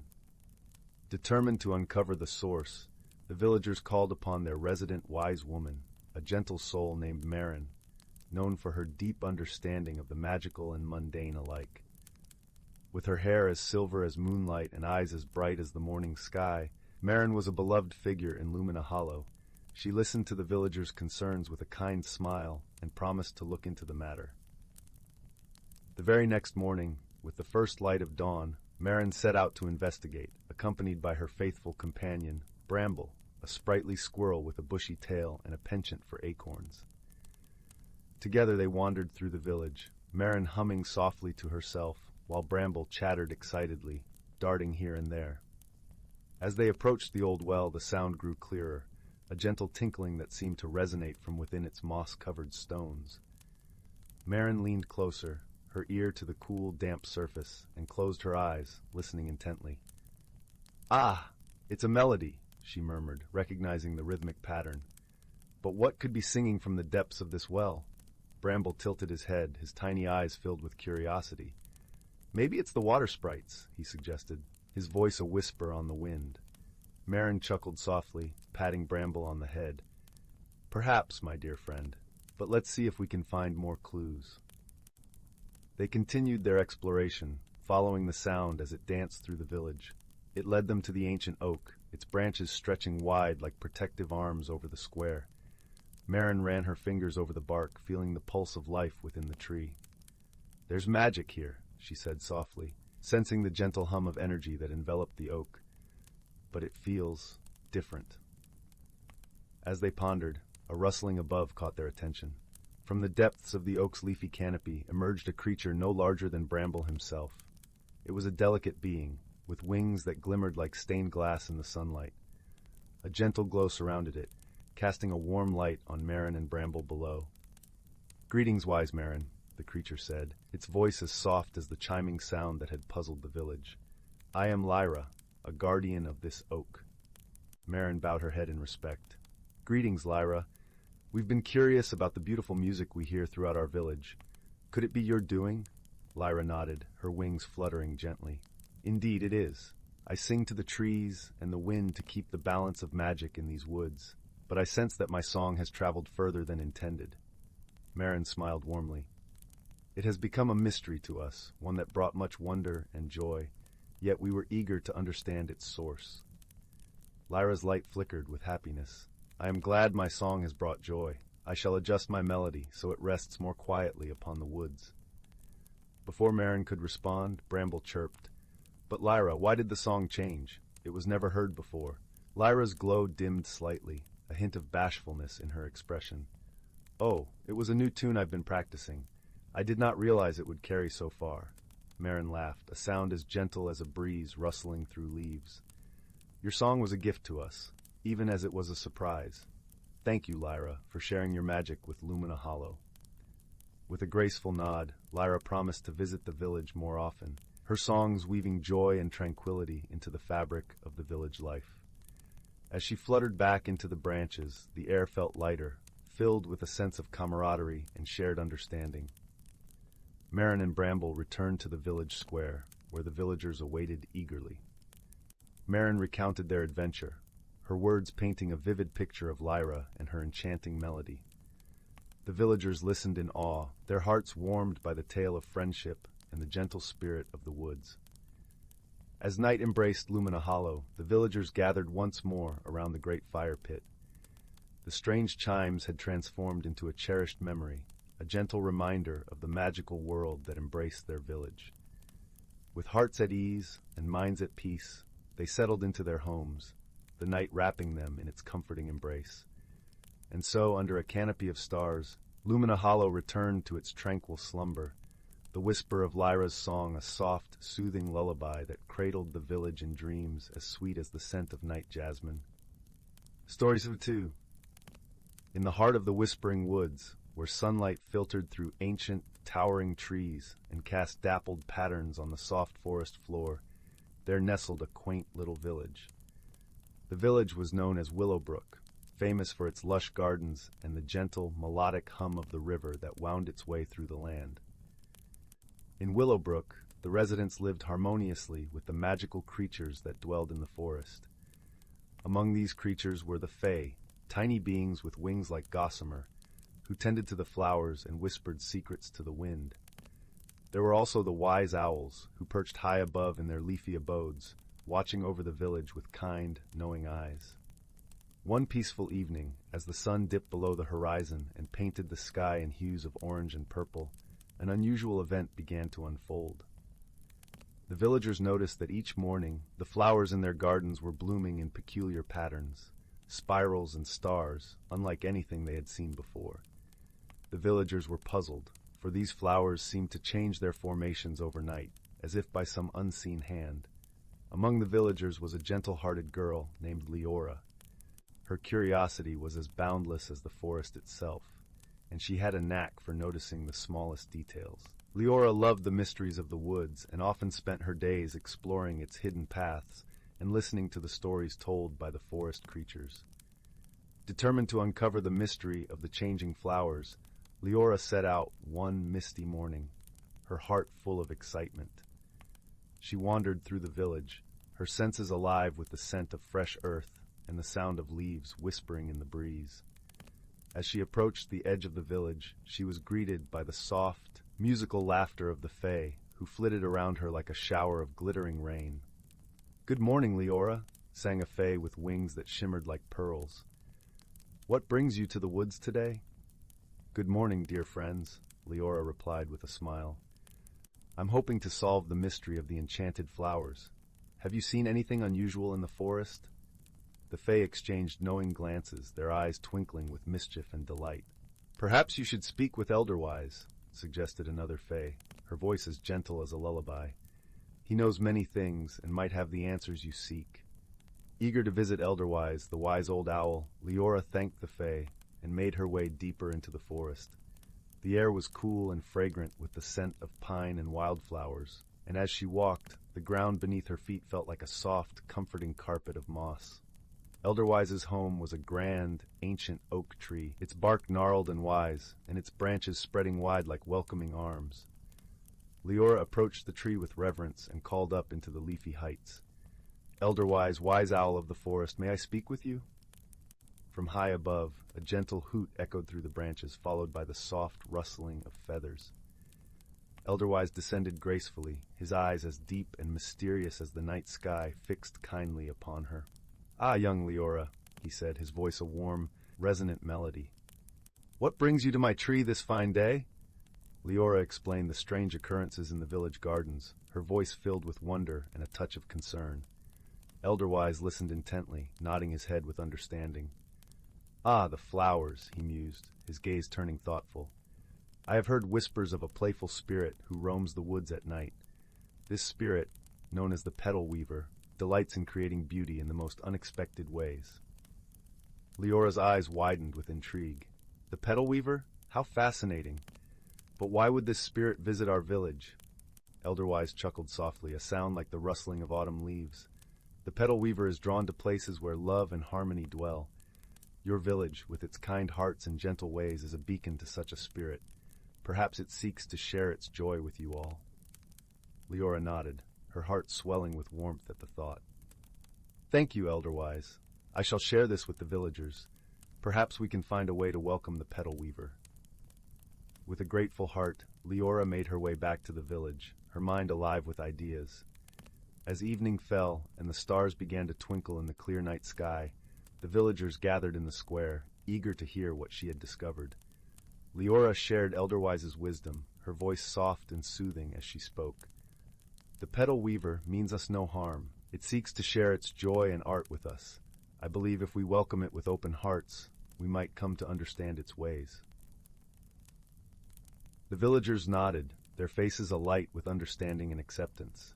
That night they decided to leave small gifts of appreciation in their gardens, tiny lanterns, delicate ribbons, and fragrant herbs, hoping to show the petal weaver their gratitude. As the moon cast its gentle glow over Willowbrook, the petal weaver appeared, unseen by human eyes, but sensed in the gentle rustling of petals and the soft shimmer of moonlight on the flowers. It saw the villagers' gifts and felt their warmth and gratitude. The next morning, the village awoke to a wondrous sight. Each garden was a tapestry of breathtaking beauty, with flowers arranged in patterns that spoke of joy and friendship. The air was filled with a sense of magic and peace, and the villagers knew their hearts had made a new friend. From that day on, the petal weaver became a cherished part of Willowbrook's lore, its visits bringing delight and wonder to the village. And Leora, with her gentle spirit and love for the mysteries of the world, continued to explore the forest, knowing that the greatest magic of all was the love and kindness shared among friends. As the fire crackled softly and the shadows danced on the walls, the tale of Willowbrook and the petal weaver lulled the village into a restful slumber, their dreams filled with the colors and fragrances of a world where magic and friendship intertwined like the petals of a never-ending blossom. Story 73. Story 74. Once upon a time, in a quaint village nestled between lush, rolling hills and a whispering forest, there lived a gentle soul named Marin. Marin had always been a creature of habit, finding comfort in the rhythm of her daily routine. Her days were spent tending to her garden, a patchwork of vibrant colors that danced beneath the sun, and her evenings were reserved for quiet moments by the hearth, where the flickering flames cast a warm glow over her cozy cottage. But deep within her heart, Marin felt a stirring, a whisper of something new and unfamiliar. It was as if the wind carried a secret just for her, one that promised adventure beyond the horizon of her known world. Despite this yearning, the thought of change filled her with trepidation. She clung to her familiar patterns like a child to a cherished blanket, fearful of what might lie beyond. One crisp autumn morning, as the leaves blushed gold and crimson, Marin set out for her daily walk through the woods. The air was sweet with the scent of pine and earth, and a gentle breeze rustled the branches overhead. As she wandered deeper into the forest, she stumbled upon a peculiar sight, a circle of mushrooms, perfectly formed with a luminescent glow. She had heard stories of such rings, whispered tales of magic and transformation. Curiosity mingled with her apprehension, but something in the air urged her forward. As she stepped into the circle, a tingling sensation spread through her, as if the very earth beneath her feet was alive with possibility. The world around her shimmered, and she felt a gentle tug at her heart, as though inviting her to embrace the change she had so long resisted. In that moment, the forest seemed to breathe with her, its ancient magic awakening. From the shadows emerged a creature of ethereal beauty, a silver fox with eyes that sparkled like morning dew. The fox approached with graceful steps and spoke in a voice as soft as the rustling leaves. "Fear not the winds of change, dear Marin," the fox said, its eyes kind and knowing, "for within them lies the seed of your growth. Embrace the journey, and you shall find the strength that has always dwelled within you." Though her heart still fluttered with uncertainty, Marin felt a newfound courage stirring. She realized that the fox was right. Perhaps it was time to step beyond the safety of her routine and discover what lay beyond. With a nod of gratitude, she followed the fox deeper into the forest, where the path was lit by the gentle glow of the mushrooms. Along their journey, they were joined by other creatures of the woods, a wise old owl who shared stories of the stars, a playful squirrel who taught her the joy of spontaneity, and a gentle deer who showed her the peace found in stillness. Each companion offered Marin a lesson in embracing the unknown, and with every step she felt her heart grow lighter. As the days turned into weeks, Marin discovered the beauty of transformation. She learned to dance with the wind, to listen to the whispers of the trees, and to find wonder in the smallest of things. The forest became her teacher, and with each lesson she felt herself blossoming, much like her beloved garden back home. One evening, as the sun dipped below the horizon, painting the sky in hues of lavender and rose, Marin stood at the edge of a glistening lake. The fox, who had become a dear friend, stood beside her. The reflection on the water was that of a woman transformed, not by magic alone, but by the courage to embrace her own potential. "You have grown, dear Marin," said the fox, its voice filled with pride. "You have found your way through the forest of your fears, and now the world is yours to explore." Marin smiled, her heart brimming with gratitude for the journey she had undertaken and the companions who had walked beside her. She understood now that change was not something to be feared, but a gentle nudge from the universe, inviting her to become her truest self. With a heart full of newfound wisdom and an adventurous spirit, Marin returned to her village. Her garden seemed even more vibrant, as if reflecting the transformation within her. And though her routine had shifted, she found joy in the balance of old comforts and new discoveries. As the seasons turned, Marin continued to nurture her garden and her heart, always remembering the lessons of the forest. And on quiet evenings, as she sat by the crackling fire, she would tell tales of her journey to those who sought her wisdom, sharing the magic of personal growth and the beauty of embracing change. And so, in the gentle embrace of the village and the whispers of the forest, Marin lived her days with a heart open to the wonders of the world, knowing that true magic lay not in resisting change, but in welcoming it with open arms. Story 75. In the heart of the whispering woods, where the trees sang softly to the rhythm of the wind and the ground was carpeted with a thick, velvety layer of moss, lay the tranquil village of Willowbrook. The village was known for its charming cottages, each with unique, colorful shutters and gardens spilling over with vibrant flowers. Smoke curled lazily from chimneys, filling the air with the comforting aroma of burning wood and freshly baked bread. The villagers of Willowbrook were accustomed to a serene life, surrounded by the gentle magic that infused the forest. It was a place where the birds could be heard chatting with the squirrels, and the streams giggled as they danced over smooth stones. However, lately, a series of strange occurrences had set the villagers at widder with curiosity and mild concern. Every morning, just as the sun kissed the horizon, small objects would mysteriously move from their places. Teacups would relocate from kitchen tables to garden walls, and watering cans would be found hanging from tree branches, as if the trees themselves had decided to tend to the gardens. Though these happenings were harmless, they had puzzled the villagers, who were keen on understanding the playful mischief. Among the villagers was a young girl named Lila, known for her inquisitive nature and gentle heart. Lila had a particular fondness for the magical creatures that dwelled in the whispering woods, and often spent her afternoons exploring the forest paths, befriending the creatures she met along the way. Her best friend was a wise old owl named Oliver, who had feathers the color of moonlight and eyes that gleamed with ancient wisdom. One crisp autumn morning, as the leaves crunched underfoot and the air was filled with the scent of cinnamon and cloves, Lila set out to unravel the mystery of the moving objects. She donned her favorite woolen cloak, the one her grandmother had knitted, and tucked a notebook under her arm to record her observations. Her first stop was the quaint cottage of Mrs. Poppy, the village baker, who greeted Lila with a warm smile and a plate of freshly baked scones. "Oh, Lila dear," Mrs. Poppy chuckled, "those teacups of mine have quite the wanderlust. I found them perched on the windowsill this morning, enjoying the sunrise." Lila noted the incident in her book, and with a scone in hand, continued her investigation. She meandered through the village, speaking with the blacksmith whose tools had mysteriously rearranged themselves, and the gardener whose watering cans had taken to the trees. As she walked, Lila listened closely to the whispers of the forest, for she knew that the woods held secrets and stories untold. The rustle of leaves and the babble of brooks were like a melody, guiding her deeper into the heart of the forest where the oldest magic lay. It was here, in a clearing bathed in dappled sunlight, that Lila found Oliver perched on a low branch. The owl blinked thoughtfully as Lila approached, her curiosity evident in her bright eyes. "Hello, Oliver," Lila greeted, giving a small bow.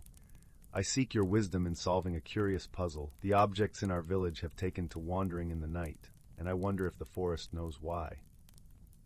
Oliver ruffled his feathers, considering the question. "Ah, young Lila," he hooted softly, "the forest is alive with ancient magic, and not all of it is understood by those who dwell in cottages. Sometimes the magic decides to play, to remind us of its presence and its joy." "But why now?" Lila asked, settling onto the soft moss beside the owl. "Why have the objects begun to move only recently?" Oliver tilted his head, his eyes reflecting the gold of the autumn leaves. "Perhaps the forest wishes to share a message or a lesson. Have you noticed anything else that might offer a clue?" Lila thought for a moment, recalling her observations. The objects always move at dawn when the first light touches the village, and they seem to gather in places where they can see the sunrise. The owl hooted in agreement, a sound like the gentle rustle of leaves. Very good, Lila. The dawn is a time of new beginnings, of light overcoming darkness. Perhaps the forest wishes to teach the village the importance of embracing change and seeing the world from a new perspective. With the wisdom of Oliver's words, Lila felt a spark of understanding. The forest's magic was not a mystery to be solved, but a reminder to be cherished. The moving objects were an invitation for the villagers to pause, to appreciate the beauty of their world, and to find joy in the unexpected. Armed with this insight, Leela returned to the village and gathered the villagers in the town square. As the sun dipped behind the trees, casting a warm glow over Willowbrook, she shared Oliver's message. "The forest is inviting us to see our world anew," Leela explained, her voice clear and steady, "to find joy in the little changes and to embrace the magic of each sunrise." The villagers listened, nodding as the truth of her words resonated in their hearts. From that day forward, they welcomed the playful magic of the forest, delighting in the whimsical surprises that greeted them each morning. And so, the village of Willowbrook continued to thrive, nestled in the heart of the whispering woods, where the air was always filled with the scent of fresh bread and the gentle hum of ancient magic.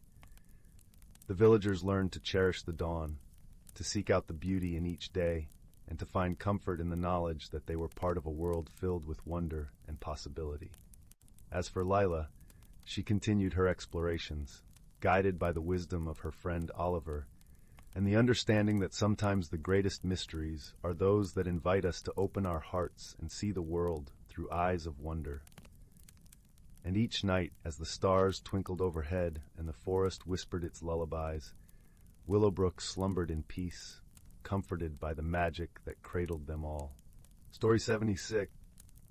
In a hidden glen of the ancient forest, where towering trees stood like sentinels and gentle streams whispered their timeless songs, the creatures of the woodland lived in a delicate balance. Among the tall oaks and whispering willows, a tapestry of life thrived, woven together by the seasons and the gentle hands of time. Here the air was crisp with the scent of pine and earth, and the sun filtered softly through the canopy, casting dappled patterns on the forest floor. In this magical place, where the line between reality and enchantment blurred like the morning mist, lived a wise old tortoise named Bertram. Bertram was known throughout the forest for his gentle nature and profound wisdom, passed down from generation to generation. His shell, a mosaic of greens and browns, was like a living map of the forest, etched with the stories of ages past. One golden morning, as the first rays of sunlight kissed the dew-laden leaves, Bertram awoke to a soft rustling nearby. Peeking out from beneath a cluster of ferns was a young squirrel named Pippa, her fur a vibrant russet that matched the autumn leaves. Pippa was curious and spirited, always eager to learn from the world around her. "Good morning, Bertram," Pippa chirped, her eyes bright with wonder. "I heard the wind singing a different tune last night. Do you know what it means?" Bertram smiled, his eyes twinkling with the reflections of the forest. "Ah, Pippa, the wind carries the wisdom of the seasons," he replied in his soothing, gravelly voice. "When it whispers, it tells of changes to come, of balance and harmony that must be maintained." Intrigued, Pippa settled beside Bertram, her fluffy tail curling around her paws. "Tell me more," she urged, eager to soak in the knowledge like sunlight. "The forest is a living tapestry," Bertram began, "and each creature, each leaf, and each breeze plays its part. The wind you heard is the herald of winter, reminding us of the time to prepare, to gather, and to reflect." As Bertram spoke, the forest around them seemed to come alive with the essence of his words. The leaves rustled softly, adding their own gentle chorus to his tale. Pippa listened intently, her heart beating in rhythm with the world around her. "Long ago," Bertram continued, "there was a time when the balance of the forest was threatened. The river ran dry, and the trees wilted under an unrelenting sun. It was through the wisdom of the elders and the unity of the creatures that harmony was restored." Pippa's eyes widened in awe. "How did they do it?" she asked, her voice barely a whisper.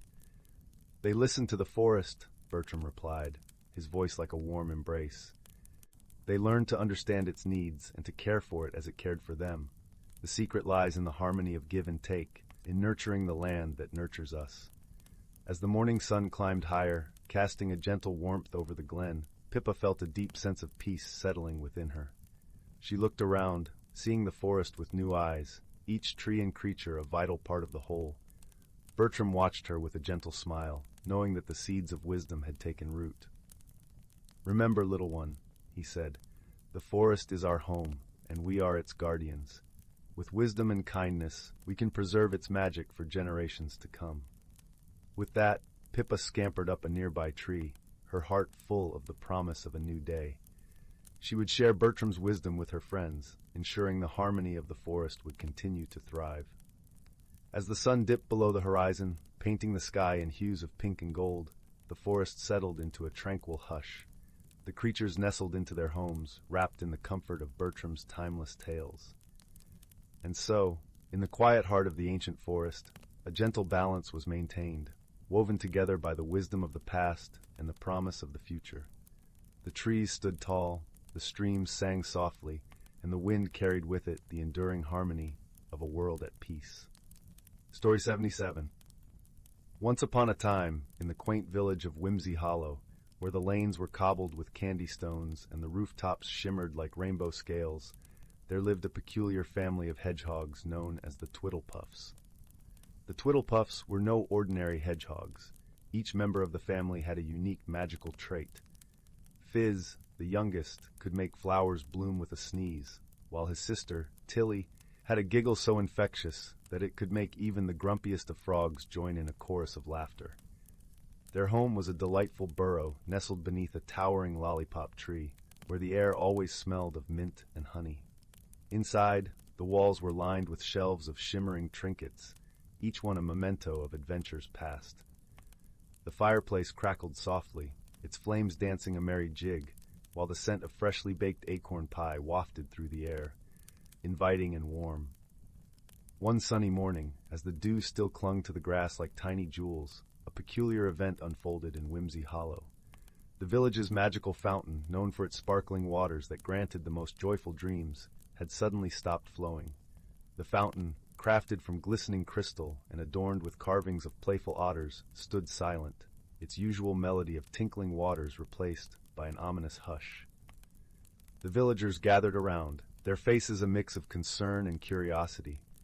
Among them was the wise and whimsical Mayor Pippin, a rabbit with spectacles perched precariously on his twitching nose and a waistcoat filled with pockets of peculiar odds and ends. "We must solve this riddle," declared Mayor Pippin, peering at the fountain with a thoughtful frown. "For without our dream water, the nights will grow restless and the dreams mundane." Fizz and Tillie, always up for an adventure, volunteered to help. With a spark of determination in their eyes, they set off on a quest to uncover the mystery. Their first stop was the cozy cottage of Granny Wobble, an elderly turtle with a pant for storytelling and a fondness for treacle. "Ah, yes," Granny Wobble mused, adjusting her spectacles with a slow, deliberate motion. "The fountain's heart is a crystal teardrop, known to be enchanted. It is said to be the source of its magic." "But where has the crystal gone?" Tillie asked, her eyes wide with wonder. "To find the crystal," Granny Wobble continued, "you must follow the path of the moonbeams, for they will lead you to the enchanted grove where whispers of old magic dwell." With Granny Wobble's cryptic advice in mind, Fizz and Tillie set off towards the edge of Whimsy Hollow, where the trees intertwined like old friends whispering secrets. As night fell, the moon cast a silvery glow across their path, illuminating a trail of moonbeams that danced like ribbons in the night. The journey was filled with delightful surprises. Along the way, they encountered Whisk the squirrel, who was renowned for his incredible juggling skills. Whisk joined them on their quest, juggling acorns and pine cones with such flair that it lifted their spirits and added a touch of whimsy to their travels. Eventually, the trio arrived at the enchanted grove, a place where the air shimmered with possibilities, and the trees whispered in a language only the heart could understand. In the heart of the grove stood a magnificent tree, its bark etched with ancient runes that glowed softly. Just as they approached, a small, mischievous sprite named Glimmer appeared, her wings sparkling like diamond dust. "I know what you seek," she chimed, her voice like the tinkling of tiny bells.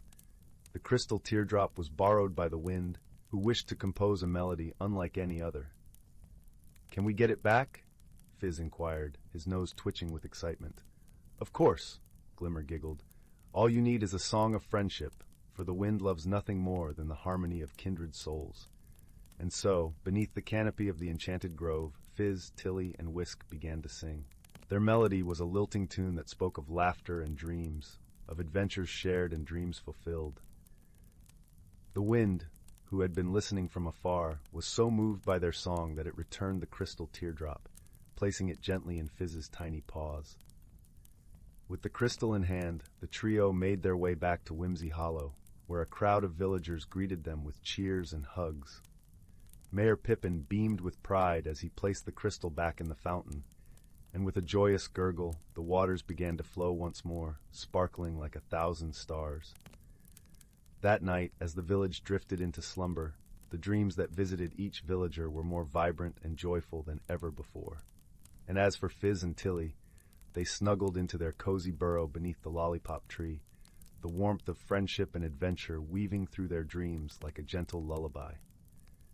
And so, in the heart of Whimsy Hollow, where magic and laughter danced hand in hand, the Twiddlepuffs slept soundly, knowing that the world was just a little bit brighter because of their journey. And as the moon cast its silvery glow over the village, the fountain sang its familiar song, a melody of dreams and delight that carried through the night, whispering promises of more whimsical adventures to come. Story 78. In a quaint village nestled between rolling emerald hills and a whispering silver stream, there existed a small, unassuming shop known to the villagers simply as the Curious Corner. This shop, with its ivy-clad walls and a wooden sign swaying gently in the breeze, was a treasure trove of trinkets and baubles that seemed to hold a timeless charm. One crisp autumn afternoon, as the golden sun began to dip beyond the horizon, casting a warm glow over the cobblestone paths, a young girl named Clara wandered into the Curious Corner.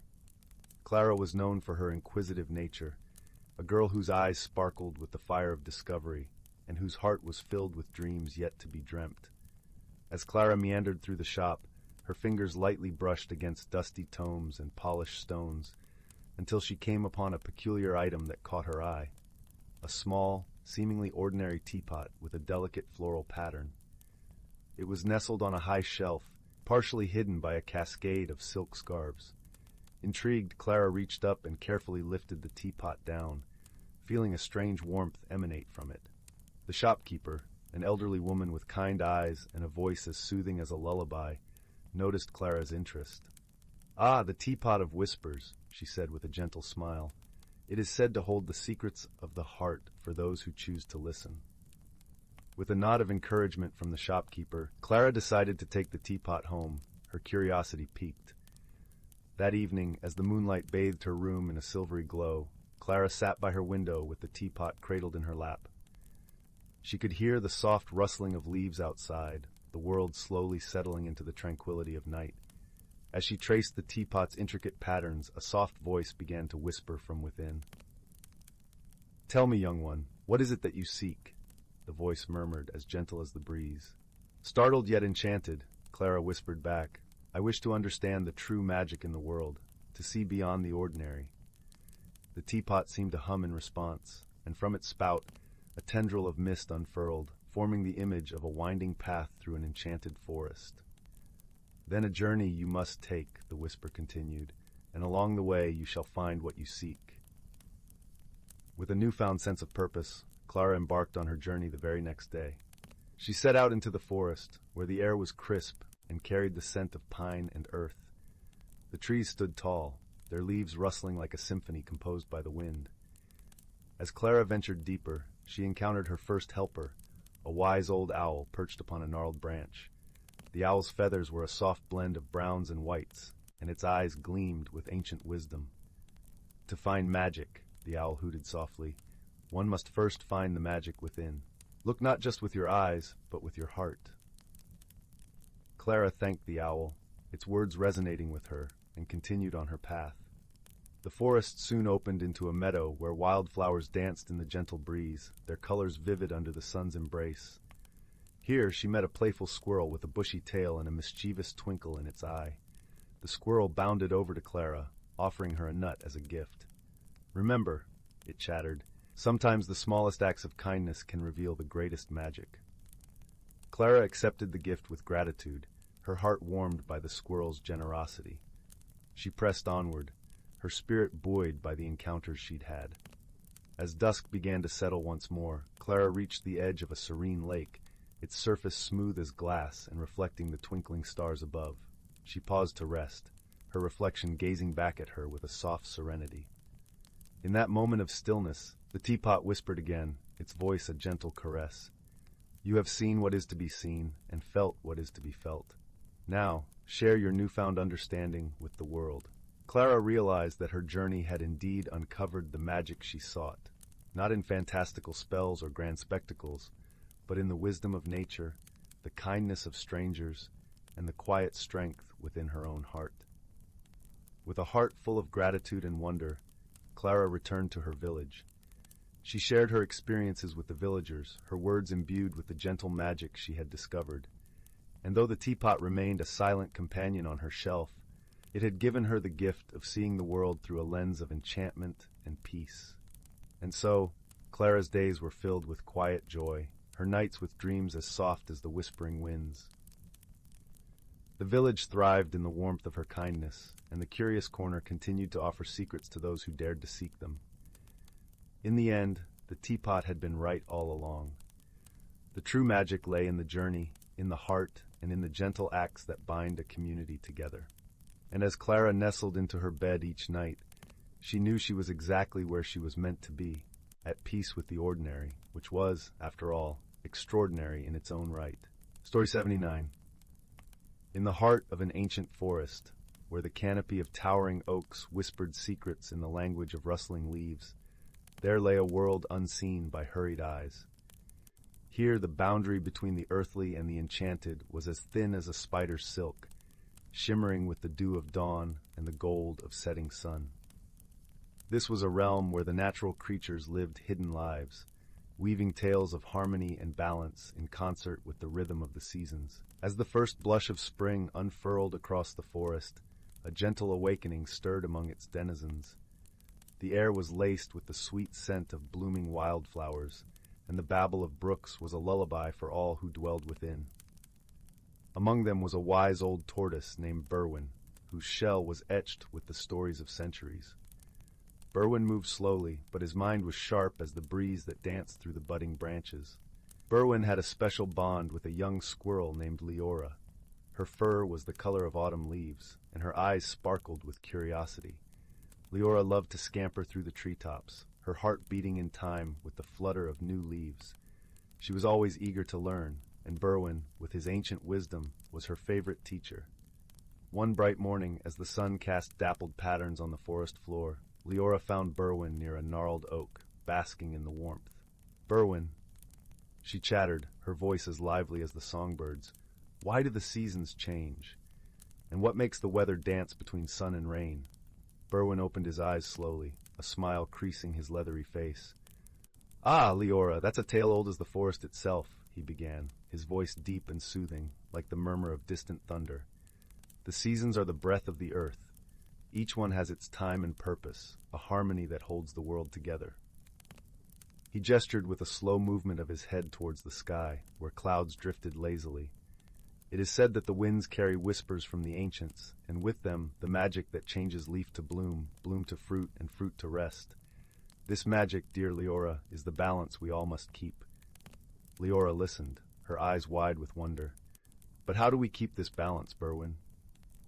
"Through respect and care, my dear," Berwin replied. "Each creature, no matter how small, plays a part. The bees that dance from flower to flower, the roots that drink from the earth, and even the rain that nourishes us all. We live not just for ourselves, but for the world around us." As spring gave way to the golden hues of summer and the forest buzzed with life, Leora took Berwin's words to heart. She watched as the bees hummed their tireless song, gathering nectar with a precision that only nature could command. She marveled at the way the sun's warmth coaxed the sweet scent of pine into the air, a fragrance that mingled with the laughter of brooks and the rustle of leaves. The forest was a tapestry of life, each thread vibrant and essential. Leora learned to listen to the whispers of the wind, to feel the pulse of life beneath her paws. She understood the importance of her place within this delicate dance. As the sun began to dip lower in the sky, painting the forest in hues of amber and sienna, the whispers of change rustled through the leaves once more. The air grew crisp, and the scent of earth and wood smoke mingled, signaling the approach of autumn.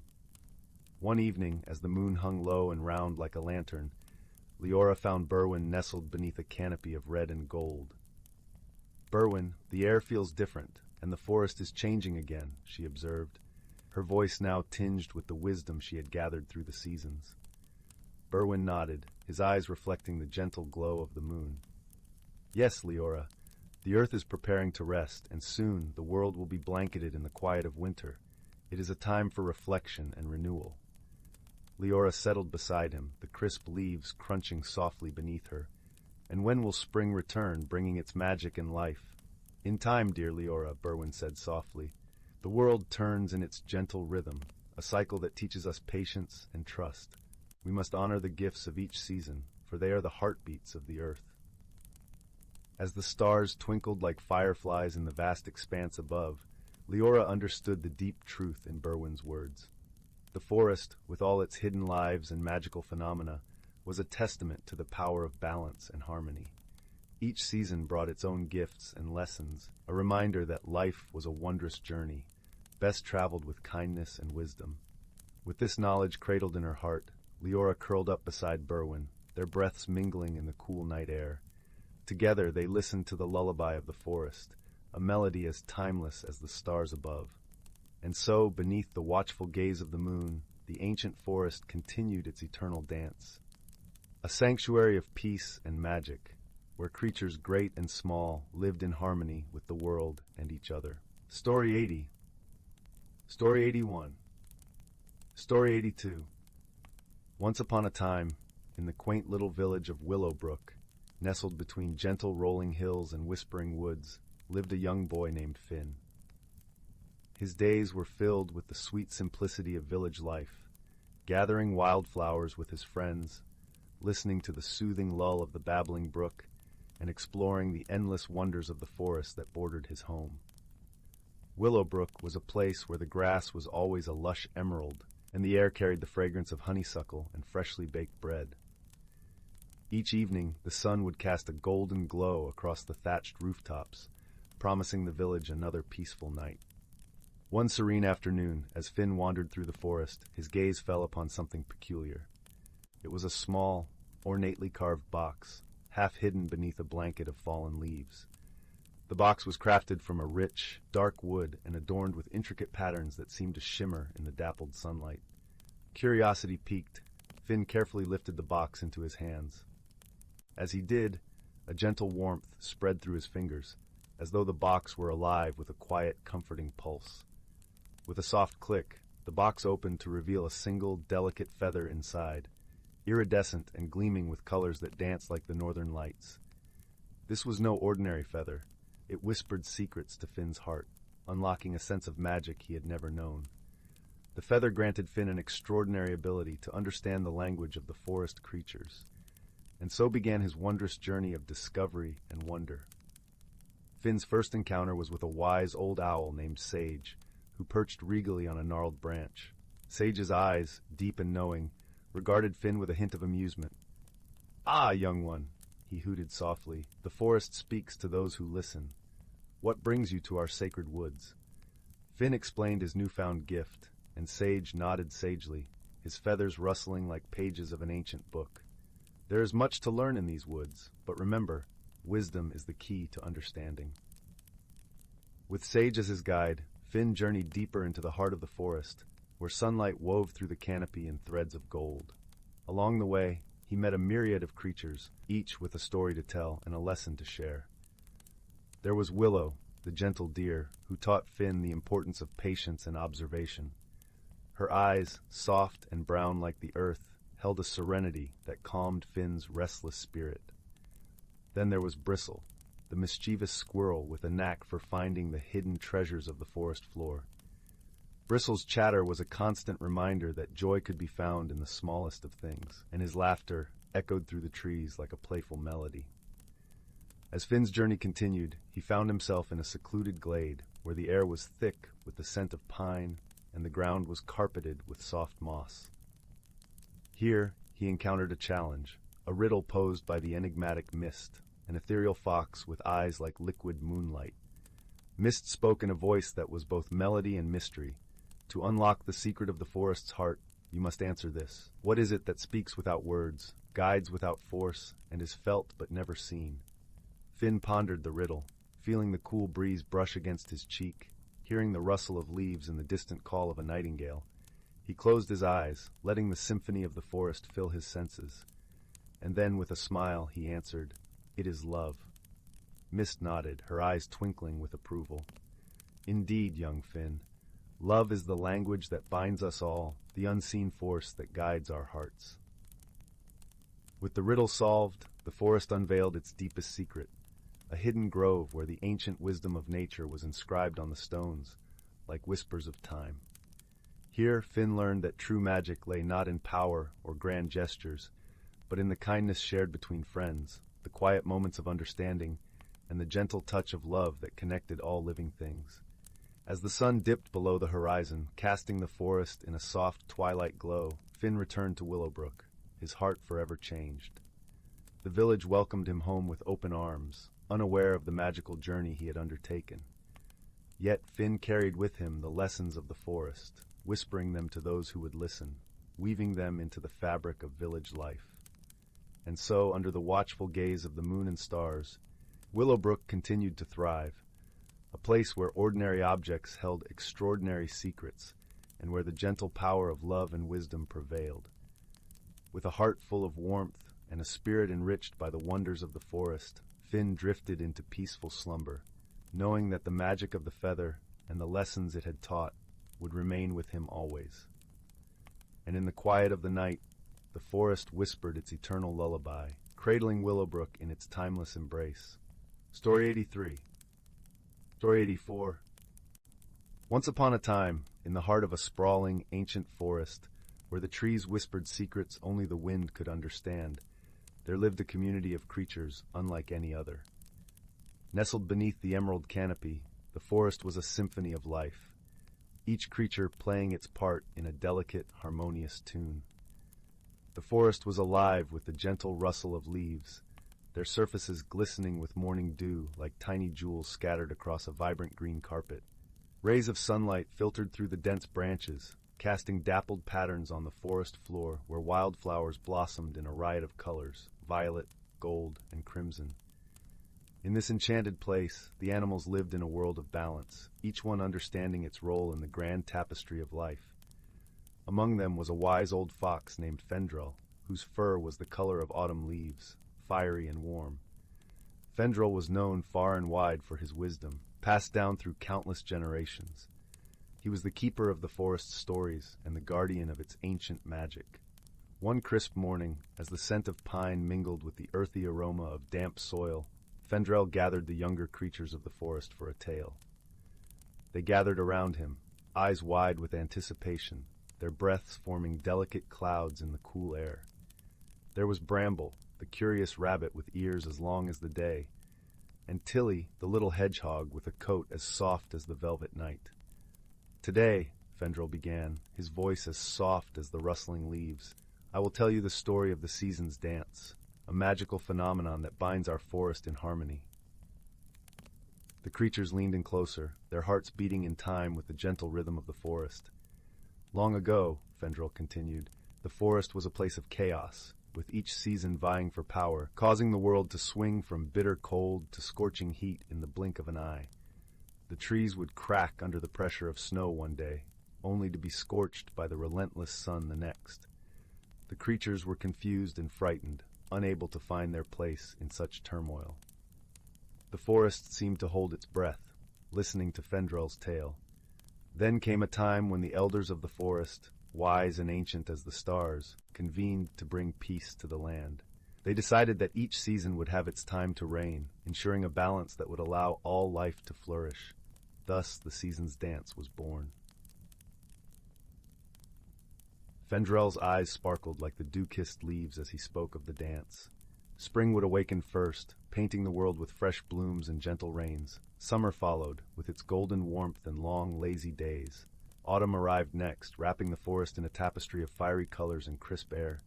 Finally, winter would blanket the world in a soft white silence, allowing the earth to rest and renew. The young creatures sighed in wonder, imagining the dance of the seasons as a gentle, flowing ballet across their beloved home. But, Fendrell cautioned, this balance is delicate. Each being in the forest must respect and contribute to it, for the dance to continue. Our actions, however small, ripple through the forest like a stone tossed into a still pond. Tillie, the hedgehog, spoke up, her voice as soft as a whisper. How can we help, Fendrell? What can we do to keep the balance? Fendrell smiled, his gaze warm and reassuring.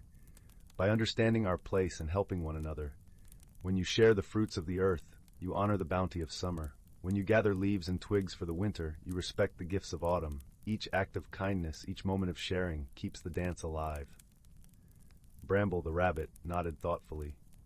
So, by living in harmony with each other and the seasons, we ensure the magic continues. Exactly, Fendrell replied, his voice like a gentle caress. And remember, the forest always listens. It sees the kindness in your hearts and rewards it with its own gifts. As Fendrell's tale came to an end, the sun began its slow descent, casting a golden glow over the forest. The creatures lingered, absorbing the serenity of the moment, feeling the interconnectedness of their world more deeply than ever before. The days turned to weeks, and the lessons of the season's dance wove themselves into the fabric of their lives. Each creature took to heart the wisdom of Fendrell's story, nurturing the balance of their world through simple acts of care and camaraderie. In time, the forest flourished, a vibrant testament to the power of harmony and the enduring magic that resided within its ancient boundaries. The creatures thrived, their lives an intricate tapestry of friendship and wisdom, woven together by the timeless dance of the seasons. And under the watchful gaze of the old fox, they knew that as long as they remembered the story of the season's dance, their beloved forest would always remain a haven of peace and enchantment. And so, as the moon rose high to sprinkle silver light over the tranquil landscape, the creatures nestled into their cozy dens, lulled to sleep by the soft whispers of the wind, carrying the promise of another beautiful day. Story 85. Story 86. Story 87. In the heart of a lush, whispering forest, where the trees stood tall and wise, there existed a forgotten glade bathed in perpetual twilight. This place was known only to the creatures of the forest, and a few rare souls who dared to venture beyond the well-trodden paths. The air here was imbued with the scent of pine and earth, carrying the gentle rustling of leaves like a soft lullaby. It was a realm where magic lingered, hiding in plain sight among the shadows and the light. Elliot, a curious young boy with a heart as open as the sky, discovered this hidden world one golden afternoon. His hair, tousled by the wind, glimmered like autumn leaves in the sun. He had been wandering through the forest, drawn by a deep-seated yearning for something he could not name. Elliot loved the forest. Its secrets whispered to him, and its beauty filled him with a profound sense of belonging. As he walked, each step cushioned by a carpet of moss and fallen leaves, he stumbled upon an ancient oak with a hollow that seemed to beckon him closer. Within this hollow, nestled among roots as thick as his arm, lay a peculiar object, a small, intricately carved wooden box. Its surface was smooth, worn by time, and etched with symbols that seemed to pulse with a gentle glow. Elliot's fingers brushed over the box, and a warmth spread through him, as if the object were alive. He hesitated for a moment, then carefully lifted it from its resting place. As he did, a soft sighing sound filled the air, and the forest seemed to hold its breath. With the box cradled in his hands, Elliot sat beneath the oak, leaning against its sturdy trunk. The world around him faded into a serene silence, leaving only the gentle hum of nature. He turned the box over, examining it from every angle before finally deciding to open it. Inside, resting on a bed of velvet as dark as midnight, was a small, crystalline orb. It shimmered with an inner light, casting tiny rainbows that danced around Elliot like playful spirits. Mesmerized, Elliot reached out to touch it, and as his fingertips brushed the surface, a tingling sensation raced up his arm. Suddenly, the orb began to glow more brightly, and a soft voice, warm and melodic, filled the air. "Welcome, Seeker," it said, resonating with a kindness that wrapped around Elliot like a comforting embrace. "You have found the heart of the forest, a gift of magic and mystery." Elliot blinked, his eyes wide with wonder. "Who are you?" he asked, his voice barely a whisper. "I am the guardian of this glade," the voice replied. "And you, dear child, have been chosen to carry the heart and listen to its song." The orb pulsed gently, and with each pulse, Elliot felt a connection forming, a bond with the forest and its secrets. "What do I do with it?" he asked, curiosity mingling with a sense of responsibility. "Listen," the voice advised. "Learn. The heart will guide you, reveal hidden truths, and teach you the language of the world around you. But remember, true power comes from understanding, not control." Elliot nodded, his mind awhirl with possibilities. He closed the box, feeling the weight of the orb settle within it, and tucked it safely into his satchel. As he rose to his feet, the forest seemed to awaken, the trees whispering encouragement, the leaves rustling with approval. Over the following days, Elliot returned to the glade, drawn to its serenity and the promise of discovery. He spent hours sitting beneath the ancient oak, listening to the heart's gentle murmur and learning the subtle language of the forest. Each day brought new revelations, a hidden path, a secret grove, the laughter of a brook that meandered through sun-dappled glens. One crisp morning, as the first rays of the sun painted the forest in shades of gold, Elliot encountered an unexpected visitor. A fox, its fur as red as flames, emerged from the underbrush. Its eyes, sharp and intelligent, regarded Elliot with curiosity. "Hello there," Elliot said softly, extending a hand in greeting. The fox approached cautiously, its nose twitching as it sniffed the air between them. Sensing no threat, it sat back on its haunches and regarded Elliot with a look of expectation.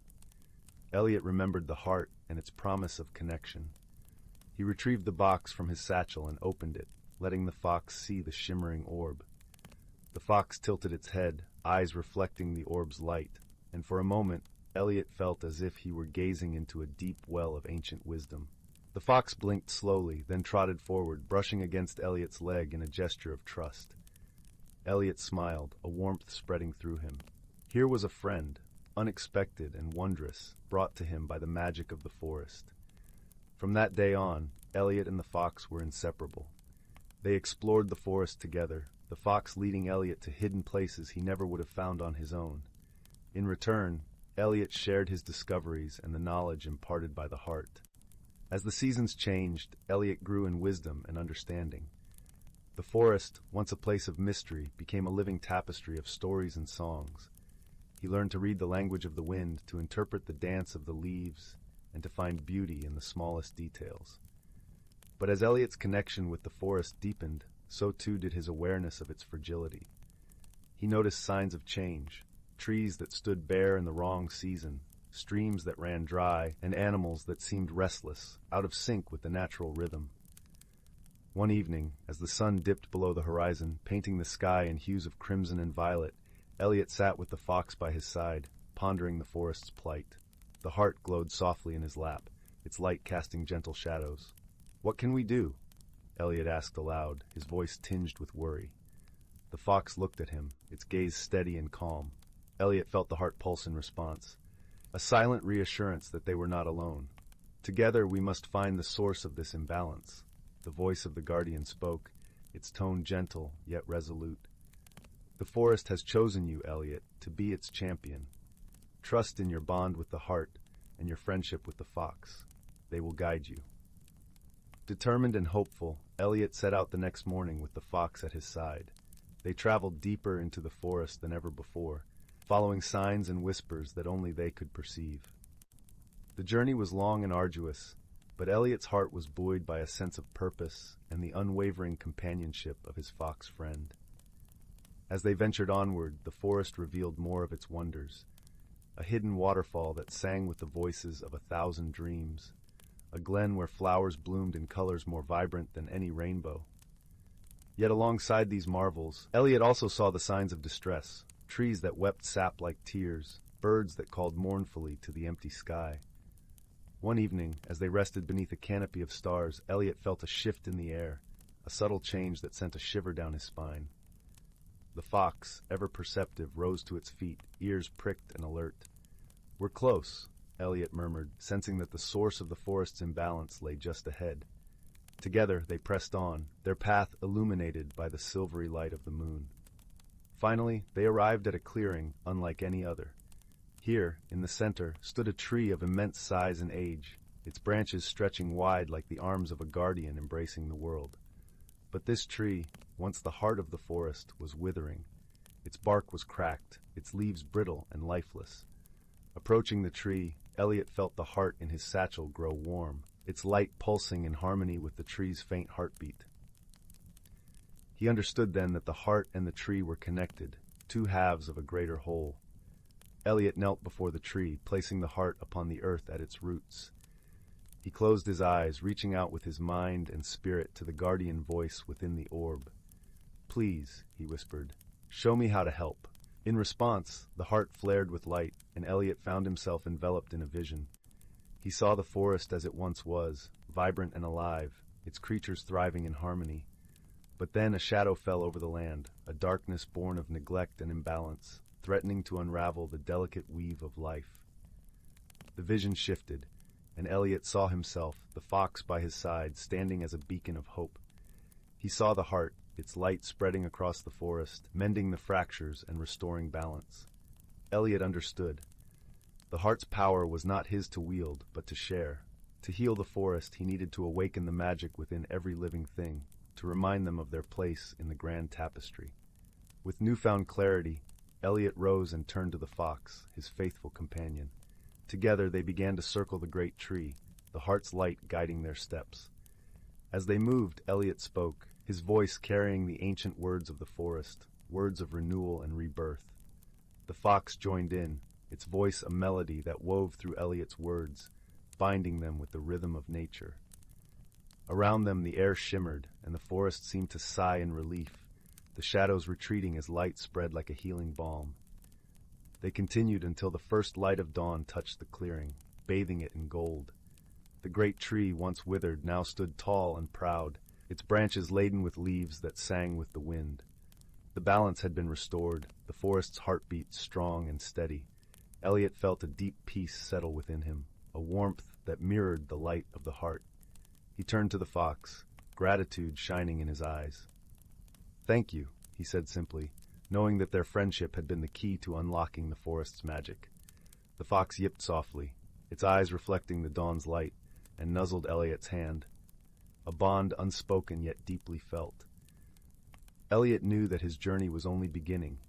There were more mysteries to uncover, more stories to learn. But he was ready, for the heart of the forest was with him, and the friendship he had forged with the fox was a strength that would guide him through any challenge. As they left the clearing, the forest seemed to embrace them, its song a gentle promise of adventure and discovery.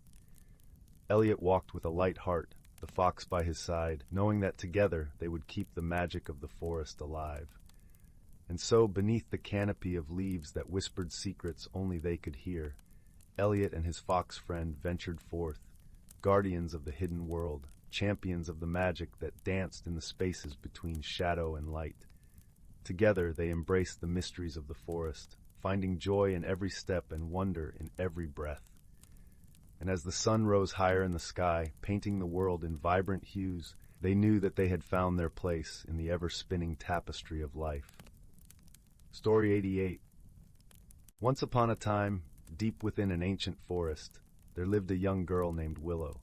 The towering trees that surrounded her humble cottage seemed to whisper secrets of a world unseen, hidden from the eyes of those who could not hear the language of nature. One crisp autumn morning, Willow ventured into the heart of the woods, her bare feet crunching on the carpet of fallen leaves. As she wandered deeper, a strange warmth enveloped her, like the embrace of an old friend. Suddenly, a glimmer of light caught her eye, and she gasped in wonder. Nestled among the gnarled roots of a mighty oak lay a peculiar acorn, shimmering with an otherworldly radiance. Willow reached out, her fingers tingling with anticipation, and the moment she touched the acorn, the world around her transformed. The trees stretched skyward, their branches intertwining to form a verdant canopy. Streams of sunlight filtered through, casting dappled patterns on the mossy ground. Willow spun in awe, her eyes wide with delight, for she had stumbled upon the hidden realm of the forest spirits. A gentle voice beckoned her forward, and she followed the melodic sound to a clearing where a magnificent oak tree stood tall and proud. At its base sat a wizened old woman, her face carved with lines that spoke of centuries of wisdom. "Welcome, dear child," the woman said, her eyes twinkling like stars. "You have been chosen to bear witness to the wonders of this ancient realm." Willow listened, entranced, as the woman revealed the secrets of the acorn's magic. It was a conduit, a gateway to a world where the boundaries between dreams and reality blurred, where the very essence of nature danced in harmony with the rhythms of life. From that day forth, Willow became the guardian of the acorn, tasked with protecting the delicate balance between the seen and unseen worlds. With each adventure, she learned invaluable lessons about courage, compassion, and the profound beauty that thrived in even the smallest of things. One day, as Willow wandered through the enchanted forest, she stumbled upon a peculiar sight. A tiny creature with wings like gossamer, fluttering helplessly on the ground. As she drew closer, she recognized the creature as a sprite, one of the mischievous but kind-hearted beings that inhabited the realm. "Please help me," the sprite cried, its voice like the tinkling of silver bells. "I've lost my way, and without my wings, I cannot return home." Willow's heart ached for the little sprite, and she vowed to aid her newfound friend. Together, they embarked on a journey through the twisting paths and secret glades, encountering wondrous beings and unraveling riddles that tested their courage and wit. Along the way, they forged an unbreakable bond, defying the expectations of those who believed sprites and humans could never be true friends. Willow learned the value of empathy and the strength that lies in unity, while the sprite discovered the boundless potential of unwavering loyalty. Their quest led them to the heart of a mysterious glade, where a crystalline pool shimmered under the dappled light. As the sprite dipped her weary wings into the enchanted waters, a miraculous transformation took place. Her gossamer wings unfurled, shimmering with renewed vigor, and she took to the skies once more, her laughter like a gentle rain upon the leaves. With a heavy heart, Willow bid farewell to her friend, but the sprite made her promise to return, for their destinies were intertwined forevermore. And so, Willow continued her journey as the guardian of the acorn, her steps lighter and her heart fuller, forever changed by the power of friendship and the magic that dwelled within the hidden realm. Years passed, and Willow grew into a wise and gentle woman, her eyes reflecting the depths of the ancient forest. One fateful day, as she wandered the familiar paths, she stumbled upon a clearing she had never seen before, its existence a mystery even to her. In the center of the glade stood a towering oak, its branches reaching skyward like gnarled fingers grasping at the heavens. Willow felt an inexplicable pull toward the tree, as if answering a call that echoed through the very fibers of her being. As she approached, she noticed a peculiar sight, a door carved into the trunk, its intricate patterns whispering of secrets long forgotten. Without hesitation, Willow reached out and turned the knob, her heart pounding with anticipation. What greeted her on the other side was a sight beyond her wildest dreams. A vast underground cavern stretched before her, its walls adorned with glowing crystals that cast ethereal radiance upon the scene. In the center, a magnificent waterfall cascaded into a crystal-clear pool, its waters shimmering with otherworldly hues. Willow ventured forth, her footsteps echoing in the cavernous space, and as she drew nearer to the pool, she felt a profound sense of peace wash over her. It was as if the very essence of the hidden realm had been distilled into this sacred place, a convergence of all the magic and wonder she had witnessed throughout her life. Overcome with reverence, Willow knelt at the water's edge and gazed into the depths of the pool.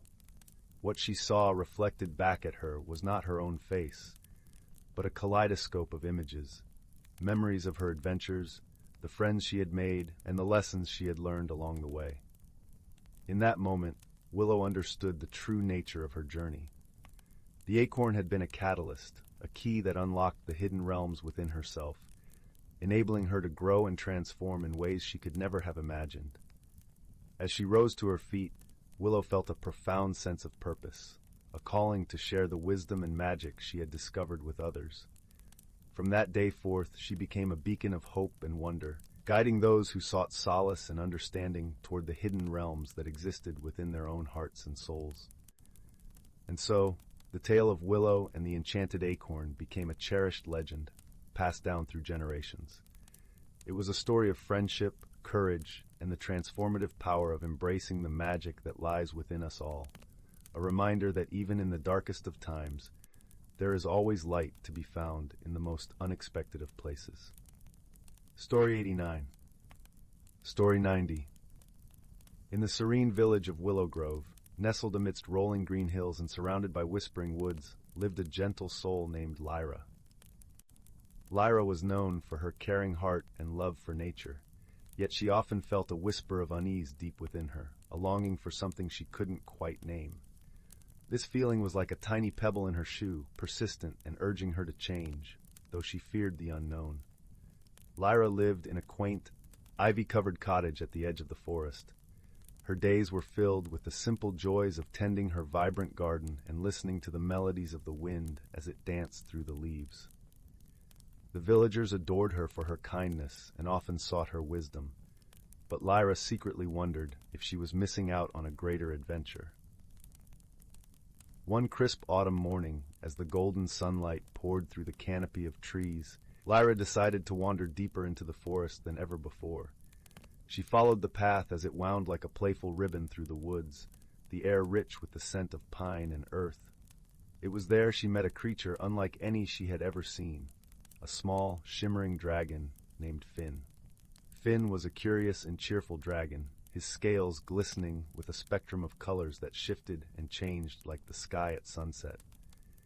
He had been watching Lyra for a while, drawn to her gentle spirit and sensing her inner turmoil.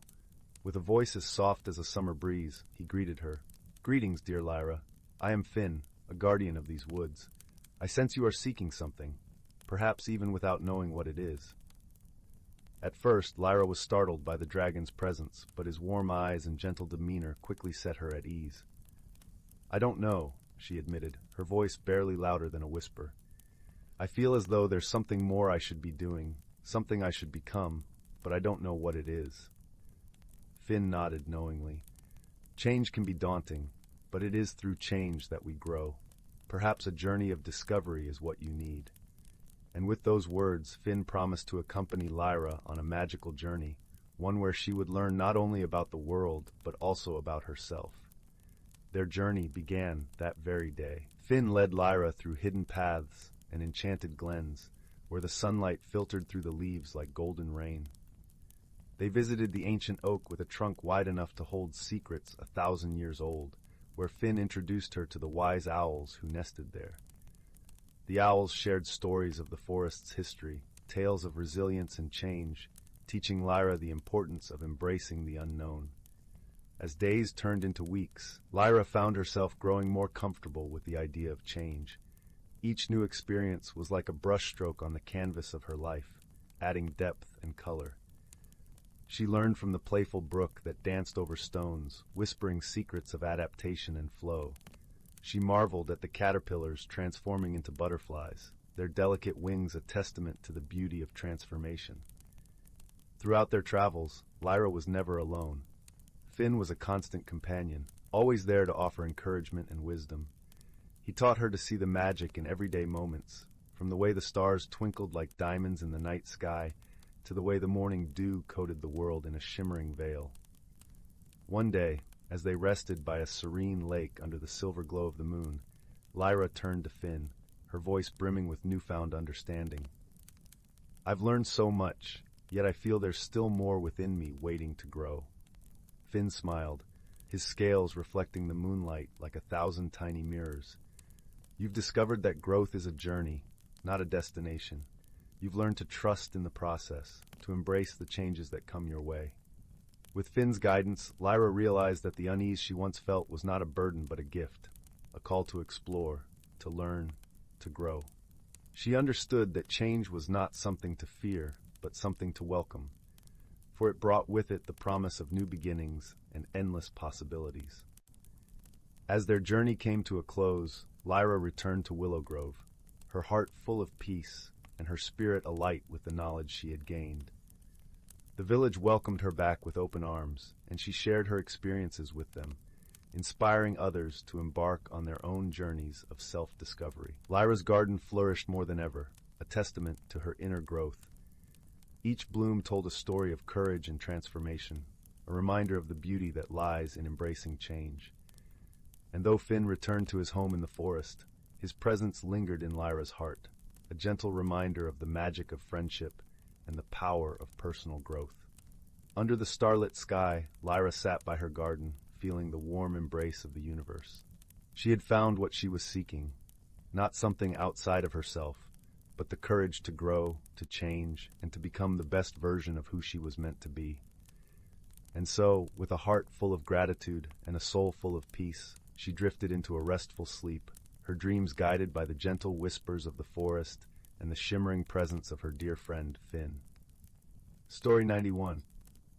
In the far reaches of the galaxy, where stardust wove through the void like strands of glistening silk, lay the planet of Luminara.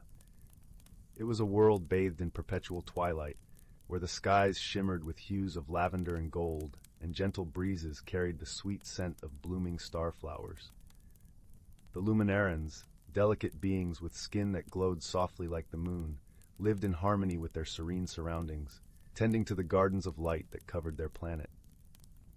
On one particularly tranquil evening, as the twin moons rose to cast their gentle glow over the land, a small spacecraft streaked through the heavens, its hull glinting like a shard of silver against the deepening sky. This ship, a modest transport vessel, was piloted by a solitary traveler from the distant world of Terran. Her name was Lyra, and she was an explorer by trade, one who roamed the stars in search of knowledge and understanding. Lyra's journey had brought her to Luminara, drawn by tales of its beauty and the wisdom of its people. Her heart, though courageous, harbored a loneliness that whispered to her in the solitude of space. As she descended through the atmosphere, her ship's systems suddenly faltered, a cascade of sparks and alarms filling the cabin. With a steady hand and a calm mind, Lyra managed to guide her vessel to a gentle landing in a meadow aglow with the soft luminescence of starflowers. Emerging from her ship, Lyra was greeted not by fearsome warriors or suspicious eyes, but by a single Luminaran who approached with a serene smile.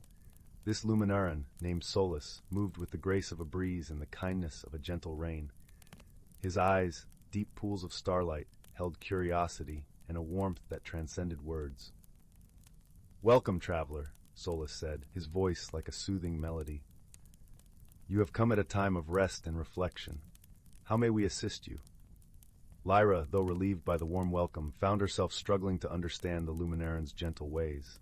She had prepared for hostility, for the mistrust of an outsider, and the kindness offered so freely was both comforting and perplexing. "My ship," she began, her voice tinged with the hesitance of uncertainty, "it needs repairs.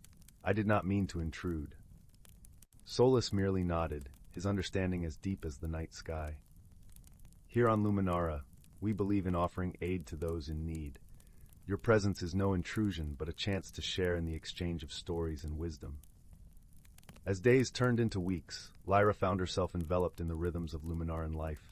Guided by Solus, she learned the ways of the starflower gardens, their petals soft and fragrant, their glow a gentle caress against the skin. The Luminarans, in turn, listened with rapt attention to Lyra's tales of distant worlds and the marvels she had witnessed among the stars. Yet, not all was smooth in this newfound companionship. Misunderstandings arose, as they often do between those of different worlds. Lyra, eager to help, had attempted to rearrange a section of the garden, believing she was improving it. The Luminarans, who cultivated their gardens with deep reverence and tradition, were taken aback by the changes, though they remained kind in their expressions. Solus, sensing the discomfort that lingered like a shadow, approached Lyra with gentle understanding. "We cherish your enthusiasm, Lyra," he said, his voice a balm to her troubled heart. "But our ways are woven with the fabric of our being. Perhaps, together, we can learn from one another." Her cheeks flushed with embarrassment. Lyra nodded, her voice a whisper of contrition. "I meant no disrespect. I wished only to contribute, to belong." In this moment of vulnerability, a bond began to form, a bridge of understanding between two souls who had once been strangers. Solus, with patience and wisdom, showed Lyra the intricate dance of their traditions, explaining the balance of light and dark, of growth and rest. As they worked side by side, a challenge arose that would test their burgeoning friendship. A rare celestial event, the eclipse of shadows, was approaching, a time when the twin moons would align and cast the land into temporary darkness. During this period, the gardens required careful tending, as the absence of light could harm the delicate starflowers. Together, Lyra and Solus faced the eclipse, their efforts a seamless blend of Terran ingenuity and Luminaran tradition. Lyra's knowledge of technology complemented Solus's deep understanding of the gardens, and their collaboration ensured the starflowers continued to thrive even in the absence of light.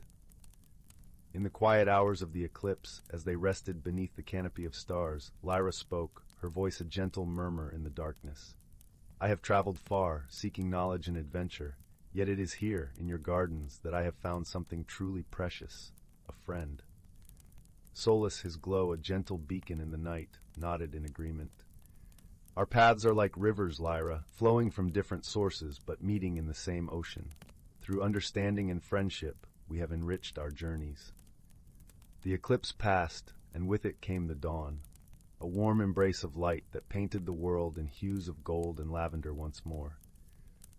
Lyra's ship, now repaired with the help of her new friends, stood ready for departure. Yet, as she prepared to leave, her heart was filled not with the ache of parting, but with the warmth of connection. Solus and the Luminarans gathered to bid her farewell, their luminescent presence a reminder of the gentle strength found in unity. "Wherever your travels take you, Lyra," Solus said, his voice carrying the promise of their friendship across the distance, "know that you are always welcome here, a part of our story." With a heart lighter than it had been in many years, Lyra embarked on her journey once more, the stars her companions, and the lessons of Luminara her guiding light.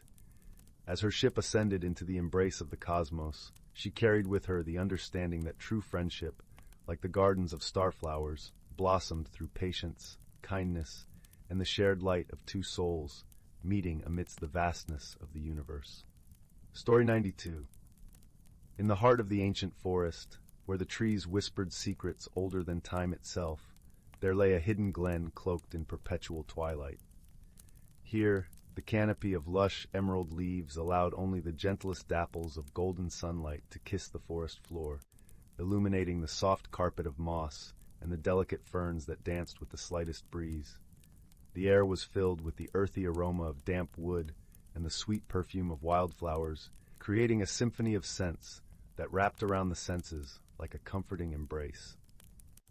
In this enchanted realm, the creatures of the forest lived lives intertwined with the rhythms of nature, each playing its part in the delicate balance of their world. Among them was a wise old turtle named Bramble, whose shell was etched with the patterns of 100 seasons. Bramble was revered among the forest dwellers for his deep understanding of the natural world and his gentle, patient counsel. Bramble's closest companions were a sprightly squirrel named Pippin and a graceful deer called Lyra. Pippin, with her fur the color of autumn leaves, was full of boundless energy and curiosity, always eager to explore every nook and cranny of their woodland home. Lyra, on the other hand, moved with the serene grace of a river flowing through a quiet valley, her eyes as deep and calm as a forest pool. One crisp morning, as the first hints of autumn painted the leaves in shades of amber and crimson, Bramble gathered his friends beneath an ancient oak. Its branches stretched wide and strong, offering shelter and wisdom from the ages past. "The time has come," Bramble began, his voice as steady and soothing as the rustle of leaves in the wind, "for us to prepare for the changing of the seasons. We must ensure that the balance of our forest is maintained." Pippin's eyes sparkled with anticipation. "What must we do, Bramble?" she chirped, her tail flicking with excitement. Bramble smiled, his eyes crinkling at the corners. Each season brings its own magic and challenges. Autumn is a time of harvest and preparation. We must gather the bounty of the forest and ensure that all creatures have what they need to sustain them through the winter. Lyra nodded thoughtfully, her ears twitching as she listened to the gentle hum of the forest around them. And how do we maintain the balance, Bramble? The wise turtle looked out across the glen, where sunlight danced through the leaves, casting intricate patterns on the ground. We must work together, each of us using our strengths to support one another. Pippin, your nimble paws can gather the acorns and berries that will feed many.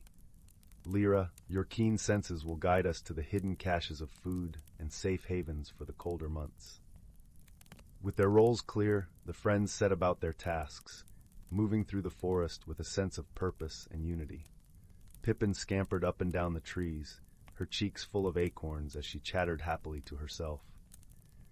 Lyra glided silently through the underbrush, her hooves barely making a sound on the soft earth as she searched for hidden treasures among the leaves. As they worked, the forest seemed to come alive around them. Birds sang sweet melodies that echoed through the trees, and the gentle rustle of leaves created a peaceful harmony with the bubbling of a nearby brook. It was as if the forest itself was lending its magic to their endeavors, guiding them with unseen hands. Days passed in a blur of golden light and rustling leaves, each one bringing them closer to the heart of autumn. The forest glen transformed into a vibrant tapestry of color and life, a testament to the creature's dedication and the power of harmony. Yet as they toiled, a gentle reminder of the forest's wisdom came to them through the subtle signs of nature. One evening, as the sun dipped below the horizon, painting the sky in shades of pink and lavender, Bramble called his friends to him once more. The air was cool and crisp, carrying the faint scent of wood smoke and fallen leaves. "There is something more we must consider," he said, his voice soft but firm. "The changing seasons are not just a time for gathering and preparing, but also for reflection and understanding." Pippin tilted her head, her eyes wide with curiosity. "What do you mean, Bramble?" The wise turtle gestured with a gentle nod toward the horizon, where the first stars began to twinkle in the fading light. "Nature teaches us in whispers and signs. We must learn to listen, to understand the lessons she offers. Balance is not just about physical preparation, but also about harmony within ourselves and with each other." Lyra pondered this, her gaze thoughtful. "How do we learn to listen, Bramble?" With a knowing smile, Bramble replied, "By being present, by observing the world around us with our hearts as well as our eyes. The forest speaks to those who are willing to hear its song." And so, as the seasons continued their dance, the companions embraced this new wisdom. They spent their days not only gathering and preparing, but also pausing to appreciate the beauty and magic of their forest home. They watched as the leaves fell in a gentle cascade of color, listened to the songs of the wind through the trees, and felt the cool touch of the earth beneath their feet. In time, they came to understand that true balance was found in the harmony of all things. Each creature, each leaf, each breath of wind was part of a greater whole, a tapestry woven by the hands of time and nature. Through their efforts and understanding, they ensured that the forest thrived, not just for themselves, but for generations to come. As winter's chill began to creep into the air, the glen lay blanketed in a soft quilt of fallen leaves, the forest at peace in its slumber. Bramble, Pippin, and Lyra gathered once more beneath the ancient oak, their hearts filled with the warmth of friendship and the wisdom they had gained. "Thank you, Bramble," Pippin said, her voice a soft whisper in the twilight, "for teaching us to see the magic in our world." Lyra nodded, her eyes reflecting the soft glow of the setting sun, and for showing us that we are part of something much greater than ourselves. The old turtle smiled, his gaze tender as he looked upon his dear friends. "It is you who have taught me," he replied gently. "For in your companionship and kindness, I have found the truest form of harmony." And so, as the stars filled the night sky with their silvery light, the forest glen lay wrapped in a peaceful silence, a testament to the enduring power of wisdom, friendship, and the gentle balance of nature. The creatures of the forest slept soundly, their dreams filled with the promise of spring and the eternal cycle of life, knowing that within their hearts lay the magic of the seasons and the whispers of the ancient trees. Story 93. Story 94. Story 95. Story 96. Story 97. Story 98. Story 99.